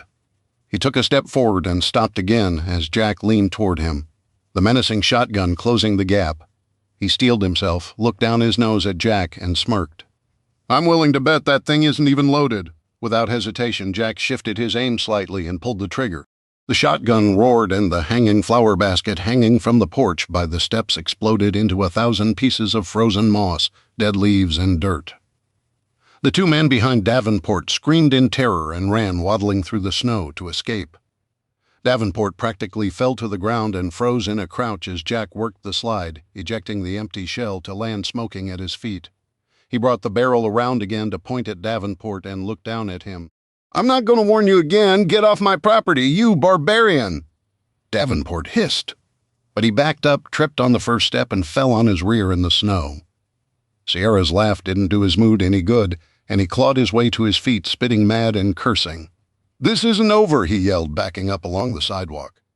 If you want to live to see another day, it sure is, Jack retorted. When I come back, you will rue the day you pointed that shotgun at me, young man. You're in a world of trouble. Do you hear me?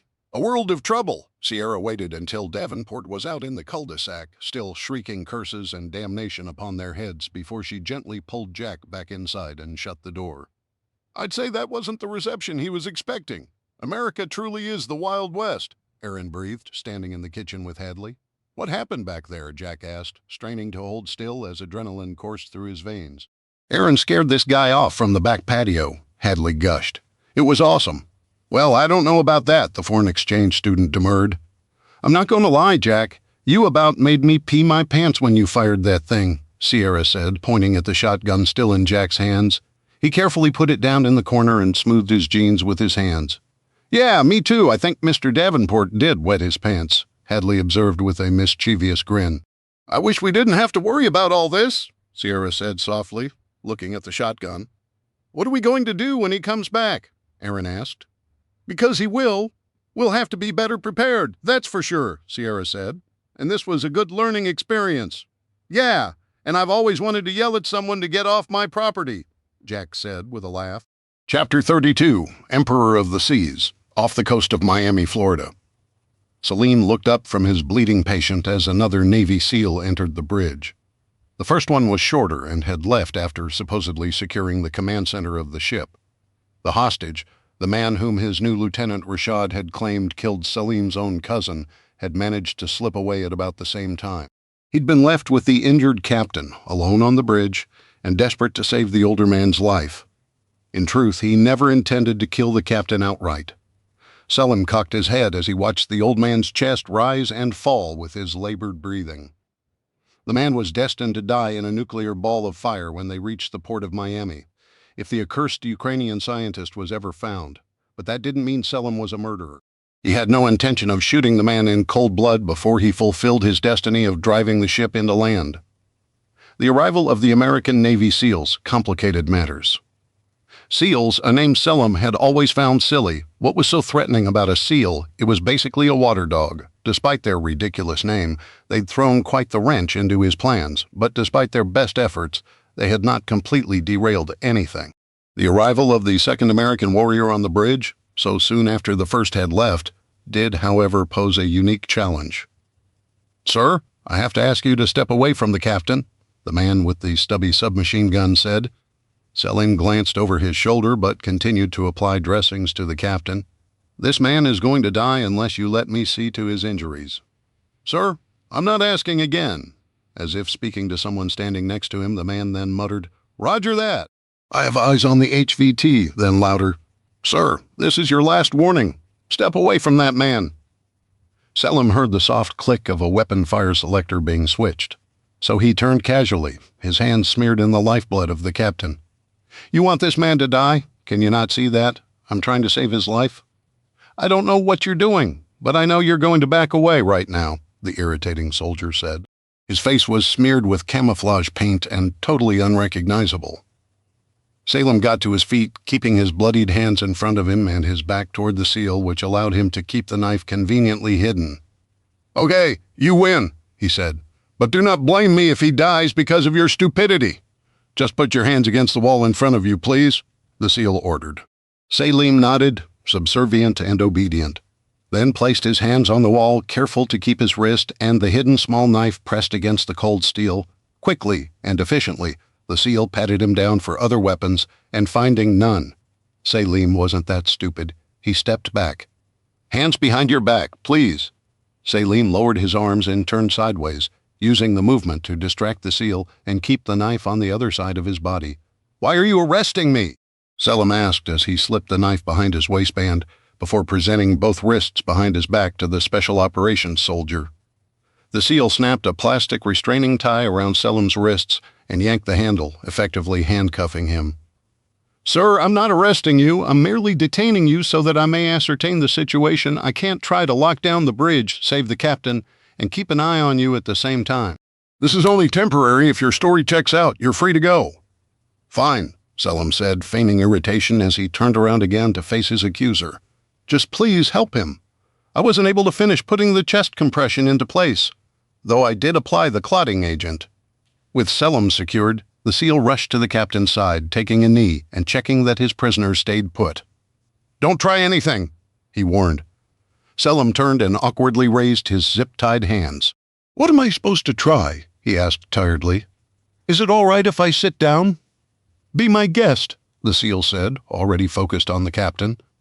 "You did a pretty good job," he noted, checking Selim's work. "Looks like you stopped the bleeding. This guy might have a collapsed lung, so I'm going to medevac him out with the other injured hostages." He touched his throat mic and mumbled into it, his words a mystery to Selim. He looked up then and grinned, his teeth flashing white in his camouflage face. "Don't worry, I've got reinforcements on the way. We'll get him patched up and figure out what to do with you." While the SEAL continued to fuss over the injured captain, Selim quietly pulled the small blade free of his waistband and slipped it behind the bulk of his leg.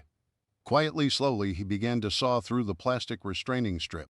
It took him a few moments, but the thick mil-spec plastic eventually parted under his razor-sharp blade. Selim was careful not to move his wrists and caused the restraint to fall off, but held very still and moved the knife into a better grip. He was, if nothing else, a patient man.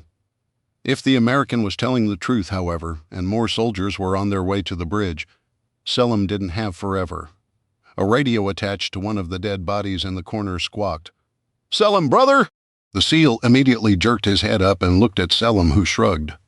"Don't look at me, I don't have a radio," he said, trying to effect a joke. "What is that? Syrian?" the American asked. Selim narrowed his eyes. "So, just because I look Middle Eastern, I'm supposed to know what Syrians sound like?" he demanded in his best American accent. "Even out at sea, I can't escape racism." The SEAL muttered an insincere apology and got up to move closer to the pile of corpses in the corner. "If it's not your radio, it must be in there somewhere." Selim followed his movements, then shifted his gaze to a young man lying on top of the pile. "It was Fadi. You showed such promise. What a waste." The radio squawked again, continuing in Syrian. Rashad's voice was high-pitched with excitement. "Brother, I found the scientist. I found him." "You have any idea what he's saying?" the SEAL asked, keeping his submachine gun at his side. "I already told you, I don't know." "I don't speak Syrian, if that's what that is," Selim replied. "I'm Lebanese." "The bomb has been activated. We must get the ship moving." "The Russians don't yet." The transmission crackled into indecipherable static, and the radio fell silent. The American picked through Fadi's pockets and found the radio. "It's damaged. Looks like the battery died, too. Whoever it was, we're not getting any more information out of them," he said, and tossed the useless radio on the pile of bodies. A fresh sheen of sweat broke out on Selim's forehead. "What are you going to do now?" he asked, struggling to keep his voice from wavering. Khalid had done it. He'd found the scientist and forced him to activate the bomb. Despite the Russians, their bloodied rebellion, and the arrival of these pathetic Americans, the mission could go forward. "Allah does indeed smile upon me," Selim muttered as he rested his head against the wall. "I thought you said you didn't speak that," the SEAL demanded. "That was a Lebanese saying, asking God for strength." Selim muttered, barely cracking an eye. "Whatever that guy was speaking, I certainly don't know it. All right, get up. My backup's almost here," the American said, reaching to grab Selim's restraint and haul him to his feet. "I'm going to transfer you. Quick as a snake." Selim lashed out with his suddenly unrestrained hands, and the small razor-sharp blade jabbed straight up under the young American's jaw, deep into the softness of the back of his throat. Selim ripped it free, slicing flesh, veins, and the esophagus as it went, reversed his grip, and rapidly stabbed the American. In a spray of crimson, he'd severed the jugular, the windpipe, and for good measure, drove the blade deep into the young man's spinal column. He was dead before he hit the floor. Selim left the little knife stuck in the soldier's neck and untangled the submachine gun from his death grip. "And now I have a machine gun," Selim muttered with a smile. He rushed to the starboard door, swung the outside hatch shut, and locked it, then checked that the port door was still secured. "What are you doing?" the captain asked from the deck next to the conning wheel. "What happened?" "Who's there, sir?" Selim said, slipping back into his American accent. "Are you okay? Some terrorists have taken control of the ship." "The Navy's here. They've asked us to pull further out to sea to protect Miami," Selim lied, hoping the old man bought the story. "H, help me up," the captain grunted. Selim struggled to get the old man upright, conscious that he was leaking blood once more. "I tried to help the soldiers, but nothing works up here," he explained. "Everything is locked out," the captain said, his one good eye barely open. He moved to the control panel and tapped a few keystrokes on the blood-stained cracked glass. The screen changed from red to green. There, I've unlocked the systems. He wobbled on his feet and leaned heavily on the control station. Sir, maybe you should lay down. Help me get to the navigation panel, the captain said, then coughed, splattering blood onto the screen. I can't see much. You'll have to turn the wheel and take us out. Selim shouldered his rifle and helped the old man hobble to the other side of the bridge to the navigation officer's station. At that moment, someone began pounding on the starboard hatch. They shouted something, but their words were muffled by the thick steel door. Hurry, sir, Selim said with feigned panic in his voice. It's the terrorists. They must be trying to break in. We've got to get the ship moving before they stop us. The captain punched in a command and slapped his hand on the panel. There, did the light turn green? The one at the top of the screen? Selim asked, peering at the cracked, bloody mess of a control screen. Yes, it turned green. Now what? I've reactivated navigation, the captain said, his words trailing off as he leaned dripping blood over the counter. He turned then and looked up at Selim, his eyes suddenly widening. You? Thank you, Captain, Selim said, letting his accent through once more. He fired one shot from the captured submachine gun, turning the old man's head into a canoe. He turned away before the battered body fell to the floor. Full speed ahead, he muttered with a smile as he grabbed the throttle, ignoring the pounding on the exterior hatch. Throwing the lever to emergency flank speed, the mighty ship responded immediately, and vibrations deep in the deck stretched up through his feet and legs. The great ship lumbered forward, slowly at first, then picking up speed, aimed like an arrow straight at Miami. The pounding at the door ceased. Selim smiled. The SEALs had realized there was no way in and were likely preparing explosives to breach the bridge, or were radioing the ship hovering off the port bow like a vulture. Selim laughed. He'd won. He checked his watch and set the timer.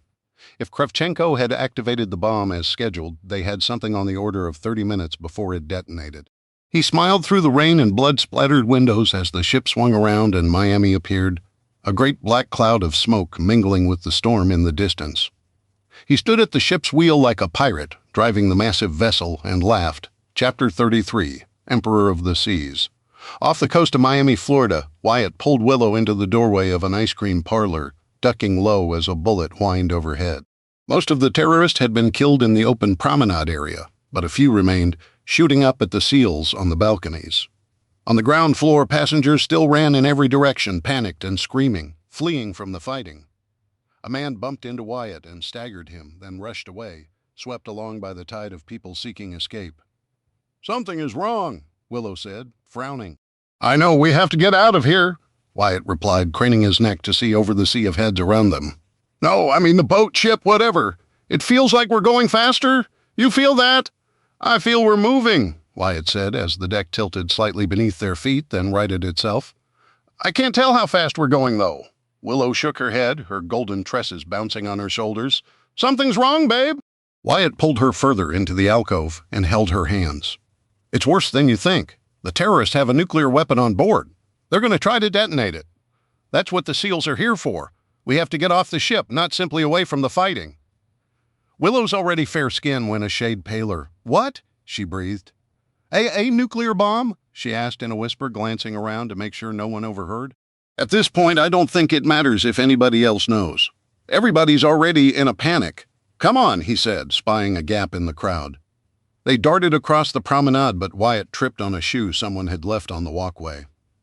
Willow helped pull him to his feet, cursing over his stubbed toes. He hop-walked across to the far side of the ship, holding Willow's hand. I think we're on the port side. If we can find a way out to the walking deck, we should see the open ocean, he said in a louder voice as the compressed sounds of the panicked passengers magnified in the enclosed space. More gunfire popped behind them, and a fresh wave of screaming signaled a new stampede. Well, guess we're not going that way, Wyatt said as he turned to face an open breezeway. Let's see where this takes us, Willow said, looking at the patch of blue water at the end of the tunnel. Hand in hand, they rushed down the breezeway, their flip-flops slapping on the blood-slicked floors. Wyatt poked his head around the corner and spotted dozens of passengers working their way toward the front of the ship, while a stream of others headed toward the rear. Nobody knows where to go. Look, Willow blurted, pointing. A lifeboat just dropped. Wyatt turned in time to see a 25-foot yellow lifeboat sail past the railing. They rushed forward and leaned over to watch the fully enclosed spacecraft-looking boat smash the water some 5 stories below. Once the ring of sea spray calmed down, the lifeboat promptly drifted under them and to the right. Whoa, Wyatt said into the wind. We're really hauling the mail. Wind whipped Willow's hair into a tangled mess around her face as she turned to squint forward. we're headed back to port, look! Wyatt turned and his blood ran cold. The Florida coastline was far closer than it had been the last time he'd seen it.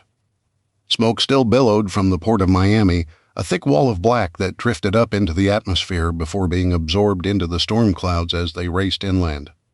This is not good. We've got to get on one of those lifeboats, Wyatt said. They rushed forward, pushing and shoving through the crowds until they reached another lifeboat, one of dozens mounted along the side of the massive ship.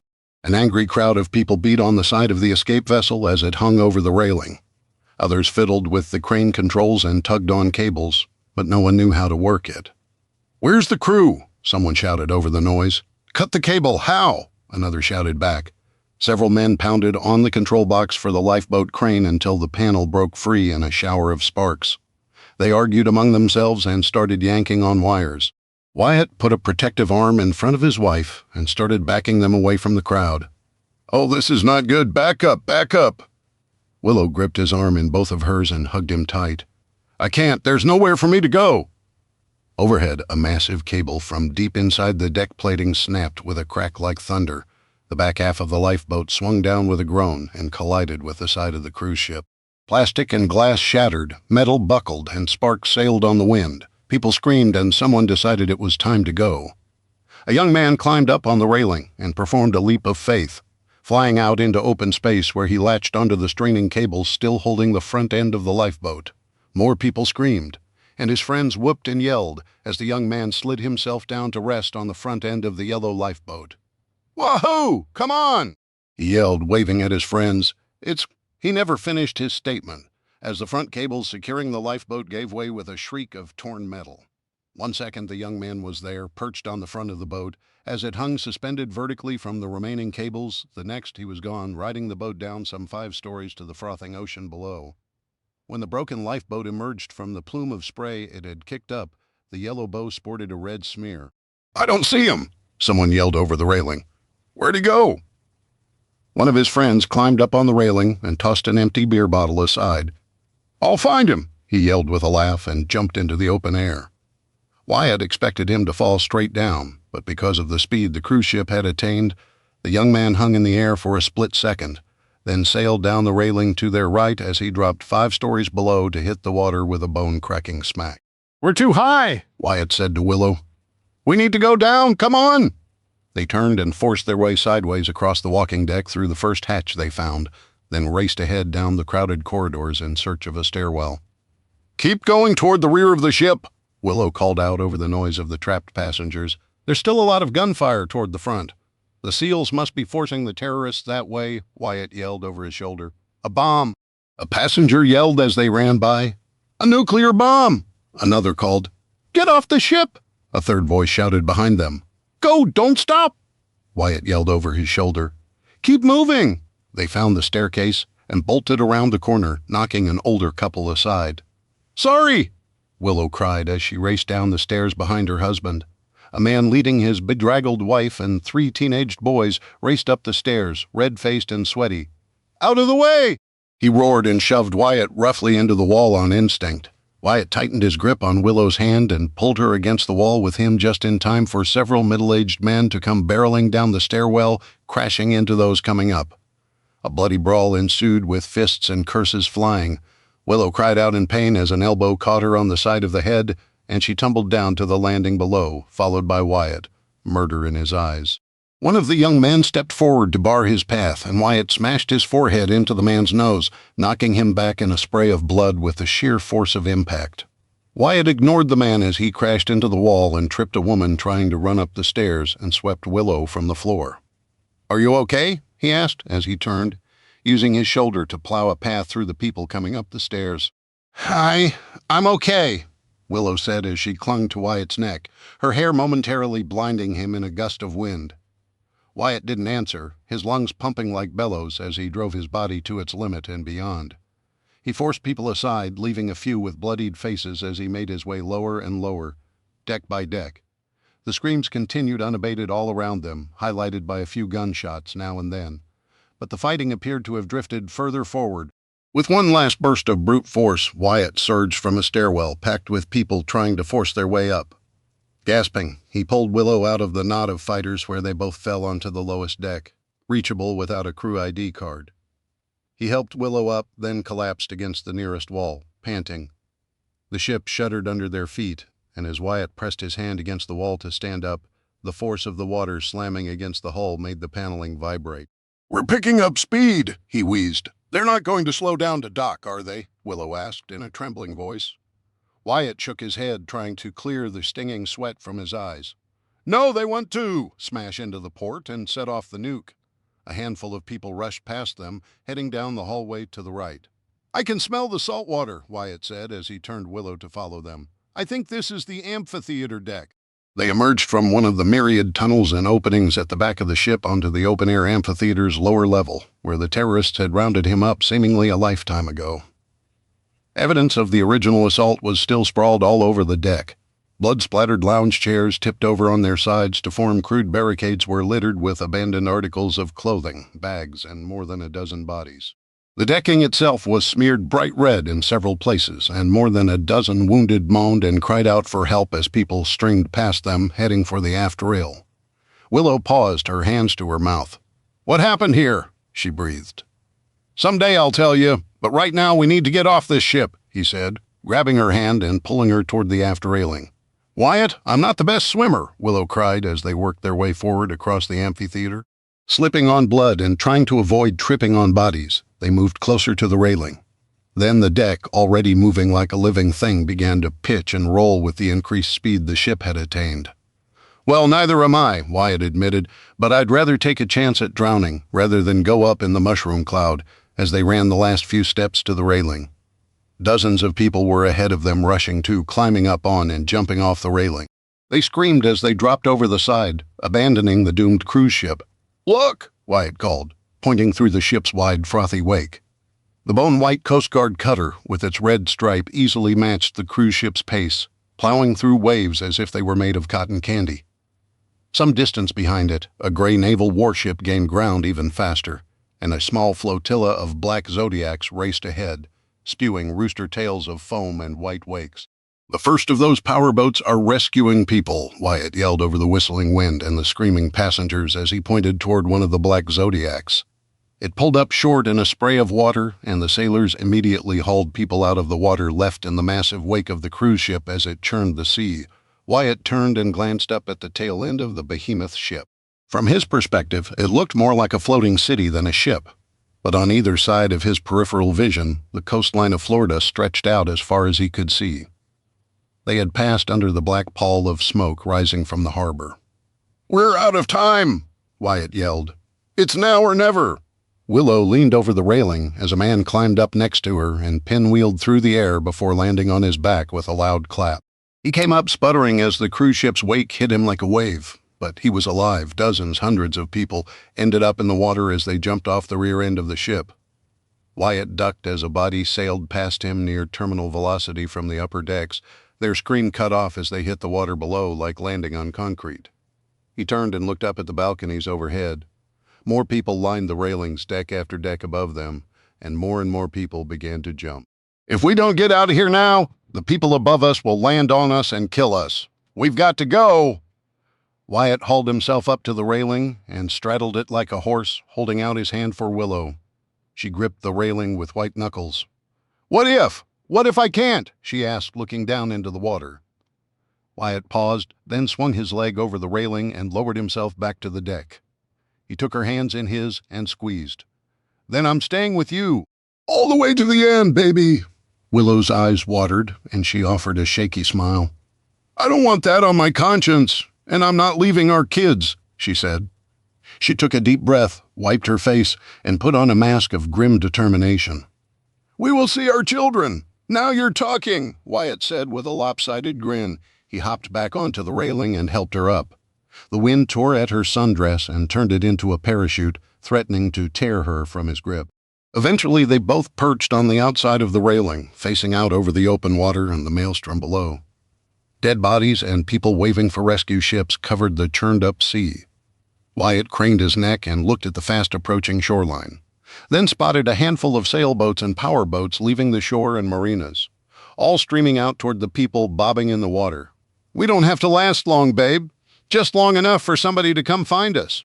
"Look, the whole coastline is swarming with boats now." A fresh wave of people hit the railing behind them, and someone shoved Willow to take her spot.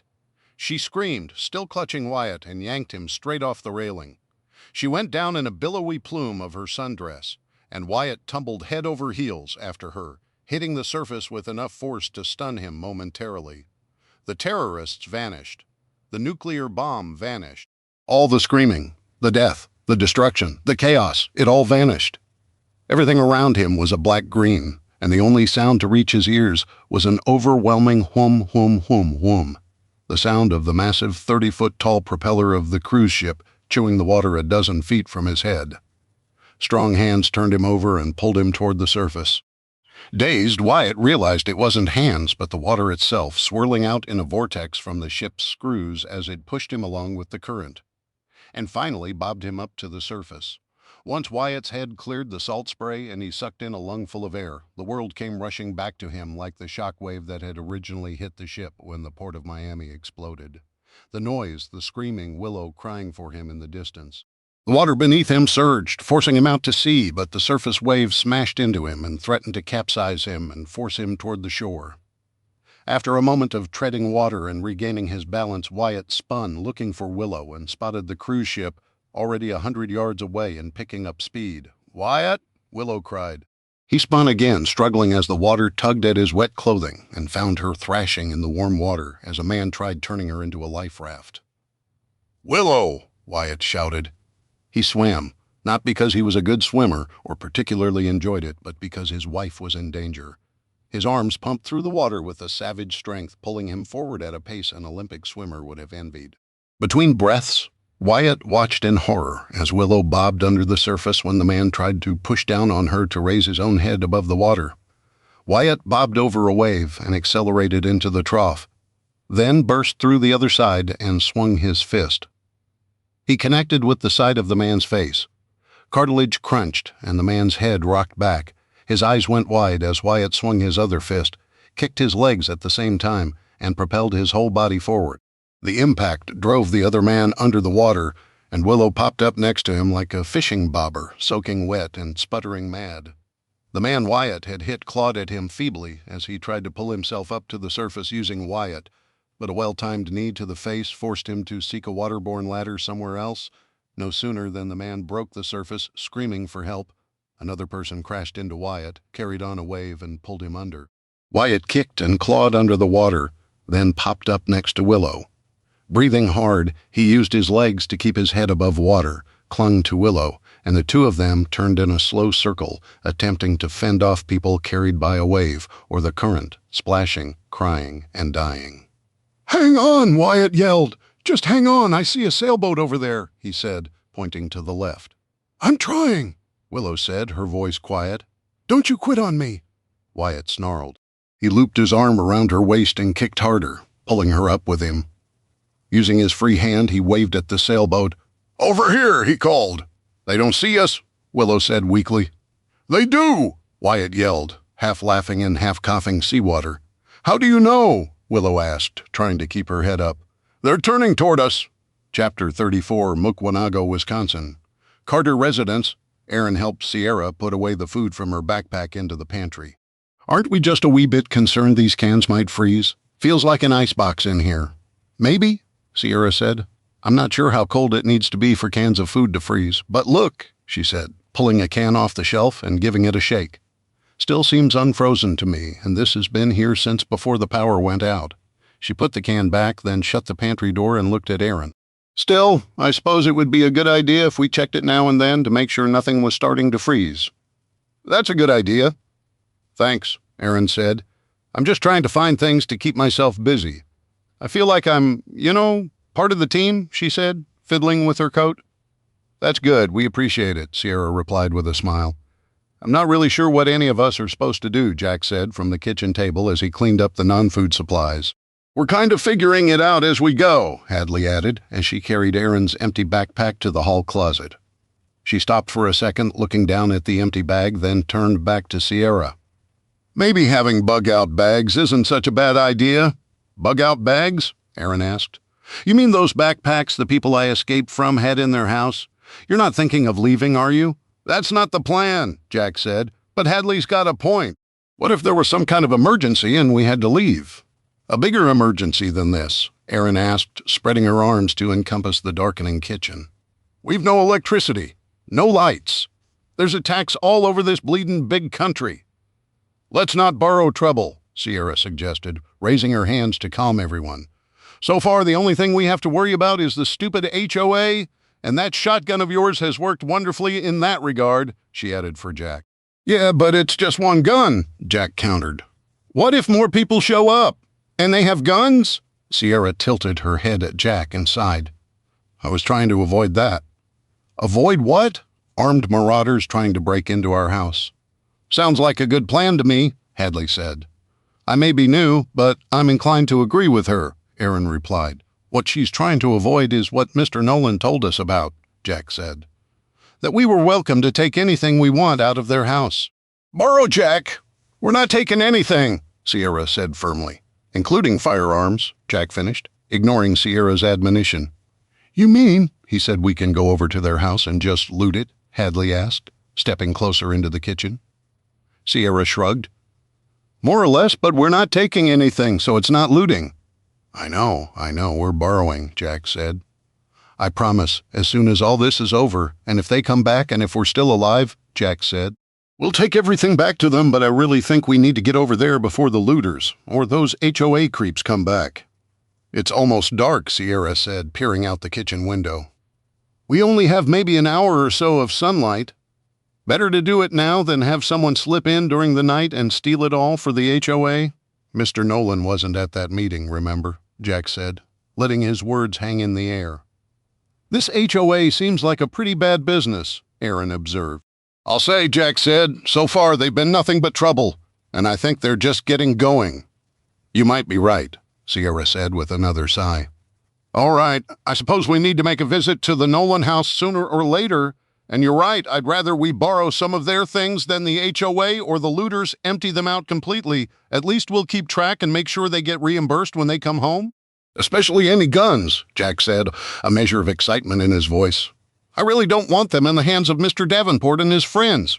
Was that the strange man on the porch? Aaron asked. He's unhinged, a real nutter. Totally, Hadley said, rubbing her crossed arms as she watched her breath turn to vapor. What's a nutter? She whispered. Well, going over to the Nolan house probably beats us all sitting around here playing board games and reading books, Sierra said. What? Aaron asked. We're in the middle of the apocalypse, and you want to play bloody Monopoly? It's not about playing just to play, Sierra said. This is my brother's house, she began. Wait a minute. You mean you don't live here? We do, Jack said quickly, gesturing at Hadley and himself. But she lives up in Wisconsin. Okay, Aaron said, drawing the word out. Anyway, my brother is into being prepared. He left a binder here in case of an emergency, she said. I think I've seen it. Big 3-ring thing with all the maps and all. That's the one, Jack said.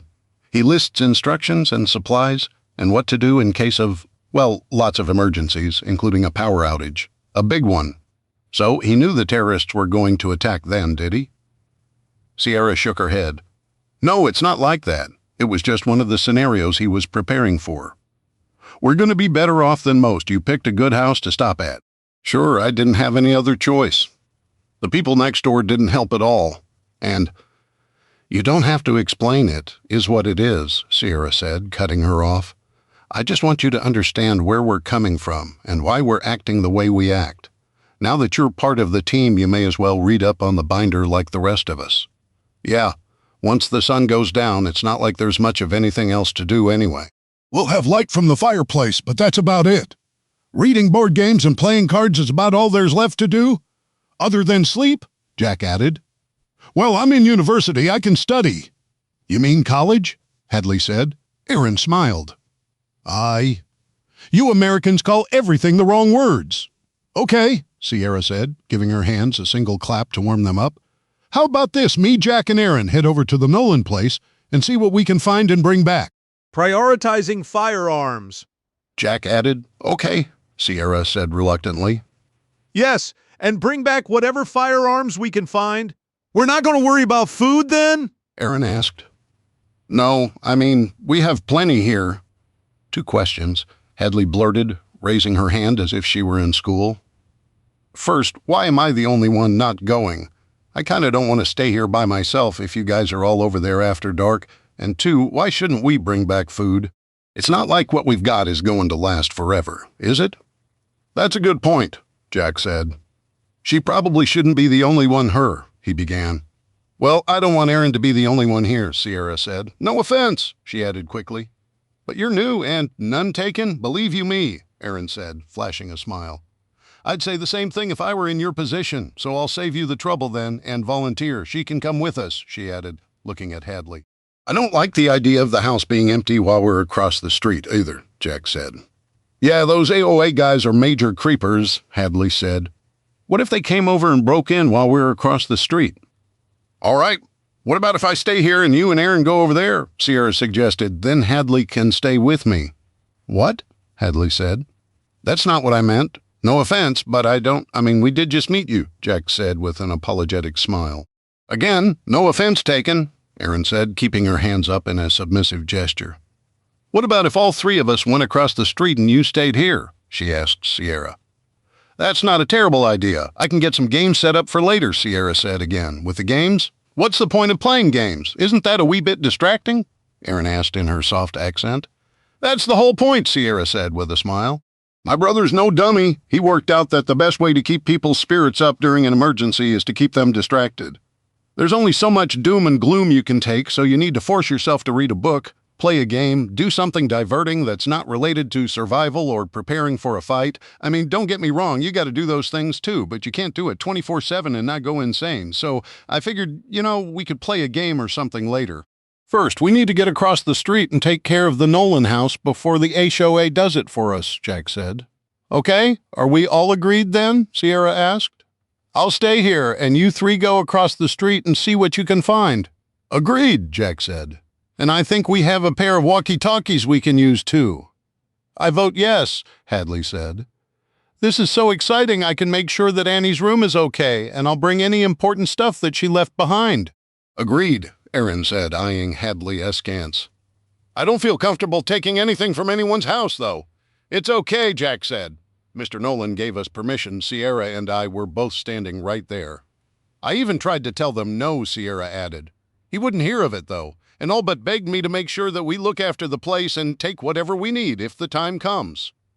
Jack glanced at his watch and then outside. The shadows are getting pretty long, Sierra. I think the time has come. Okay, the radio works, Sierra said, holding the diminutive FRS radio in her hands. You guys have your empty backpacks and flashlights. Please hurry and holler if you need help. Sierra looked down at the shotgun in the corner by the front door. I know how to use it, but I don't want to. So try to avoid any trouble if you can. Copy that? Jack said with a lopsided grin. Ready to go, ladies? He asked as he zipped up his coat and stepped out the front door. Sierra watched the 3 of them trudge across the cul-de-sac, following the tracks they'd left earlier that morning upon leaving the Nolan house. Be safe, she whispered. Jack led Hadley and Aaron across the cul-de-sac, up the driveway, through the tire tracks the Nolans had left, and onto their front porch. Here we go, he said, looking around the neighborhood. I don't see anyone out and about and doesn't look like anyone cares that we're even over here. Then let's get inside before I freeze to death, Aaron said, stomping the snow off her boots. If it's all the same to you, boyo. Jack opened the front door and stepped into the darkened, cold house. He shut the door behind the girls and locked it, the sound loud in the close silence. Don't need anybody sneaking in behind us when we're not paying attention. I'm pretty sure your auntie is across the street watching us with a pair of wee binoculars, Aaron replied with a thin smile. Okay, guys, I'm in the front room watching you with a pair of binoculars. Sierra's voice crackled over the radio. Aaron arched an eyebrow and her smile broadened. Jack brought the radio to his mouth and pressed the transmit button. Got it, We're going to start a sweep of the house. He clipped the radio to his belt and turned to his sister. Okay, if you wanted to go to Annie's room, now's your chance. What do you want me to do? Erin asked as she removed the empty backpack from her shoulders and unzipped her coat. Want to check the kitchen. Look for any perishable foods first. Canned food is heavy. Sure, don't I know it? Erin grunted. So look for anything like bread or stuff in the fridge. That's going to go bad soon, you know. We can eat that first. It's all going to go to waste in a couple days anyway. Right you are, Erin said cheerfully, and disappeared down the darkened hallway toward the kitchen. At least it's a nice big open kitchen, plenty of light. I can still see. Good, Jack called as Hadley started up the steps. We should be careful with the flashlights. Anybody looking at the house from outside will know we're in here. In that case, we better hurry, Hadley said from the top of the stairs. It's getting dark out there fast, and it's only going to get dark in here even faster. Jack left the girls and moved over to the fireplace. Okay, back of the pictures, he muttered as he removed a family portrait from the mantel.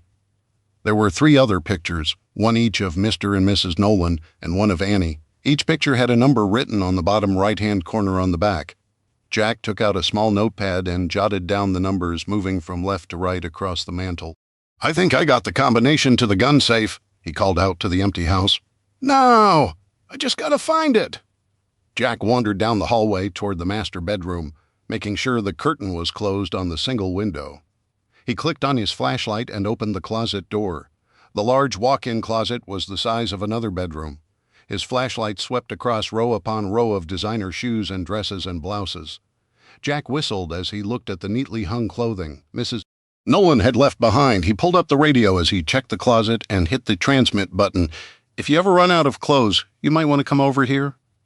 Sierra laughed as her transmission started. I'll keep that in mind, but I think I've got plenty for the time being, assuming we can figure out how to wash clothes without the washing machine, Sierra said. There's probably a section in the binder on that. I'll check while you guys are over there. A split second later, she added another reply. You might want to check with our guest, though. I think she's only got the clothes she's wearing. Good idea, Jack said, then replaced the radio back on his belt. He swept his flashlight around the back of the closet into what looked like a small corner where Mr. Nolan's slacks and sport coats and dress shirts hung from a 2-tiered rack. He didn't have nearly as many items as his wife did, but one section of sport coats looked different from the others, slightly pushed out from the wall. Frowning, Jack moved closer.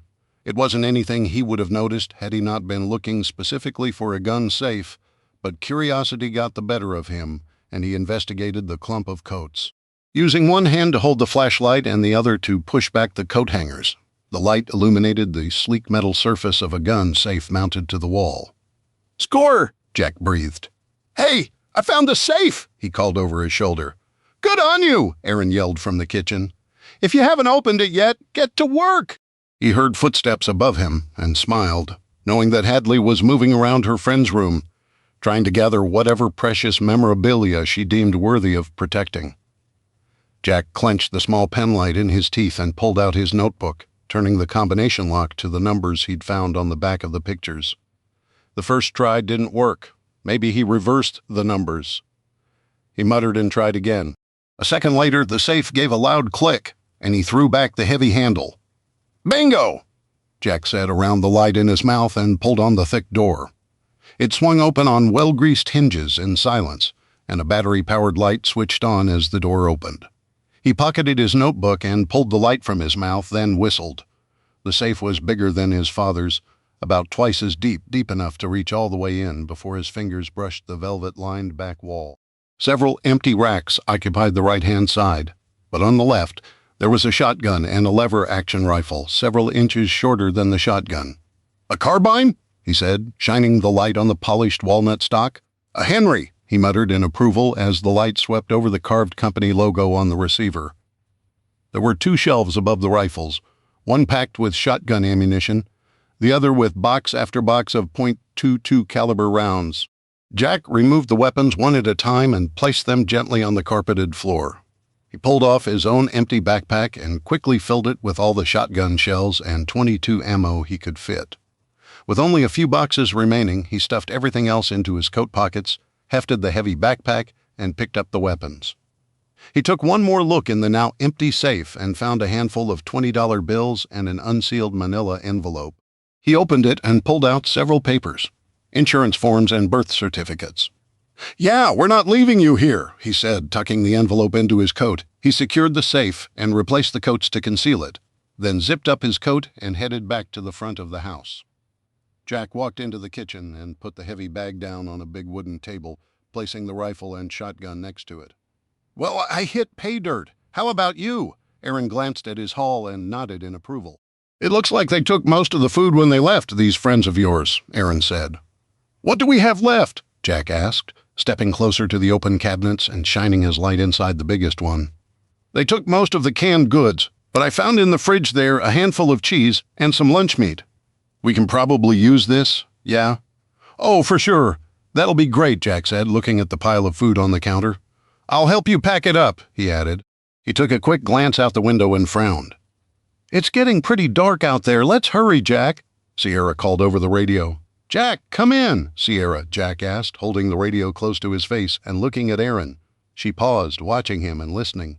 What is it? She whispered. I think you guys better get back here. There's some people out in the street. I see a lot of flashlights through the trees over by Mr. Davenport's house. Okay, let me get Hadley and we'll get a move on, Jack said, then glanced out the window.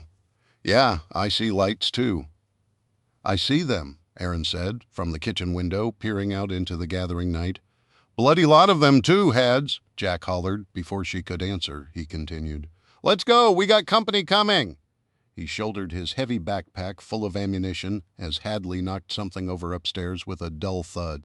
She scrambled down the hallway to the top of the stairs, taking them two at a time, spilling a few books in the process. What are you doing? Jack asked, leaning forward under the weight of the ammunition backpack. The short rifle was slung over one shoulder, hanging by its strap, and the shotgun he held in both hands. While Hadley fumbled with books on the floor, Jack turned in a safe direction, flipped the shotgun over, and checked the loading port. The brass end of a shell poked out, and when he raked the slide, another ejected. He missed it in the air, and it fell at his feet, rattling on the wood floor. Erin rushed in, shouldering her own bag full of food, and scooped it up. In her other hand, she carried a loaf and a half of bread in their shrink-wrapped packages. There you go, she said, her eyes wide. Can we go now? Jack nodded, took the shell, and slipped it into the loading port on the bottom of the shotgun and walked over to the door. Come on, guys. Lights out, he said, clicking his own penlight off and dropping it into his pocket. Hang on, Hadley muttered, stuffing the last two books into her backpack. There, she said, turning off her small flashlight and tossing it in before securing the pack. What is all that? Jack asked. Don't you have enough books to read at home, Jack? You better hurry, Sierra said over the radio. I can see through the trees. People are definitely at Davenport's house. They're all out front. He's got lights on. Must be the HOA getting ready to make a raid, Jack said into the radio. Whatever it is, just get back here. Right, we're on our way. He fished the key Mr. Nolan had given Sierra out of his pocket and held the door open for Aaron and Hadley, who lumbered out into the night with their burdens. Shutting the door behind them, he locked the deadbolt and the handle, jiggled them to make sure they were secure, and pocketed the key again. Don't want to make things easy for anybody, he said as Aaron watched him. Why are you wasting your time? They'll just break a window, Hadley said. Why are you carrying books? Jack asked as he followed the girls down the front steps and out into the snow. Across the cul-de-sac, Sierra waited at the front door of the Carter house with a flashlight aimed at the snow. I found her diaries, Hadley said. I'm not leaving those for somebody else to read, she added. She adjusted her shoulder straps and plowed ahead into the snow. Aaron hot on her heels. Jack took a glance down the street and spotted a group of people in a car in front of Davenport's house. They have a car, he muttered. Is that the people from earlier? From the sound of those shouts, Hadley said, it doesn't look like they're going to come by and drop off cookies. A gunshot snapped in the distance, followed by several more in quick succession. The crowd in front of Davenport's house scattered, people screamed, and the car engine roared to life. Go, go, go, Jack yelled as he grabbed his sister and shoved her forward. Aaron broke into an awkward sprint, wobbling ahead onto the cleared tracks that led across the cul-de-sac. They kicked up snow as they ran, grunting with effort and panting for air. Hurry, the radio on Jack's belt crackled. Sierra's voice reached him at the same time as the radio. creating an odd stereo effect. Jack didn't bother to answer, but focused on moving as fast as he could under his load of ammunition. Another shot rang out down the street, but Jack couldn't tell if it was more distant or simply aimed in a different direction. He risked a glance over his shoulder as he struggled up the steps to his house, but couldn't see anyone through the bare trees at Davenport's house. The lights Davenport had set up inside the house were out, but the generator continued to rumble in the distance, the only noise other than the occasional shout in the entire neighborhood. Red-faced and sweating, Jack pushed through the front door and let Sierra help him out of the heavy backpack. Hadley slammed the front door and locked it, throwing the deadbolt with a satisfying sound. "Make sure windows," Jack said, doubling over to catch his breath. "I already did," Sierra said. "All the windows are covered. No one's going to see any light from the fireplace out there." "You take shotgun," Jack said, pointing at the weapon in the corner. Sierra picked it up, and keeping the barrel pointed at the ground, inspected the chamber. "It's loaded and ready to go," she said. "We need to guard both doors. Take Mom and Dad's room," Jack said. "Hadley, you go with her." Erin emerged from the dark kitchen, clutching her shillelagh. "I can stay here and back you up," she said to Jack, her eyes twinkling in the dim starlight leaking in through the windows. "Okay," Jack said, as he finally caught his breath. He reached down to the backpack he'd filled with ammunition from the Nolan house and fully loaded his new shotgun. "You know how to put out a fire?" Jack asked as he leaned toward the peephole. There wasn't enough light to make the small lens worthwhile, so he stepped away from the door. "I do," Erin said. "Can you put it out then? We can light it easy enough, and I don't take any chances." "Don't they already know we're here?" Erin asked as she peeled back the blanket and entered the living room, spilling orange light into the foyer. "They do," Jack replied, "but that doesn't mean we need to give them any advantage. The quicker our eyes become adapted to the darkness, the better off we'll be.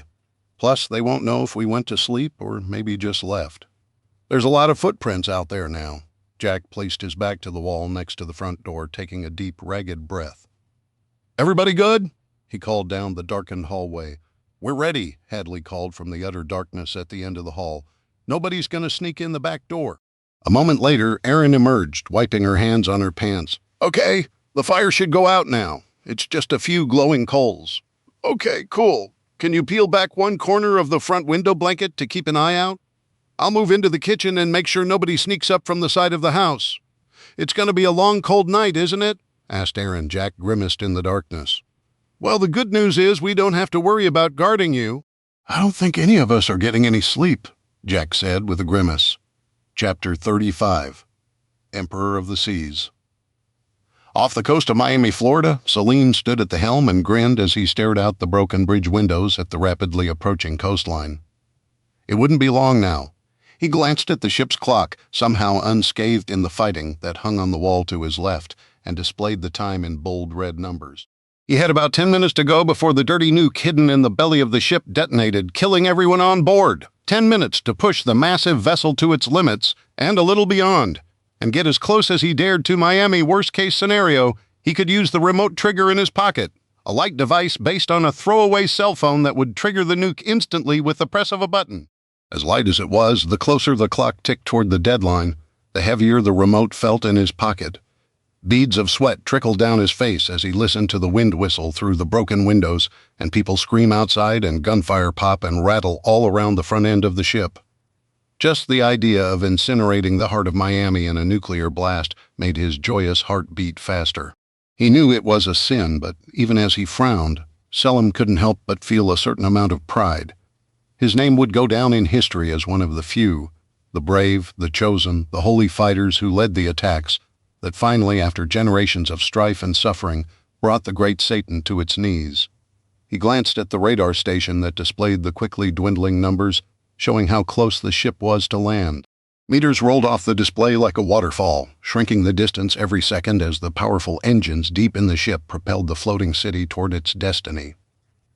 Selim heard someone banging on the portside hatch, but ignored them, focusing instead on the shoreline.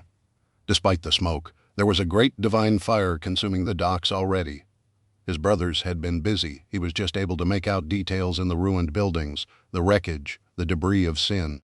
Flashing blue and white lights cut through the smoke like sparkling diamonds.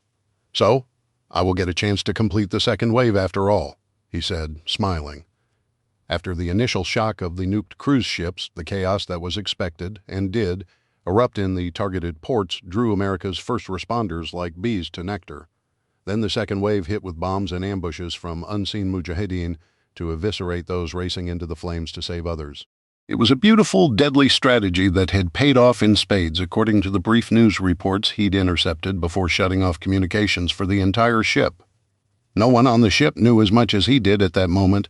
Selim grunted in satisfaction with that knowledge. Then a nagging thought scratched at his mind. Wouldn't it be better to sow fear among the infidels by giving them knowledge of their impending deaths? Would it not be better to fill them with fear before the ship exploded rather than just snuff out ignorance in a flash?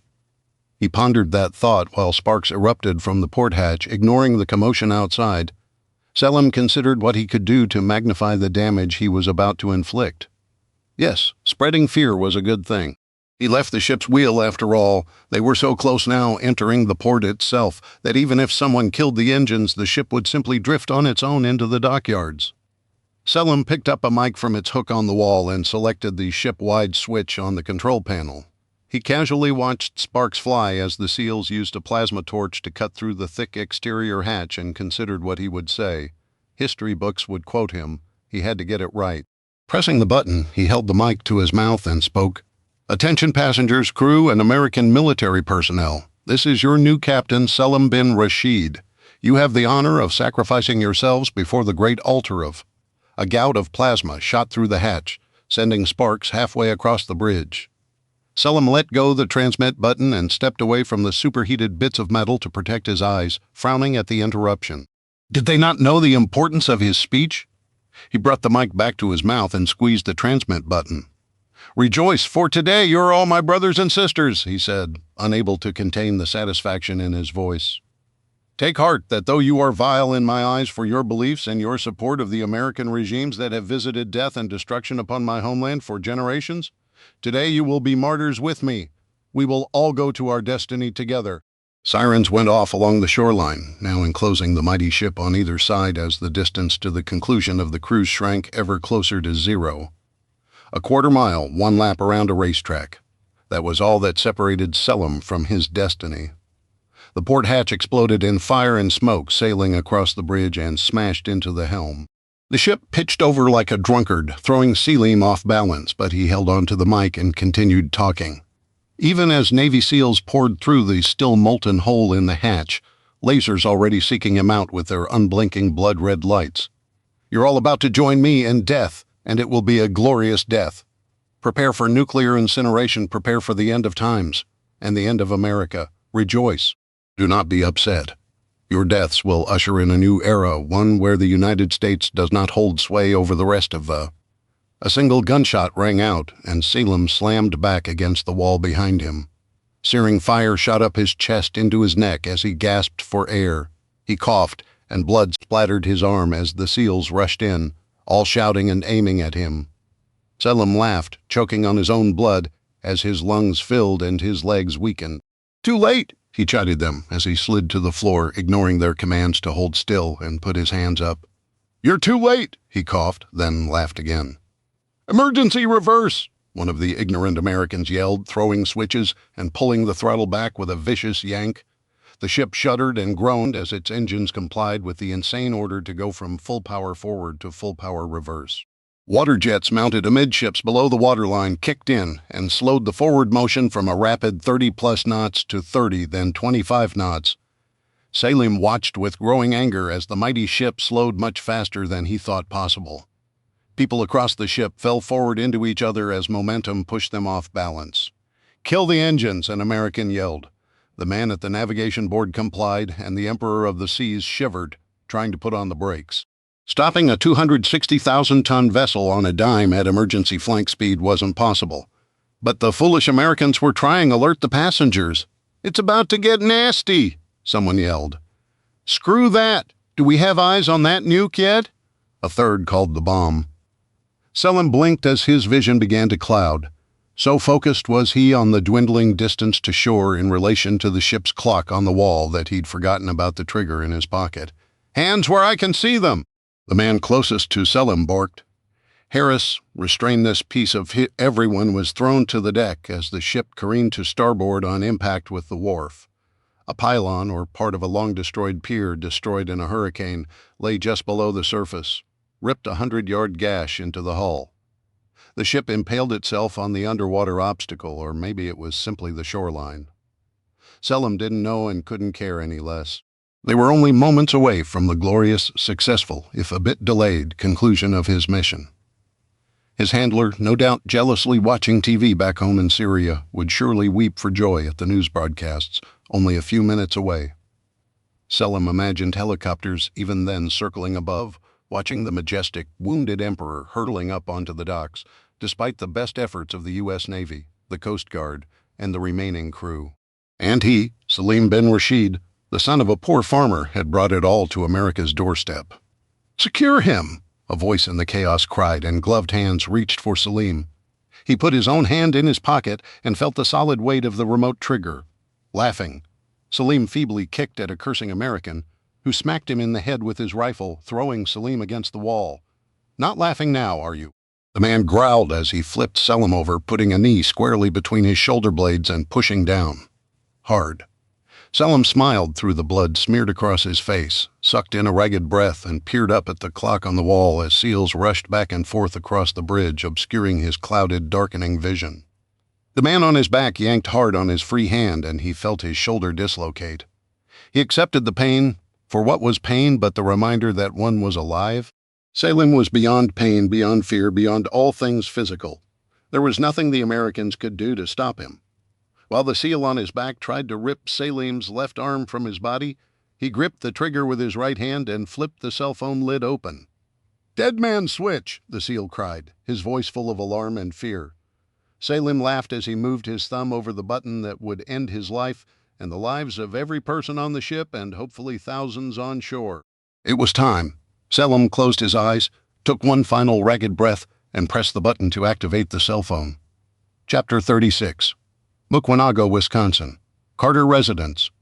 Jack blinked, then rubbed his eyes. There was definitely movement out in the side yard, but he couldn't see anyone, just a shadow. He opened his mouth to warn the others when Aaron's voice split the silent, tomb-like air in the house. "I see them! They're coming this way!" Jack forgot about the shadow and rushed to the front door and tried the peephole again and spotted a few pinpricks of light in the distorted dark view of the world on the other side of the door. "How many?" he asked. "I count 4 torches," Aaron replied. "They've got torches now. They're going to burn the house down," Jack said, rushing into the living room. "What? No," Aaron said, moving back so Jack could see with his own eyes. "Flashlights." "Those are called flashlights," he said with a sigh. "Aye, torches." "That's what I said," Aaron replied. "Sierra, there's at least 4 people coming this way," Jack hollered down the dark hallway. "I'm ready," his aunt replied from the void near the back door. "Brave ones. This lot, they're coming right to the front door. They are," Aaron announced. Jack checked the shotgun and blew his breath out as he rolled his shoulders. "Show time," he muttered. "Hello in the house." A voice called from outside. "What do I do?" Jack hissed toward Sierra down the hallway. "Talk with him," she replied, equally quiet. "Keep them talking. Maybe we can avoid a fight." Jack looked at Aaron, a dark shape in the darker room. She moved, and he interpreted it as a shrug. "Okay," he mumbled. Then louder, what do you want?" He tried to make his voice as deep and menacing as possible, but it still sounded like a scared teenager to his ears. "Whatever you're willing to give us, I suppose?" the rough voice yelled to the muffled laughter of his companions. "Sorry, but we don't have anything to spare," Jack said. "You should try the 3rd house up the street to the right. I hear they have plenty," he added. "We were just there," the man outside said with a smile in his voice. "And it's funny, they said you'd say that. Seemed like you're breaking all the rules tonight," the stranger hollered. "Look, can I come closer, so I don't have to yell?" "That's close enough," Jack yelled, looking through the peephole as a shadowy figure emerged from the darkness at the bottom of the porch steps.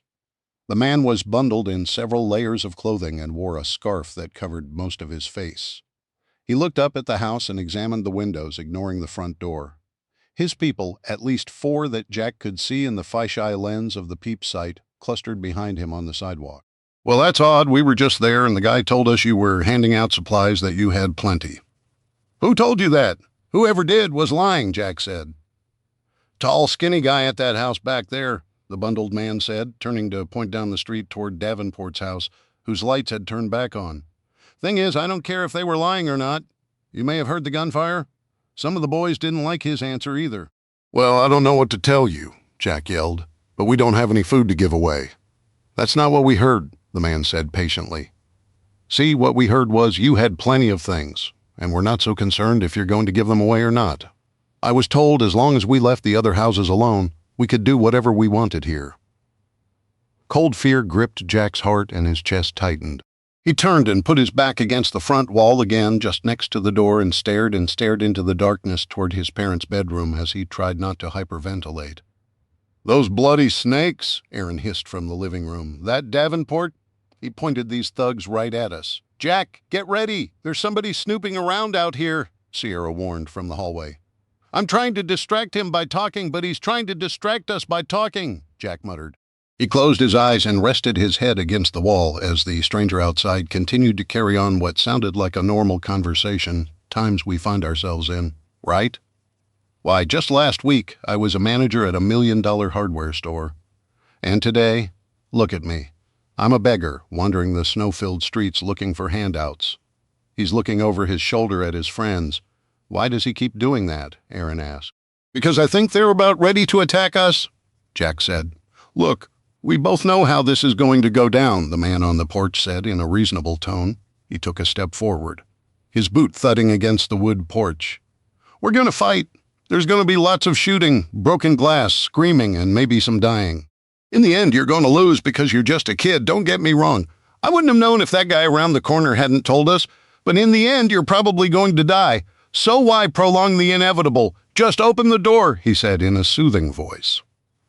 Let me and my associates in. We'll all have a good time, then we'll leave. We don't intend to stay here. It's too cold here. We're headed south. Hell, if I like some of you, we might even take you with us. Jack turned and glanced at Erin's face in the dim light. Her eyes were round and white, and she shook her head. I'll never go with them. I'll die first, so I will, she hissed. It was when the stranger jiggled the doorknob that the battle began. As if on cue, the patio door shattered. Hadley screamed, and Sierra's shotgun roared to life. Sierra! Jack yelled. A pistol barked on the other side of the front door, and a small hole appeared next to the peephole. Jack took a step away from the wall next to the door, raised the shotgun to his shoulder, aimed at the center of the door, and pulled the trigger. The shotgun bucked viciously and blew a bowling ball-sized hole through the door. The man on the other side swore mightily and crashed into the snow-covered chairs on the front porch. Jack racked another round, rushed forward, stuck the barrel through the hole he'd made, and pulled the trigger again. Now screams rent the air outside, and Jack took a step back, his foot slipping on the spent shotgun shell on the floor.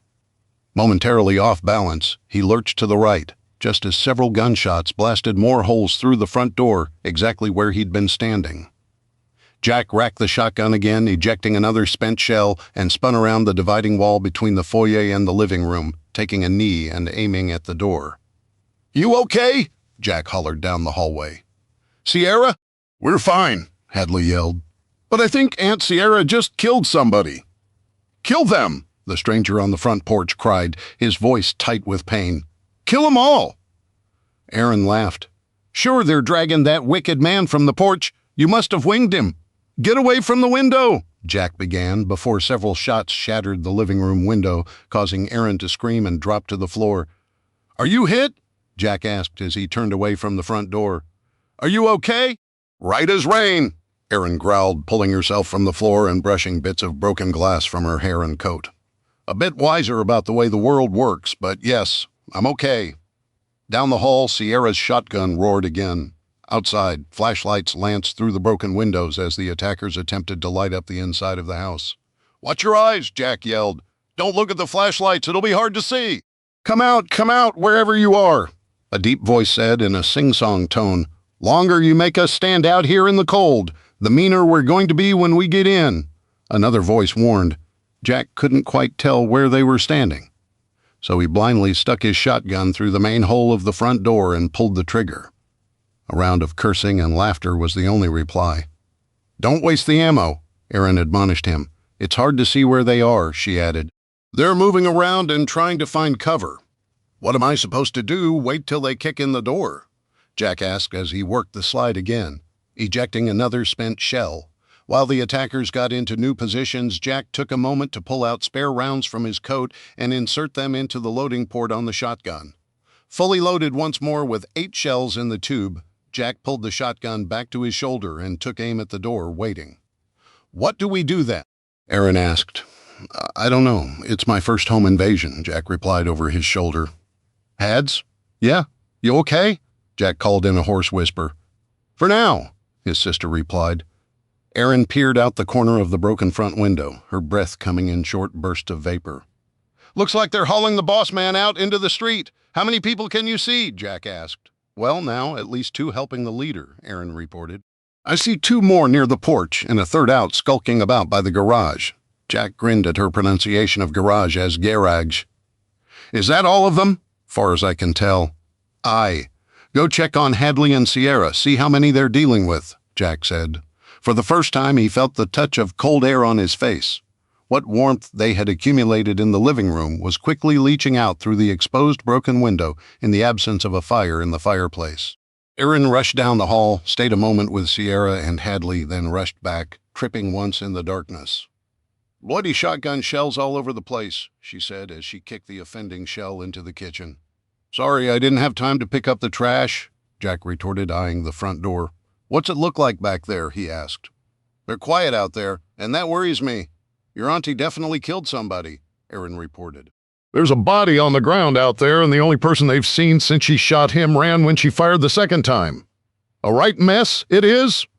I wish we knew how many they started with," Jack sighed as he adjusted his grip on the shotgun. "Sure, it's 1 less than they've got now. 2, I suppose, if you count that loudmouth who's running that circus outside," Aaron said with a jerk of her head toward the front door. She thought for a moment, then looked at Jack. "Maybe we tell them to go across the street? There's a nice empty house ripe for the taking. Maybe they'll leave us alone." "So we just tell them to go over and take all the stuff that we might need?" Jack asked. "You know, that's just going to encourage them to come back and attack us again, right, Jack?" Sierra called down the hallway. "You still okay?" "Yeah," Jack said over his shoulder, peachy. "I think it's a good idea," Aaron said, talking to herself. "I didn't say it was a bad idea," Jack said. "I just don't like it. Sending them over to our neighbor's house. Give us some breathing room, won't it?" Aaron asked. "Time to lick our wounds. Problem is, it'll give them time too," Jack said, frowning, "and I don't want to fight them again. Feel like I need to throw up as it is. Unless we go out there guns blazing and shoot them in the dead of night," Aaron warned. "I don't see how we'll get out of this without a stalemate or a lot more violence. They can't get in and we don't want to go out." "What are they doing?" Sierra yelled. "Regrouping," Jack called back. "No, we're not. We're just trying to figure out how to kill you all." A cheerful voice sounded from the street. "Go back and tell Sierra your plan. See what she thinks," Jack said. "And tell her to stop shouting. We can't keep yelling like this. They're listening to everything we say." "Right you are," Aaron said. She slipped away into the darkness. "You can't keep us out forever," the man in the street taunted. Jack ignored them and clenched his jaw, waiting. "Gonna be a long night, kid," warned the wounded leader. His voice was much fainter and weaker than it had been. "We should figure out a way to end this standoff and come to terms." "Yeah, I heard you say you wanted to kill us all," Jack muttered. Aaron shuffled back to his side, appearing like a wraith out of the gathering darkness in the hallway. "I told her," she reported then, kneeled next to him to peer out the hole in the front door. "It's still smoking," she muttered, reaching out to touch the charred wood. "What did Sierra say?" Jack asked testily. "She thinks you're right. We have to find a way to end this, but we can't give up and we can't go out there. She also didn't take to me idea of letting them have your friend's house." Aaron shrugged. "Just a thought. So, we wait them out. Night's just starting, man," another voice taunted. "You're not going to get any sleep." "He's not wrong," Aaron admitted in a whisper. "It'll be cold, too. Now they've broken the window and you." She looked at the hole in the door. "Well, yeah, it'll be a cold, long night for us," Jack admitted bitterly. Then he grinned. The gesture made Aaron shuffle back a step. "But it'll be colder outside." Chapter 37, Port of Miami. Wyatt waved his free arm while he kicked furiously to keep Willow at the surface. Her sundress, normally a lightweight material, tangled around her legs and weighed her down once it became soaking wet. Not the best of swimmers on a good day, Willow quickly tired and struggled to keep her head above the relentless waves. Over here! Wyatt yelled at the sailboat as it crept closer, bobbing on the whitecaps. A wave hit him broadside, and Wyatt re-emerged through the chop, sputtering and coughing. Willow pulled away from him, then fought the current to move back next to her husband. Her face was drawn and her skin pale, with her hair plastered to her skull as if it had been painted on her head. Wyatt, Willow said, then coughed as water splashed into her mouth. Save your strength, babe, he begged. Just hang in there a little longer. Wyatt, she repeated, her voice weak. I don't know how much longer I can do this. Wyatt waved and shouted again, then squeezed Willow in a one-armed hug, made awkward by the fact that they were both kicking in the water and being pushed and pulled by the waves. He sees us! The sailboat's turning! Another wave slapped them, and Wyatt shook his head to clear his eyes as several passengers swam to the sailboat, attempting to pull themselves up over the sides. The skipper patiently helped each person who made it to his boat. Wyatt scanned the thrashing ocean and narrowed his eyes at the number of people still in the water between them and the boat. Granted, a good number of them were simply dead bodies, but it was disheartening. Come on, I don't like our chances if we just sit here. We gotta go to him. I don't know if I can, Willow muttered as she weakly pulled her arms through the water. Whatever headway she made, invariably a wave would push her back, her billowy sundress acting like an underwater sail. Stay with me, Wyatt ordered as he wrapped his left arm around his wife's waist, stretched out on his side, and started scissor kicking and pulling with his right arm. Wyatt wasn't much of a swimmer either, but he'd taken a lifeguard and CPR course when the kids were learning how to swim. The memory of a young man with white zinc on his nose yelling at him to do the rescue swim properly flashed back into his mind as he settled into a rhythm and began making headway against the recalcitrant Atlantic. I love you, Willow said, her head bobbing against his chest with every pull and every kick. Wyatt didn't reply, but clenched his jaw and focused all his strength on forcing a way through the water to the sailboat. Whitecaps danced around them, splashing water into his face and blinding him as he continued to struggle forward over the shouts of people begging for help. Those already submitting to the waves, and others struggling to reach the boat. Wyatt heard those already on the sailboat yell for people to come closer. I can't reach you all, warned the boat's captain. Anybody that makes it to me, I'll get you to shore. There are others coming. Just keep treading water, you hear that? Wyatt gasped as he crested another small wave and pulled Willow forward. We're only 30 yards out. Come on, people on the boat yelled as they helped a bedraggled woman over the side. You can make it! The wind shifted suddenly, and the whitecaps shredded, hitting Wyatt from the opposite side of the head. He sputtered, and it threw off his rhythm, slowing them to a stop. The sail on the boat backfilled, and it drifted slowly away from them. No, Wyatt yelled.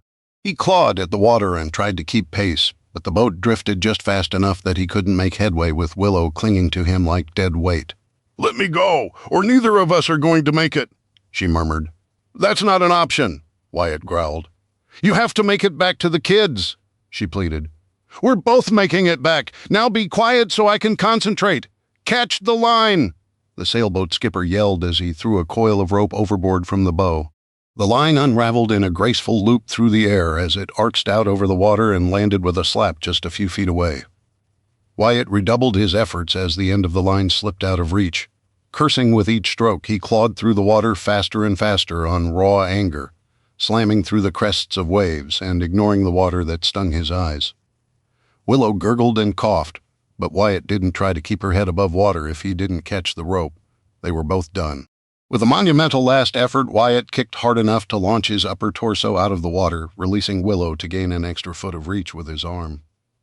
He came down hard with a splash and slapped the end of the wet rope, locking it in an iron grip.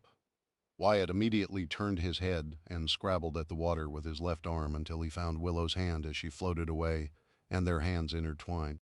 Then the inexorable pull of the sailboat tightened the line and pulled Wyatt forward, putting tremendous stress on his shoulders as he dragged Willow's body behind him. Straining against the forces trying to tear him in half, Wyatt growled through the pain. Pull yourself up my arm, grab onto my body, he said with a gasp. That sailboat's pulling my arm off. Willow didn't reply, too weak to speak. She simply followed his instructions, fighting the water, attempting to rip her from her husband. She clawed her way up his arm until she could wrap both waterlogged arms around his neck and torso. Underwater, she fought the sail-like fabric of her dress and wrapped her legs around his waist. Freed from having to hold his wife in the rope, Wyatt rolled onto his back and raised his arms, clutching the rope with both hands. Water splashed around his head and over his face, but his nose and mouth remained free to breathe.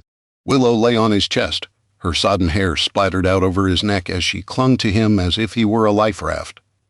Wyatt lifted his head free of the waves momentarily and tried to spot the cruise ship over Willow's shoulder.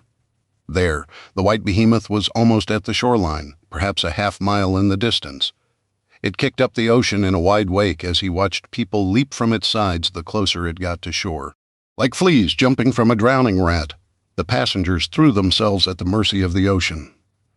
A lot more people jumped, hundreds more than had originally abandoned ship with Wyatt.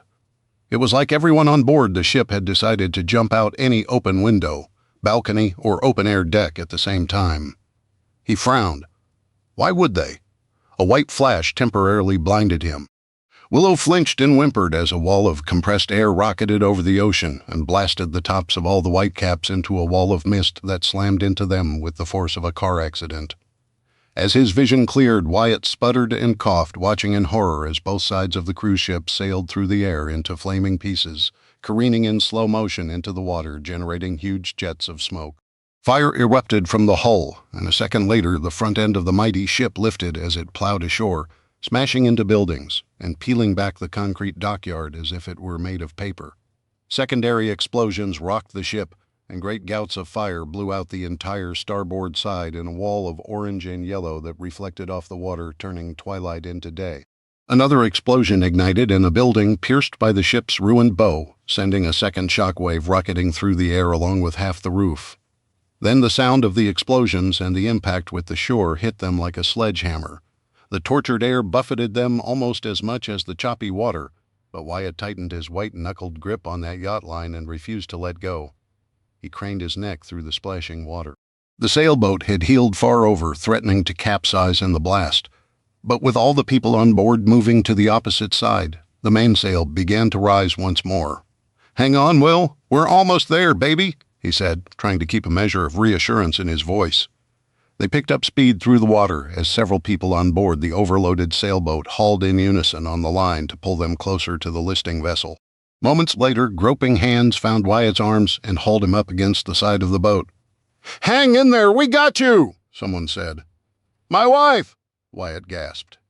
"Help her first, please." Other people reached down and helped pull Willow from his chest. Then both of them were pulled up out of the sucking water. Waterlogged and gasping for breath, Wyatt finally relaxed his aching arms and let other people take the weight of his body as he slammed painfully against the sailboat's hull. "Be careful with my wife," he begged, watching Willow's limp form rise from the water. "It's okay, brother." "Come on, lady, we got you," someone said. "There you go. Easy does it." A kind female voice soothed as Wyatt watched his wife lifted carefully over the edge of the sailboat by 3 people. She appeared unconscious and didn't lift her head as she passed out of Wyatt's vision. "Is she okay?" Wyatt cried as the passengers turned their attention to him and hauled him up over the side, depositing him on the deck like any other waterlogged piece of flotsam. Wyatt pulled himself with trembling arms toward his wife. A shivering woman, herself still dripping water, was already listening to Willow's breathing and checking her pulse. "She's alive," the woman announced with a smile. "I think she's just exhausted. She's breathing fine." People stepped out of his way as he crawled to Willow and lay a protective arm across her stomach. "I've got you. You're safe," he whispered in her ear. "We're safe." Willow coughed and her eyes fluttered open. Then the barest hint of a smile played across her blue lips. She shivered, then rolled to him with a groan and embraced him, wrapping her cold, wet arms around his torso. "Here, get this on them," a man said behind Wyatt, before a warm blanket dropped over them. "Everyone hang on, we're getting out of here," a stern voice announced. The boat shifted under them, and as he peered out from under the blanket, the shoreline swung around until they faced north. 2-foot waves hammered the bow, causing the sailboat to bounce up and down. But Wyatt didn't care. "I think I'm going to be sick," Willow muttered into his chest. "All this bouncing up and down?" "Hey, it's better than drowning," Wyatt replied. "What happened?" Someone asked as the rescued passengers huddled on the sailboat's deck, murmuring to each other and pointing at what was left of the dying cruise ship. It looks like a bomb went off. It ran aground and blew up, somebody replied. Nuke, Wyatt said, then coughed, spitting seawater out of his mouth. It was a dirty bomb. The terrorists had a nuclear bomb on board the ship. Everyone on board the sailboat fell silent at Wyatt's revelation. The small outboard continued its harsh whine, but conversation had stopped as dead as the Emperor of the Seas. Are you saying we just got blasted with radiation? The man who'd pulled Wyatt out of the water asked. Are we going to die? The woman who'd checked Willow's pulse cried. No. I think it was a dirty bomb, Wyatt said, trying to explain as panicked conversation started all around him. It had radiation, but nothing like the big bombs. And we're so far away, I can't imagine we were affected at all. He could be right, another man said. I think I read somewhere those things only affect like a city block. The passengers erupted into theorizing what happened, how it was allowed to happen, and what they were supposed to do next. Willow snuggled into Wyatt's chest, shivering, and he wrapped the blanket tighter around them both, warily watching the cruise ship as it continued to sputter flames, popped debris out the side like popcorn, and spewed smoke into the sky to mix with the fire and smoke from the burning port. The shattered remnants of the hull settled with a loud, mournful groan they could hear over the outboard almost a mile away. They did it. They really did it, Wyatt breathed as he watched the Emperor of the Seas die. All those people. It's not your fault, Willow said. We tried. Bryant and I, Marlin, Claude. We tried to help stop them. We fought. We tried to save lives. Wyatt's words caught in his throat as the bow separated and crashed down to the ground at the shore, crushing what was left of a burning supply warehouse. You saved my life, Willow whispered. I saved my own life, Wyatt countered, unable to take his eyes off the burning cruise ship in the distance. Without you, he muttered, looking down at the waterlogged top of Willow's head. He couldn't even finish the statement, but leaned in and kissed his wife as the overloaded sailboat chugged on its tiny outboard motor. Chapter 38. Mukwonago, Wisconsin. Carter residence. An hour later, Jack looked over his shoulder at Erin, who sat slumped in the corner, arms crossed, legs tucked under her chin, her eyes closed. You awake? He asked, rubbing his cold, aching fingers. Yes, she muttered dreamily. Her eyes fluttered open, and she rolled her neck, audibly cracking a few vertebrae. Yes, I'm awake. Can you stand guard here for a minute? Jack asked. I need to check on my sister and Sierra. Go on then, Erin said as she rubbed her face and picked a piece of broken glass from her hair. She flicked it aside and glanced at him. Haven't heard anything out there in a while, have you? Yeah, it's quiet. I'm hoping that means they're going to leave us alone for the rest of the night. I wouldn't be counting on that, boyo, Erin replied. She peeked through the corner of the broken living room window and sighed. Aye, they're still out there, all right. The manky gits clustered together out in the street. I can hear them talking, but I don't understand a word of what they're saying. Probably planning their next attack, Jack said. They can't stay out there all night or they'll freeze to death. Sure, don't I know it? Erin said bitterly. Okay, I'll be right back. Jack stood, flexing his icy fingers and hopping from foot to foot for a moment, then rolled his own neck, stretched his shoulders, and hefted the shotgun. Watch the door and holler if they make a move. I'll be fine, Erin said, casually waving a gloved hand to dismiss him, walking slowly down the hallway. Jack kept the gun pointed toward the front floor, then called out, Sierra, Hadley, don't shoot me. What's going on? Sierra asked in a worried tone. Nothing. They're all out there in the street. I just wanted to check on you guys and stretch my legs. He peered around the corner toward the shattered patio door. Cold air poured into the house, and next to him, Hadley shivered. We need a fire, Sierra said. Hadley's going to freeze. We can't risk it. Blankets, anything you can wrap yourself in. Go for it, Jack said, his own teeth threatening to chatter as he spoke. If we start a fire, we'll be blind. We'll never be able to see them out there. I don't know if I want to see anything, Sierra said, turning away from the carnage on the patio. I killed him. As Jack took a step closer, he smelled death. The metallic scent of blood hung cloyingly in the air, mixed with the stench from the dead man's voided bowels. Clouds continued to block what little light there was from the night sky, which shielded him from the details of the grisly scene, but Jack still swallowed bile and turned away. Yeah, maybe we don't need to see. Sierra suddenly stood, bolted into the bathroom, and slammed the door. In the silence of the house muffled through the walls, Jack and Hadley listened to their aunt throwing up. I already did, Hadley said in a quiet voice. Throw up! I mean. Jack hugged her and rubbed her back. I'm sorry all this is happening. I'm sorry you had to see it. I'm not. You're keeping us alive, Hadley said and hugged her brother back. Dad would be proud. Jack's throat constricted, and he was unable to speak, so he simply nodded and prayed that he wouldn't start to cry. The bathroom door opened, and Sierra staggered out, wiping her face. She was a ghost in the darkness, a shadow upon shadows until she came closer, and Jack saw the paleness of her skin in the dim light. "You okay?" "No," Sierra replied simply. "No, I'm not okay. I'm not okay with having just killed a man. I'm not okay with getting in a gunfight in my brother's house. I'm not okay with my brother missing, and I'm not okay with any of this," she said, increasing her rant into a scream. Jack tried to quiet her, but she swatted his arm away. "No, I'm tired, I'm cold, and I'm a murderer."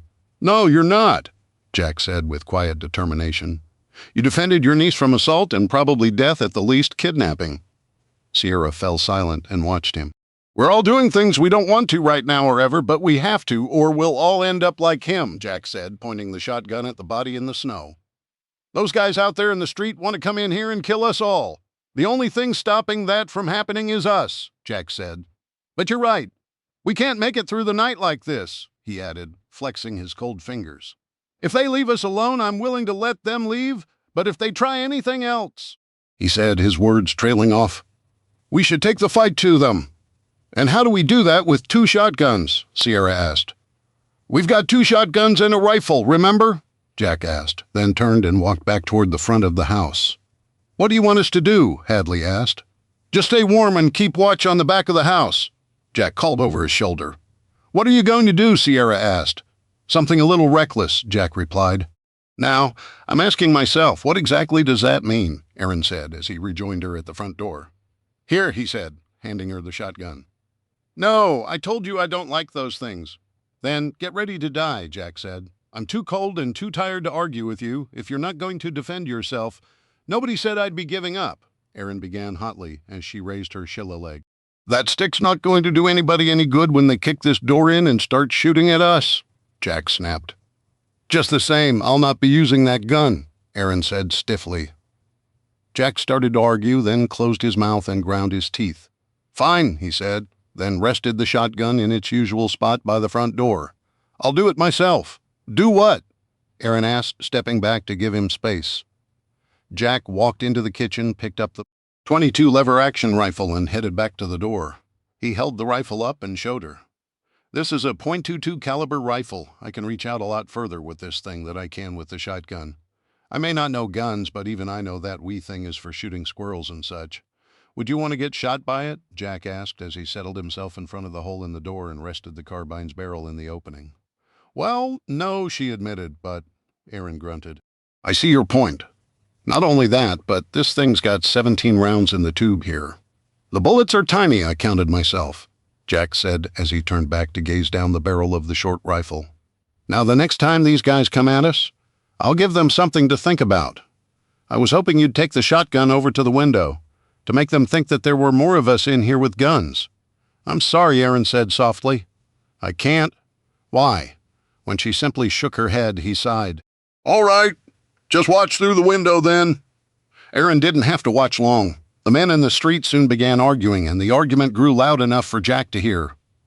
"Something's going on," Jack said. "You think?" Aaron asked. She leaned closer to the window. "2 of them are coming toward the house. Get ready." "This is your last chance," one of the men said. "I'm tired of sitting around. Open up or we'll take everything you have and kill you all." The man next to him aimed his pistol and fired loud as thunder in the silent neighborhood. A spark flared as the peephole above Jack shattered and fell to the ground. He lined up his sights and squeezed the trigger on the diminutive rifle. It barked not nearly as loud as the shotgun and kicked more like a kitten than a mule. Jack grinned, worked the lever action, and took aim. Both men had stopped in the street, looking at each other, unsure of what they just heard. Jack adjusted his aim for center mass on the man who'd fired the pistol and pulled the trigger again. This time he worked the lever much faster and recovered in time to see the man gripping his side and screaming in the street. Jack fired again, worked the lever, and fired once more, hitting the man with one of the shots. He staggered forward and fell to the ground, crying out in pain. Jack worked the lever again, ejecting a tiny casing, and switched targets and fired. The man who'd begun the confrontation screamed and dropped his own weapon as he clutched his right arm. The others in the street now clustered together, split up, and drew weapons, unleashing a volley of fire against the house that allowed the two wounded men to retreat into the cul-de-sac. Jack's ears rang, but he worked the lever again and again, firing several more shots at the people in the street. The distance was too great, the light too dim, and the targets moving too fast, so the only result was kicking up puffs of snow. The attackers played their trump card. One of them struck a flint and steel, and sparks glowed in the street. In seconds, a burning torch was lifted over the cluster of people in the street. The long hair of a woman triggered Jack's memory, and he lifted his face from the rifle. She turned and pointed toward the house. Guys, some of those people are the ones who were looting earlier. Knew they'd be back. We did, Aaron muttered. Now we don't care what you have in there. The smooth-talking man who'd started the confrontation called out, his voice still weaker than before. Because you've been so unreasonable, we're left with no choice. We're going to burn that house to the ground with you inside it. Hope you said your prayers tonight, he said to the laughter of his comrades. Jack took aim at the man holding the torch, and as he squeezed the trigger, a tremendous boom, more like the sound of a cannon than a gun, echoed across the street. The man with the torch crumpled to the ground, and its sputtering flame illuminated people frozen in fear. Jack looked down at the rifle in his hands, then looked up at Aaron. "Why didn't you do that the first time then?" she asked, wide-eyed. "That wasn't me," Jack began. Another thunderous boom echoed across the cul-de-sac and cut him off. The woman Jack had recognized staggered and fell flat on her back, twitching. She didn't so much as scream as grunt. The others scattered, leaving the torch sputtering in the snow, and ran back up the street toward the entrance to the neighborhood. "What is it? What's happening?" Sierra yelled from down the hallway. "They've gone," Aaron said, a note of disbelief in her voice. Jack continued to stare out the hole in the door as heavy footsteps sounded behind him. Hadley came skidding to a stop next to him and took a knee. "They left?" Jack nodded, his eyes scanning the street, swiveling the carbine back and forth. "Yeah, they left." "What did you do?" Hadley asked. "It wasn't me," Jack said. "Whoever was shooting at them had a much bigger gun than this," he said as he pulled the rifle back inside and stood. "Did you see where they shot from? I didn't see." Aaron apologized from the window. "There's no one out there, other than that poor woman on the ground?" "Poor woman," Jack mimicked. "She was looting." "Jack," an older man's voice called from the side yard. Jack paused, looked through the hole in the door one more time, then yelled, "Yeah, it's me, Bill Kendrick. Don't shoot, okay? I'm coming to the front door, Mr. Kendrick." Jack called, then glanced at Aaron, who shrugged. "I don't know what's going on," Kendrick said outside. "Either come with me or don't, Ruth," Kendrick said. "But you can't stand out here yelling. Those idiots can come back any minute. Who are you talking to?" Aaron called. "Who's that?" the neighbor asked as he stomped up onto the front porch. Jack, all smiles, threw back the deadbolt and opened the hole-filled door. "Boy, am I glad to see you," he said, welcoming the older, overweight man. Kendrick wasn't as tall as Jack, but much wider, especially about the middle. Red-faced and wrapped in a hunting coat that looked a size too small. He waddled through the battle-scarred door and clapped Jack on the shoulder. "Fine shooting, son. Your dad would be real proud, Mr. Kendrick," Hadley said as she rushed forward and hugged him. He laughed as he returned the hug, feigning surprise. "Hadley, my dear, I'm so happy you're okay." As Hadley stepped back, he adjusted his bolt-action hunting rifle and slung it over his shoulder. "I'm sorry it took so long for me to join in all the fun." Ruth was terrified and wouldn't let me leave her to move to one of the windows. "That's okay," Jack said. "I'm just glad you stepped in when you did." "Well, she's a little embarrassed about it," Kendrick continued, "so I'd appreciate it if you wouldn't mind not mentioning." "Thank you," Jack said, shaking Kendrick's hand. "If you hadn't come along when you did, I don't know how we were going to get out of that mess." Sierra joined them then and smiled, her breathing fogging the air. "I'm sorry, we haven't been introduced. I'm Sierra, Wyatt's sister," she said, extending a trembling gloved hand. even in the dark," the older man said, squinting at her as he shook hands. "I can tell you're Wyatt's sister. I'm just glad someone is here to watch over the kids. Though by the looks of what you've done, you don't need much looking after." He cocked his head and looked at the carbine in Jack's hand. "Your dad never mentioned getting one of those. May I?" he asked. Jack smiled and handed over the short-barreled rifle. "Mr. Nolan invited us to go to his place and take whatever we need," he laughed. "They went to his parents' place up north." "I saw them leave. Tom's a good man," Kendrick said, examining the carbine. "He would have made valuable contributions to. If you say hoay," warned Sierra. Kendrick laughed and shook his head. "No, ma'am. I was going to say the survival effort of everyone in the cul-de-sac. We went over there because I was worried looters were going to come back and take the guns," Jack explained. "Good man," Kendrick said as he flipped the rifle over, checked the finish and the lever mechanism. .22 carbine. "Sweet little shooter. It's a Henry, too. You know you're out?" he asked as he handed the empty rifle back. "Trust me, there's plenty more," Jack said. "I'd offer you some if you need it, but I think that rifle shoots something a bit bigger." The old man grunted in satisfaction and pulled his rifle off his shoulder to show Jack. "It's my favorite hunting rifle, a custom-built .308. I've been dropping deer and elk with this before you were born." "That scope is pretty impressive," Jack said as he examined the long, bulky contraption mounted above the barrel. "Night vision," Kendrick said with pride. "Third generation?" "It was my retirement present to myself." "I didn't think you were allowed to shoot deer at night?" Sierra asked. "Seems a bit unsportsmanlike," Aaron added. Kendrick laughed. "She's funny. I like her," he said to Jack with a jerk of his thumb. He took the rifle back from Jack and slung it over his shoulder once more. "Don't worry about the deer. This setup is for hunting feral hogs. They're making headway in the Northwoods, so I head up there now and then. Meet my son for a little bonding and camping, you know." You call shooting innocent animals in the middle of the night when they can't see bonding?" Aaron asked, aghast. "I'm sorry. Who are you?" Kendrick asked. "This is Aaron," Jack began. "Aaron O'Clair. These good people took me in when I had no place to go, and quite possibly saved my life the other night. She was attacked and barely escaped. They kidnapped her. We took her in. We weren't sure what else to do," Sierra explained. "Well, she's feisty, I'll give her that," Kendrick said. "I'm standing right here," Aaron said, hands on her hips. He turned back to her and smiled.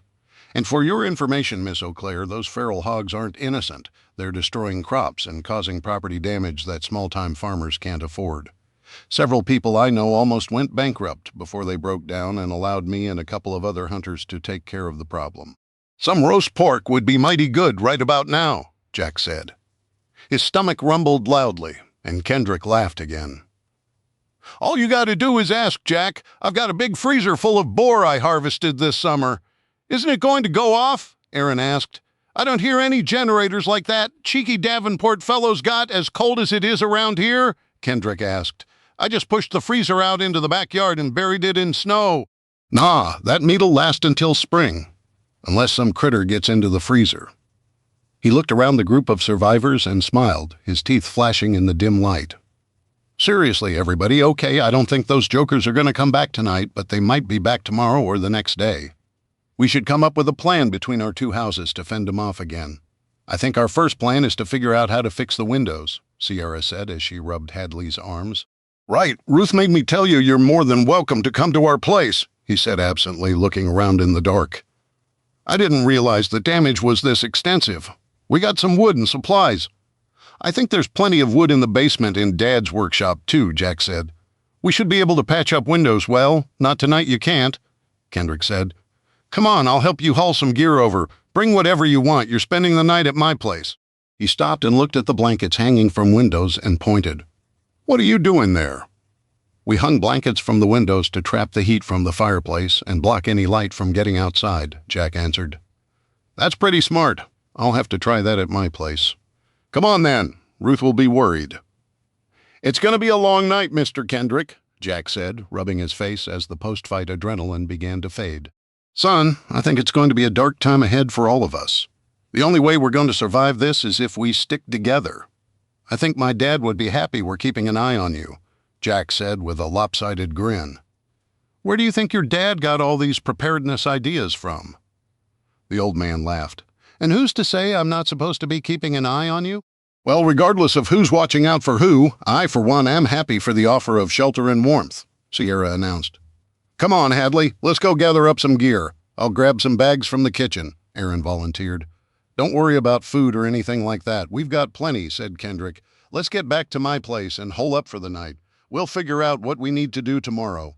Sound like a plan? Sounds like a plan, Jack said as he was pumped on his shoulder by the older man. Come on, guys, let's go get warmed up. Chapter 39.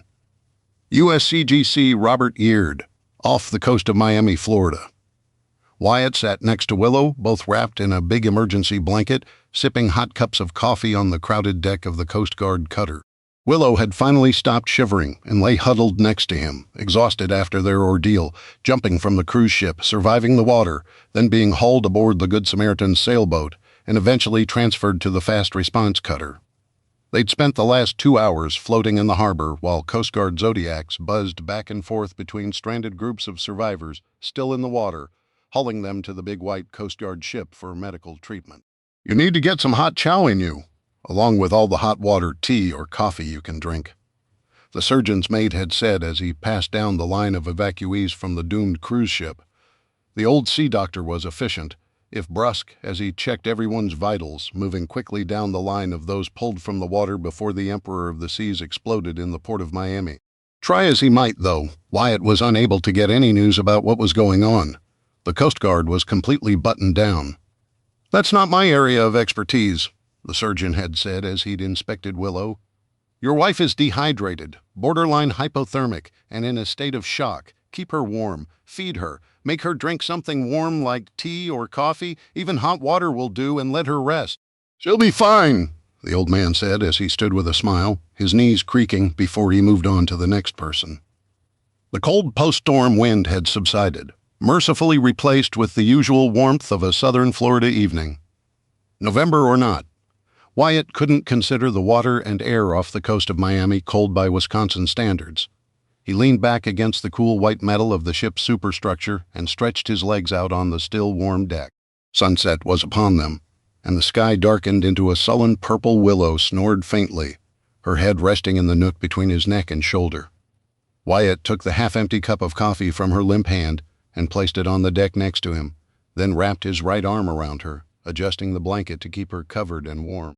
A pair of junior officers walked by, a man and woman, offering mumbled words of encouragement to the rescued passengers, tallying names and information on clipboards. The pair of them stopped and looked down at Wyatt and Willow. "How are you doing, sir?" the young man asked. "I'm Lieutenant Osmond, and this is Ensign North," he said, gesturing to the woman. "Much better than I would be if you fine folks hadn't shown up. I can't thank you enough for rescuing us," Wyatt said. "By the look on your face, I'm guessing you heard that 100 times already, though." "A few," Osmond said with a lopsided grin. "Is this your wife?" he prompted. "My wife, yes," Wyatt said. "Willow Carter, we were separated by the terrorists, and it was only a miracle that we managed to reunite before getting off the ship." "Can I have your name, please?" North asked. "Wyatt Carter," he said. "Wyatt and Willow." "I like that," she said with a smile, scribbling away on her clipboard. "Where y'all from?" "Mukwanago, Wisconsin, ma'am," Wyatt replied, then took a sip of coffee, relishing the dark black roast. It was hot, and it was strong. Osmond made a note on his clipboard, then looked up. "You're a long way from home, sir," he said with a grimace, then glanced at his crewmate. "You have any idea what's going on out there?" Wyatt asked. "Everyone seems to be ready for war," he said, nodding at the other junior officers and sailors aboard the ship wearing flak jackets, combat helmets, and sidearms. "We're not supposed to talk about it. Our job is simply to rescue people and get them safely ashore. Locals, of course, are turned loose on their own recognizance, but you folks, like a lot of people we pulled out of the water, are not going to have an easy time getting home." "Do you have any news about a ship security officer named Bryant, or Marlin, maybe Claude? Last names?" North asked. "I don't know," Wyatt said, looking at the water through the guardrail. "We never had time to sit around and get to know each other. Ship security officers?" Osmond asked. "Were you part of the crew?" "No," Wyatt said. He explained the situation to the two officers and conveniently forgot to mention the terrorists he'd killed or had an active hand in killing. Those deaths would weigh heavier on his conscience much later, but hadn't quite sunk in yet. after we got the message out to the Navy ship." "That was you?" Osmond asked. He glanced at North again. "I was on the bridge when we picked up that transmission.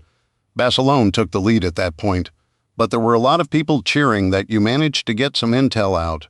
It was good to know someone was fighting back. It wasn't just me, we were all fighting. I was happy to help because they were also helping me find Willow," Wyatt added. "That?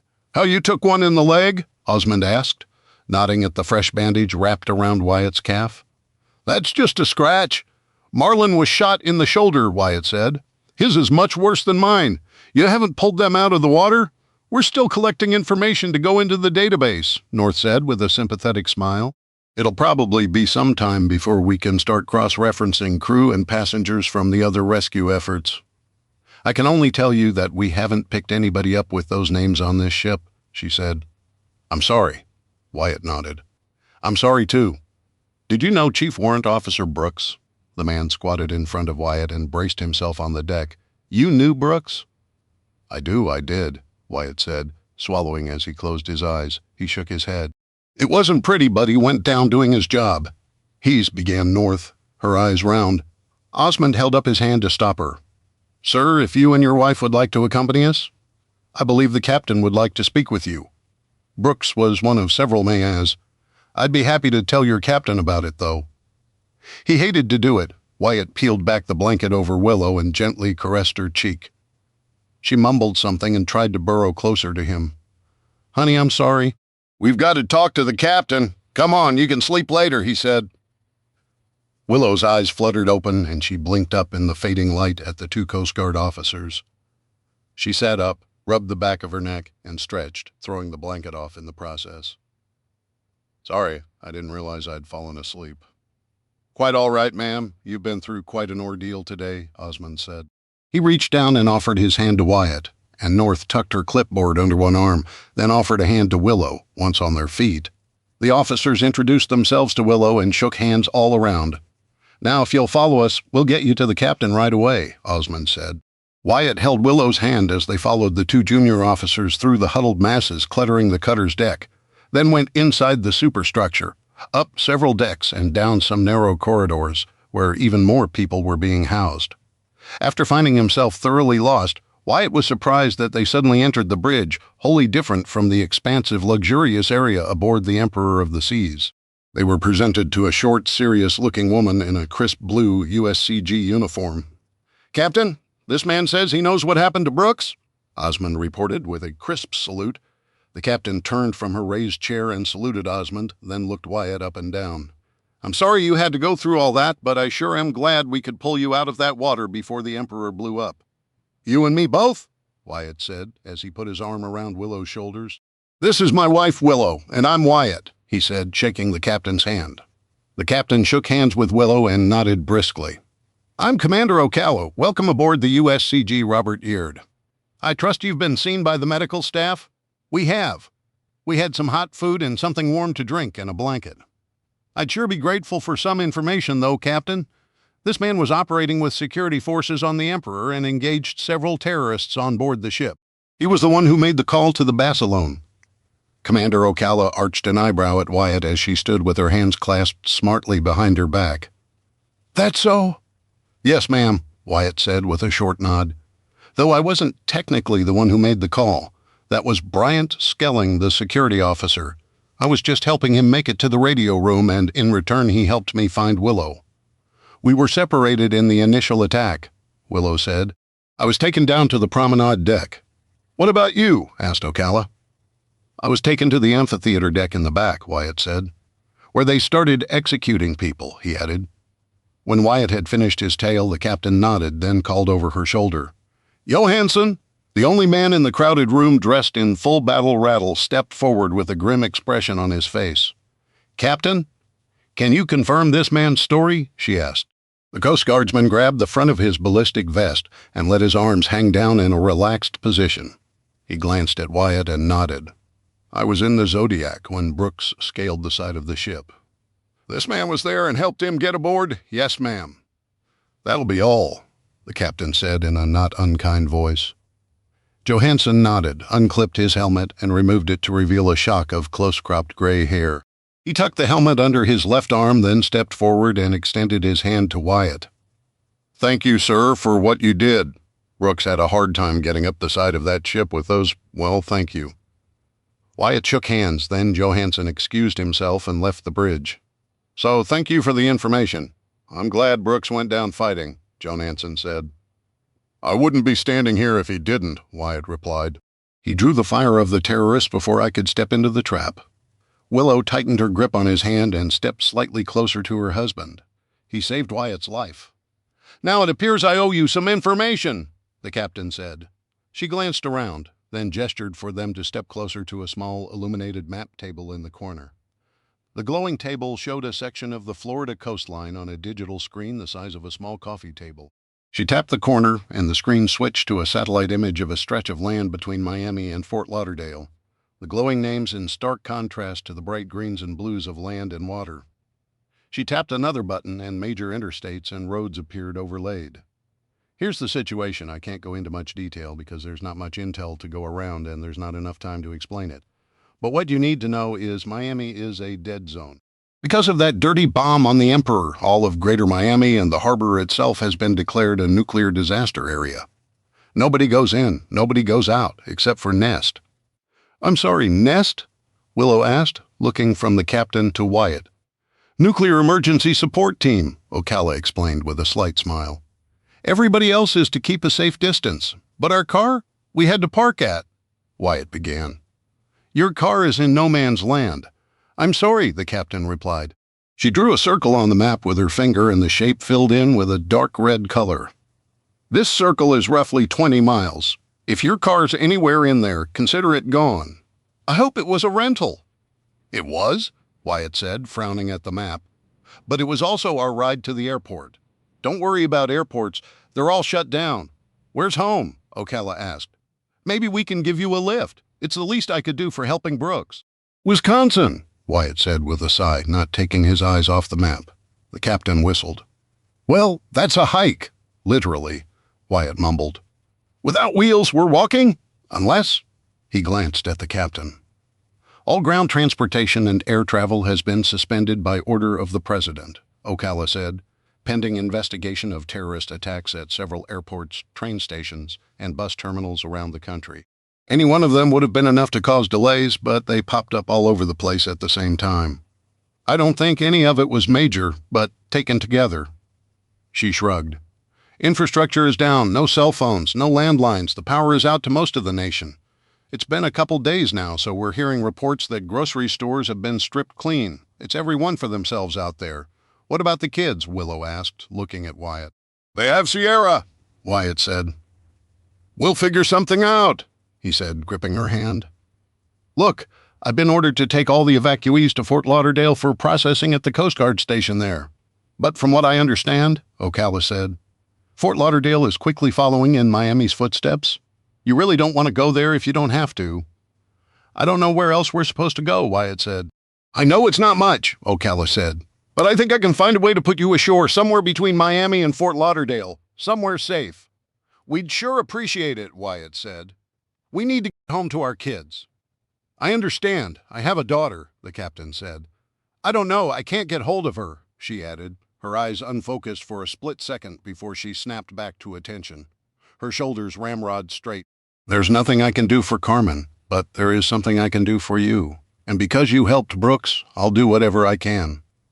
The next morning, as the sun crested the Atlantic, Wyatt and Willow stood on dry land at last, ankle-deep in the muck and grainy sand along a deserted stretch of oceanfront property lined with small houses and condominiums. He had one arm around Willow's waist and shook the hand of the coxswain who'd raced a black Zodiac that still sported bullet holes to shore. Thank you, we really appreciate it, Wyatt said. Are you going to be able to catch your ship? Willow asked, eyeing Robert Eard's silhouette against the rising sun as it steamed north along the coast at a sedate pace. The coxswain turned and glanced at the ship, then turned back to Willow and smiled. He tapped the side of his helmet and grinned.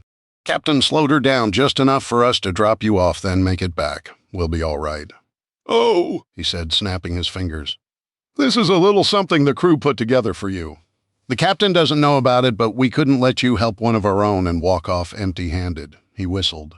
And one of the Coast Guardsmen standing in the Zodiac tossed him 2 black nondescript backpacks, one after the other. The coxswain handed them over to Wyatt and Willow. You'll find several days' worth of rations and some bottles of water.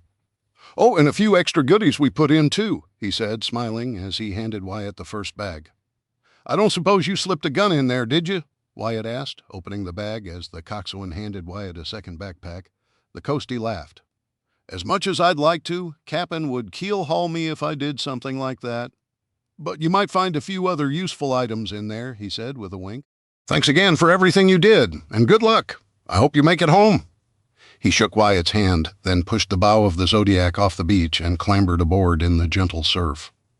The outboard engine roared to life. It backed water for a few moments, then spun and kicked up a rooster tail plowing through waves as it picked up speed, heading for home and the cutter in the distance.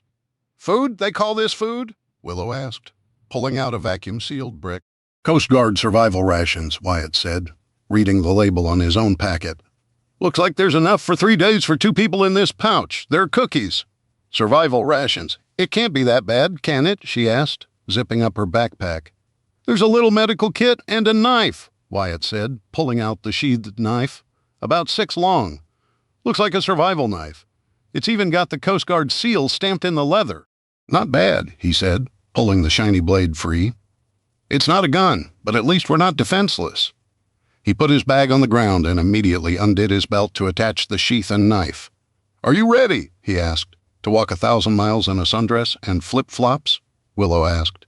Yeah, I'm ready, she added sarcastically. Wyatt, we have to find a car. We will, he said, taking her hand and turning his back to the ocean. But first we have to get off this beach and find a road. Come on, let's go home.